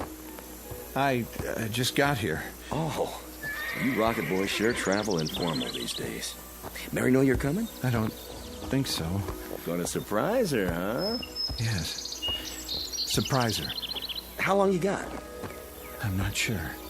You all right, Mike? Hello, Mike. Mrs. Nolan? Home on furlough? I don't know. Old Mrs. Nolan still makes that long walk to town every day. She'll go on forever. Forever. Hey, maybe we can do some hunting while you're home, huh, Mike? Got my shotgun with me. Always carry it now in case I see something. Not that I ever hit anything, but... Hey, where you going? Oh, I get it. In a hurry, huh? The house. Mary! There's a car still parked in front. Mary! Mary, I'm home. In the living room, the kitchen. Mary! Where are you? Mary! Mary! Are you upstairs?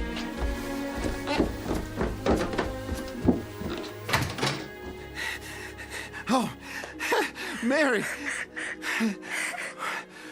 Why are you lying there on the bed like that? Is something... I'm here. Can't you hear me? What's this? Telegram. To Mrs. Michael Carter, we regret to inform... Carter. Regret to inform? Carter. What is this? I'm talking to you. What are you... What's the matter? Captain? What's the matter with you? I was home. Where? Home. My home. You were here. You are here. No, I swear it. I saw Mary. She was there with a telegram. It said that I'd been killed. You're alive. Those people I know. Kramer, Mrs. Nolan. I just remembered they're dead.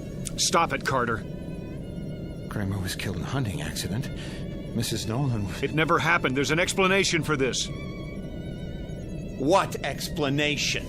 I don't know what, but we'll find it. We'll find it, Carter. We'll go over it again and again until we do. You, me, Mason. Where's Mason? He was in his bunk. Well, he's not there now, is he? I've been here the whole time. The hatch is still locked. Mason! Mason! Where is he? Well, where'd he go? You tell me. There's nothing but his blanket.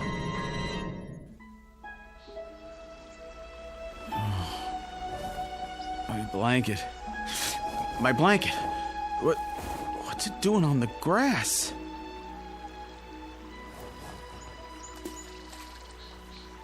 Fishing pole? Can't be. Oh, there you are. I thought I'd never find you. Jeannie. I looked and looked. I found him. Can't be. Lunch is ready, Daddy. And mine's hungry. It's all your fault. Jeannie, is it really you? What's the matter, Daddy? Come here. Oh, come here. Oh, Jeannie. What is it, Daddy? Oh, it is you. What's wrong with you? Oh, nothing. I'm just glad to see you, that's all. Oh. That wasn't your mother you were just calling just now, was it? You're acting weird. Jeannie, was it? Yes, Daddy. You know that. Where is she? Over by the table. Where?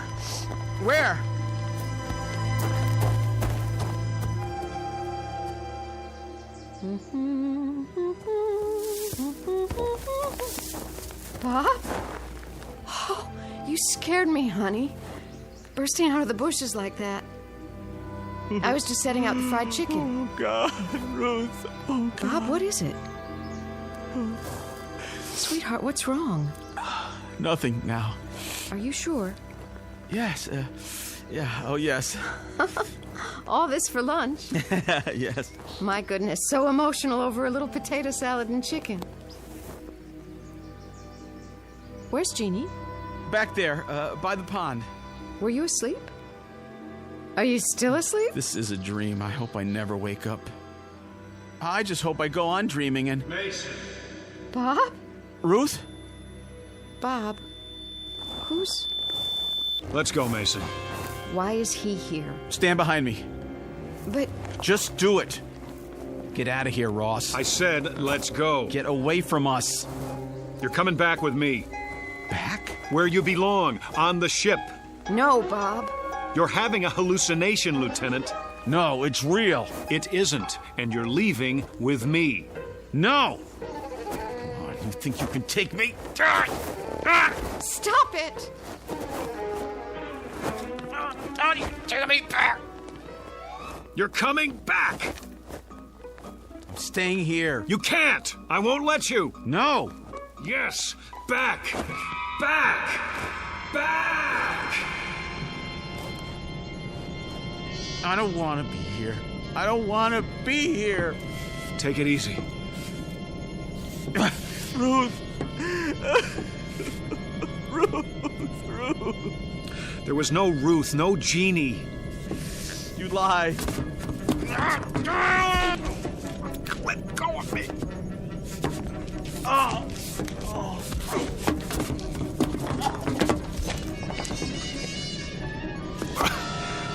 Look in your billfold. Look. What does the clipping say? Read it. Leave me alone. I'll read it for you. Space pilot's family dies in car crash. The wife and 7-year-old daughter of astronaut Robert Mason died early this morning when the car they were in... It's not true. Now do you still insist you were with them? You alive? They dead? I was with them. I was, and you took me away. It's not true, Mason. You took me away from my wife, my home, You were here all the time. You and Carter. He was gone. No. We just couldn't see him, that's all. What are you talking about? I know what it is now. That's what I'm talking about. Give me that clipping. I was wrong. It had nothing to do with circumnavigating time. Nothing at all. Mason, remember what you thought when you saw that ship over there? Alien contact. That's what you thought. And that's exactly what's happened to us. But, Captain, there are no such things as... Listen to me. Neither of you was where you thought you were, at home. That ship over there isn't ours, and those bodies aren't ours. We've been tricked. By who? Well, by whoever it is that lives on this planet and doesn't want anyone else to live here. Now who's crazy? Don't you understand? We haven't seen them, but there are aliens here. But aliens who aren't strong enough to chase us away by force or kill us. So what can they do? How can they keep their planet from being colonized? By mind control, that's how. By picking at our brains and finding the death fear and making use of it by showing us our ship crashed and us dead inside of it, scaring us so much that we didn't dare take off again and therefore haven't been able to make our report about this planet. They even know that we can't radio or report to Earth because there's too much interference. You didn't believe there was interference before. I believe it now. Everything that's happened to us since we landed on this planet has been a delusion. No, it happened. I was home. It was a delusion. Even Mason's disappearance? Well, why not? If they can make us believe we saw a crashed ship, saw our own bodies inside that ship, they can make us believe anything. That ship over there, that pile of twisted metal, it's not real. Is that your theory? You may see it, even think you touch it.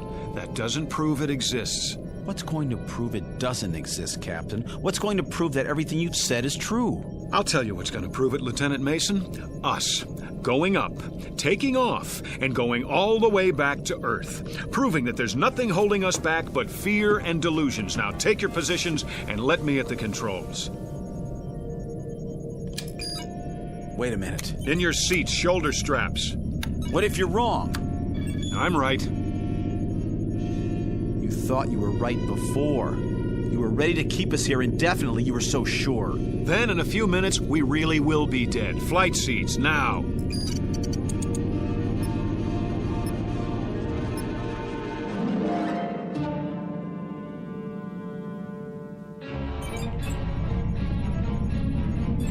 No. What do you think you're... I'm with Mason on this. Get your hands off those switches. That's an order. Are you so arrogant that you'll take a chance on killing us just to prove your point? I'm still the captain of this ship, and you'll do what I say. You're not the captain of our lives. Put your sidearm away. You're not taking us up. You want to stay here then? Starve, freeze, never see Earth again? Put it away, Mike. That's no answer. Then what is? I suppose he's right. You agree with him now? He's got a point. It's a big one. We can't just stay here. We do that and we know what'll happen. That's a given. It's a matter of food and the power supply and the temperature at night. We don't have a choice. I guess we don't. There's only one place left to go, and that's up. God have mercy on our souls.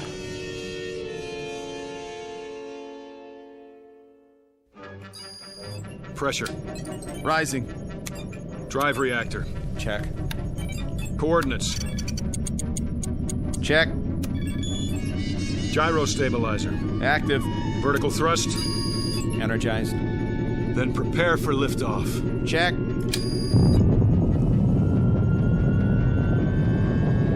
$200, $300, $500. Here we go. 1,000, 1,250, 1,500, Captain. Look at that. 2,250, 2,750, 3,000, 4, 5, 6,000. We're out. Release shoulder straps. We did it, boys. Check the viewer. Checking.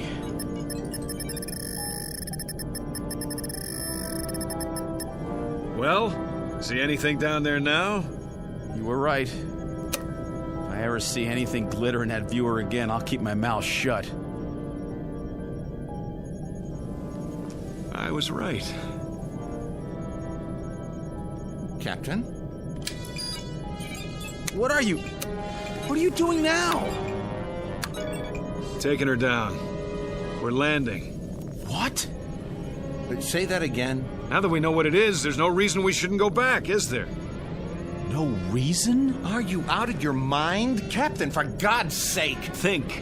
The other ship, the bodies that looked like ours, all an illusion. That's what we were afraid of, but none of it was real. Maybe. That's still a hypothetical. Yeah, we have to get out of here while we have the chance. Now stand aside. Get your hands off the controls. We have orders, Carter. Pick up specimens for analysis. We are going to pick them up. No, we're not. You're not going to. Now you've done it. Now you've done it. Let me at the main controls. You were right the first time. That was us down there. We're gonna crash. Now. No. We're going to die. We're not going to die. I'm not going to let us die. Auxiliary thrusters. It's no use. The stabilizer. The stabilizer. Heck.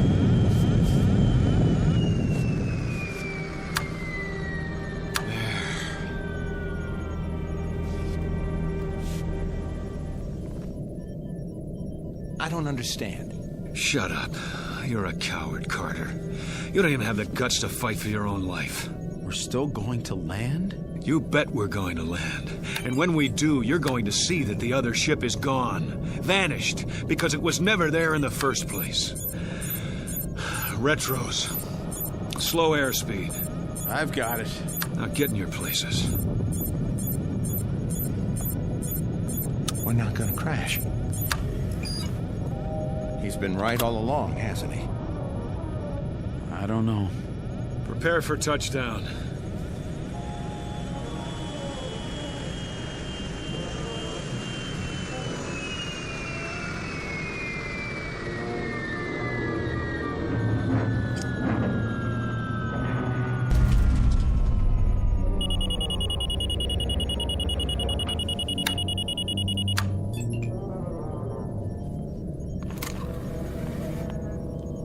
Now, take a look out the port.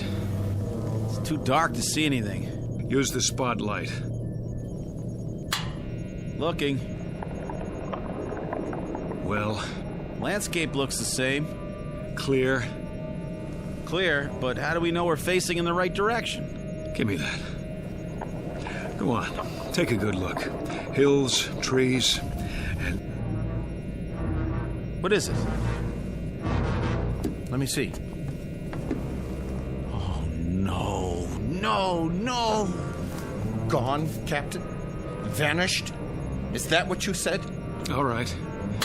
It's still there. I'll say it is. The same wreck.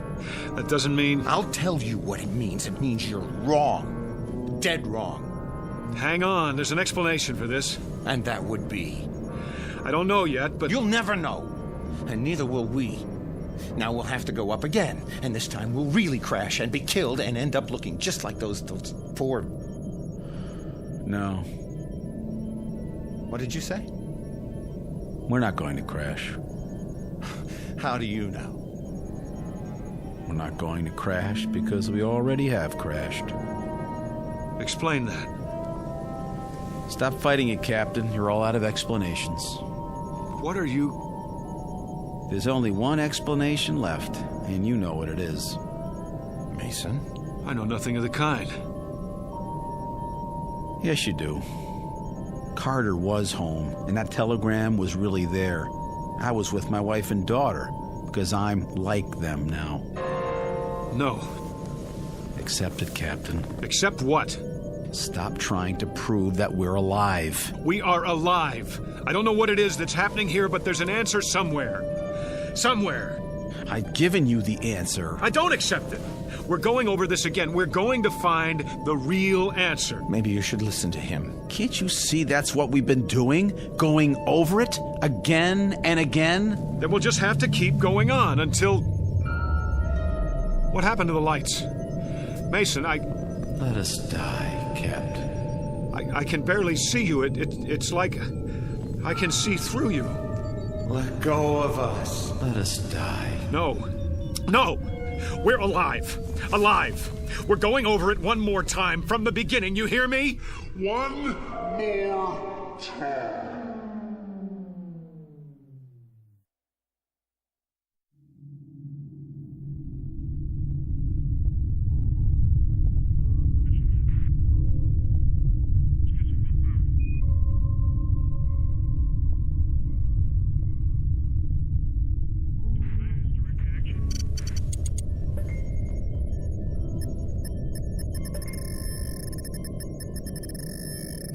Captain. What? Look in the viewer. Switch lenses. Yes, sir. It was at 255-417. I don't see anything. Maybe not now, but something glittered down there. We went over a lake, you know. I know, it wasn't that. Well, we'll take a closer look, but it's probably the lake. Wasting our time again.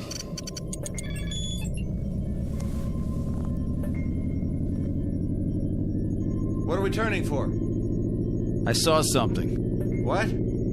Something metallic, Carter. Yeah? He thinks so. We're almost there, then we'll know.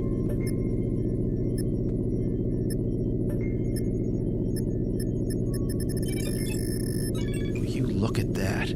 Trees, rivers, a regular incubation lab on this planet. I know what you're thinking. Don't. It's gotta happen sometime. Yeah? Who says? Only the astrophysicist, the biologist, and... Mason, you've got aliens on the brain. You're contact happy. Maybe we've been out too long. Do you really think man is the only intelligent... All right. So we're going to meet another race. Great. It would be great. It's going to happen sooner or later. Why not to us? Man, that would be something. Another... There it is. In the viewer. Looks like it might be a ship. Don't count on it. Well, let me see that. We're passing over. Aren't we going to... Will you please... We should at least stop and take some specimens. Mason's right, Captain. But it's your call. In your flight chairs. We'll set down.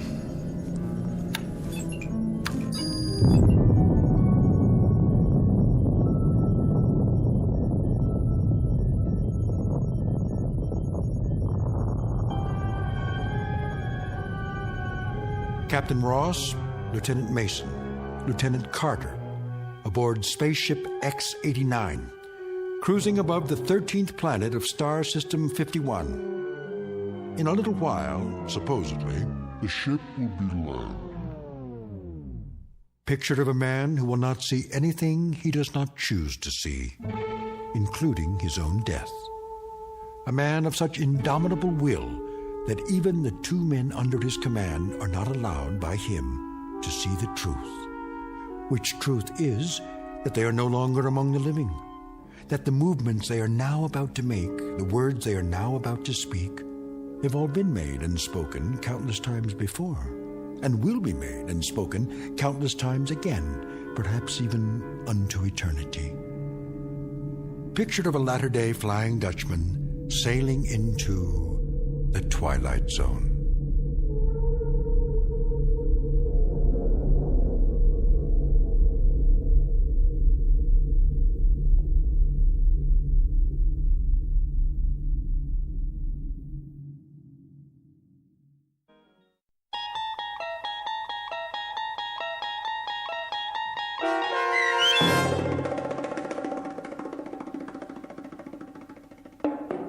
Death Ship, starring John Schneider with Stacy Keach as your narrator, was adapted for radio by Dennis Etchison and written for The Twilight Zone by Richard Matheson. Heard in the cast were Jeff Lupetin, Tom McElroy, Frenette Lebo, Amanda Amari, Doug James, and Ellie Weingart. To learn more about the Twilight Zone radio dramas and to obtain audio cassettes and CDs of these programs, visit our website at twilightzoneradio.com. The producers of The Twilight Zone wish to thank CBS Enterprises, Carol Serling, Dennis Etchison, Dick Brescia Associates, Claire Simon Casting, Terry Jennings, XM Satellite Radio, Sirius Satellite Radio, our sponsors, and our radio affiliates for helping make this series possible. This copyrighted radio series is produced and directed by Carl Amari for Falcon Picture Group. Audio editing, sound design, Foley effects, and mix for the Twilight Zone radio dramas are by Cerny American creatives Craig Lee, Michael Slaybach, Bob Benson, and Jason Rizzo. To learn more about the Twilight Zone radio dramas and to contact us, visit our official website at twilightzoneradio.com. Doug James speaking.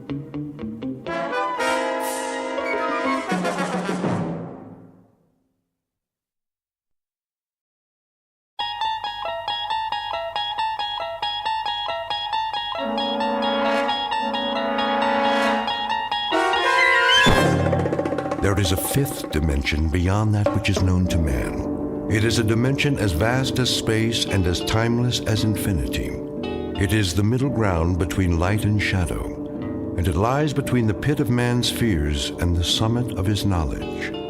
This is the dimension of imagination. It is an area which we call the Twilight Zone.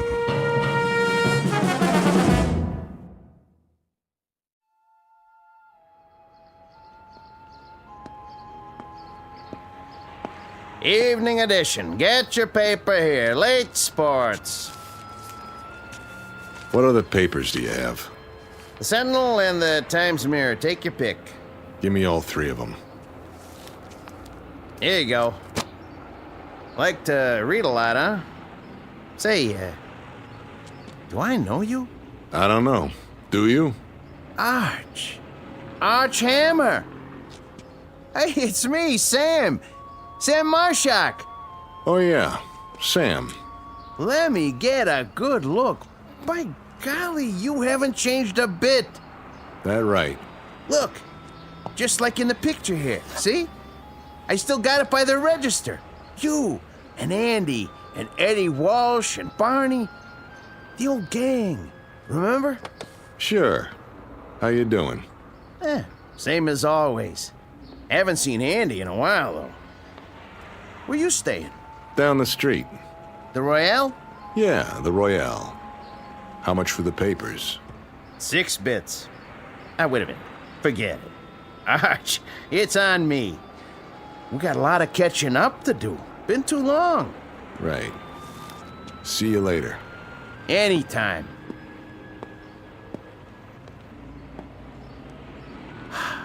Archie. Ain't that something? Heard he was in Joliet. Must have got out.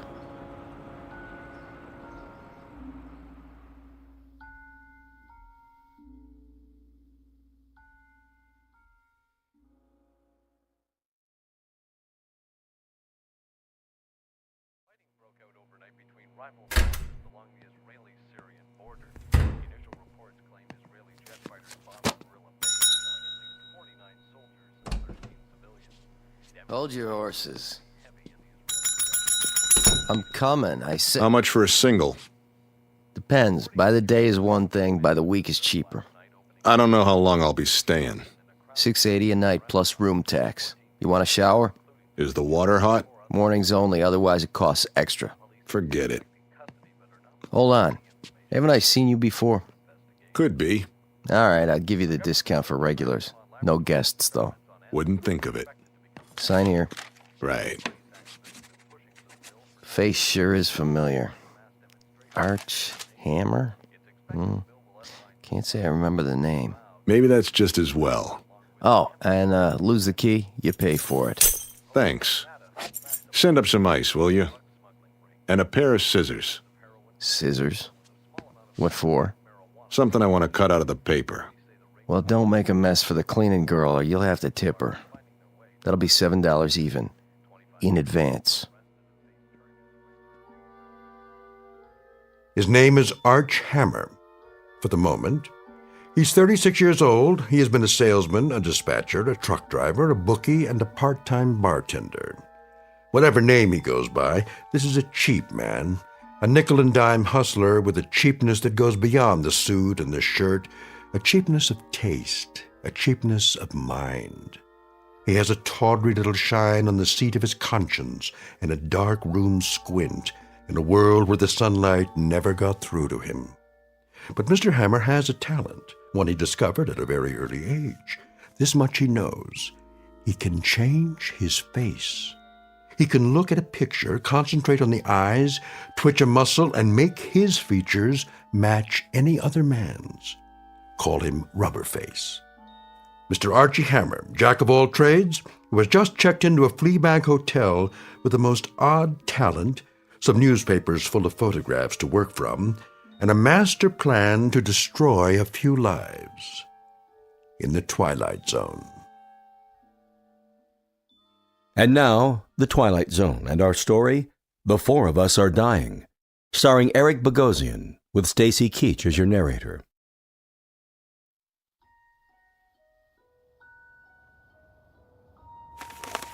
There's a good one. Human interest. Yeah, Room service. just a minute.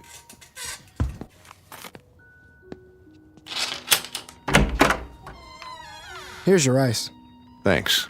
Brought a whole champagne bucket full. They even have champagne here? Not that I ever saw. I asked for a pair of scissors, too. Oh, yeah, I couldn't find any, but I got this. What's that? My Swiss Army knife. You can use it if you want. Got a scissors, a wood saw, a toothpick, a nail file. The works. I'll leave it downstairs. I was thinking I could sell it to you for $10. No, thanks. 5? Pick it up from the desk man. It's worth a lot more than that. Hey, I don't get a tip? Yeah. Don't take any wooden nickels.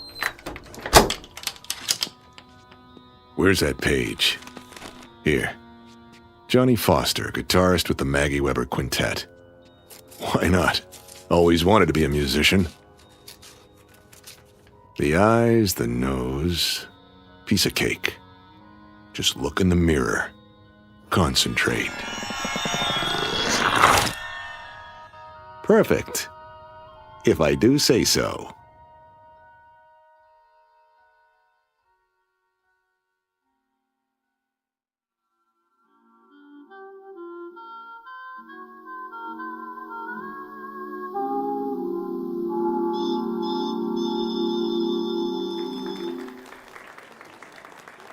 Thank you, ladies and gentlemen.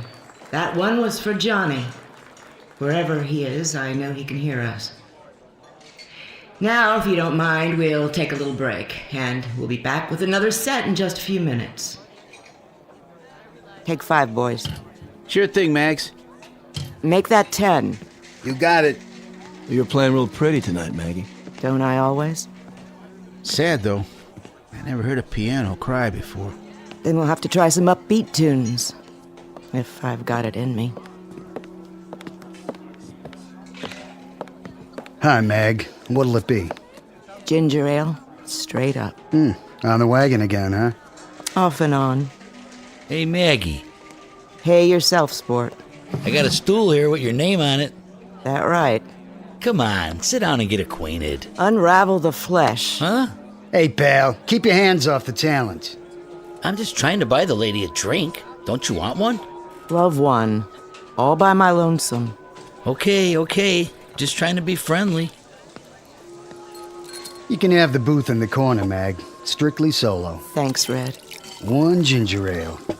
Hey, sure you don't want a little something in it? The last show of the night? Why not? Here you go.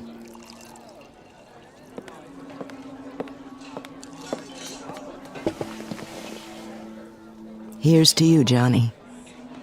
For the good times.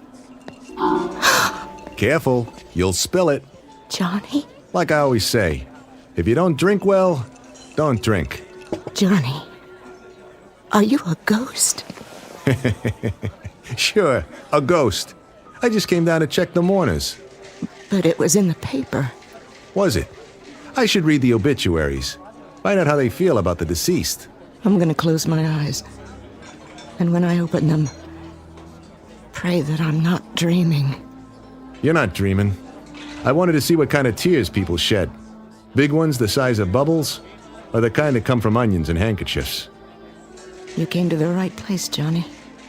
I got a whole room full of buckets to hold the tears. Yeah? I heard it on the radio one night, just like that. First there was a dance band, and then there was a newscast. And there you were. Right in the middle of the vice president in Russia and a streetcar strike. Death, as it must to all men, came to talented guitarist Johnny Foster. A tragic accident, a train hitting a car. And I just sat there and I listened and I cried. And then I washed my face and put on my makeup and went to work. Only it wasn't a quintet anymore. There was a big hole on the bandstand. And nothing could fill it. After that, everything changed. My repertoire was limited to ballads. Blues for piano and bourbon. That's a sad story. Oh, Johnny, let me touch those fingers. I don't care if you are a ghost. You're good to the touch. You've been missed, Johnny Foster. But now there's gonna be music again. Real music. Sure there is. You have to tell me. How did they get it so wrong? It was another guy. My car, my suit. But they said that the dental records... Maybe we had the same dentist, too. Why didn't you tell anyone?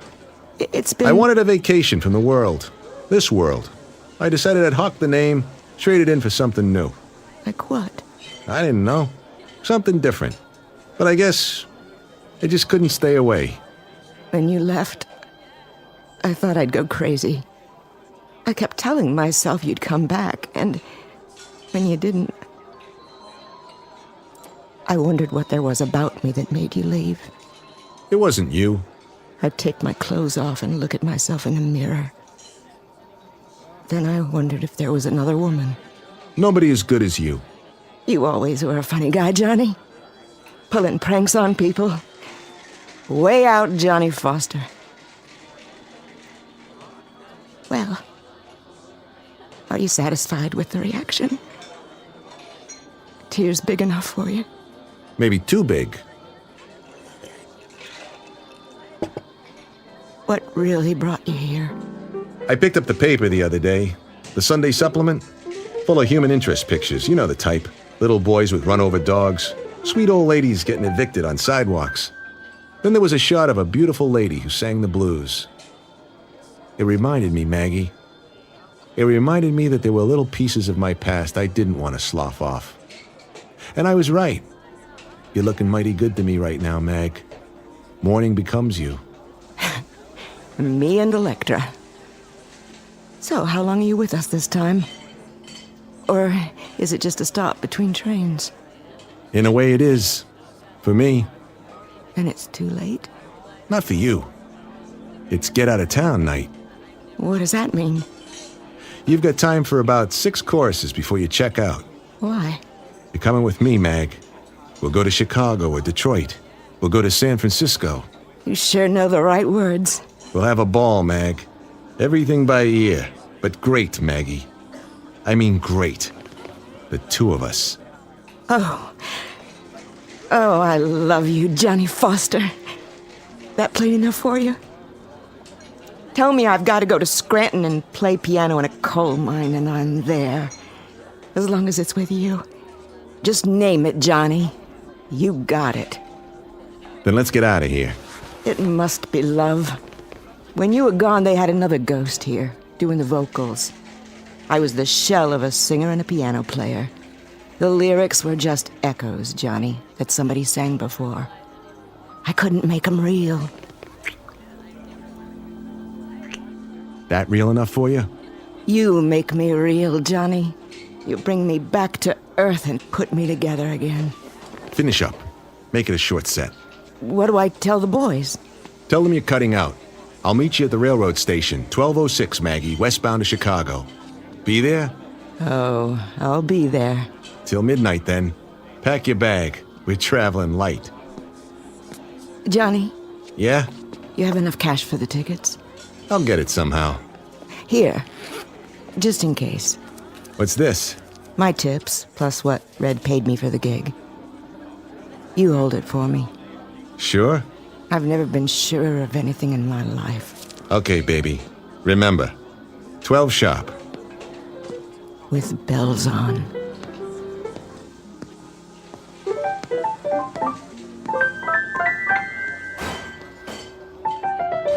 Johnny?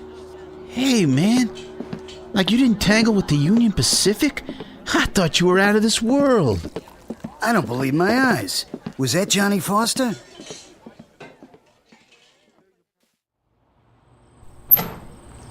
Hey, Johnny, baby, we got the wrong word. They said you got removed by a locomotive. Johnny, man, it's good to see you. You'll never know. Oh, here, let me give you a light. I'll take the light. But you got the wrong boy. My name's Hammer. Oh, hey, sorry, buddy. No offense. None taken. It's just that... Boy, I could swear you were the guy I saw in the bar. But I can see by your face, you're somebody else. Hey, real sorry. Don't worry about it.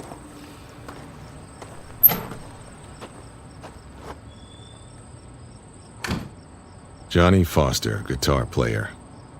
With a beautiful dame. Well, why not? I never had a dish like that. I never got loved like that. And it feels good. So why shouldn't I? Maggie Weber, huh? Yeah. Why not?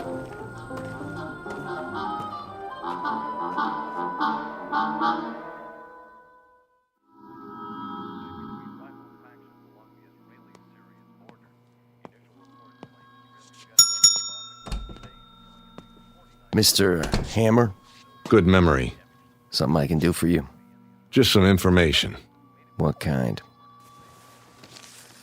This picture from the paper. What about it? Go ahead. Check it out.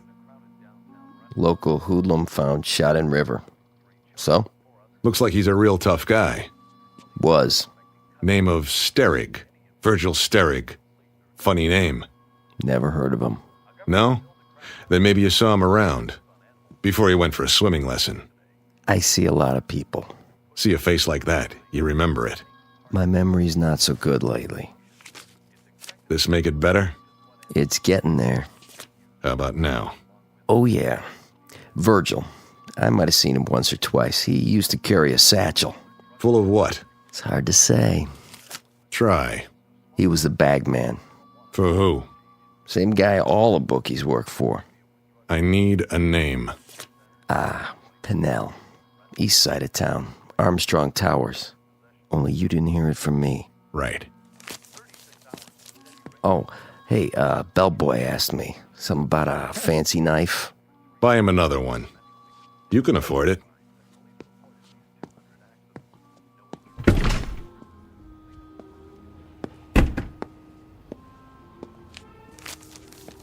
Virgil, how was the water? Cold? Or did it only hurt when you laughed? Let me get a good look at your face. Crooked nose, low forehead. Piece of cake. Now let's find out why you took that dive.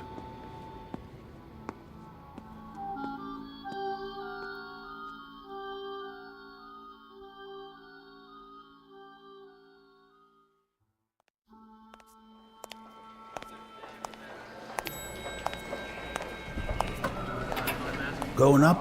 Always. What floor you? Oh, hi, Mr. Sterling. Hi yourself. The penthouse? Where else? I haven't seen you for a while. No kidding. But now, here you are. Back from the dead, and bigger than ever. Oh, I didn't mean it that way. I just meant... Say... Thanks for the lift. Didn't I see something in the paper about Don't believe everything you read.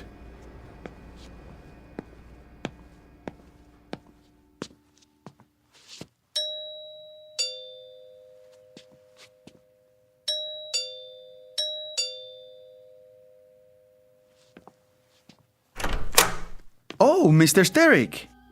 I'm surprised to see you. Where's Pinnell? Mr. Pinnell, not home. No? He's out. You come back tomorrow. I tell him you here. Call on telephone, maybe. I'll tell him myself. Now. I say he's not here. Out of my way. Oh! Who is it, Ramon? Hello, Pinnell. What in the devil is... You ought to be more careful. It's only a bottle. Virg, is that you? I don't believe it. I clean up for you, sir. Leave it. But glass on floor. I said leave it. Expensive stuff. Imported. That doesn't matter, but you... You can always open another bottle, can't you? Plenty more where that came from. I like your taste, Mr. Pinnell. Very rich, polished, lots of class, like this apartment. Neat, but not gaudy. I clean it up. Later, Ramon. Oh, yes. Yes, sir. I go now. I come back later. You do that.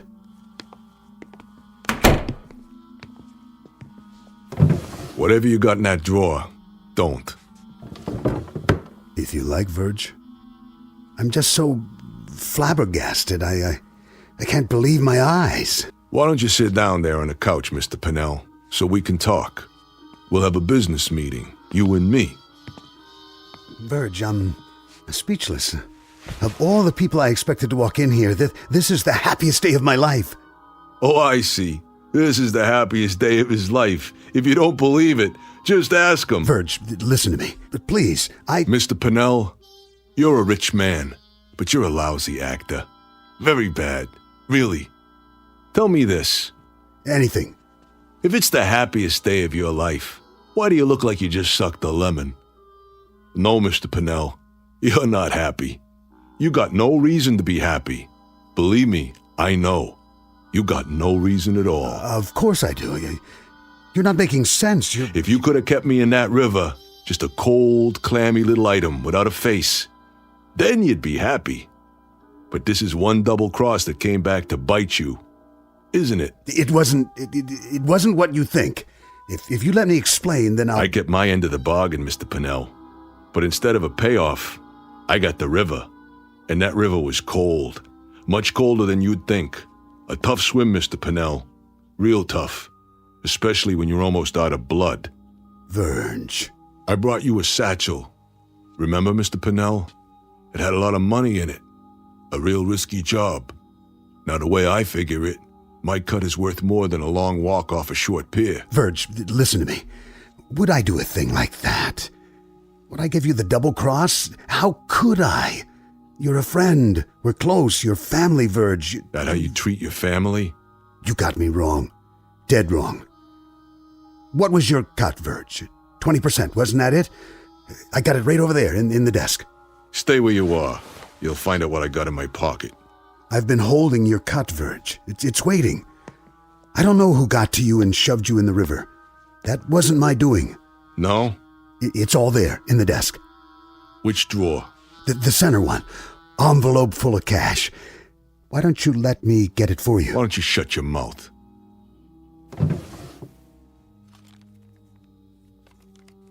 Go ahead, count it. This is mine? 20% of it. That's right. Same cut as always. And I always honor my contracts. But there's interest now. Interest? Sure. For floating face down in a river, I charge interest.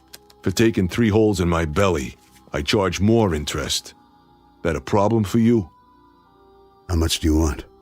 Well, if we add on the penalty, and then the extra penalty, it comes out to an even 100%. Okay by you? You have me at a disadvantage, Verge. Pleasure doing business with you. One question. Yeah? I have to know.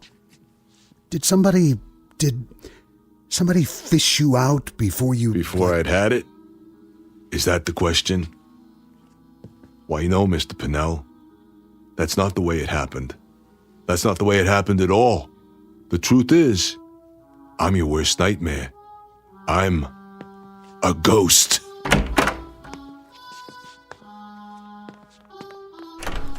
That's him. He's scared, Mr. Parnell. Easy, Ramon. You ain't going nowhere. Hands up so I can frisk you. Don't touch the merchandise.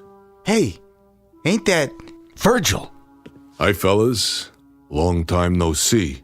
Keep your hands out of your pockets and step back inside, nice and peaceful like. No hard feelings. I even brought you something. What? This. Wait! No! I get Mr. Parnell. You made a mistake coming here. So, did you? Take my advice, fellas. Stay down. There! He's getting away! On your feet, you bums. Get him! He's a thief! I want him dead! You hear me? Dead! And buried!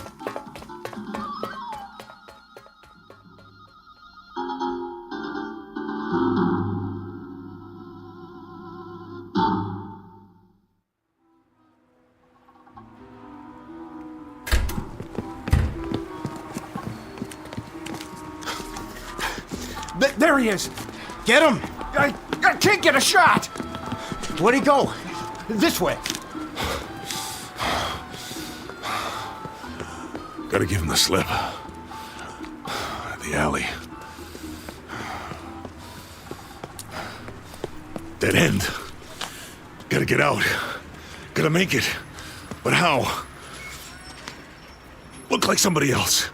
Fast. Who? Come on. Come on! Face. Any face. Can't think of one. Wait. Something I saw. Yeah. Yeah! Got it.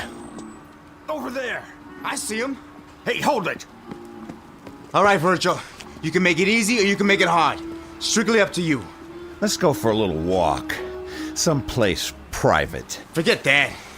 Turn around like a man or I'll give it to you right here. What do you want? It ain't him. Where did he... You want something with me, huh? What's going on? I didn't do nothing to you guys. Sorry, buddy. We thought you was somebody else. Yeah, sure you did. Go around threatening people, huh? That it? I had to call the cops. I saw him go in there. Me too. So where is he? The alley don't lead nowhere. Hey, fella, you see anybody else come in here? Yeah. You two mugs. Ah, come on. We better find him. Mr. Pinnell's waiting. That's right, you goons. Go find him. You go find Virgil Steric. Why don't you try the county morgue?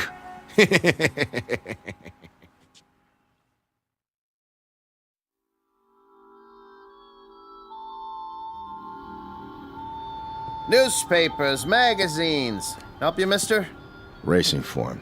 Right here. Going to the track tomorrow? What's it to you? I'm just making conversation. You know, it gets pretty slow this time of night. So? Close up and go home. Well, I couldn't do that. Who'd be here for the morning edition?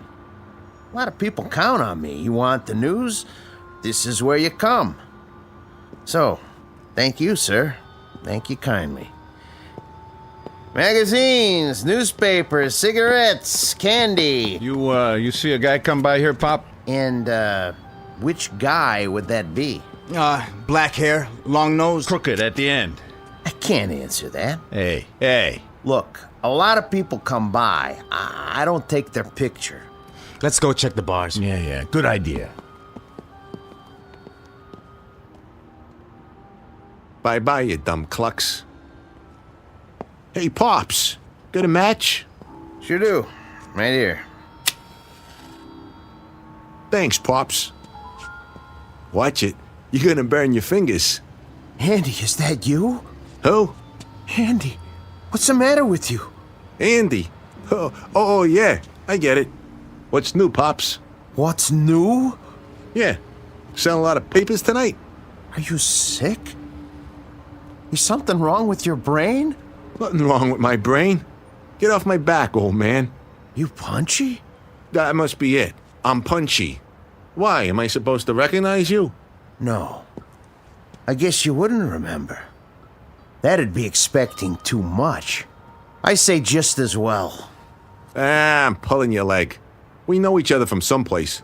I knew that. From someplace? Long time ago, though, huh? It's coming back. Go ahead, tell me. How do I know you? How do you know me? For shame, Andy. I'm ashamed of you. Come here. Look at the picture I keep in a frame. There you are. Does it come back now? Picture. That's why I got it. The only face I could think of. You remember yet?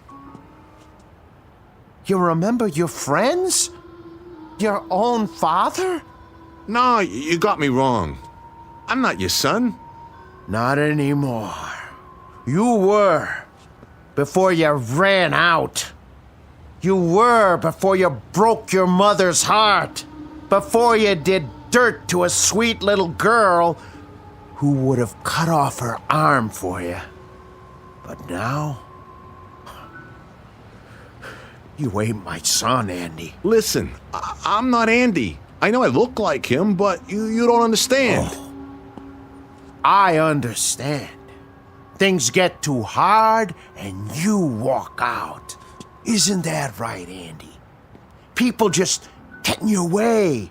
You just step on them. You just kick them away. Listen, I was here tonight. I bought 3 newspapers, but I didn't look like this. Your friend, Archie, from school. He remembered you. He saw the picture with you and Eddie and Barney. And he remembered. No, he didn't. Because he wasn't Archie. I was. You're crazy. Listen, I don't know how it started. When I was 12, I wish I looked like Charlie Bryce, so I wouldn't get in trouble. And it worked. After that, I could look like anybody I wanted. Guys came up and gave me money because they thought I was named Billy, or Keith, or Jack. I could make it in any town. I'd move on and... why am I telling you this? You're not my father. I don't even know who my father is. I'm not even Archie Hammer. I could be anyone. Or no one. Because you're nothing. Do you hear me? You're nothing to me. Forget it. The real Andy will come around one day. You'll see. Don't ever come around, because I hate you. Do you hear me? I hate your guts. Let go of my arm. Hey, everybody, come here. Look what we got here. A dirty little punk. Leave it be, old man. Spat in his mother's eye, this one. Ruined a girl's life. Hurt people. All the time. Hurt people. You punk. I said take your hands off me. Look at the punk. Look at the monster. Named Andy Marshak. Look at the man. Who used to be my son.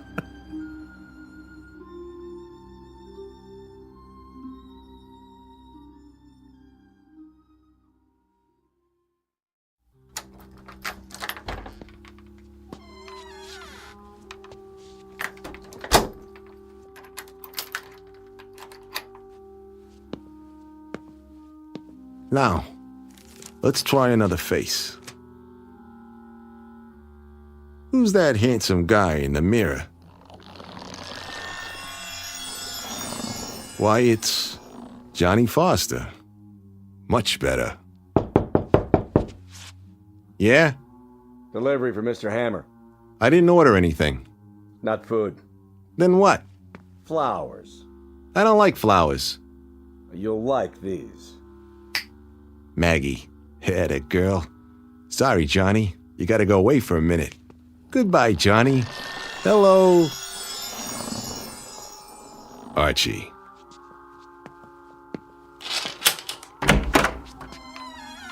Where's the flowers? Archie Hammer of Detroit, Michigan? Never been there. Well, neither was Henry Ford. Let's step inside. You got a badge? Yeah. And a nice little warrant for your arrest. You're making a mistake.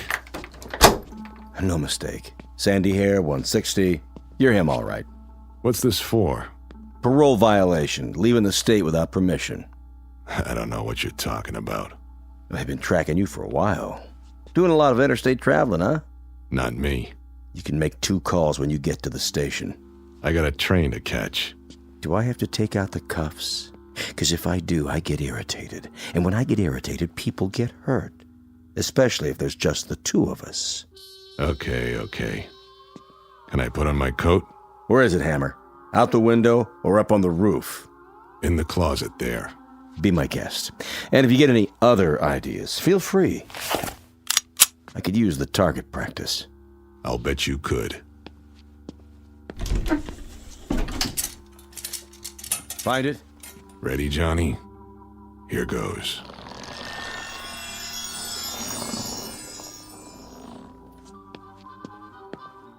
Officer, thank God. Where'd you come from? He shoved me in there when you knocked on the door. He's got a gun. What? He went out through the ventilation duct in the ceiling. Stand back. Come down, Hammer. You'll never make it. I'll have the building surrounded. Hammer! Hammer!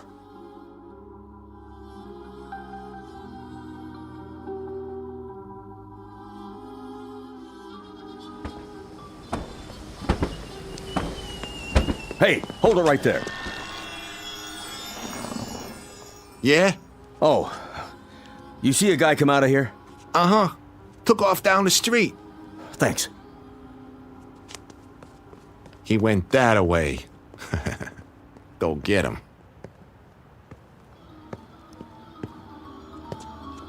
Hello, Andy. You again. I've been waiting for you. I said to leave me alone. I knew where you'd be. The cheapest hotel on the block. What's the 38 for? I have to collect a debt. Careful with that. You got a big debt, Andy. So many years for so many things. And now, you're gonna pay up. Wait a minute. Wait. I already told you, you got the wrong guy. I got the right guy. Oh, please. Please, listen. Put the gun down, and I'll show you. I'm not who you think. I'm not any of them. I'll show you. But I gotta concentrate. Put the gun down so I can think. I need to get a face in my mind. Any face. I know who you are. Wait. A father knows his own son. No. No. You don't understand. Nobody does. I'm not him. Or him. Or him. I'm not.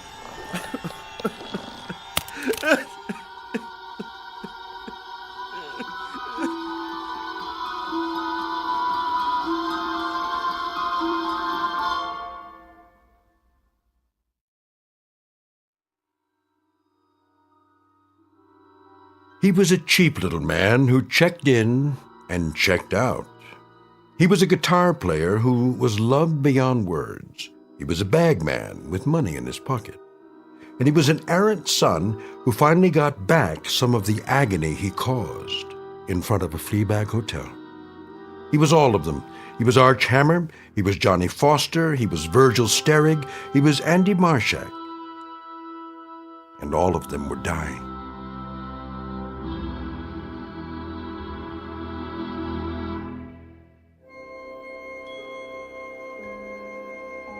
Hi, this is Carl Amari, producer of the Twilight Zone Radio Dramas. I'd like to take a moment to tell you about our official website at twilightzoneradio.com, where you'll get the latest news and information on these Twilight Zone Radio dramas. Plus, at twilightzoneradio.com, you can digitally download 3 free episodes or any of our episodes for only $1.95 each. In this age of ever-changing technology, we've decided to make these episodes instantly available to you by making the Twilight Zone Radio Dramas a digital download-only series. This means that this series will no longer be offered on CD. The CD collections at our website are now being offered while supplies last at buy one, get one free. So be sure to get your favorites before they're sold out. Be sure to visit us often, and I'll see you in the zone.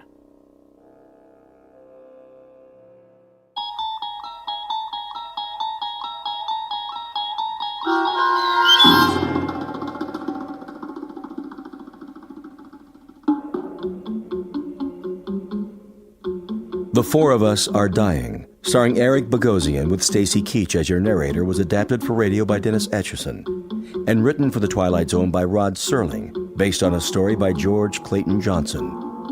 Heard in the cast were Joe B. Cerny, Kurt Nabig, Damon Williams, Norm Woodell, Tom McElroy, Doug James, Jeff Lupetin, Linda Ryder, Jamie Barron, Rick Vargas, and Vince Amari. This copyrighted radio series is produced and directed by Carl Amari for Falcon Picture Group. Sound design and custom Foley effects for The Twilight Zone by Cerny American creatives Bob Benson, Craig Lee, Michael Slaybach, and Matt Sorrow. To learn more about the Twilight Zone radio dramas and to contact us, visit our official website at twilightzoneradio.com. Doug James speaking.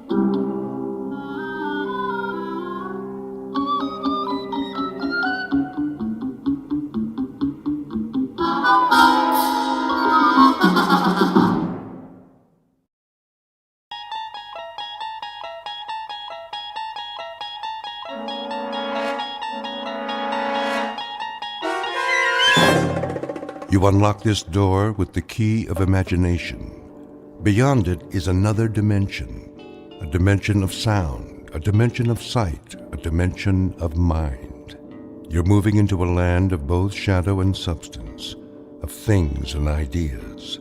You've just crossed over into the Twilight Zone.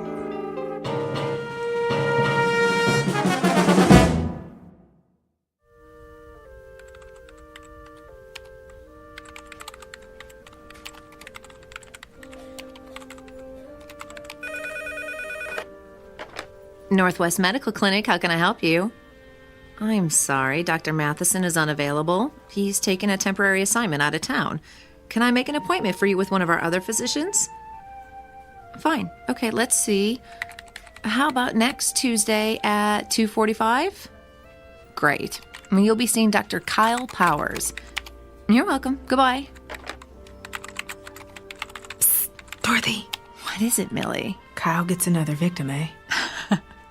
I know, right? How many of Dr. Matheson's patients is he seeing? Quite a few, which makes sense. He's got the lightest patient load at the clinic.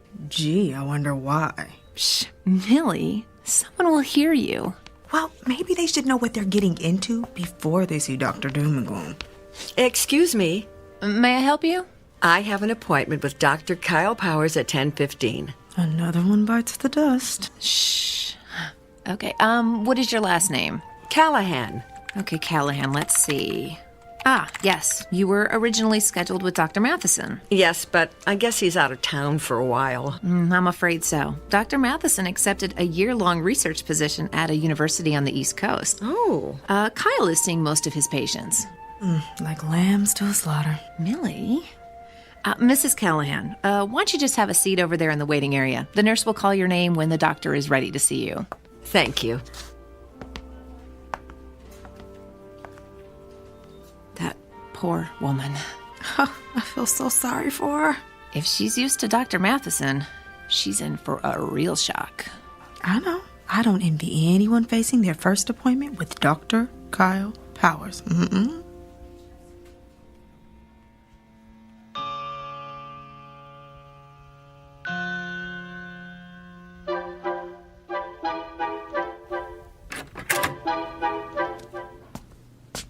Mrs. Callahan? Yes? I'm Dr. Kyle Powers. It's nice to meet you.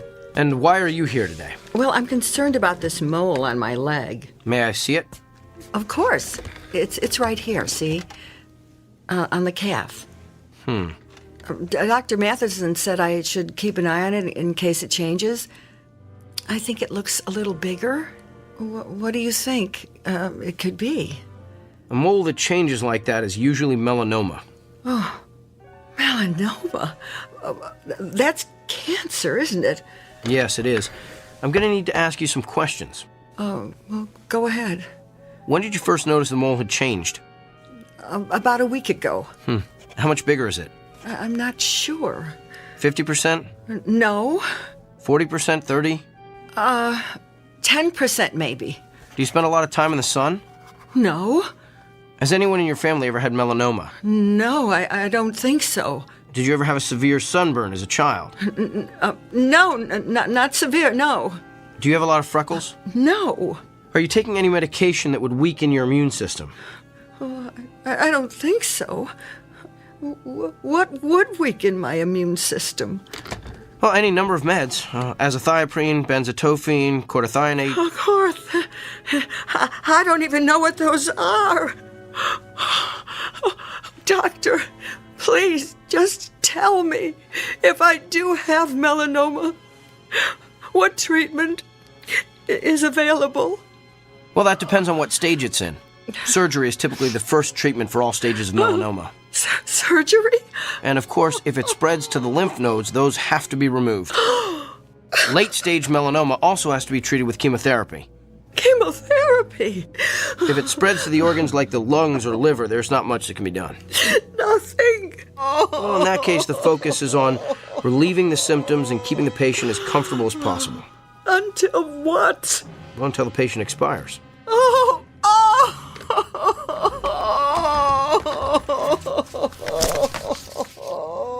I'm going to refer you to a dermatologist. He'll perform a biopsy and then send a sample of the growth to the lab. If it is melanoma, the dermatologist will refer you to a surgeon for the sentinel lymph node biopsy. It's all standard procedure. Here's your referral. And Mrs. Callahan? Yes?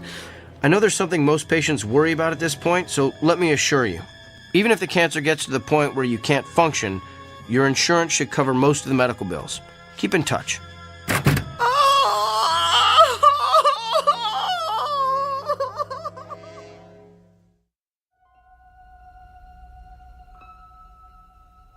Meet Dr. Kyle Powers, a physician well-versed in and fascinated by the mechanics of the human body. Alas, he is also a man with an unmistakable disconnect between his intellect and his heart. For you see, the good doctor is lacking in one crucial area: the ability to take into account the feelings of his patients. but his next appointment is no ordinary customer with a stuffy nose or gouty foot. Awaiting him in exam room number 6 is a messenger who is prepared to give Dr. Kyle Powers a dose of his own medicine, a prescription that can only be filled in the Twilight Zone.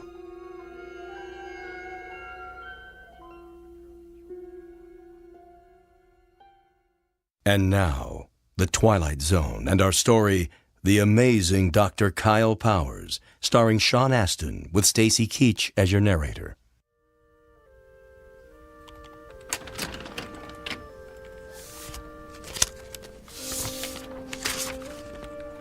Kyle?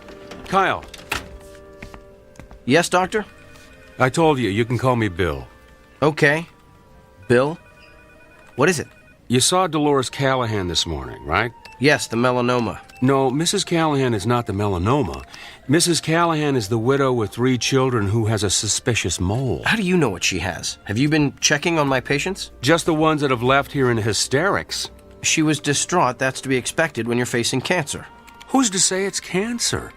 Why assume the worst and communicate those fears to the patient? Come on, Kyle. You've worked here a few months now. You should know that's not how we roll. I just provided her with all the facts. My guess is she's home right now making an informed, thoughtful decision about how best to address her illness. Really?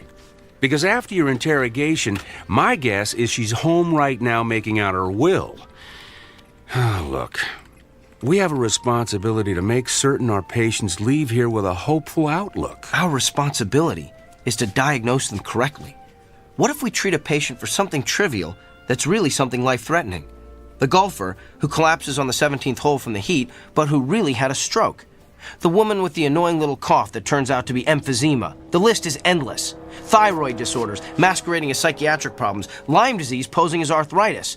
That's why I ask so many questions. The more facts I can get from the patient, the more accurate diagnosis I can make. So you're going to continue cross-examining our patients like it's the Spanish Inquisition? Look, doctor, I realize my technique differs from yours. It may not consist of the sycophantic mollycoddling you prefer, but I think you'll find overall that it gets me closer to the most accurate diagnosis possible. That may not mean anything to you, but it's the reason I get up in the morning. It's how I roll.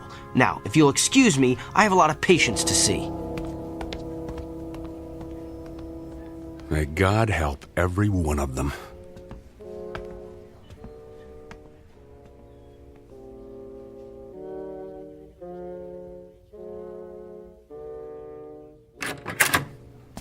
Good afternoon. I'm Dr. Kyle Powers. I'll be your physician while Dr. Matheson is... Oh! Well, you're obviously not Eileen Richards. Obviously. The name's Beaumont. I seem to be in the wrong room, Mr. Beaumont. Let me just... You're in the right room, Kyle. You know me? Yes. You're not a quality assurance auditor sent to check up on me, are you? Did Dr. Bill T. Goodwin send you? No, but I am here. As a representative.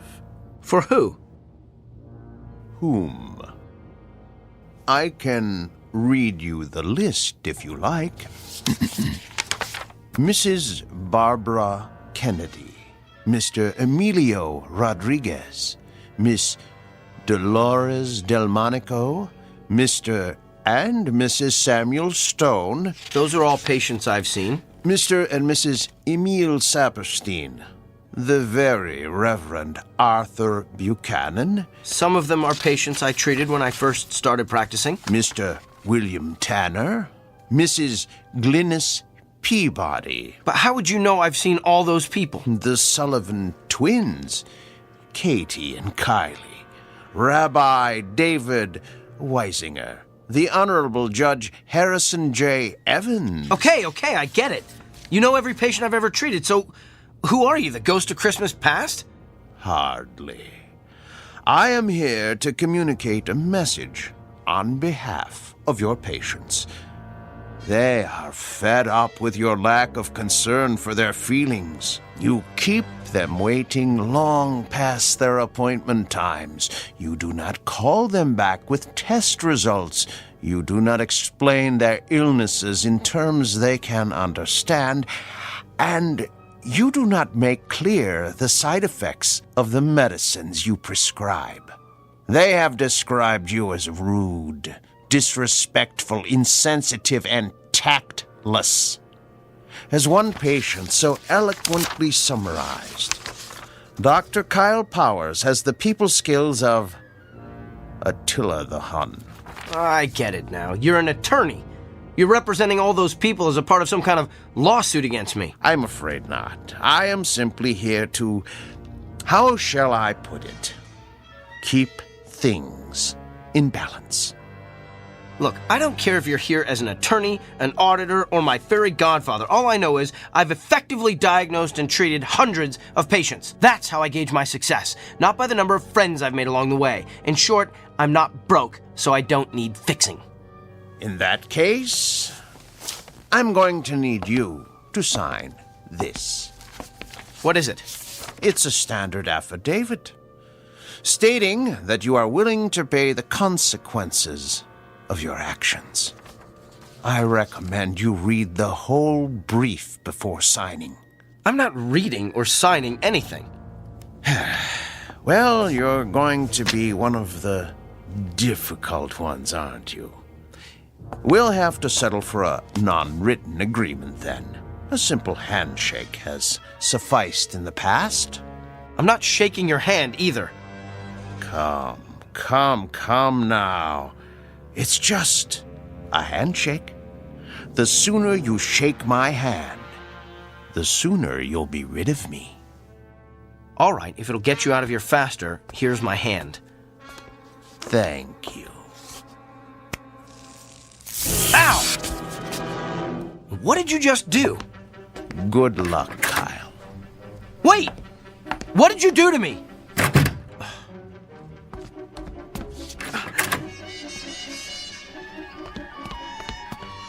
Where did he go?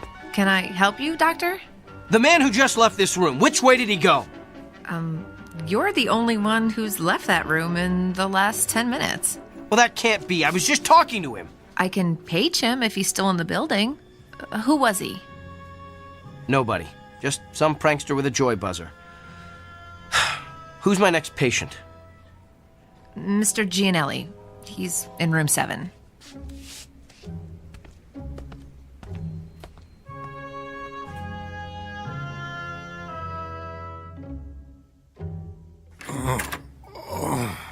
Good afternoon, Mr. Gianelli. I'm Dr. Kyle Powers. I'll be your physician while Dr. Matheson is gone. Are you in pain? Oh, yeah. Where does it hurt? The back. What part of the back? Down low. Did you do anything that might have caused it? Probably. I work on a construction site, see? And I had to move some heavy sheets of plywood by myself. On a scale of 1 to 10, how bad would you say the pain is? About a 7, maybe 8. Seems like it's gotten worse in the last half hour or so. Well, let me take a good look at the area where it hurts. Could you lift your shirt, please? Sure. Lower back, you said? Yeah. All right, I'm going to feel around the area. Hey, you gave me a shack. Oh! Doc, you okay? I don't know. I feel... My back suddenly hurts. Yeah, must be going around. It just started out of nowhere. Maybe it's some kind of a kink. Let me see if moving around helps it. No, it still hurts. Excuse me, Mr. Gianelli. I'm gonna have to sit down over there. Hey. The pain stopped. Lucky you. That's odd. It stopped when I let go of you. Mr. Gianelli, I'm gonna touch you again. You're the doctor. Ow, Doc. You need to get a humidifier in here. Fascinating. You're done already? Yes, Mr. Gianelli, this is just a hunch, but is the pain you're feeling on the left side? Yeah. Does it hurt no matter how you move? Yeah. And you say it's gotten progressively worse? Oh, yeah. I think I know what's wrong with you. So do I. I pulled a muscle hauling around those stupid sheets of plywood. I don't think so, Mr. Gianelli. You have a kidney stone. You're kidding me. I'm convinced of it. I felt... That is, you have all the classic symptoms.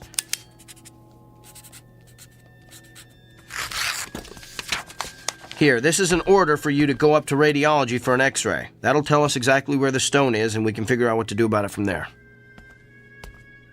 Hey, Doc, can I ask you something? What?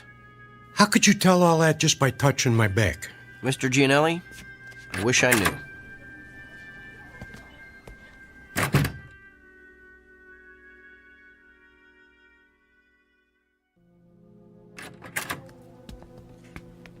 So, now that we can talk privately in my office, let me get this straight. You're telling me that you've been able to tell what your patients are feeling simply by touching them, that you can actually experience the pain they're feeling. That's what I'm telling you. Impossible. It can't be done. Then how do you explain the fact that Mr. Gianelli's x-rays came back showing that he had a kidney stone right where I said it was? And what about all my other patients? Everything I diagnosed this morning was confirmed by x-rays or ultrasounds or MRIs. You simply diagnosed them correctly. But I'm telling you, Dr. Bill, I felt their pain. Prove it. All right. Who's your next patient? No, not a patient. I want you to prove it on me. I've been experiencing some pain the past day or so. I want you to tell me where it is. Okay. I'm gonna have to touch you. I knew there'd be something about this I didn't like. And it has to be on exposed skin. At least, I think it does. I'm still experimenting. Here, you can touch my hand. That's the most skin I'm willing to let you experiment with. All right. Ready? Ready as I'll ever be. Here goes. Hey, you gave me a shock. Yeah, that's what everyone says. Interesting. Well, what's your diagnosis, Dr. Kreskin? Well, I would hasten myself to a dentist if I were you. You've got a toothache. Top row, right side. I'd say second molar from the rear. Well, I don't know what to say. No need to say anything. Your expression says it all. What is it, Dorothy? Mr. Samuels is waiting in room 4. He's getting a little impatient. Tell him I'm on my way. There's got to be some kind of logical explanation for this. Fine, we'll talk later. Oh, by the way, you might want to have that corn looked at. The one on the big toe of your left foot. Feels like it's going to burst right through your shoe. Okay, now you're just showing off.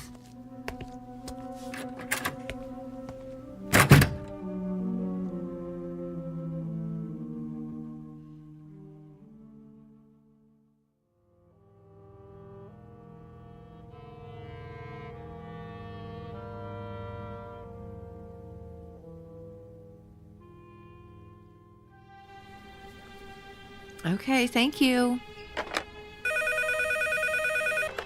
Northwest Medical Clinic, may I help you? I'm sorry, he isn't in yet. Can I take a message? I'll let him know. Thank you. Hey, Dorothy. Another reporter for Kyle? Yeah, that's like 25 now. Ever since word got out about his gift, he's become the most popular doctor at the clinic. I know.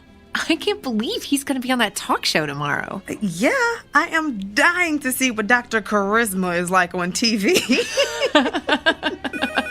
Oh.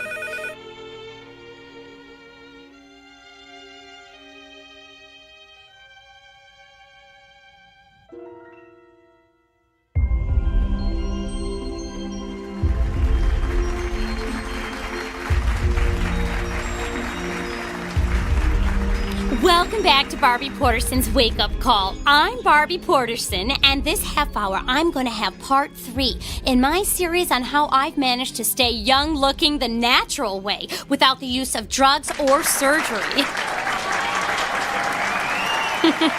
But enough about me. We have a guest with a rather unique gift. His name is Dr. Kyle Powers, and he claims that he can experience the same pain his patients are feeling simply by touching them. Doctor, it's good to have you with us today. Thank you. Now, why don't you tell us exactly what happens when you touch one of your patients? Well, in a nutshell, I experience exactly what the patient is experiencing. I can feel where the pain is in their body, how intense it is, what might be causing it, and I'm then able to provide an accurate diagnosis. Amazing! Would it be possible for us to get a demonstration from you? Of course. Do you have any discomfort or pain that's bothering you? As a matter of fact, I do. Let's see if you can guess what it is. Now, what do I need to do for this demonstration? Nothing. I just need to touch bare skin. Oh my, careful, Doctor. We're a family show. You can just give me your hand. All right, here you are. Oh! I think a spark flew between us. Don't tell my husband. Interesting. So, what's your diagnosis? I believe the pain you wanted me to identify is a sprained muscle in your left thigh. Feels like you've probably been working out a bit too rigorously at the health club. Ooh, that's amazing. That's exactly how my own physician diagnosed it. But it took him 20 minutes. Doctor, you truly have a special gift. There's something else, though. What? Your head. You have a headache. Are you coming down with something? Of course not. I'm fit as a fiddle. I stay fit the natural way. There's definitely something there. In fact, it's not just a headache. There's pain in several very specific locations in your forehead. That's interesting. Well, thank you for being with us, Doctor. Wait. I know what I'm feeling. You recently had some sort of cosmetic injections, didn't you? What? Yes, the type that eliminates frown lines and wrinkles. Me? Cosmetic injections? What a ludicrous suggestion. Well, back with more of our Barbie Porterson's wake-up call after these messages. You know, a simple analgesic will help with that headache. No, I don't need it. Could we cut the audio, please?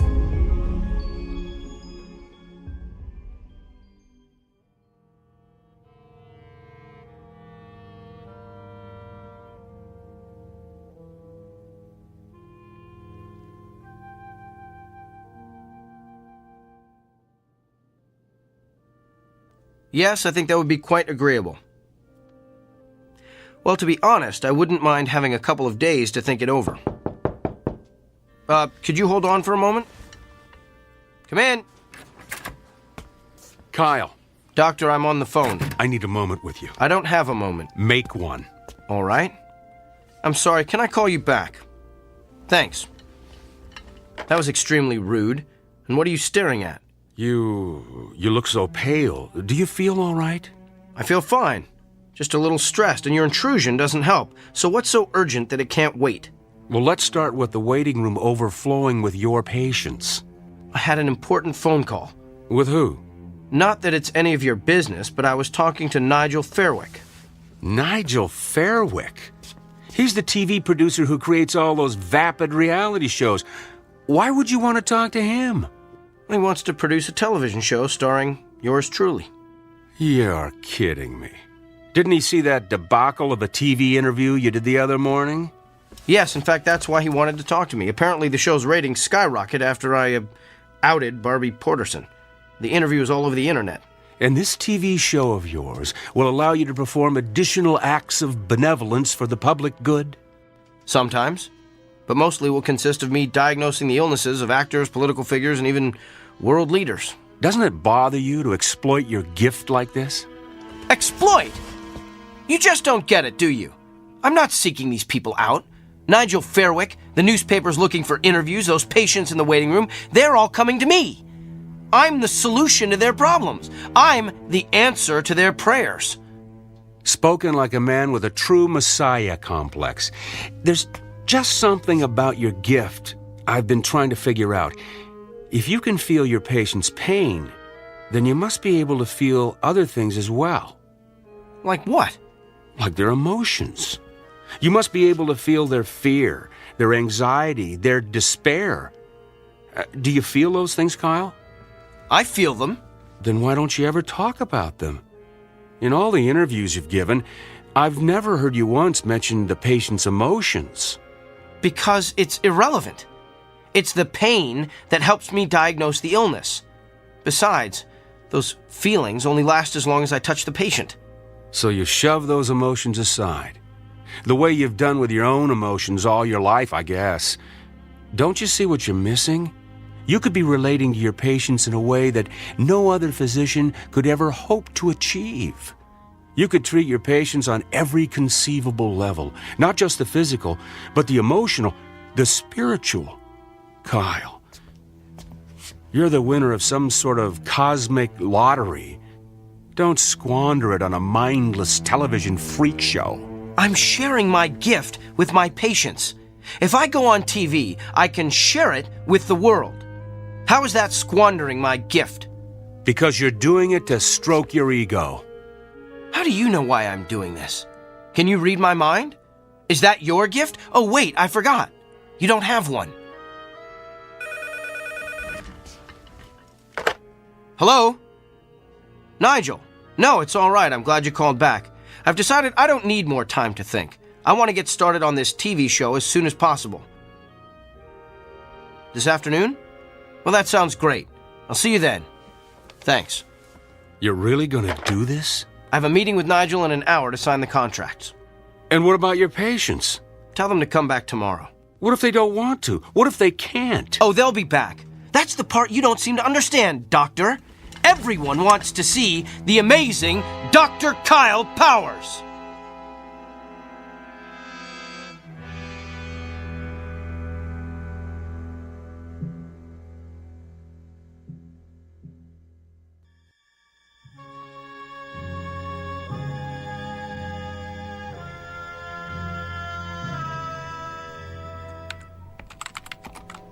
Well, Dorothy, my last patient has left the building. Let's start closing up shop. Way ahead of you, Doctor. Hey, I put the TV on in the waiting area. Kyle's TV show is about to start. Oh, I don't want to miss this. Oh, yes. We shouldn't miss the circus when it comes to town. Come on, Doctor, it started. I'm coming.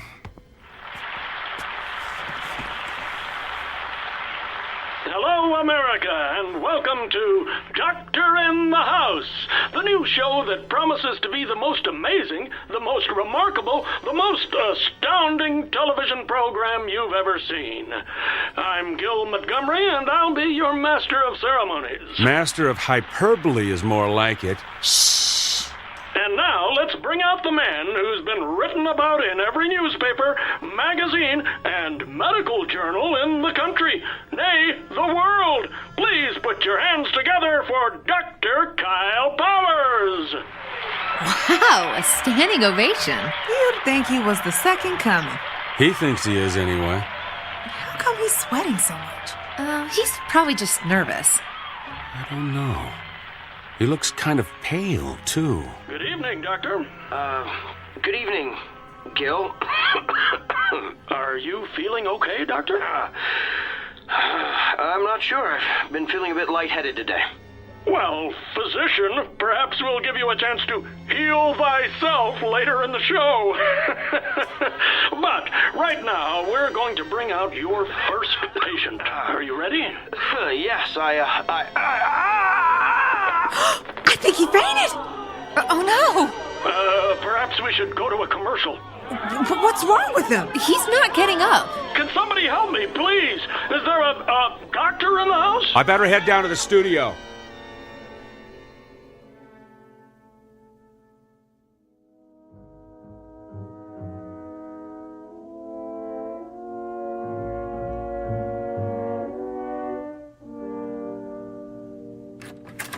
Kyle, I've got the results of your tests.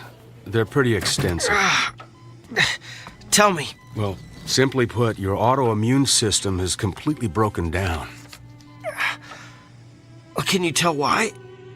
No, I can't find anything that would cause it. There was something about your results, though, that looked familiar. I'd seen this pattern before, but I couldn't remember where. You've seen this pattern. You've seen this pattern in another person? Not one person. Many people. I went back through your files of all your patients. Kyle, what you're experiencing is the affliction of every person you've treated in the past 3 weeks. Think about it. You've got emphysema like Mrs. Crandall. You've got stomach cancer like Mr. Drummond. Even have a kidney stone like Mr. Gianelli. Yeah. You get the idea. Every illness you've treated in the past 3 weeks is coursing through your body. It was 3 weeks ago that... You received your gift. I know.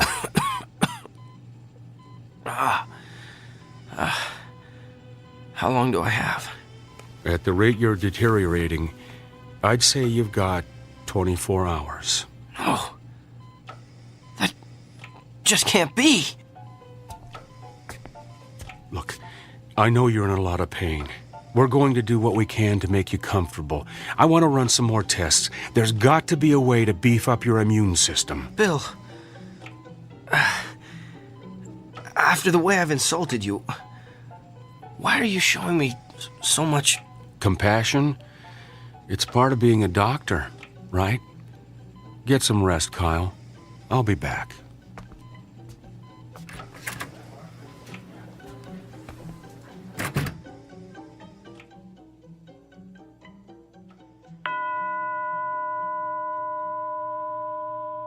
The time is now 9 p.m.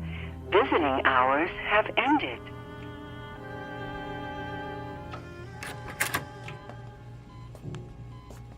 Bill? I'm afraid not. You? What are you doing here? I wanted to see how you're feeling.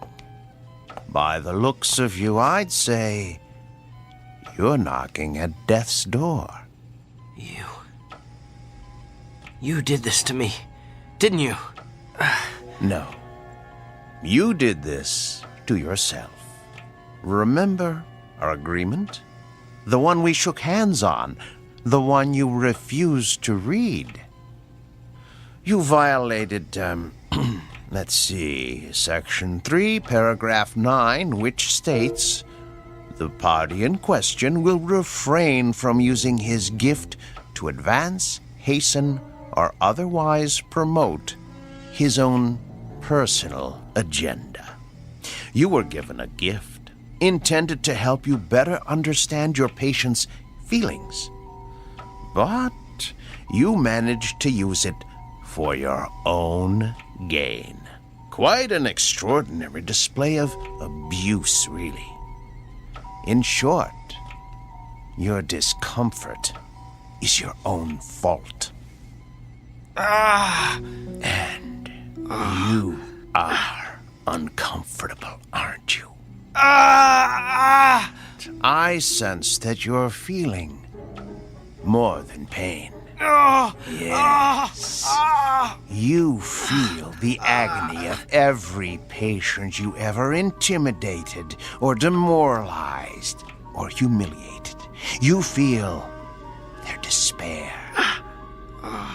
Tell me about them, Doctor. Tell me about Mrs. Fitzsimmons. I believe you told her last week she has a spot on her lung. Can you tell me what she's feeling right now? She's afraid she'll die without seeing her grandchildren. And what about Katie Morgan, that college student who's been having dizzy spells? You sent her for a brain scan yesterday. She's afraid she won't be able to marry her fiancé, have children, grow old with a loving husband. And what about Mr. Hamner? You sent him for chemotherapy 2 weeks ago. He's... Yes? He's filled with the terror of not knowing what lies beyond death. It must be hard to carry the burden of all that despair. And what's worse, you're feeling it all at once, aren't you? It's worse than the pain. I can imagine. It must be unbearable. So tell me, Doctor, on a scale of 1 to 10, how bad is the despair? What? How much worse has the hopelessness become in the past hour? Don't! 40%? 30? Stop! Is there a history of anguish or misery in your family? Please stop! Have you taken any medication that would cause this kind of acute melancholy? Don't torture me like this! What have you done today that would cause such agony, such utter torment? That's enough! Reached your limit, Doctor. And just answer one last question for me. Do you understand now how your patients feel? Yes. Yes. I would prefer death to this much despair. All right, then. Since you're already at the end of your rope, I suggest we end it as quickly as possible. I'm going to touch you one last time.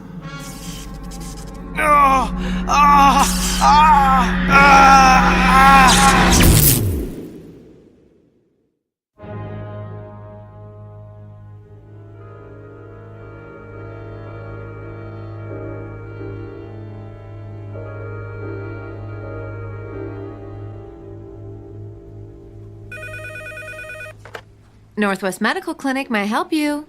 Sure, let me transfer you. Hey, Dorothy. What is it, Millie? It's a shame about Kyle, isn't it? Yeah, a pity it had to end the way it did. I mean, for a little while, he had it all, and now, well, you know. How have his patients been taking it? Not well. Of course, I have to tell them what happened when they called to make an appointment. That's a shame. But, you know, at least Kyle is at peace now. Yeah. Well, he seemed very peaceful when I gave him his messages this morning.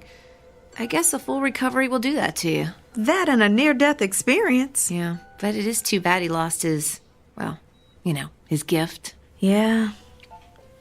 I wonder what it's gonna be like for him now.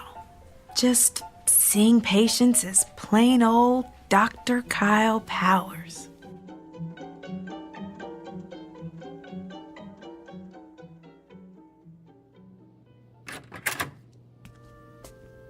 Good morning, Mr. Franklin.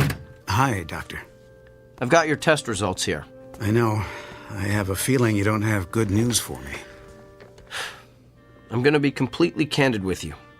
And before I tell you anything else, let me say this.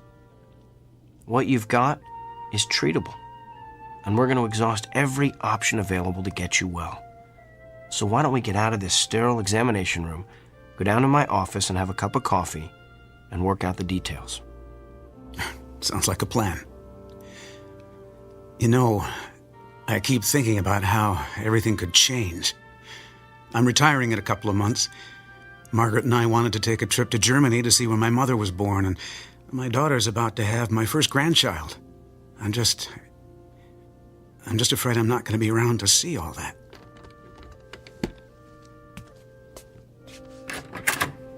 Mr. Franklin, I know exactly how you feel.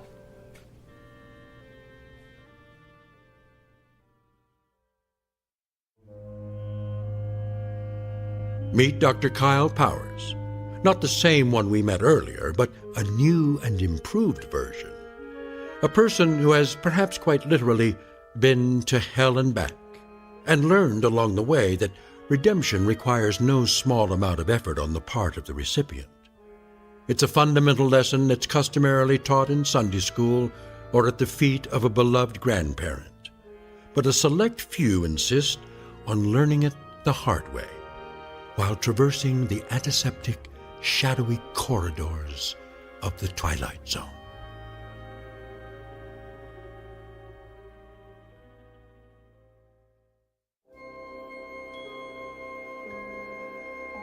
Hi, this is Carl Amari, producer of the Twilight Zone Radio Dramas. I'd like to take a moment to tell you about our official website at twilightzoneradio.com. where you'll get the latest news and information on these Twilight Zone radio dramas. Plus, at twilightzoneradio.com, you can digitally download 3 free episodes or any of our episodes for only $1.95 each. In this age of ever-changing technology, we've decided to make these episodes instantly available to you by making the Twilight Zone radio dramas a digital download-only series. This means that this series will no longer be offered on CD. The CD collections at our website are now being offered while supplies last at buy one, get one free. So be sure to get your favorites before they're sold out. Be sure to visit us often, and I'll see you in the zone.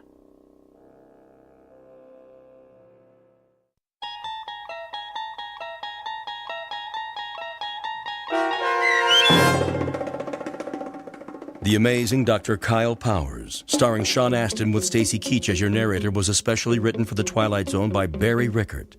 Heard in the cast were Pat Fraley, Joby Cerny, Robin Moeller, Ty Davis, Ellie Weingart, Alex Sopener, Emmy Bloom Regali, Rob Riley, and William Dick. The producers of The Twilight Zone wish to thank CBS Enterprises and the Rod Serling Estate for making this series possible. This copyrighted radio series is produced and directed by Carl Amari and Joby Cerny for Falcon Picture Group and Westwood One. Sound design and custom Foley effects for The Twilight Zone were done in the Cerny American Sound to Picture Theater by Todd Beyer, Craig Lee, and Tim Cerny. To learn more about the Twilight Zone radio dramas and to contact us, visit our official website at twilightzoneradio.com. Doug James speaking.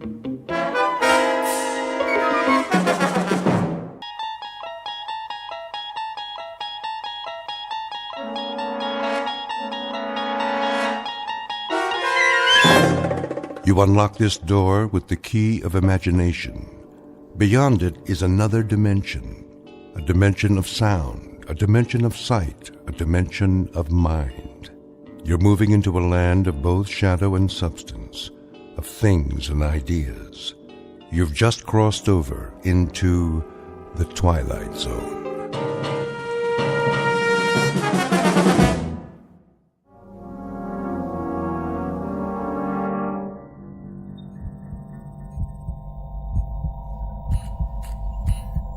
In the beginning was the Word, and darkness, and light. I have trouble remembering light. Some of it shines through my eyelids, so I know it's there, but all I really see is darkness now. There are pinpoints of light like holes in the fabric of space. I know they're out there, even if I can't quite see them. When will I? Time no longer has meaning, as if it has stopped for me, closing in, contracting, and I can't move, not a muscle. But in this moment, the mind continues, and I wait. Stansfield, Douglas.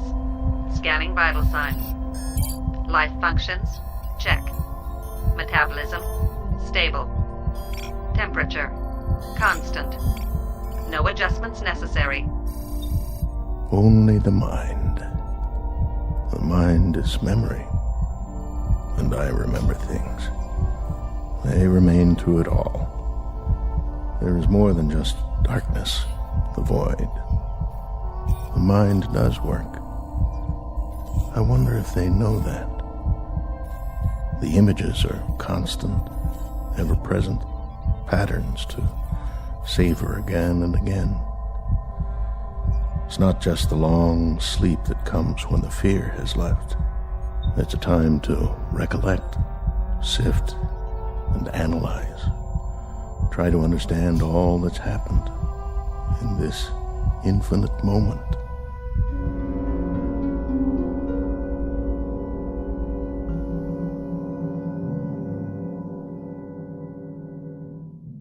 It may be said with a degree of assurance that not everything is as it appears. Case in point, the scene you're witnessing. You are not in a hospital. You are in the belly of a spaceship. It is currently en route to another galaxy located at an incredible distance from the Earth.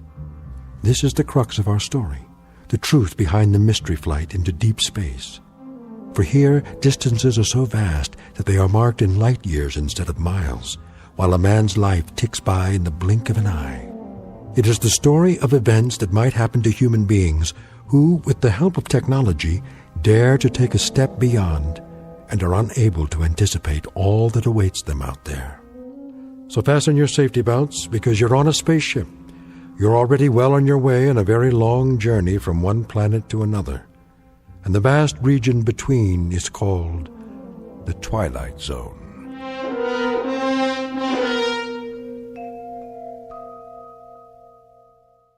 And now, The Twilight Zone and our story, The Long Morrow, starring Kathy Garver with Stacy Keach as your narrator.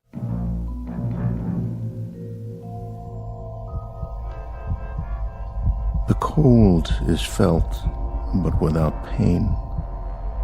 The loss of feeling is noted and accepted as choice slips away. Now mind is all.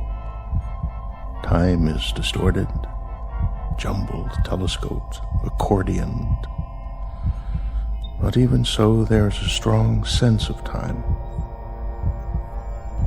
And I remember. I remember how it began. I remember the way it was in the beginning.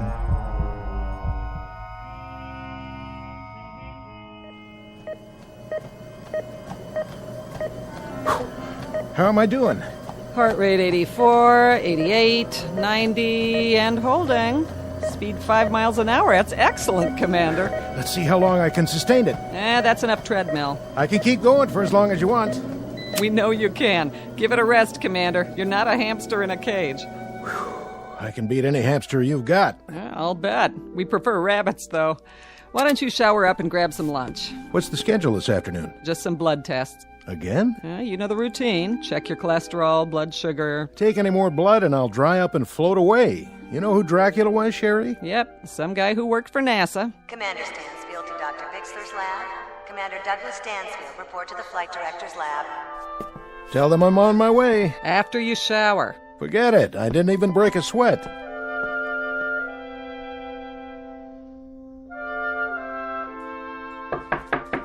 Come in. Dr. Bixler?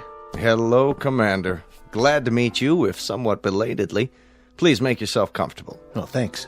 A figure of speech, in the sense that there's no need to stand on ceremony. I'm sorry there are no comfortable chairs here. Oh, that's all right. I'd just as soon stand. Even after this morning's workout. But, of course, your cardiovascular rating is superb. So, this is where the commandments come from. Commandments? Mission directives. I've heard much of you, the mysterious Dr. Bixler. And I of you, and that's the reason you're here. I was wondering.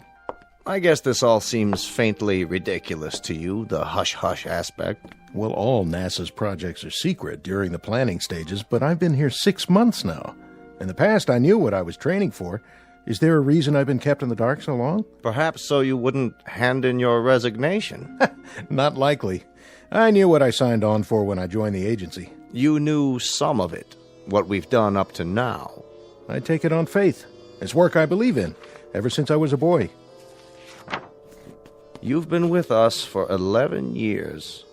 Is that a question, sir? More along the lines of an observation.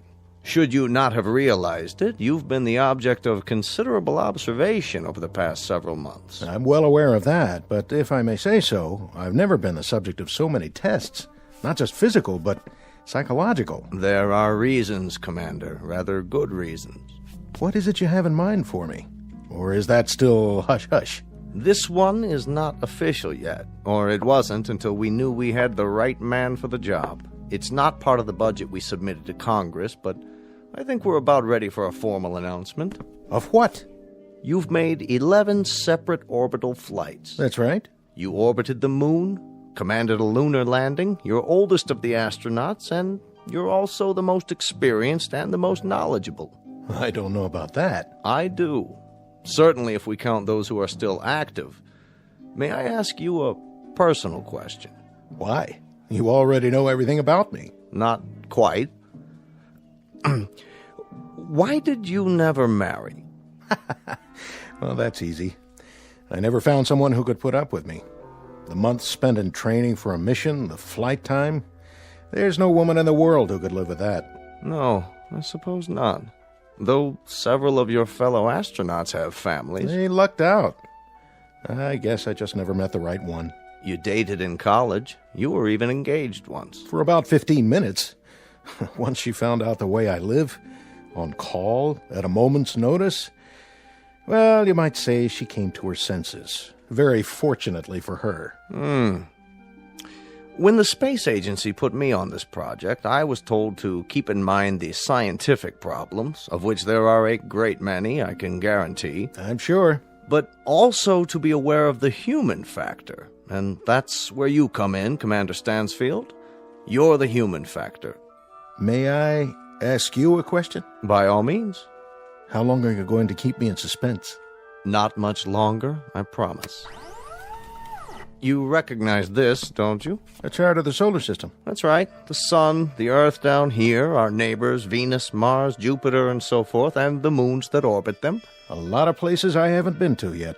What do we know about our neighbors, Commander? More than we knew a few years ago. Oh, yes, thanks to men like you. Nonetheless, what it boils down to is this. The moon is barren. Mars is a vast, scrubby desert with an unbreathable atmosphere. Venus and Jupiter, both gaseous and poisonous. Pluto and the outer planets are volcanic. In short, our neighbors have only one asset to offer us. They're accessible. They can be reached using current technology. Beyond that, they offer us nothing. Scientific, social, economic, by any standards. They're the Mount Everest of near space. You go to them because they're there. But the accomplishment is in the climb, and once climbed, there are no more challenges. So, where's the next Mount Everest, Doctor? That may be the wisest question you've ever asked, and the most pertinent. Why do you say that? Take a look at this chart. It's a star system in a galaxy well beyond our reach. To date, seen only through the lens of a telescope. We know nothing of it with absolute certainty, except that there is a cluster of 6 planetary bodies. Where? Here, toward the edge of the picture. The small, extremely bright object at the center is a sun, very similar to ours. It's flaming and gaseous and almost exactly the same color temperature. It provides heat and light for these 5 objects here. The ingredients of a solar system like ours, only a bit smaller. The planets run in roughly the same paths as we do around our own sun. Yes, I see. The equivalent of our 5 inner planets. But the rest? You can tell all that? Our astrophysicists can. The distances bear approximately the same relationship to each other as Mercury, Venus, the Earth, Mars, and Jupiter. And given that relationship, this is the most likely system we've found yet that might support life. Are you telling me we've made contact? Not yet. The distances are too vast. Even if they've sent out an intelligent communication, it would take a very long time for it to reach us, assuming we could pick it up on our frequencies and decipher it. You and I would be dead and gone by then, or they would. There are too many variables. This system, does it have a name? Only a number. We've nicknamed it Sol 2 for purposes of identification, but for now, you can call it anything you want. For example, Stansfield's Everest. That's where I'm going.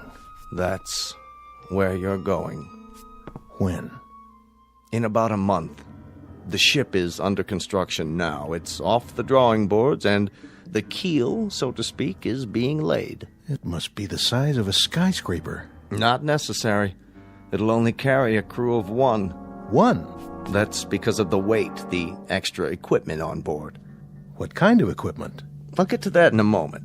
For now, I believe the man who flies her should be right there while she's being built to watch every bolt, every rivet, every screw, every piece of metal and circuitry going into it. And that man is you, Commander. You'll be its pilot and its only occupant. You'll truly be the captain of your fate. Not that it matters at this point, but I want you to know I like this assignment. I like it very much. That's not surprising, considering your profile. It's precisely why you've been chosen. I've put together a manual of projections and probabilities. I think you ought to see it. I'll read it tonight. There are the usual dangers, the usual unknowns. It was ever thus. No, Commander, it was never thus. How so? In the past, you've had meteor storms to contend with. You've had the usual calculated risks of mechanical failure, landing difficulties, ejection troubles, all the rest. Well, you'll still have those, compounded. There's another factor here, another problem. Distance. Distance. In time and in space.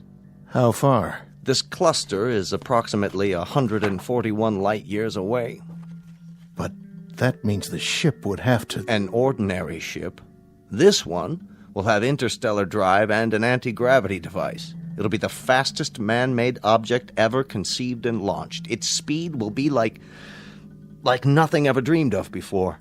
But in terms of the space you have to conquer, it might just as well be an ant crawling across the Sahara. It's a high mountain, isn't it, Dr. Bixler? A very high mountain. The highest, the longest trip in the history of mankind. How long? Your trip there and back will take approximately 35 to 40 years.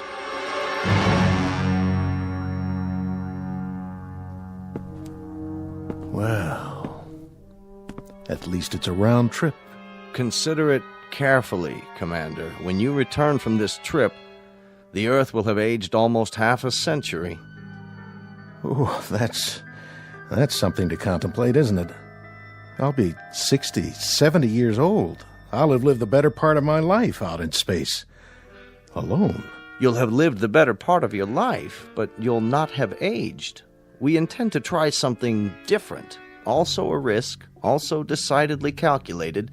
That's where the extra equipment comes in. Freezing. An extension of cryonics, but considerably more complicated. It will be suspended animation in its purest form. We've developed a substance from the lymphoid tissue of hibernating animals, several antioxidant absorbents, and a collection of experimental drugs to slow down metabolism. The Earth will age, Commander, but you will not. You'll only be a few weeks older when you return. Sort of like dying, and then coming to life again. After a fashion, coming to life again in the sense that there'll be very few people here you'll know or who'll know you. Life will have changed in many ways, Commander, and you'll have to begin living it all over again, as a stranger, as an anachronism, if you will. If you'll forgive this degree of candor, it's one assignment I don't envy very much. That's pretty much been the story of my life, Dr. Bixler. Assignments that not very many people would envy. When do I begin? You already have begun. If you're free this afternoon, I'd like to go over the preliminaries. Tomorrow there's a chartered jet to the Cape where you'll begin your briefing and have a first look at the ship.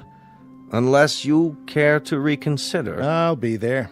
I'm on the payroll, aren't I? When I checked in, it was all the way. Good. That's good, my boy. Glad to have you aboard.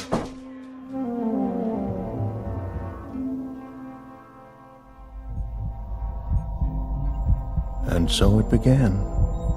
That brief, unemotional, very matter-of-fact colloquy between scientist and subject. A small cast of 2 characters. That was the way it should have been. But I very clearly remember the entrance of character number 3.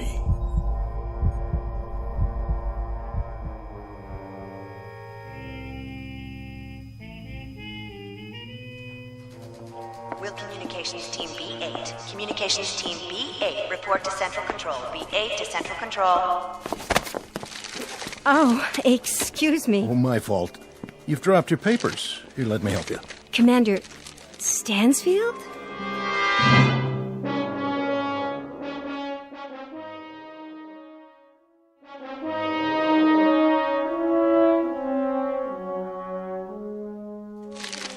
Excuse me for staring, but I see your ID badge. Why, you're the one. I don't know whether to thank you for that or report you for insubordination. Forgive me.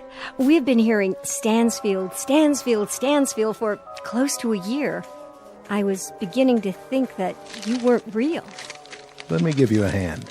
A friend in need. That's my job. Picking up papers? Oh, that's my new assignment. Morale officer. I follow people around who look stricken. Do I look stricken? Momentarily nonplussed. I don't think we've met. No, we haven't. That's what I was saying.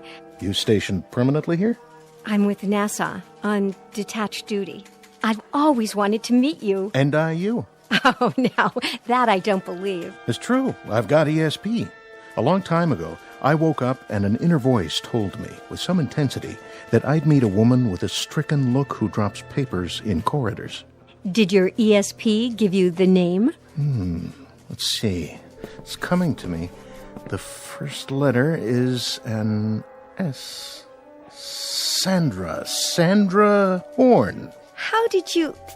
Oh, of course, my name badge. I didn't look at it, I swear.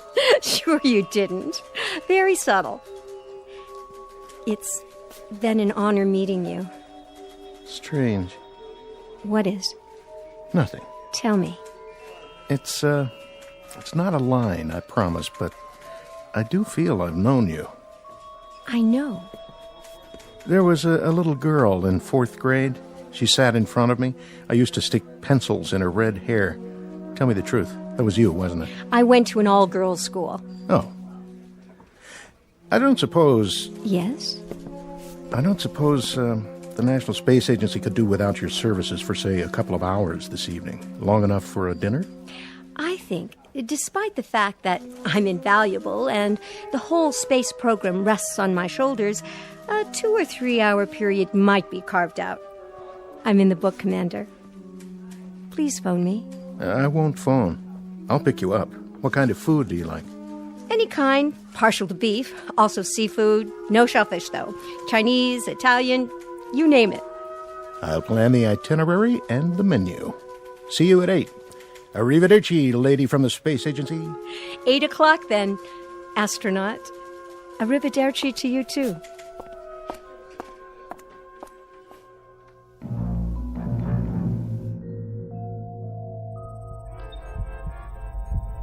I stood there and watched her walk away.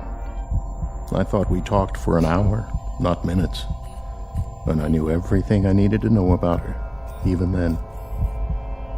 The only time in my life it had ever happened to me. And now I return to these things, these simple things. Now in the darkness, and the cold, the solitude, the stillness without measure.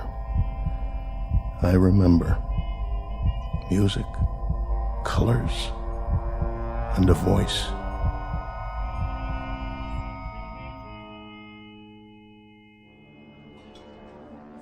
How did you like the meal? The food. Food. Oh, it was wonderful, truly. But you've hardly touched it. Oh, yes, I have. I mean, I had a late lunch.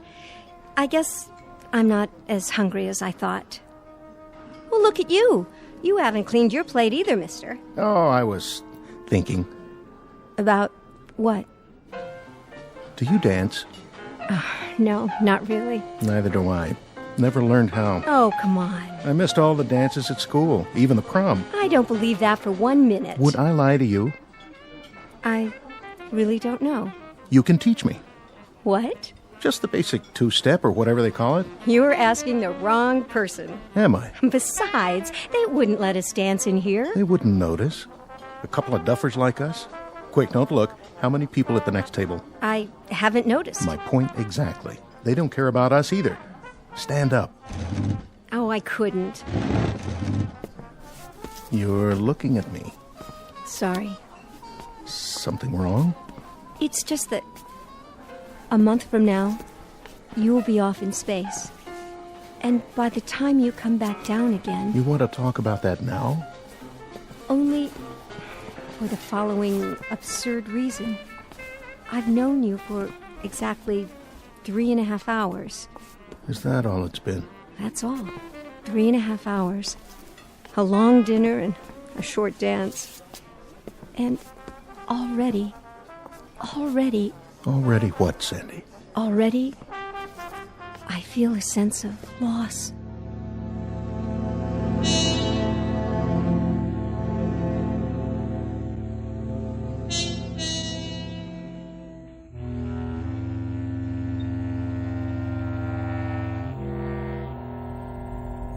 My life had been in the military.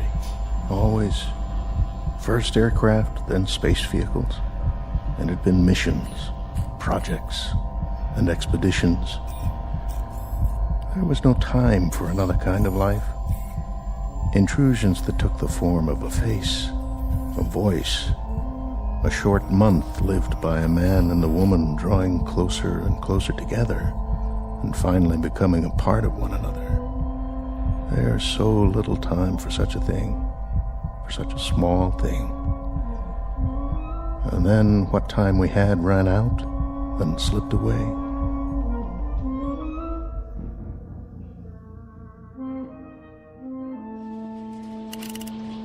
Rechecking fuel supply. Fuel supply? Check. Testing rockets. Mark it from 5. Mark. 5, 4, 3, 2, 1. Calibrate fuel consumption.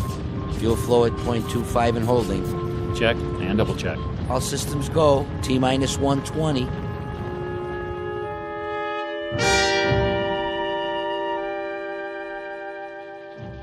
Setting countdown, Dr. Bixler. Only 2 more hours. Where is he? He'll be here. Man, oh man, I sure wish I was him. Do you? Well, why not? That kind of adventure? All the way to another galaxy? Quite a price to pay. Oh, sure, it costs a fortune. But think of it. One man in the whole of history going out into space with a key, you could say. A key to unlock all the mysteries. I'm beginning to think that not all mysteries are out there. One man, and for the right to have his adventure, our adventure, for the ritual of turning that key, he pays for it as no man has ever paid before, with all of his friends, his well-being, his sense of belonging, maybe even his sanity. Everything on earth that has meaning for him will now be just a memory. And you envy him? I guess he is to be envied. I envy him too. But what I don't envy is his homecoming.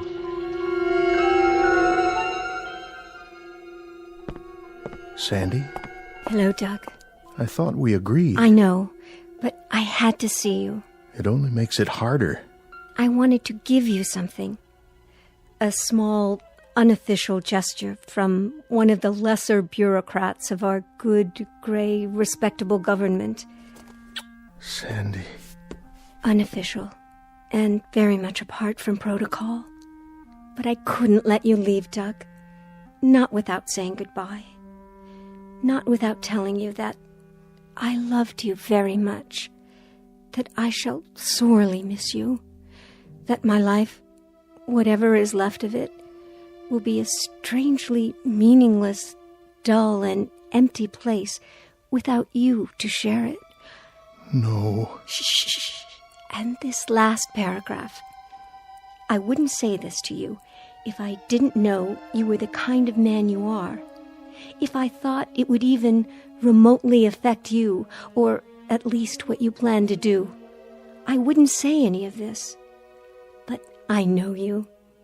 I know that you're built out of a very strong alloy, and you may bend a little, but you'll never break. It's a very odd thing, Sandy. Very odd. But when I come back, when I touch this ground again, I know the first thought I'll have. I know the first thing it is I'll want to see. The first thing I'll want to touch. I'll be the little old lady in the lace shawl. The one waving the welcome home sign. So look for me, Doug, will you? Look for me on the fringe of the crowd. I'll be the one carrying the sign.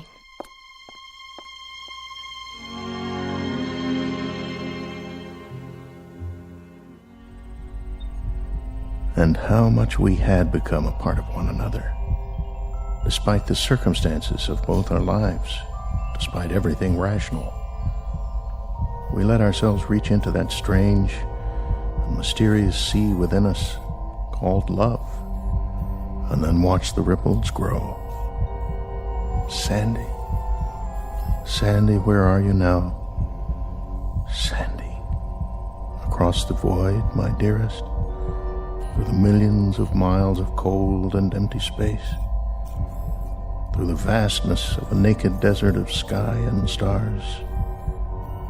I feel your warmth, and I love you. I love you, Sandy.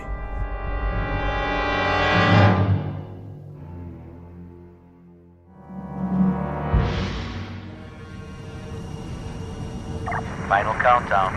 Mark it. All systems 1/2, 3/4. We have full ignition. Blast off.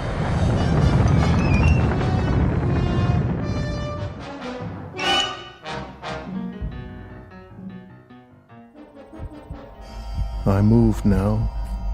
I streak across the heavens. I leave behind an earth that changes even now beyond my closed eyes. This, then, is the hero's journey. From a warm place of leaves and trees and summers full of dreaming to a cold orb hanging in a dark sky, and a place I do not know.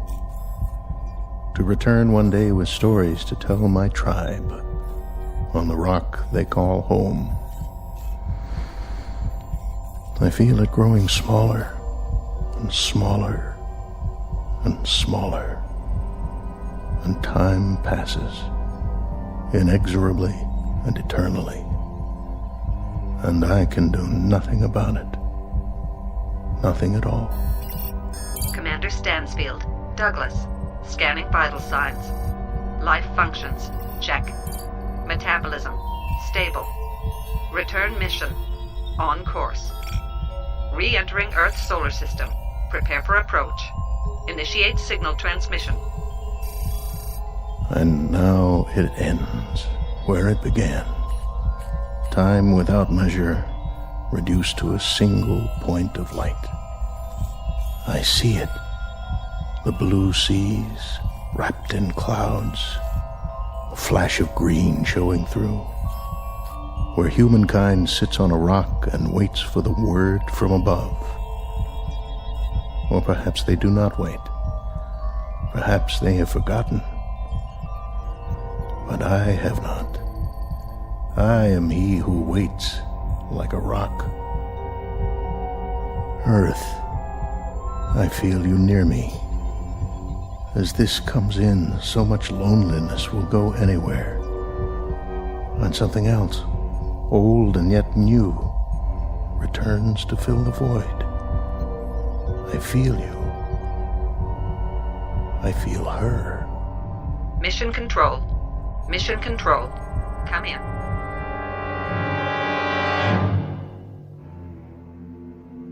What's this? Where? On the Trivid. Looks like a craft on the approach. Yeah, I see it, but what kind of craft? Could be a missile. Activate the defense shields. Setting coordinates. Locked on. Lasers on standby. This is gonna be easy. Almost too easy. Whoever he is, he's a sitting duck. Wait a minute. Look at the shape of that thing. Some kind of retro design. Hey, bring it up on the holoscreen. I can almost make out the numbers. Run a pattern recognition. That'll nail down the model and country of origin. Scanning for recognition.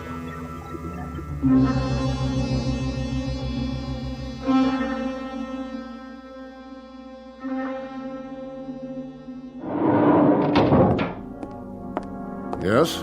General Walters, spacecraft re-entry, sir. Satellite of origin? That's just it, sir. It wasn't launched from orbit. Then from where? Unknown. It's spiraling into the atmosphere. Spiraling? Patch me into visual. Yes, sir. Good Lord. What, sir? I've seen this one before. Running a configuration ID, it's definitely one of ours. By the markings, it's a ship called... The Sol 2. The prototype is at the Smithsonian, commanded by... I've got the stats. Somebody named Stansfield. Douglas Stansfield. Yeah, this is a real odd one, sir. Date of departure was 40 years ago. 41 to be exact. You're not going to believe this, but he was a hero of mine when I was a boy. Send in Vogler. Tell him to search everything we've got in the files. Right away, sir. It's downloading now, General. Who is he, anyway? One of the pioneers. Been in space several decades. Really? Presumed lost a long time ago. Put it on the screen. Here's a report. He's been out of contact. This is the first communication we've had. The date, the log entries. He was tracked on radar when he left Earth space. But communications must have malfunctioned a few hours after he left the ionosphere. 41 years. And now they come back. Every month. Every year. They keep coming back. Like aging birds returning to a nest. For what? That's the question. They went off on missions that became obsolete almost the moment they were out of sight. To blaze trails we've already charted by now. To bring back discoveries that aren't discoveries anymore. And still, they keep coming back. Burnt. Dented. Aged. And they keep coming back. Look at this. What? The footnote. This is a funny one.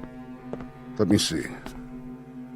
There's an item inserted from a man named Bixler. Bixler?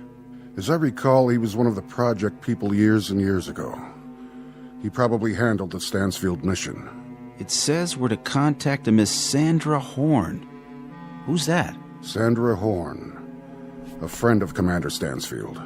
And where would we find her, sir? In an old folks' home? According to this, you'll find her in the hibernation room. A young woman of approximately 26 years of age. She must have been very much in love with him. Very devoted. A devotion without precedent. Say a prayer, son. A prayer, sir? That we find her alive. General Walters? Miss Horn, you look very well. Do I? You look just fine. Which may sound idiotic. But what do I say to someone who's just had a 40-year sleep? I was told Commander Stansfield... Commander Stansfield's ship landed 6 hours ago. I asked to see you first. What about Commander Stansfield? In good health. Naturally very tired. I want to see him. I must see him. You shall see him. But I had to talk to you. Is something the matter? I'll make this as brief as possible. Commander Stansfield had a communications failure. It occurred probably within the first 12 hours of his departure. There was only sporadic contact made during his entire flight, there and back. He reached the other galaxy. He reached it, he landed, he took off, he returned. There was no life where he went. We found that out ourselves 20 years ago. One of the ironies of our progress. We could have saved him the trip. We could have saved him his anguish. I don't understand. His anguish being the following, Miss Horn. Unknown to us here or to my predecessors or theirs, due to the lack of communication, Stansfield arbitrarily removed himself from hibernation 6 months after leaving Earth. He did this because... I know why he did it. God help me. I know why. Over 40 years, Miss Horn. 40 years in the cockpit of a ship. 40 years of... well... his kind of loneliness must have been something brand new in human experience. For what you both gave up, you deserve far better than this. I wish to God he could have come back to you just as he was when he left. But as it is, I'll leave you alone now.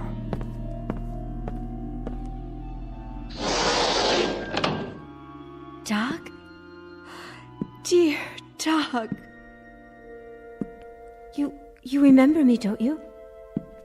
Remember you? I've spent 40 years remembering you, Sandy. I've spent 40 years painting a picture inside my head, remembering your voice, thinking about your touch. I've spent 40 years surviving for you. But it looks like I made a miscalculation. An error of judgment, you might say, with the best of intentions. And now... Doug, it can still be that way. What you are, what I am, it doesn't make any difference. Oh, I'm afraid it makes a difference, Sandy. Look at you. 40 years of difference. And that's far too much. I'm sorry. I'm so desperately sorry. I know, my dear. I had a lot of years to ponder the possibilities. But I didn't consider this one. Years that I didn't think would ever pass. Years that I sometimes wished wouldn't pass. Oh, Doug. You're as beautiful as ever. Very beautiful. Don't waste it. Go away now, Sandy. You must. Please. Go home and pick up the pieces of the rest of your life. Go. If that's what you want. It's what I want. Goodbye, my love.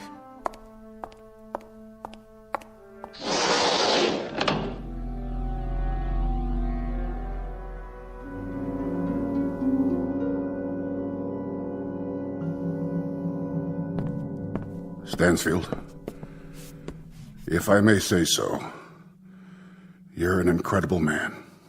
Really quite an incredible man. It may be the one distinction I can point to in my entire life. That I knew you. That I knew a man who placed such a premium on love. Truly, truly, Stansfield. Quite a distinction. Goodbye, General.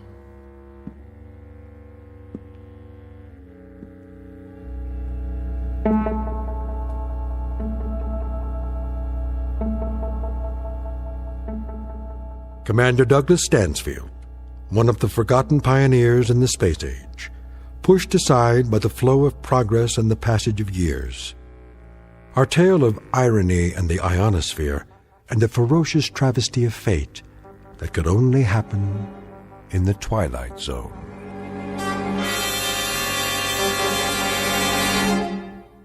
More from the Twilight Zone after this.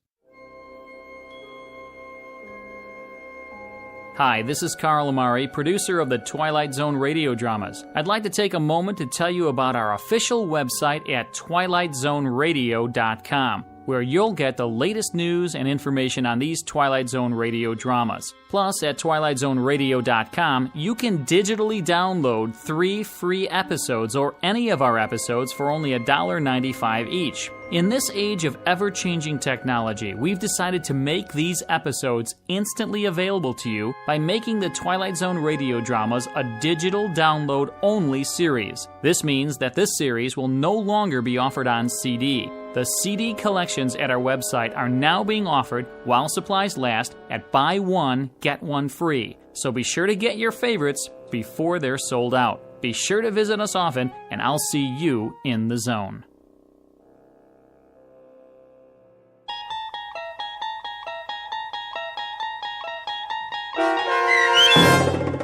The Long Morrow, starring Kathy Garver with Stacy Keach as your narrator, was adapted for radio by Dennis Etchison and based on a script by Rod Serling.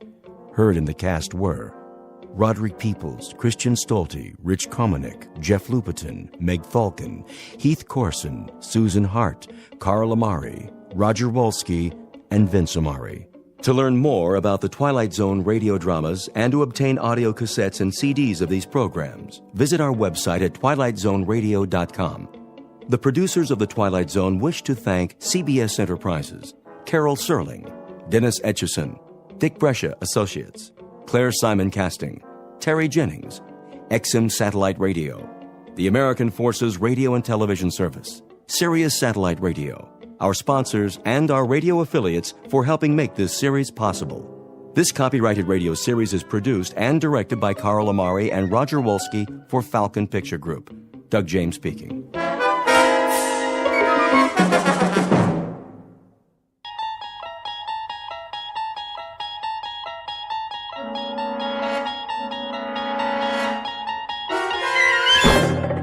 There is a fifth dimension beyond that which is known to man. It is a dimension as vast as space and as timeless as infinity. It is the middle ground between light and shadow, and it lies between the pit of man's fears and the summit of his knowledge. This is the dimension of imagination. It is an area which we call the Twilight Zone.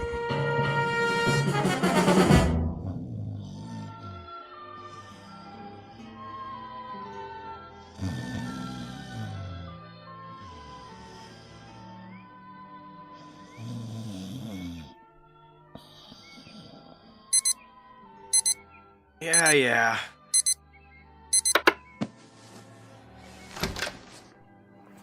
Glenn, honey. Snooze alarm. That was the snooze alarm. Time to rise and shine. Want breakfast? No. Coffee, at least. Why are you up already? Well, I had some things to take care of. Well, you should sleep in. Well, I'm awake now. Let's go, Tiger. All right. Careful. Sorry. What happened? Nothing. I knocked over the picture. Too much stuff on this table. Don't worry about it. I'll clean it up. You'd better get ready. Okay. Okay.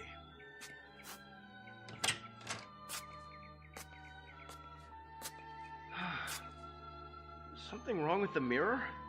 What in the... Claire? Something isn't right. Look at this magazine ad. Really a nice layout. Who did it? Claire? Not McCloskey, that's for sure. Claire! I wonder if it was Wolfus or... Look at me! Look at me!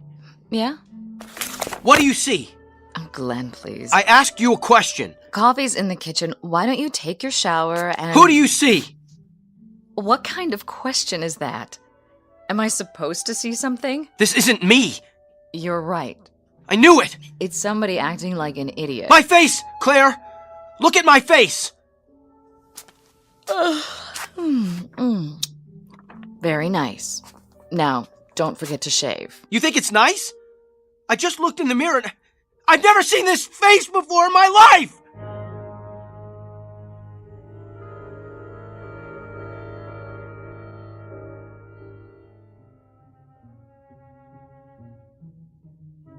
Meet Glenn Holbrook, a man who believes in the old adage, to know thyself, and who, until this morning, made a practice of doing exactly that. For most of his adult life, Mr. Holbrook has felt very much at home in his own skin. But a moment ago, he caught a glimpse of himself in the bathroom mirror and didn't recognize the stranger staring back. Whether he will discover that stranger's identity remains to be seen. Because somehow the law of cause and effect has been temporarily interrupted. It was put on hold the moment he awoke to find himself a new resident of the Twilight Zone. And now, The Twilight Zone and our story, Who Am I? Starring Sean Astin, with Stacy Keach as your narrator. What are you talking about? I'm trying to tell you. I looked in the mirror and... You must have had a bad night. I'll bring you some coffee. I don't want any coffee. Claire, take a good, long look, and then answer this. Yes? How can a man go to bed one person and wake up another? Who did? Me! That's ridiculous. All right, the joke's over. Look at the person standing right here, in front of you. I'm looking. Tell me you see Glenn Holbrook. What? Go ahead, let me hear you say it. Well, as far as I can tell, you're the man I married. Satisfied? I think I know what you look like. Not as well as I do. I know the face I grew up with. You're the same, Glenn. Then when did I get this? This what? This scar on my cheek. Okay. You want to talk about your scar? We'll talk about it. But it's no big deal, really. Since when? You used to think people were staring at you, then you finally got it. Got what? You figured out that nobody pays attention to anyone but themselves. Personally, I think it's sexy. Claire, listen to me. I'm not crazy. I didn't say you were. I swear to you, I never saw this scar before. That's impossible. Why? Because you were still sensitive about it when I met you. It was years before you told me how it happened. And how did it happen? Oh, come on. Please, just tell me. You were a child. You and some other boys were playing war. Somebody threw a rock and it hit you in the cheek. It required 7 stitches. Your mother was hysterical. Isn't that right? No, it never happened. Not to me. I've had about enough of this. It's getting late. Go over to the bedroom mirror and we'll settle it.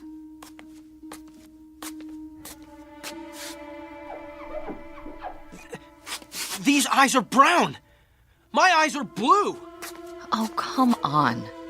This face, this chin, the hairline, trust me, the man I am looking at is a total stranger. Please, Glenn, you're scaring me. Well, think of what it's doing to me. I had a face. Not great, but pretty decent looking, I thought. Wait, where's the picture? I'll prove it to you. Picture? The one I knocked over when I turned off the radio. I threw it away. When? Just now. I was only in the bathroom for a minute. I didn't want you to cut yourself. The glass was broken. I know the glass was broken, but where's the picture, the photograph of the both of us? In the trash. What? It was ruined. Don't worry, I'll have another print made. I want to see it. I put the trash bag in the hall. It's covered with coffee grounds and garbage by now. Did you look at it? I know that picture. It's you. Of course it's me. That's what I've been telling you. It has to be. It was taken on our honeymoon. You've hardly changed at all. Brown eyes, broad forehead, nice cheekbones, and that little scar. Oh, you can hardly see it. I don't have any scar. Glenn, I've had about enough of this.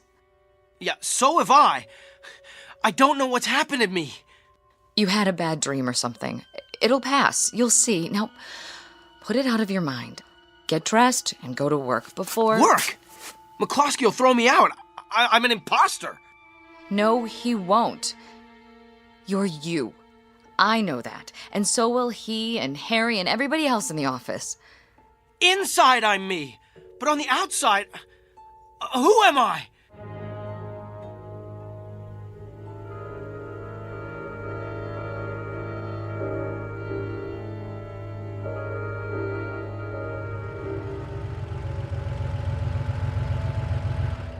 Morning, sir.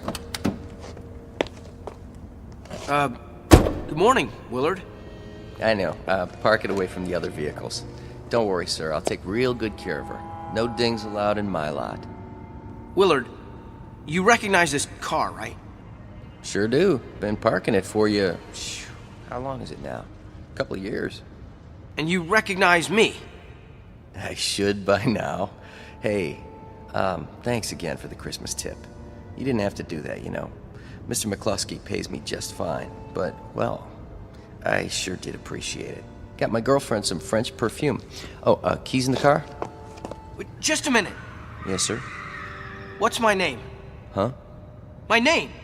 Oh, sorry. You want me to call you Mr. Holbrook? Well, if that's who you think I am. Well, who else would you be? Well, that's a big question. How's that, Mr. Holbrook? Nothing, Willard. Just checking.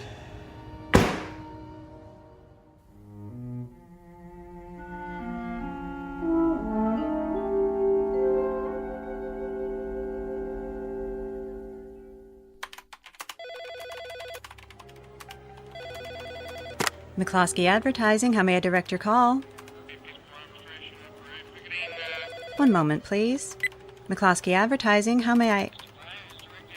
No, he's not in yet. Would you like his voicemail? Just a moment. Good morning, Mr. Holbrook. What did you say? I said good morning. Yeah, I thought that's what you said. You know me then? Of course, Mr. Holbrook. Is anything wrong? No. No, everything's just fine.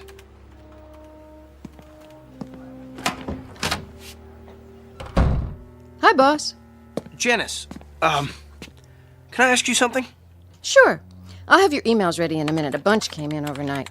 Do you notice anything different about me? Let's see. Yeah. You do? New tie, isn't it? No, I don't mean that. You got a haircut? Did I? Since the last time you saw me? Well, maybe you didn't. I'm not sure. But I'm the same man you worked for yesterday. Unless you got a twin brother. I don't. I didn't think so. Now, let me see. Mr. Ashton's called twice already. You know how he is. Wants a conference as soon as you get in. And production needs your opinion on the Durant's layout. Mr. Holbrook? One of those mornings, huh? Not really. Am I missing something? No. I am. You didn't have your coffee yet. There should be some in the lounge. Listen, Janice. Yes? You have a mirror? Where? In your purse? Why? Just wondering. I think so, yeah. Take it out, would you? Okay. There's one in my compact. Good. Open it. Now what? What do you see? I don't understand. Well, you see yourself, right? Well, I hope so. What if you looked in there and saw somebody else? Like who? A perfect stranger. That would be something. I'm nowhere near perfect. You're lucky. I am? Yeah. You've got the face you were born with. So, Mr. Holbrook, which do you want? Mr. Ashton or production? Neither one. Pardon? Is Harry in his office? I think so. Tell him I'd like to see him. Right away.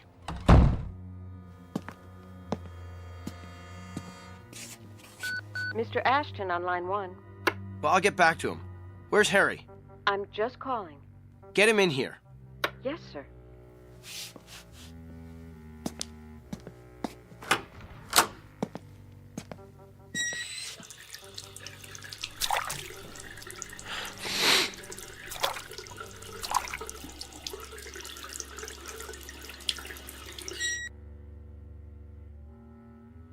Well, what are you looking at?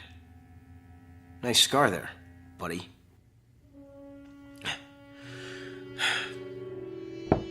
Come in. Glenn? In the washroom. I can come back later if... Be with you in a minute. Have a seat. Janice said you wanted to see me. Yeah. So what's up? Just a little reality check. What's that? Harry, how long have you worked here?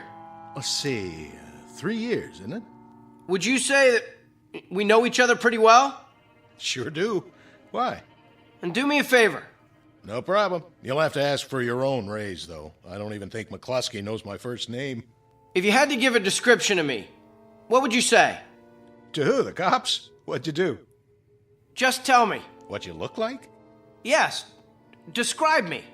Is this some kind of test? No. Play along for a minute. Let's see. You're 5'9" or thereabouts, medium build. What about my face? Your face? What does it look like? I don't get it.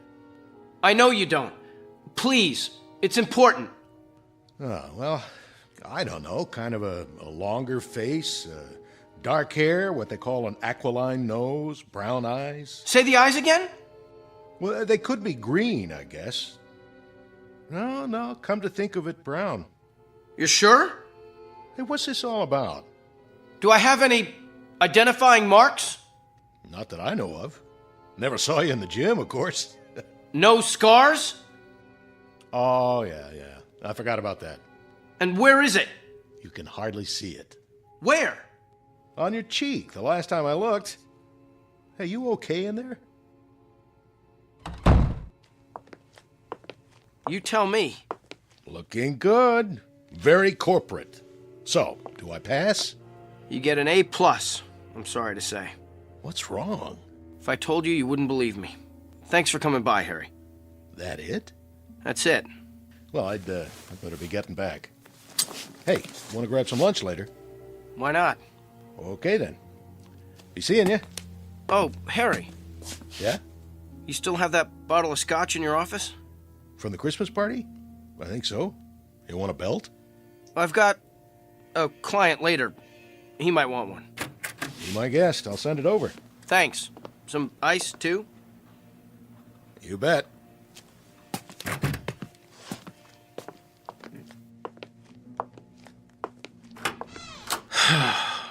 Yeah, I've got a client, all right. And if he doesn't want a drink, I know somebody who does. My old pal, Scarface here. Mirror, mirror on the wall. Who's the strangest one of all?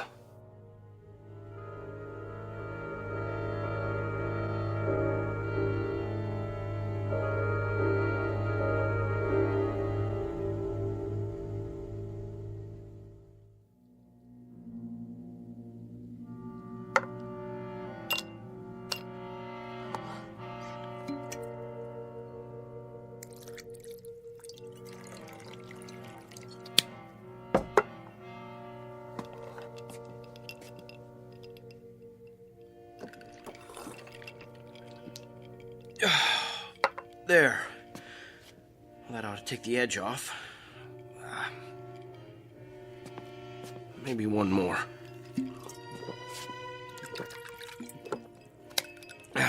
Now, let's have another look at that mirror. Eyes front and center. Here we go. 10, hut! Stop looking at me!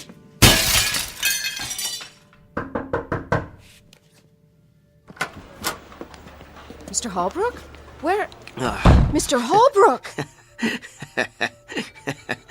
There she is. Lucky Janice. The lady who knows herself. You've cut your hand.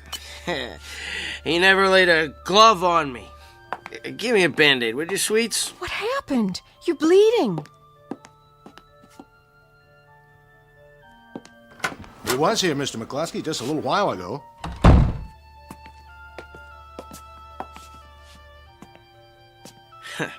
Hi, Harry. What's going on? Wrap a towel around it for now. Nah, it's only a little scratch. What's going on here? There was a crash, Mr. McCluskey. I came in as soon as I heard it. 7 years. Bad luck. Here, Glenn, sit down. Holbrook, have you been drinking? Surely you jest. Glenn's not a drinker, Mr. McCluskey. Not until now. Leave us. But his hand... Look at that. Towel's turning pink. Pretty, huh? Where's the first aid kit? In my desk. Bring it here, if you please, Miss Bentley. And then kindly leave us. I'll take it from here. Certainly, sir. At least the bottle's only half empty. Thank heaven for small favors. Here it is, Mr. McCluskey. Hold all his calls for now. Yes, sir. I'll see you in a while, Glenn. Sure, Harry, old boy. Now then, do you mind explaining yourself? The mirror broke when it saw me. Never mind about the mirror. Have a drink, JJ. It's single malt. I think you've had quite enough. You know, Ashton says you haven't talked to him all morning and you've got Crawford sitting on his hands in production. Now, that means the whole campaign is delayed. I'll get a new mirror. Have to paint it black, though. I don't like what I see. Holbrook, you're a good man. But you've got to get a hold of yourself. Give me your hand. Too late to fix me. The damage is done. If I thought so, I wouldn't bother. Yeah, this is going to sting. What is it? Ow! You've been putting in a lot of hours at the agency. Pushing yourself too hard. Well, glad you brought it up, JJ. See, it wasn't really me. All this time I thought it was, but... Hold still. You don't have to do that. I know I don't. But I believe in the personal touch, especially for those who've stayed with me through thick and thin. You're wrapping up my hand like a mummy. Does that mean I'm already dead? I must be, because... Shh, quiet. You're in no condition to discuss anything. I want you to take the day off. What for? Make it the rest of the week. There, that ought to hold you. Just a superficial cut. Now, go home. Put some food in your stomach and sleep it off. Then we'll talk. You're not yourself. You don't think so either? Thanks, JJ. Thank you very much. Holbrook. Those are the first understanding words I've heard all day.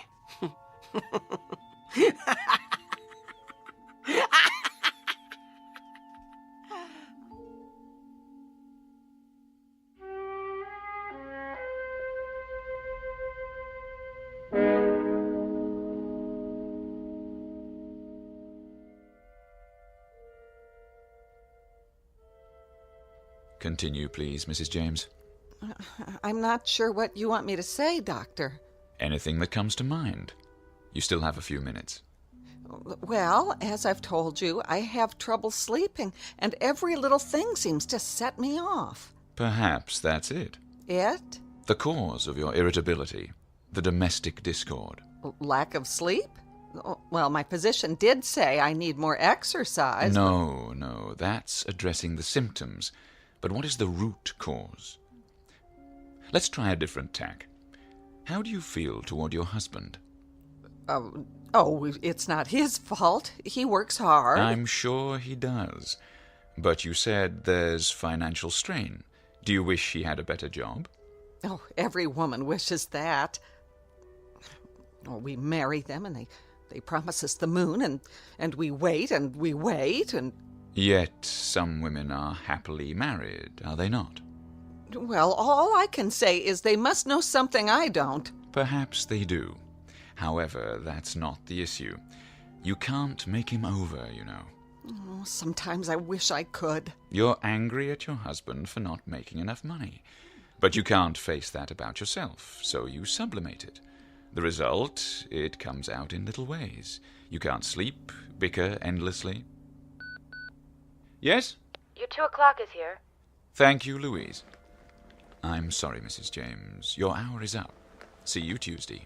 But what am I supposed to do until then? I see 2 choices. 1, go to a financial counselor, or 2, trade your husband in for a new model. Well, what's been your experience, Doctor? You're married, I take it. Alas not. Good day.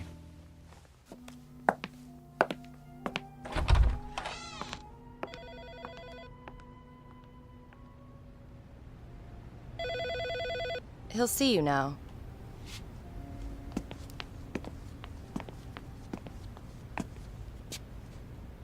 Dr. Blackwood? How do you do, Mr. Holbrook? I really don't see any point to this. It was my employer's idea. Here's the file, Doctor. Why don't you sit down, Mr. Holbrook? And wait for it to all go away? Tried that. Didn't work. As you wish. Let's start with the facts. You believe you woke up a few days ago with... a face that wasn't yours. Don't tell me. It's all in my mind. You went to your office expecting that no one would recognize you, but they did. So you started drinking as a form of self-medication? And I smashed a mirror. Don't forget that. McCloskey never will. Mr. McCloskey is responsible for your being here. He thinks a lot of you. Why shouldn't he? I've given him 5 years of my life, and he has an option on the rest. I take it he considers you almost a son. Someone worth salvaging. I'm an investment. At least the old Glenn Holbrook was. Was he? Well, compared to this, yes. How would you like it if you had to wear this face for the rest of your life. The question is why it bothers you so. Won't you have a seat? I'm not lying down on the couch. Whatever you're comfortable with. Now, let's look at the situation. Doesn't it seem unlikely that you're the only person who finds your face unfamiliar? Well, that's putting it mildly. But is it the truth? I don't know what the truth is anymore. What does your wife say? She thinks everything's hunky-dory. So she would have to be in collusion with the others, part of a conspiracy. Why would she be? I don't know. You'd have to ask her. Is she happy with your job? I assume so. How about everyone else? I get along pretty well. McCloskey likes me. So she'd have to be doing it on her own. But unless she's got a motive, and the magical power to cloud men's minds or alter the fabric of reality, they're all seeing you as you are, and always were. Well, that would explain it, but... Now, if everyone sees you that way, then you're the only one who thinks you're any different. Isn't that right? I guess so. Ergo, the trouble is not with them, but with you. So it is all in my mind.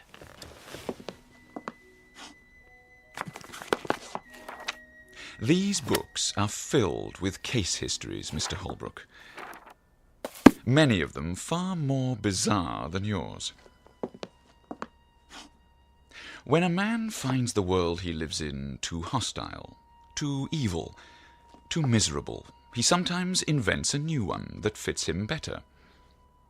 He then takes his leave of this world, so to speak, although he remains physically in it. That's what happened to me. It fits the pattern.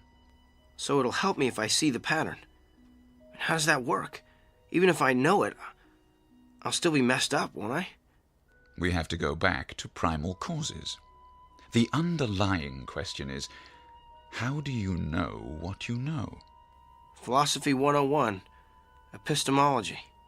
But did you understand it? I passed the class in college, if that's what you mean. Look, it's really very simple. If each of us existed in his own world, the universe would be chaos. The conflict is between consensus and individual perception.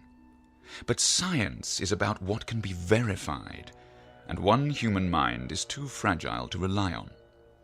Without a common ground, where would we be? Lost somewhere in the stars, I should say. But why would I invent the memory of a completely different face? Because your inner self is trying to tell you something.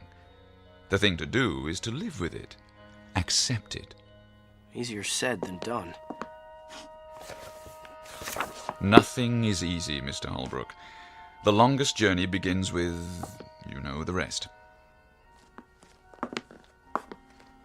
I suggest a series of sessions, 3 times a week to start.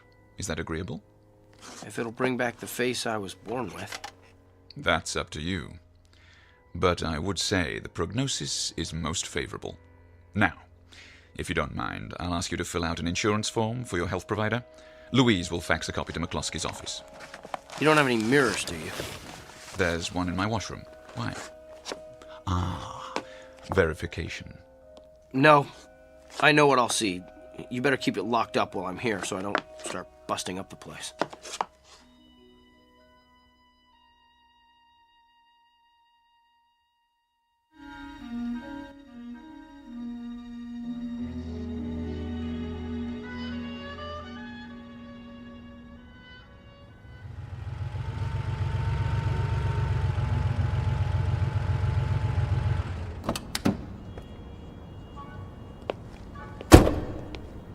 Morning, sir. Morning, Willard. Been a while. Yes, it has. Well, welcome back. I know, park it in a safe place. Don't worry. I wanted to thank you. For what? Taking care of my car. When? That day, last month, when I took a cab home. I left it here for how long, a week? Oh, don't worry about it. Mr. McCloskey said you were sick. I was, but I'm all right now. The key's in the ignition. Got it. Say, what's the long package? Oh, I almost forgot. something from my office. Hand it to me, will you? Sure thing. Thanks. Oh, and Willard? Yeah? You wouldn't know where I could borrow a hammer, would you?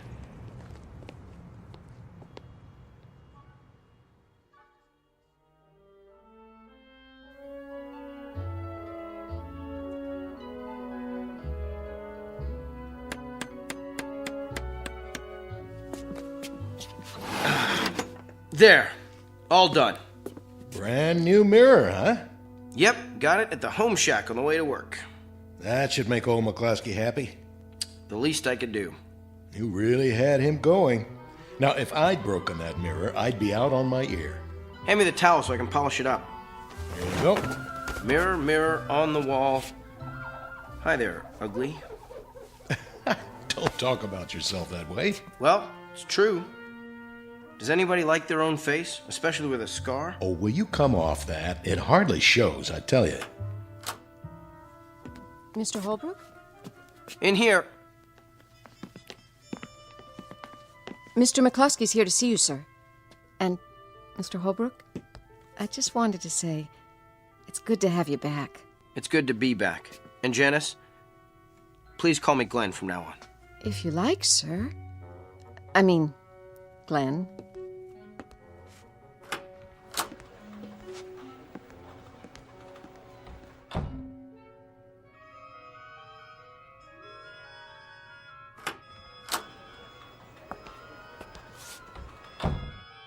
Good morning, sir. Morning, Shannon.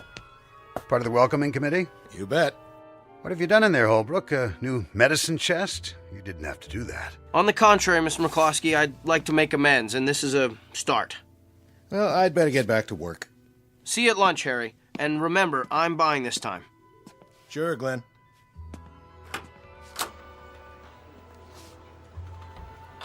You're doing well. Blackwood thinks so, too. Well, thank you, sir. I owe you an apology. Water under the bridge. A man has a right to let go once in a while. I've done some funny things in my time, too. Really, Mr. McCluskey? Tell you about them someday. I just wanted to stop in and say hello. We'll go on as if nothing happened. Okay, by you? More than okay. Onward and upward. That's the spirit, my boy. If you need advice about anything, you let me know. My door's always open. Thank you, sir. Call me JJ.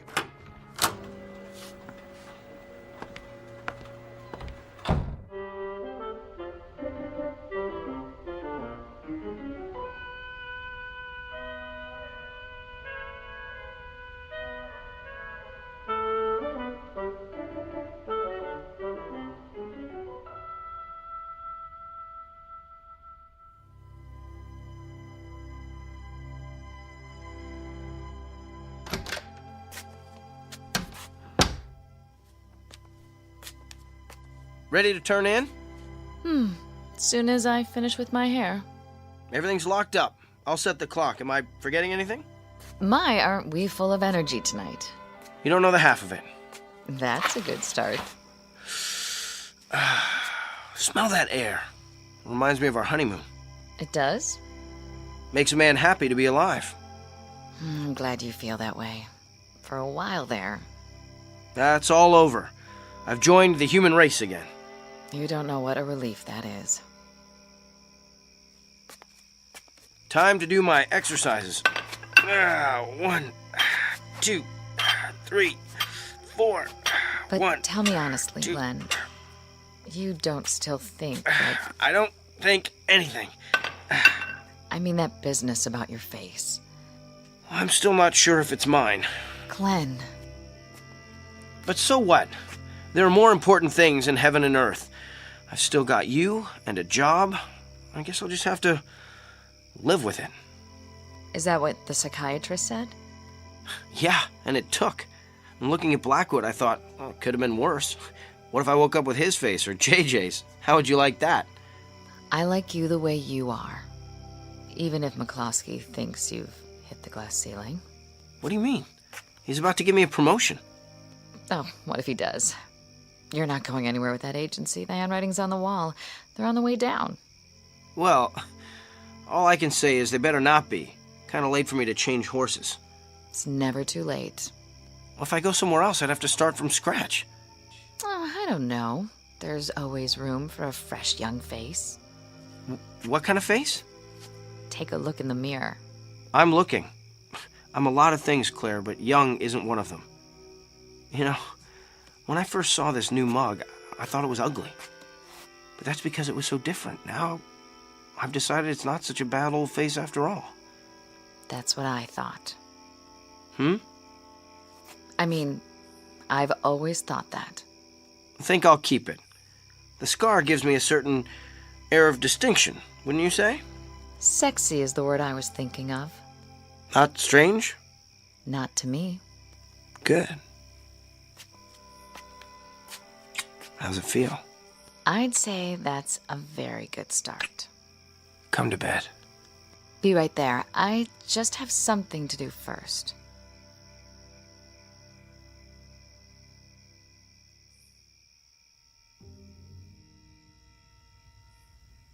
Five black candles to form the pentagram.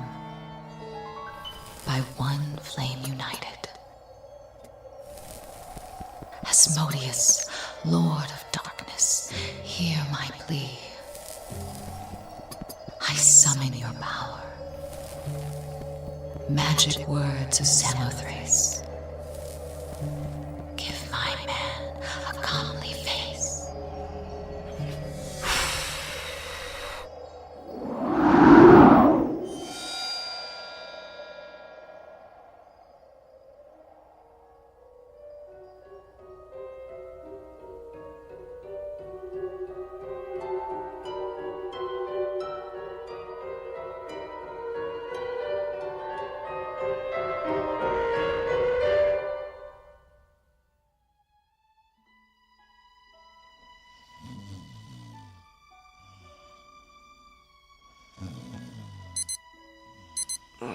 All right. Go get him, Tiger. Yeah, I hear that. You awake already? I had some cleaning up to do. You should sleep in. Did that. Better get a move on. Right.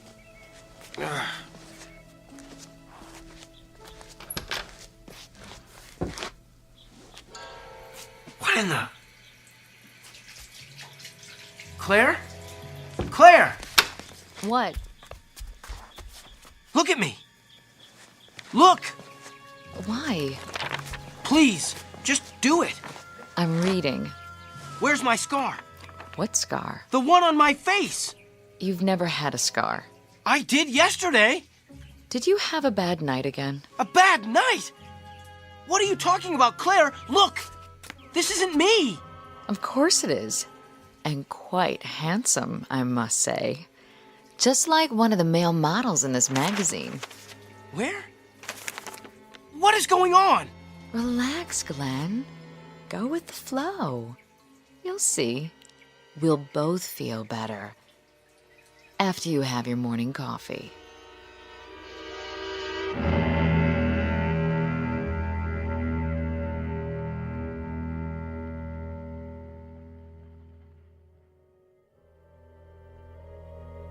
Glenn Holbrook, a man who may or may not know himself after all, who believes the old homilies about turning over a new leaf, and that a good night's sleep can make a new man of you, whether you need it or not. Tonight's object lesson about cause and effect in the Twilight Zone.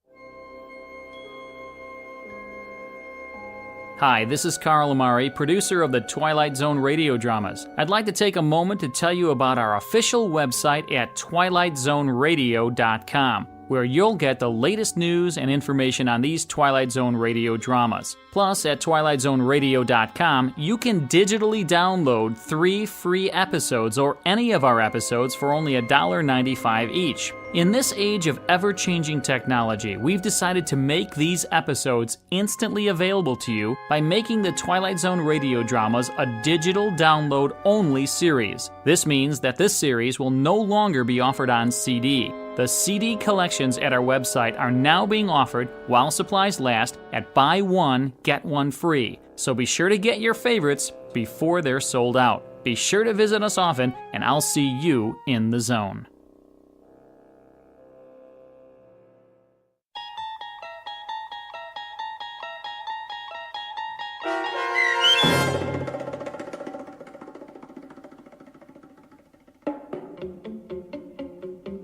Who Am I? Starring Sean Astin with Stacy Keach as your narrator was adapted for radio by Dennis Etchison and written for The Twilight Zone by Jerry Soule. Heard in the cast were Alyssa Fraden, Nick Sandys, Norm Woodell, Rick Peoples, Fernette Lebo, Kurt Nabig, Meg Thalken, Heidi Klefstad, and Sarah Court. The producers of The Twilight Zone wish to thank CBS Enterprises and the Rod Serling Estate for making this series possible.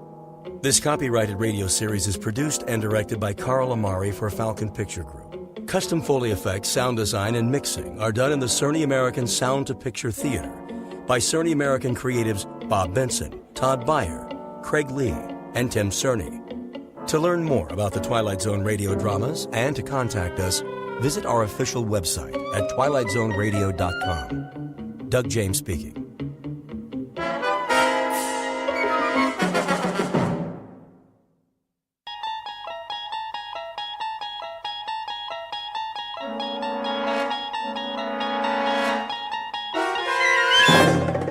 You unlock this door with the key of imagination.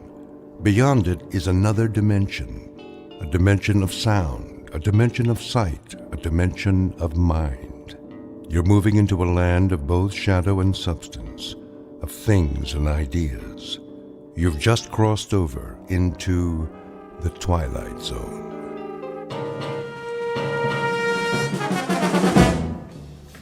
Westbound monorail will be departing on track 10 in 3 minutes. Hurry. We can't miss the monorail. Make way! Coming through!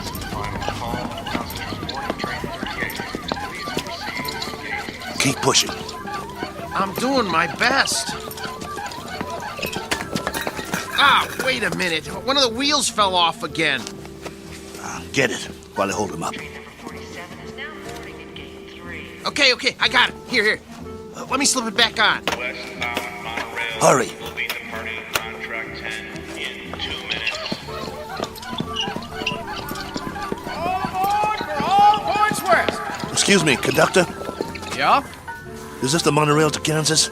Sure is. Better get on board, though. But you know, you should have checked your cargo. This ain't cargo. It's a B-2. A what? A B-2. Whoa! What is that? Is that a man? Is he alive? That, sir, is a B-2 boxing robot. Wow. He sure looks real. Yeah, he looks even better in the ring when we activate him. Westbound monorail will be departing on track 10 in 1 minute. Conductor, we bought a ticket for him. Here you go. He's fighting tonight. We have to keep an eye on him so he doesn't get damaged. Well, he's got a ticket, so get him on board. We're pulling out. Sure thing. Okay, I got this end. Okay, ready? 1, 2, 3, lift. Come on. Oh, my goodness. How much does this guy weigh?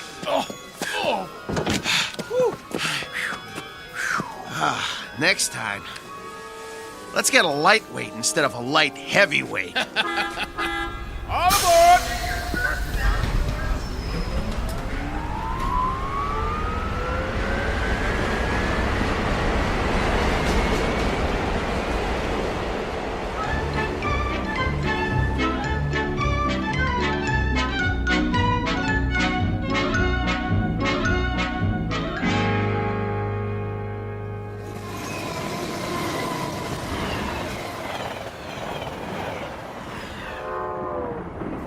Ladies and gentlemen, kindly observe the no smoking sign and ensure that your seatbelts are securely fastened.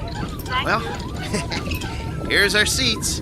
C11 through 13. Let's sit him down in the window seat. He gets the window seat? Get him seated.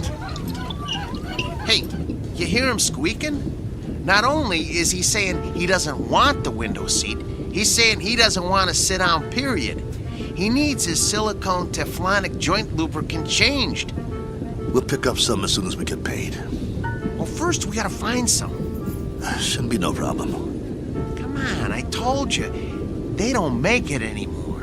Well, that's crazy. Still plenty of B2s in the business. Name one. This one. We'll find some. All right. Wow. Sure is hot. It'll be hotter where we're going. Wish I had a beer. Well, it wouldn't do you any good. I already had 3 and I'm still thirsty. Not Maxo, he don't need a thing. Never complains. Then, why does he squeak so much? You think he'll be all right? Yeah, if he doesn't get hit. Can it, Pole? Hey, come on, no use glaring at me, Steele. You know he's shot. That ain't true. A little overhaul is all he needs. Well, yeah, a little 10 grand overhaul with parts they don't make anymore. When you talk, you think he was ready for the scrap heap. Ain't he? No, he ain't. Just because he's a little old? Well, try ancient. Plenty of fight left in him. Well, you think he's okay or not? Steele, I don't know. And that's a fact. He needs work. Like what? Well, for starters, the trigger in his left arm. It's been rewired so many times it's just about had it. He's got no protection left on that side.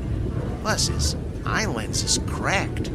Leg cables are worn out, no tension left in him. Even his gyro's off, not to mention he needs silicone teflonic joint lubricant. We'll get him some. Where? I'll find it. Yeah, after the fight. What about during? He'll be creaking around that ring like an antique steam shovel. This ain't 1940. It's 2040.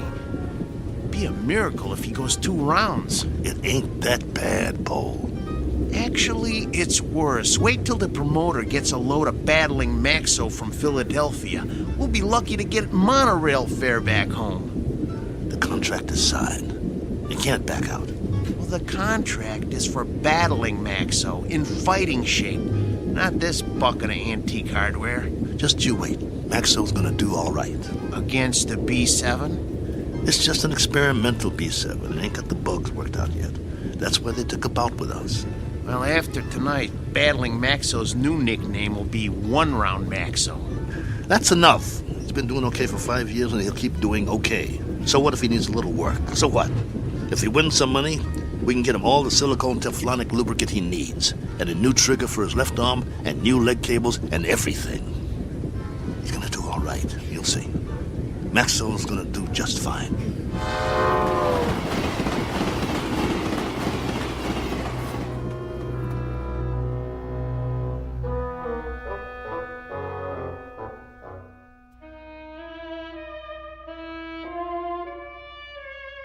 Sports item from the not-too-distant future. Battling Maxo, B2, light heavyweight, accompanied by his manager and handler on his way to Maynard, Kansas for a scheduled 10-round bout. Battling Maxo is a robot, or to be exact, an android, resembling a human being. Only androids have been permitted in the ring since prize fighting was legally abolished. This is the story of that 10-round bout. More specifically, the story of 2 men shortly to face the remorseless truth that no law can be passed to abolish cruelty or desperate need, or, for that matter, blind animal courage. Location for the facing of said truth? A small, smoke-filled arena just this side of the Twilight Zone. And now the Twilight Zone and our story, Steel, starring Lou Gossett Jr. with Stacy Keach as your narrator. You were right. It is hotter here. Told you. Hey, taxi! What are you doing? It's 6 o'clock already. We better get a move on. Well, we got no money for a taxi. We can't push him through the streets. We don't even know where the stadium is. What are we supposed to eat with then? We'll be loaded after the fight. I'll buy you a steak 3 inches thick. Hey, fellas, need a taxi? Thanks, pal, but no thanks. Oh, come on, where are you headed? Stadium. The stadium? That's 6 miles away. You can't push that thing that far. He's right. I told you, we ain't got the dough. Ooh-wee, what is that thing? A boxing robot. Oh, man, he is something. I've never seen one up close. Come on, I'll drive you to the stadium for free. It's on my way. You want a hand with it?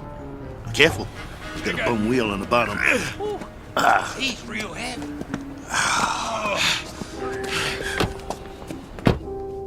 Oh boy, this is a real honor taking a fighter to the stadium. Well, thanks. Hey, which robot is that? This is Battling Maxo from Philly. Maybe you heard of him? No, but, you know, I'm no expert. He was almost light heavyweight champ once. No kid. Yes, sir. You ever heard of Dimsy the Rock? Don't think Steve, so. Why don't you give it a rest? Dimsy was number 3 in the light heavy ranks, on his way to the top. Well, my boy took him out in the 4th round. Left cross, bang! Almost put Dimsy to the ropes. It was beautiful. No kid. Yeah. Used to be in the game myself. Light heavy. Before they passed the law. Called me Steel Kelly because I never got knocked down. Not once. I was number 9 in the ranks before they outlawed human boxers. Wow. That's something. Anyway, tonight it's going to be a good fight. Driver, have you ever seen a fighter from here called The Flash? Oh, yeah, you bet. Man, that is one good fighter. Won 7 straight. He's riding a bullet to the top of the rankings. You just wait. Matter of fact, he's fighting tonight, too. They're bringing in some heat from back east to fight him. Flash is gonna slaughter him. Oh, where'd you guys say you were from? Philly. Oh, man, you're not. We are. Oh, look, I didn't mean nothing. I didn't know. Skip it. Forget it, pal. Doesn't matter. You're right. Why don't you shut your trap for once? Look, fellas, I'm sorry. Well, you guys need anything else? Anything? Do you know where we can get some silicone Teflonic joint lubricant? Oh, do they still make that stuff? No, they don't. Just trying to be funny. They haven't made it in years. Hey, look! They got the fight card posted for tonight. You guys are the 3rd fight out of 7. Woo! Your fighter must be pretty good. Oh, the Maynard Flash, B7 versus Battling Maxo, B2. You got a B2? Yeah. Well, at least you're not at the bottom of the card. We do have that going for us. Drop it, Bo. You'll see. You'll all see. It's nothing personal, Kelly. It's just the way it is. Well, it'd be a miracle if he wins. Hey, if he does, can I have his autograph? Sure thing. Thanks for the lift. Good luck, fellas. You're gonna need it. Steele, you know, Maxo's not programmed to sign autographs, right? I know. Let's roll him inside.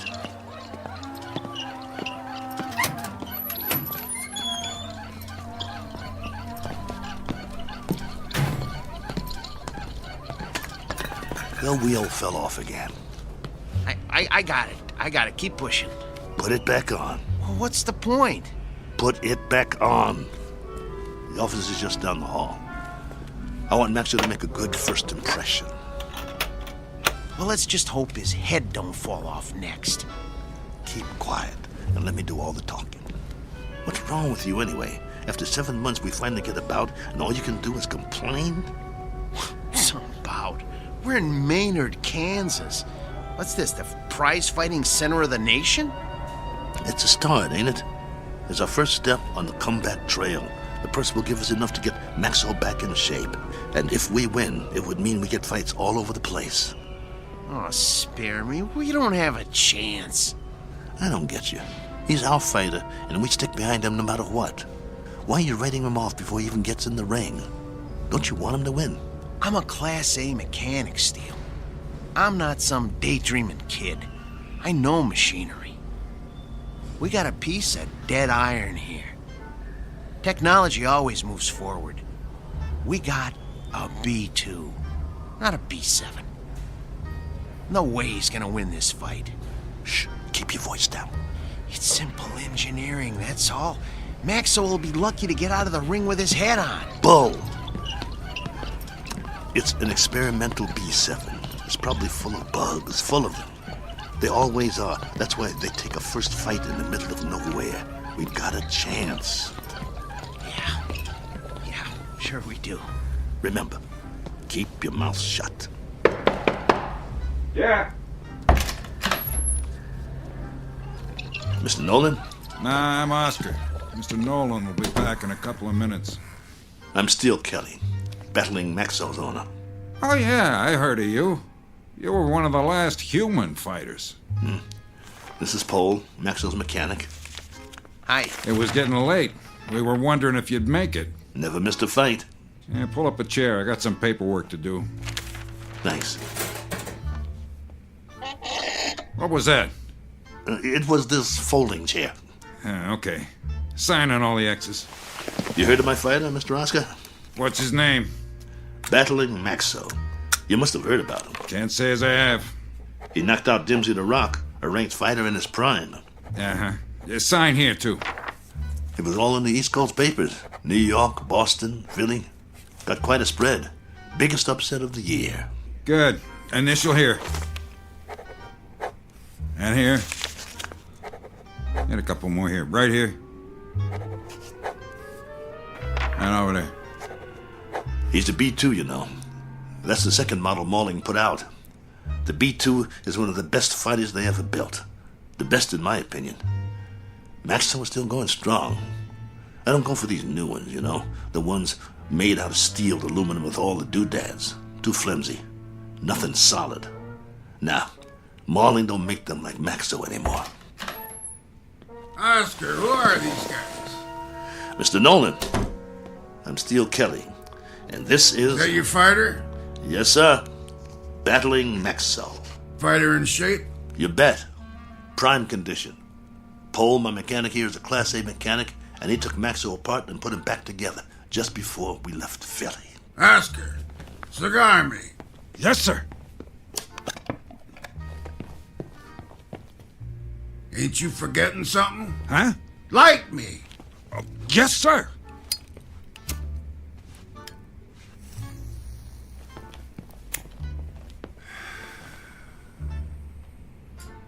You know, Steele, you were lucky to get this bout. We ain't staged a bout with nothing less than a B4 in must be 2 years now. The fighter we had scheduled got run over by a truck in a loading dock at a stadium in Detroit. I needed somebody on short notice. So that's the only reason you're here. You got nothing to worry about, Mr. Nolan. My fighter's in shape. He's the one that knocked out Dimsey the Rock in Madison Square Garden a few years ago. Maybe you... I just want a good fight. And you'll get it. Maxwell's in top shape. No first-round knockout. No, nothing like that. People pay to see action. Do you have a prep room we could use? We want to check him over and make sure he's perfect. Down the hall, third door on the right, next to the janitor's closet. Thanks. Your bout is at 9. Got it. You won't be sorry, Mr. Nolan. I don't like guys that are late. Understood. Poe, let's get Maxwell to his prep room. Mr. Nolan, I was wondering... I know what you're wondering. You get your money after you deliver a good fight, not before. No problem. We'll get him ready. And Steele. Yeah? Don't slam the door. I hate loud noises. Come on. I'm coming. Oh, my stomach hurts. Don't be scared. It'll be okay. Oh, I ain't scared. I'm hungry. I haven't eaten all day. How could you think of food at a time like this? This one counts. It's our chance for a comeback. We've got to get him in that room. We've got to check him out real good. What time is it? I'm busy pushing. Come on, check your own watch. I don't have a watch anymore. I had to pawn it. The one your wife gave you? Ex-wife. Hey, look, We got 2 hours before the bout begins. Have we got time for a sandwich?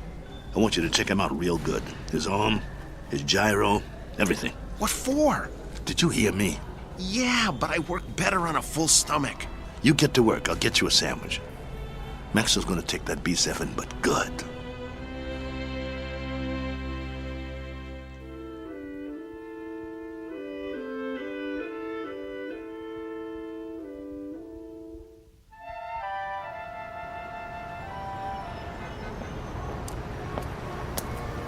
Excuse me, sir. Do you know where I can get a Philly cheesesteak? Try Philadelphia. Just kidding you. Oh, there's a nice little place around the corner, but I doubt they'll have something like that there. You new in town? Yeah. Where you from? Philly. Well, that figures. What brings you to town? I got a fighter in the third fight tonight. Really? Well, you must have one good fighter if you brought him halfway around the country for a fight. He's a great fighter. He's fighting an experimental B7. A B7 fighting a B6 could be interesting. He's not a B6. A 5 might stand a chance. He's better than a 5. He's a classic B2. A B2? Oh, well, I've never seen one of those, but I hear they're great bleeders. Good luck. Oh, by the way, at the diner, I recommend the roast beef on rye. Bloody rare.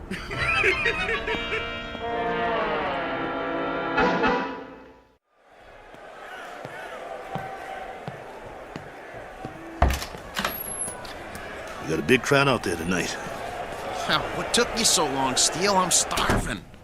Here's your sandwich. How's Maxo?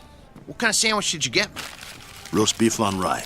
Well done with silicone Teflonic joint lubricant on the side. What? It's mayo. How's Maxo? Did you give me a pickle? How's Maxo? I love dill pickles.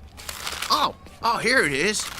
Okay, well, the answer to your question is Maxo is still big as life and twice as ugly. I cleaned him up a little, though. The B2's always looked real.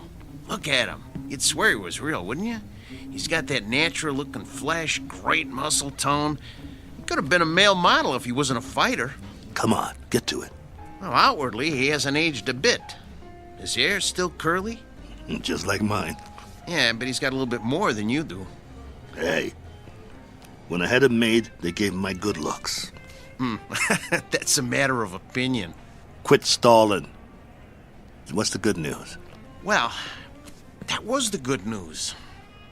And, well, I also turned his power source on, and that's still good. So I ran a diagnostic check. And? And everything that was bad when we left Philly is still bad. There's got to be something we can do. Open him up again. You got a thing for bad news, don't you? Come on, Pole. Earn your keep. That's what you're here for. I'm not a miracle worker. I'm just a mechanic. Well, what do you want to do, retire? Oh, fat chance of that. Then quit stalling and open the control box. All right. Let me power him up first so we can walk over to the table. He's too heavy. Okay, come on. Atta boy. There you go. All right. Okay. Here, help me get him up on the table.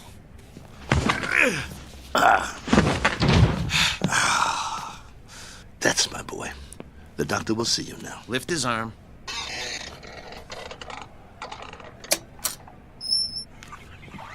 What's all that corrosion around the excess panel? Dried sweat. All the B2s sweat like bulls. It's nothing to worry about, though. You hear that, Maxo? Nothing to worry about. We'll get you cleaned up. Hand me that probe.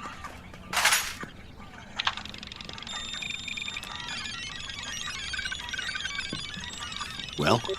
Well, all electronic systems are functional. Well, I hope the circuit board doesn't blow. Why should it? Well, if you recall, he got knocked out of the ring in the last fight 8 months ago. It jarred all his electronic systems. The connections are all still operational, but, boy, I wish I had more time to manually double-check the connections. Well, you don't have time. Sometimes you just have to suck it up and have some faith in your fighter. All right, then. Okay.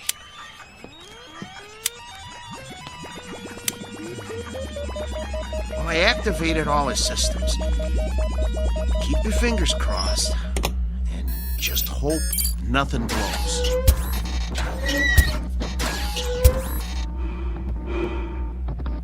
See, his breathing sounds good. His arms are creaky, but they'll quiet down when he warms up.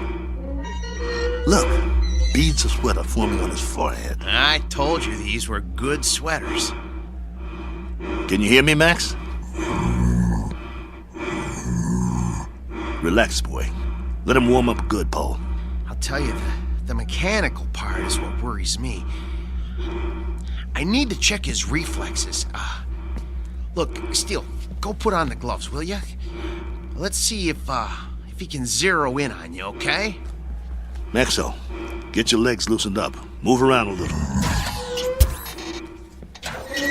Loosen up your jab, big boy. Don't rush him. If it don't work now, it won't work in the ring. All right, but just enough to check the jab. Set his controls so he doesn't counter punch.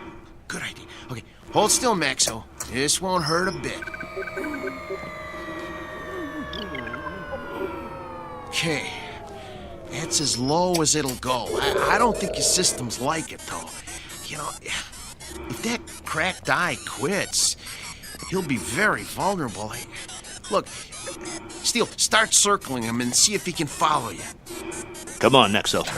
Look at me. I'm moving in. Want to get you? Block my punch. Oh, man, they're gonna hear that in the back row. That's good enough for now. We know it works. Oh, Steele, he's gonna get more than one punch thrown at his head. He'll outdance him to keep clear. Give him more power to his legs. Those cables are bandy. I don't like doing this. There's not much tension left in him. He seems to be moving all right. Yeah, but, boy, a heavy wind might knock him over. Put him on automatic. Oh, no. Come on. Let's not push our luck. Do it. All right. Here goes nothing. Maxo, gloves up. That's it. Beautiful. Now, let's see if he can move in for the kill.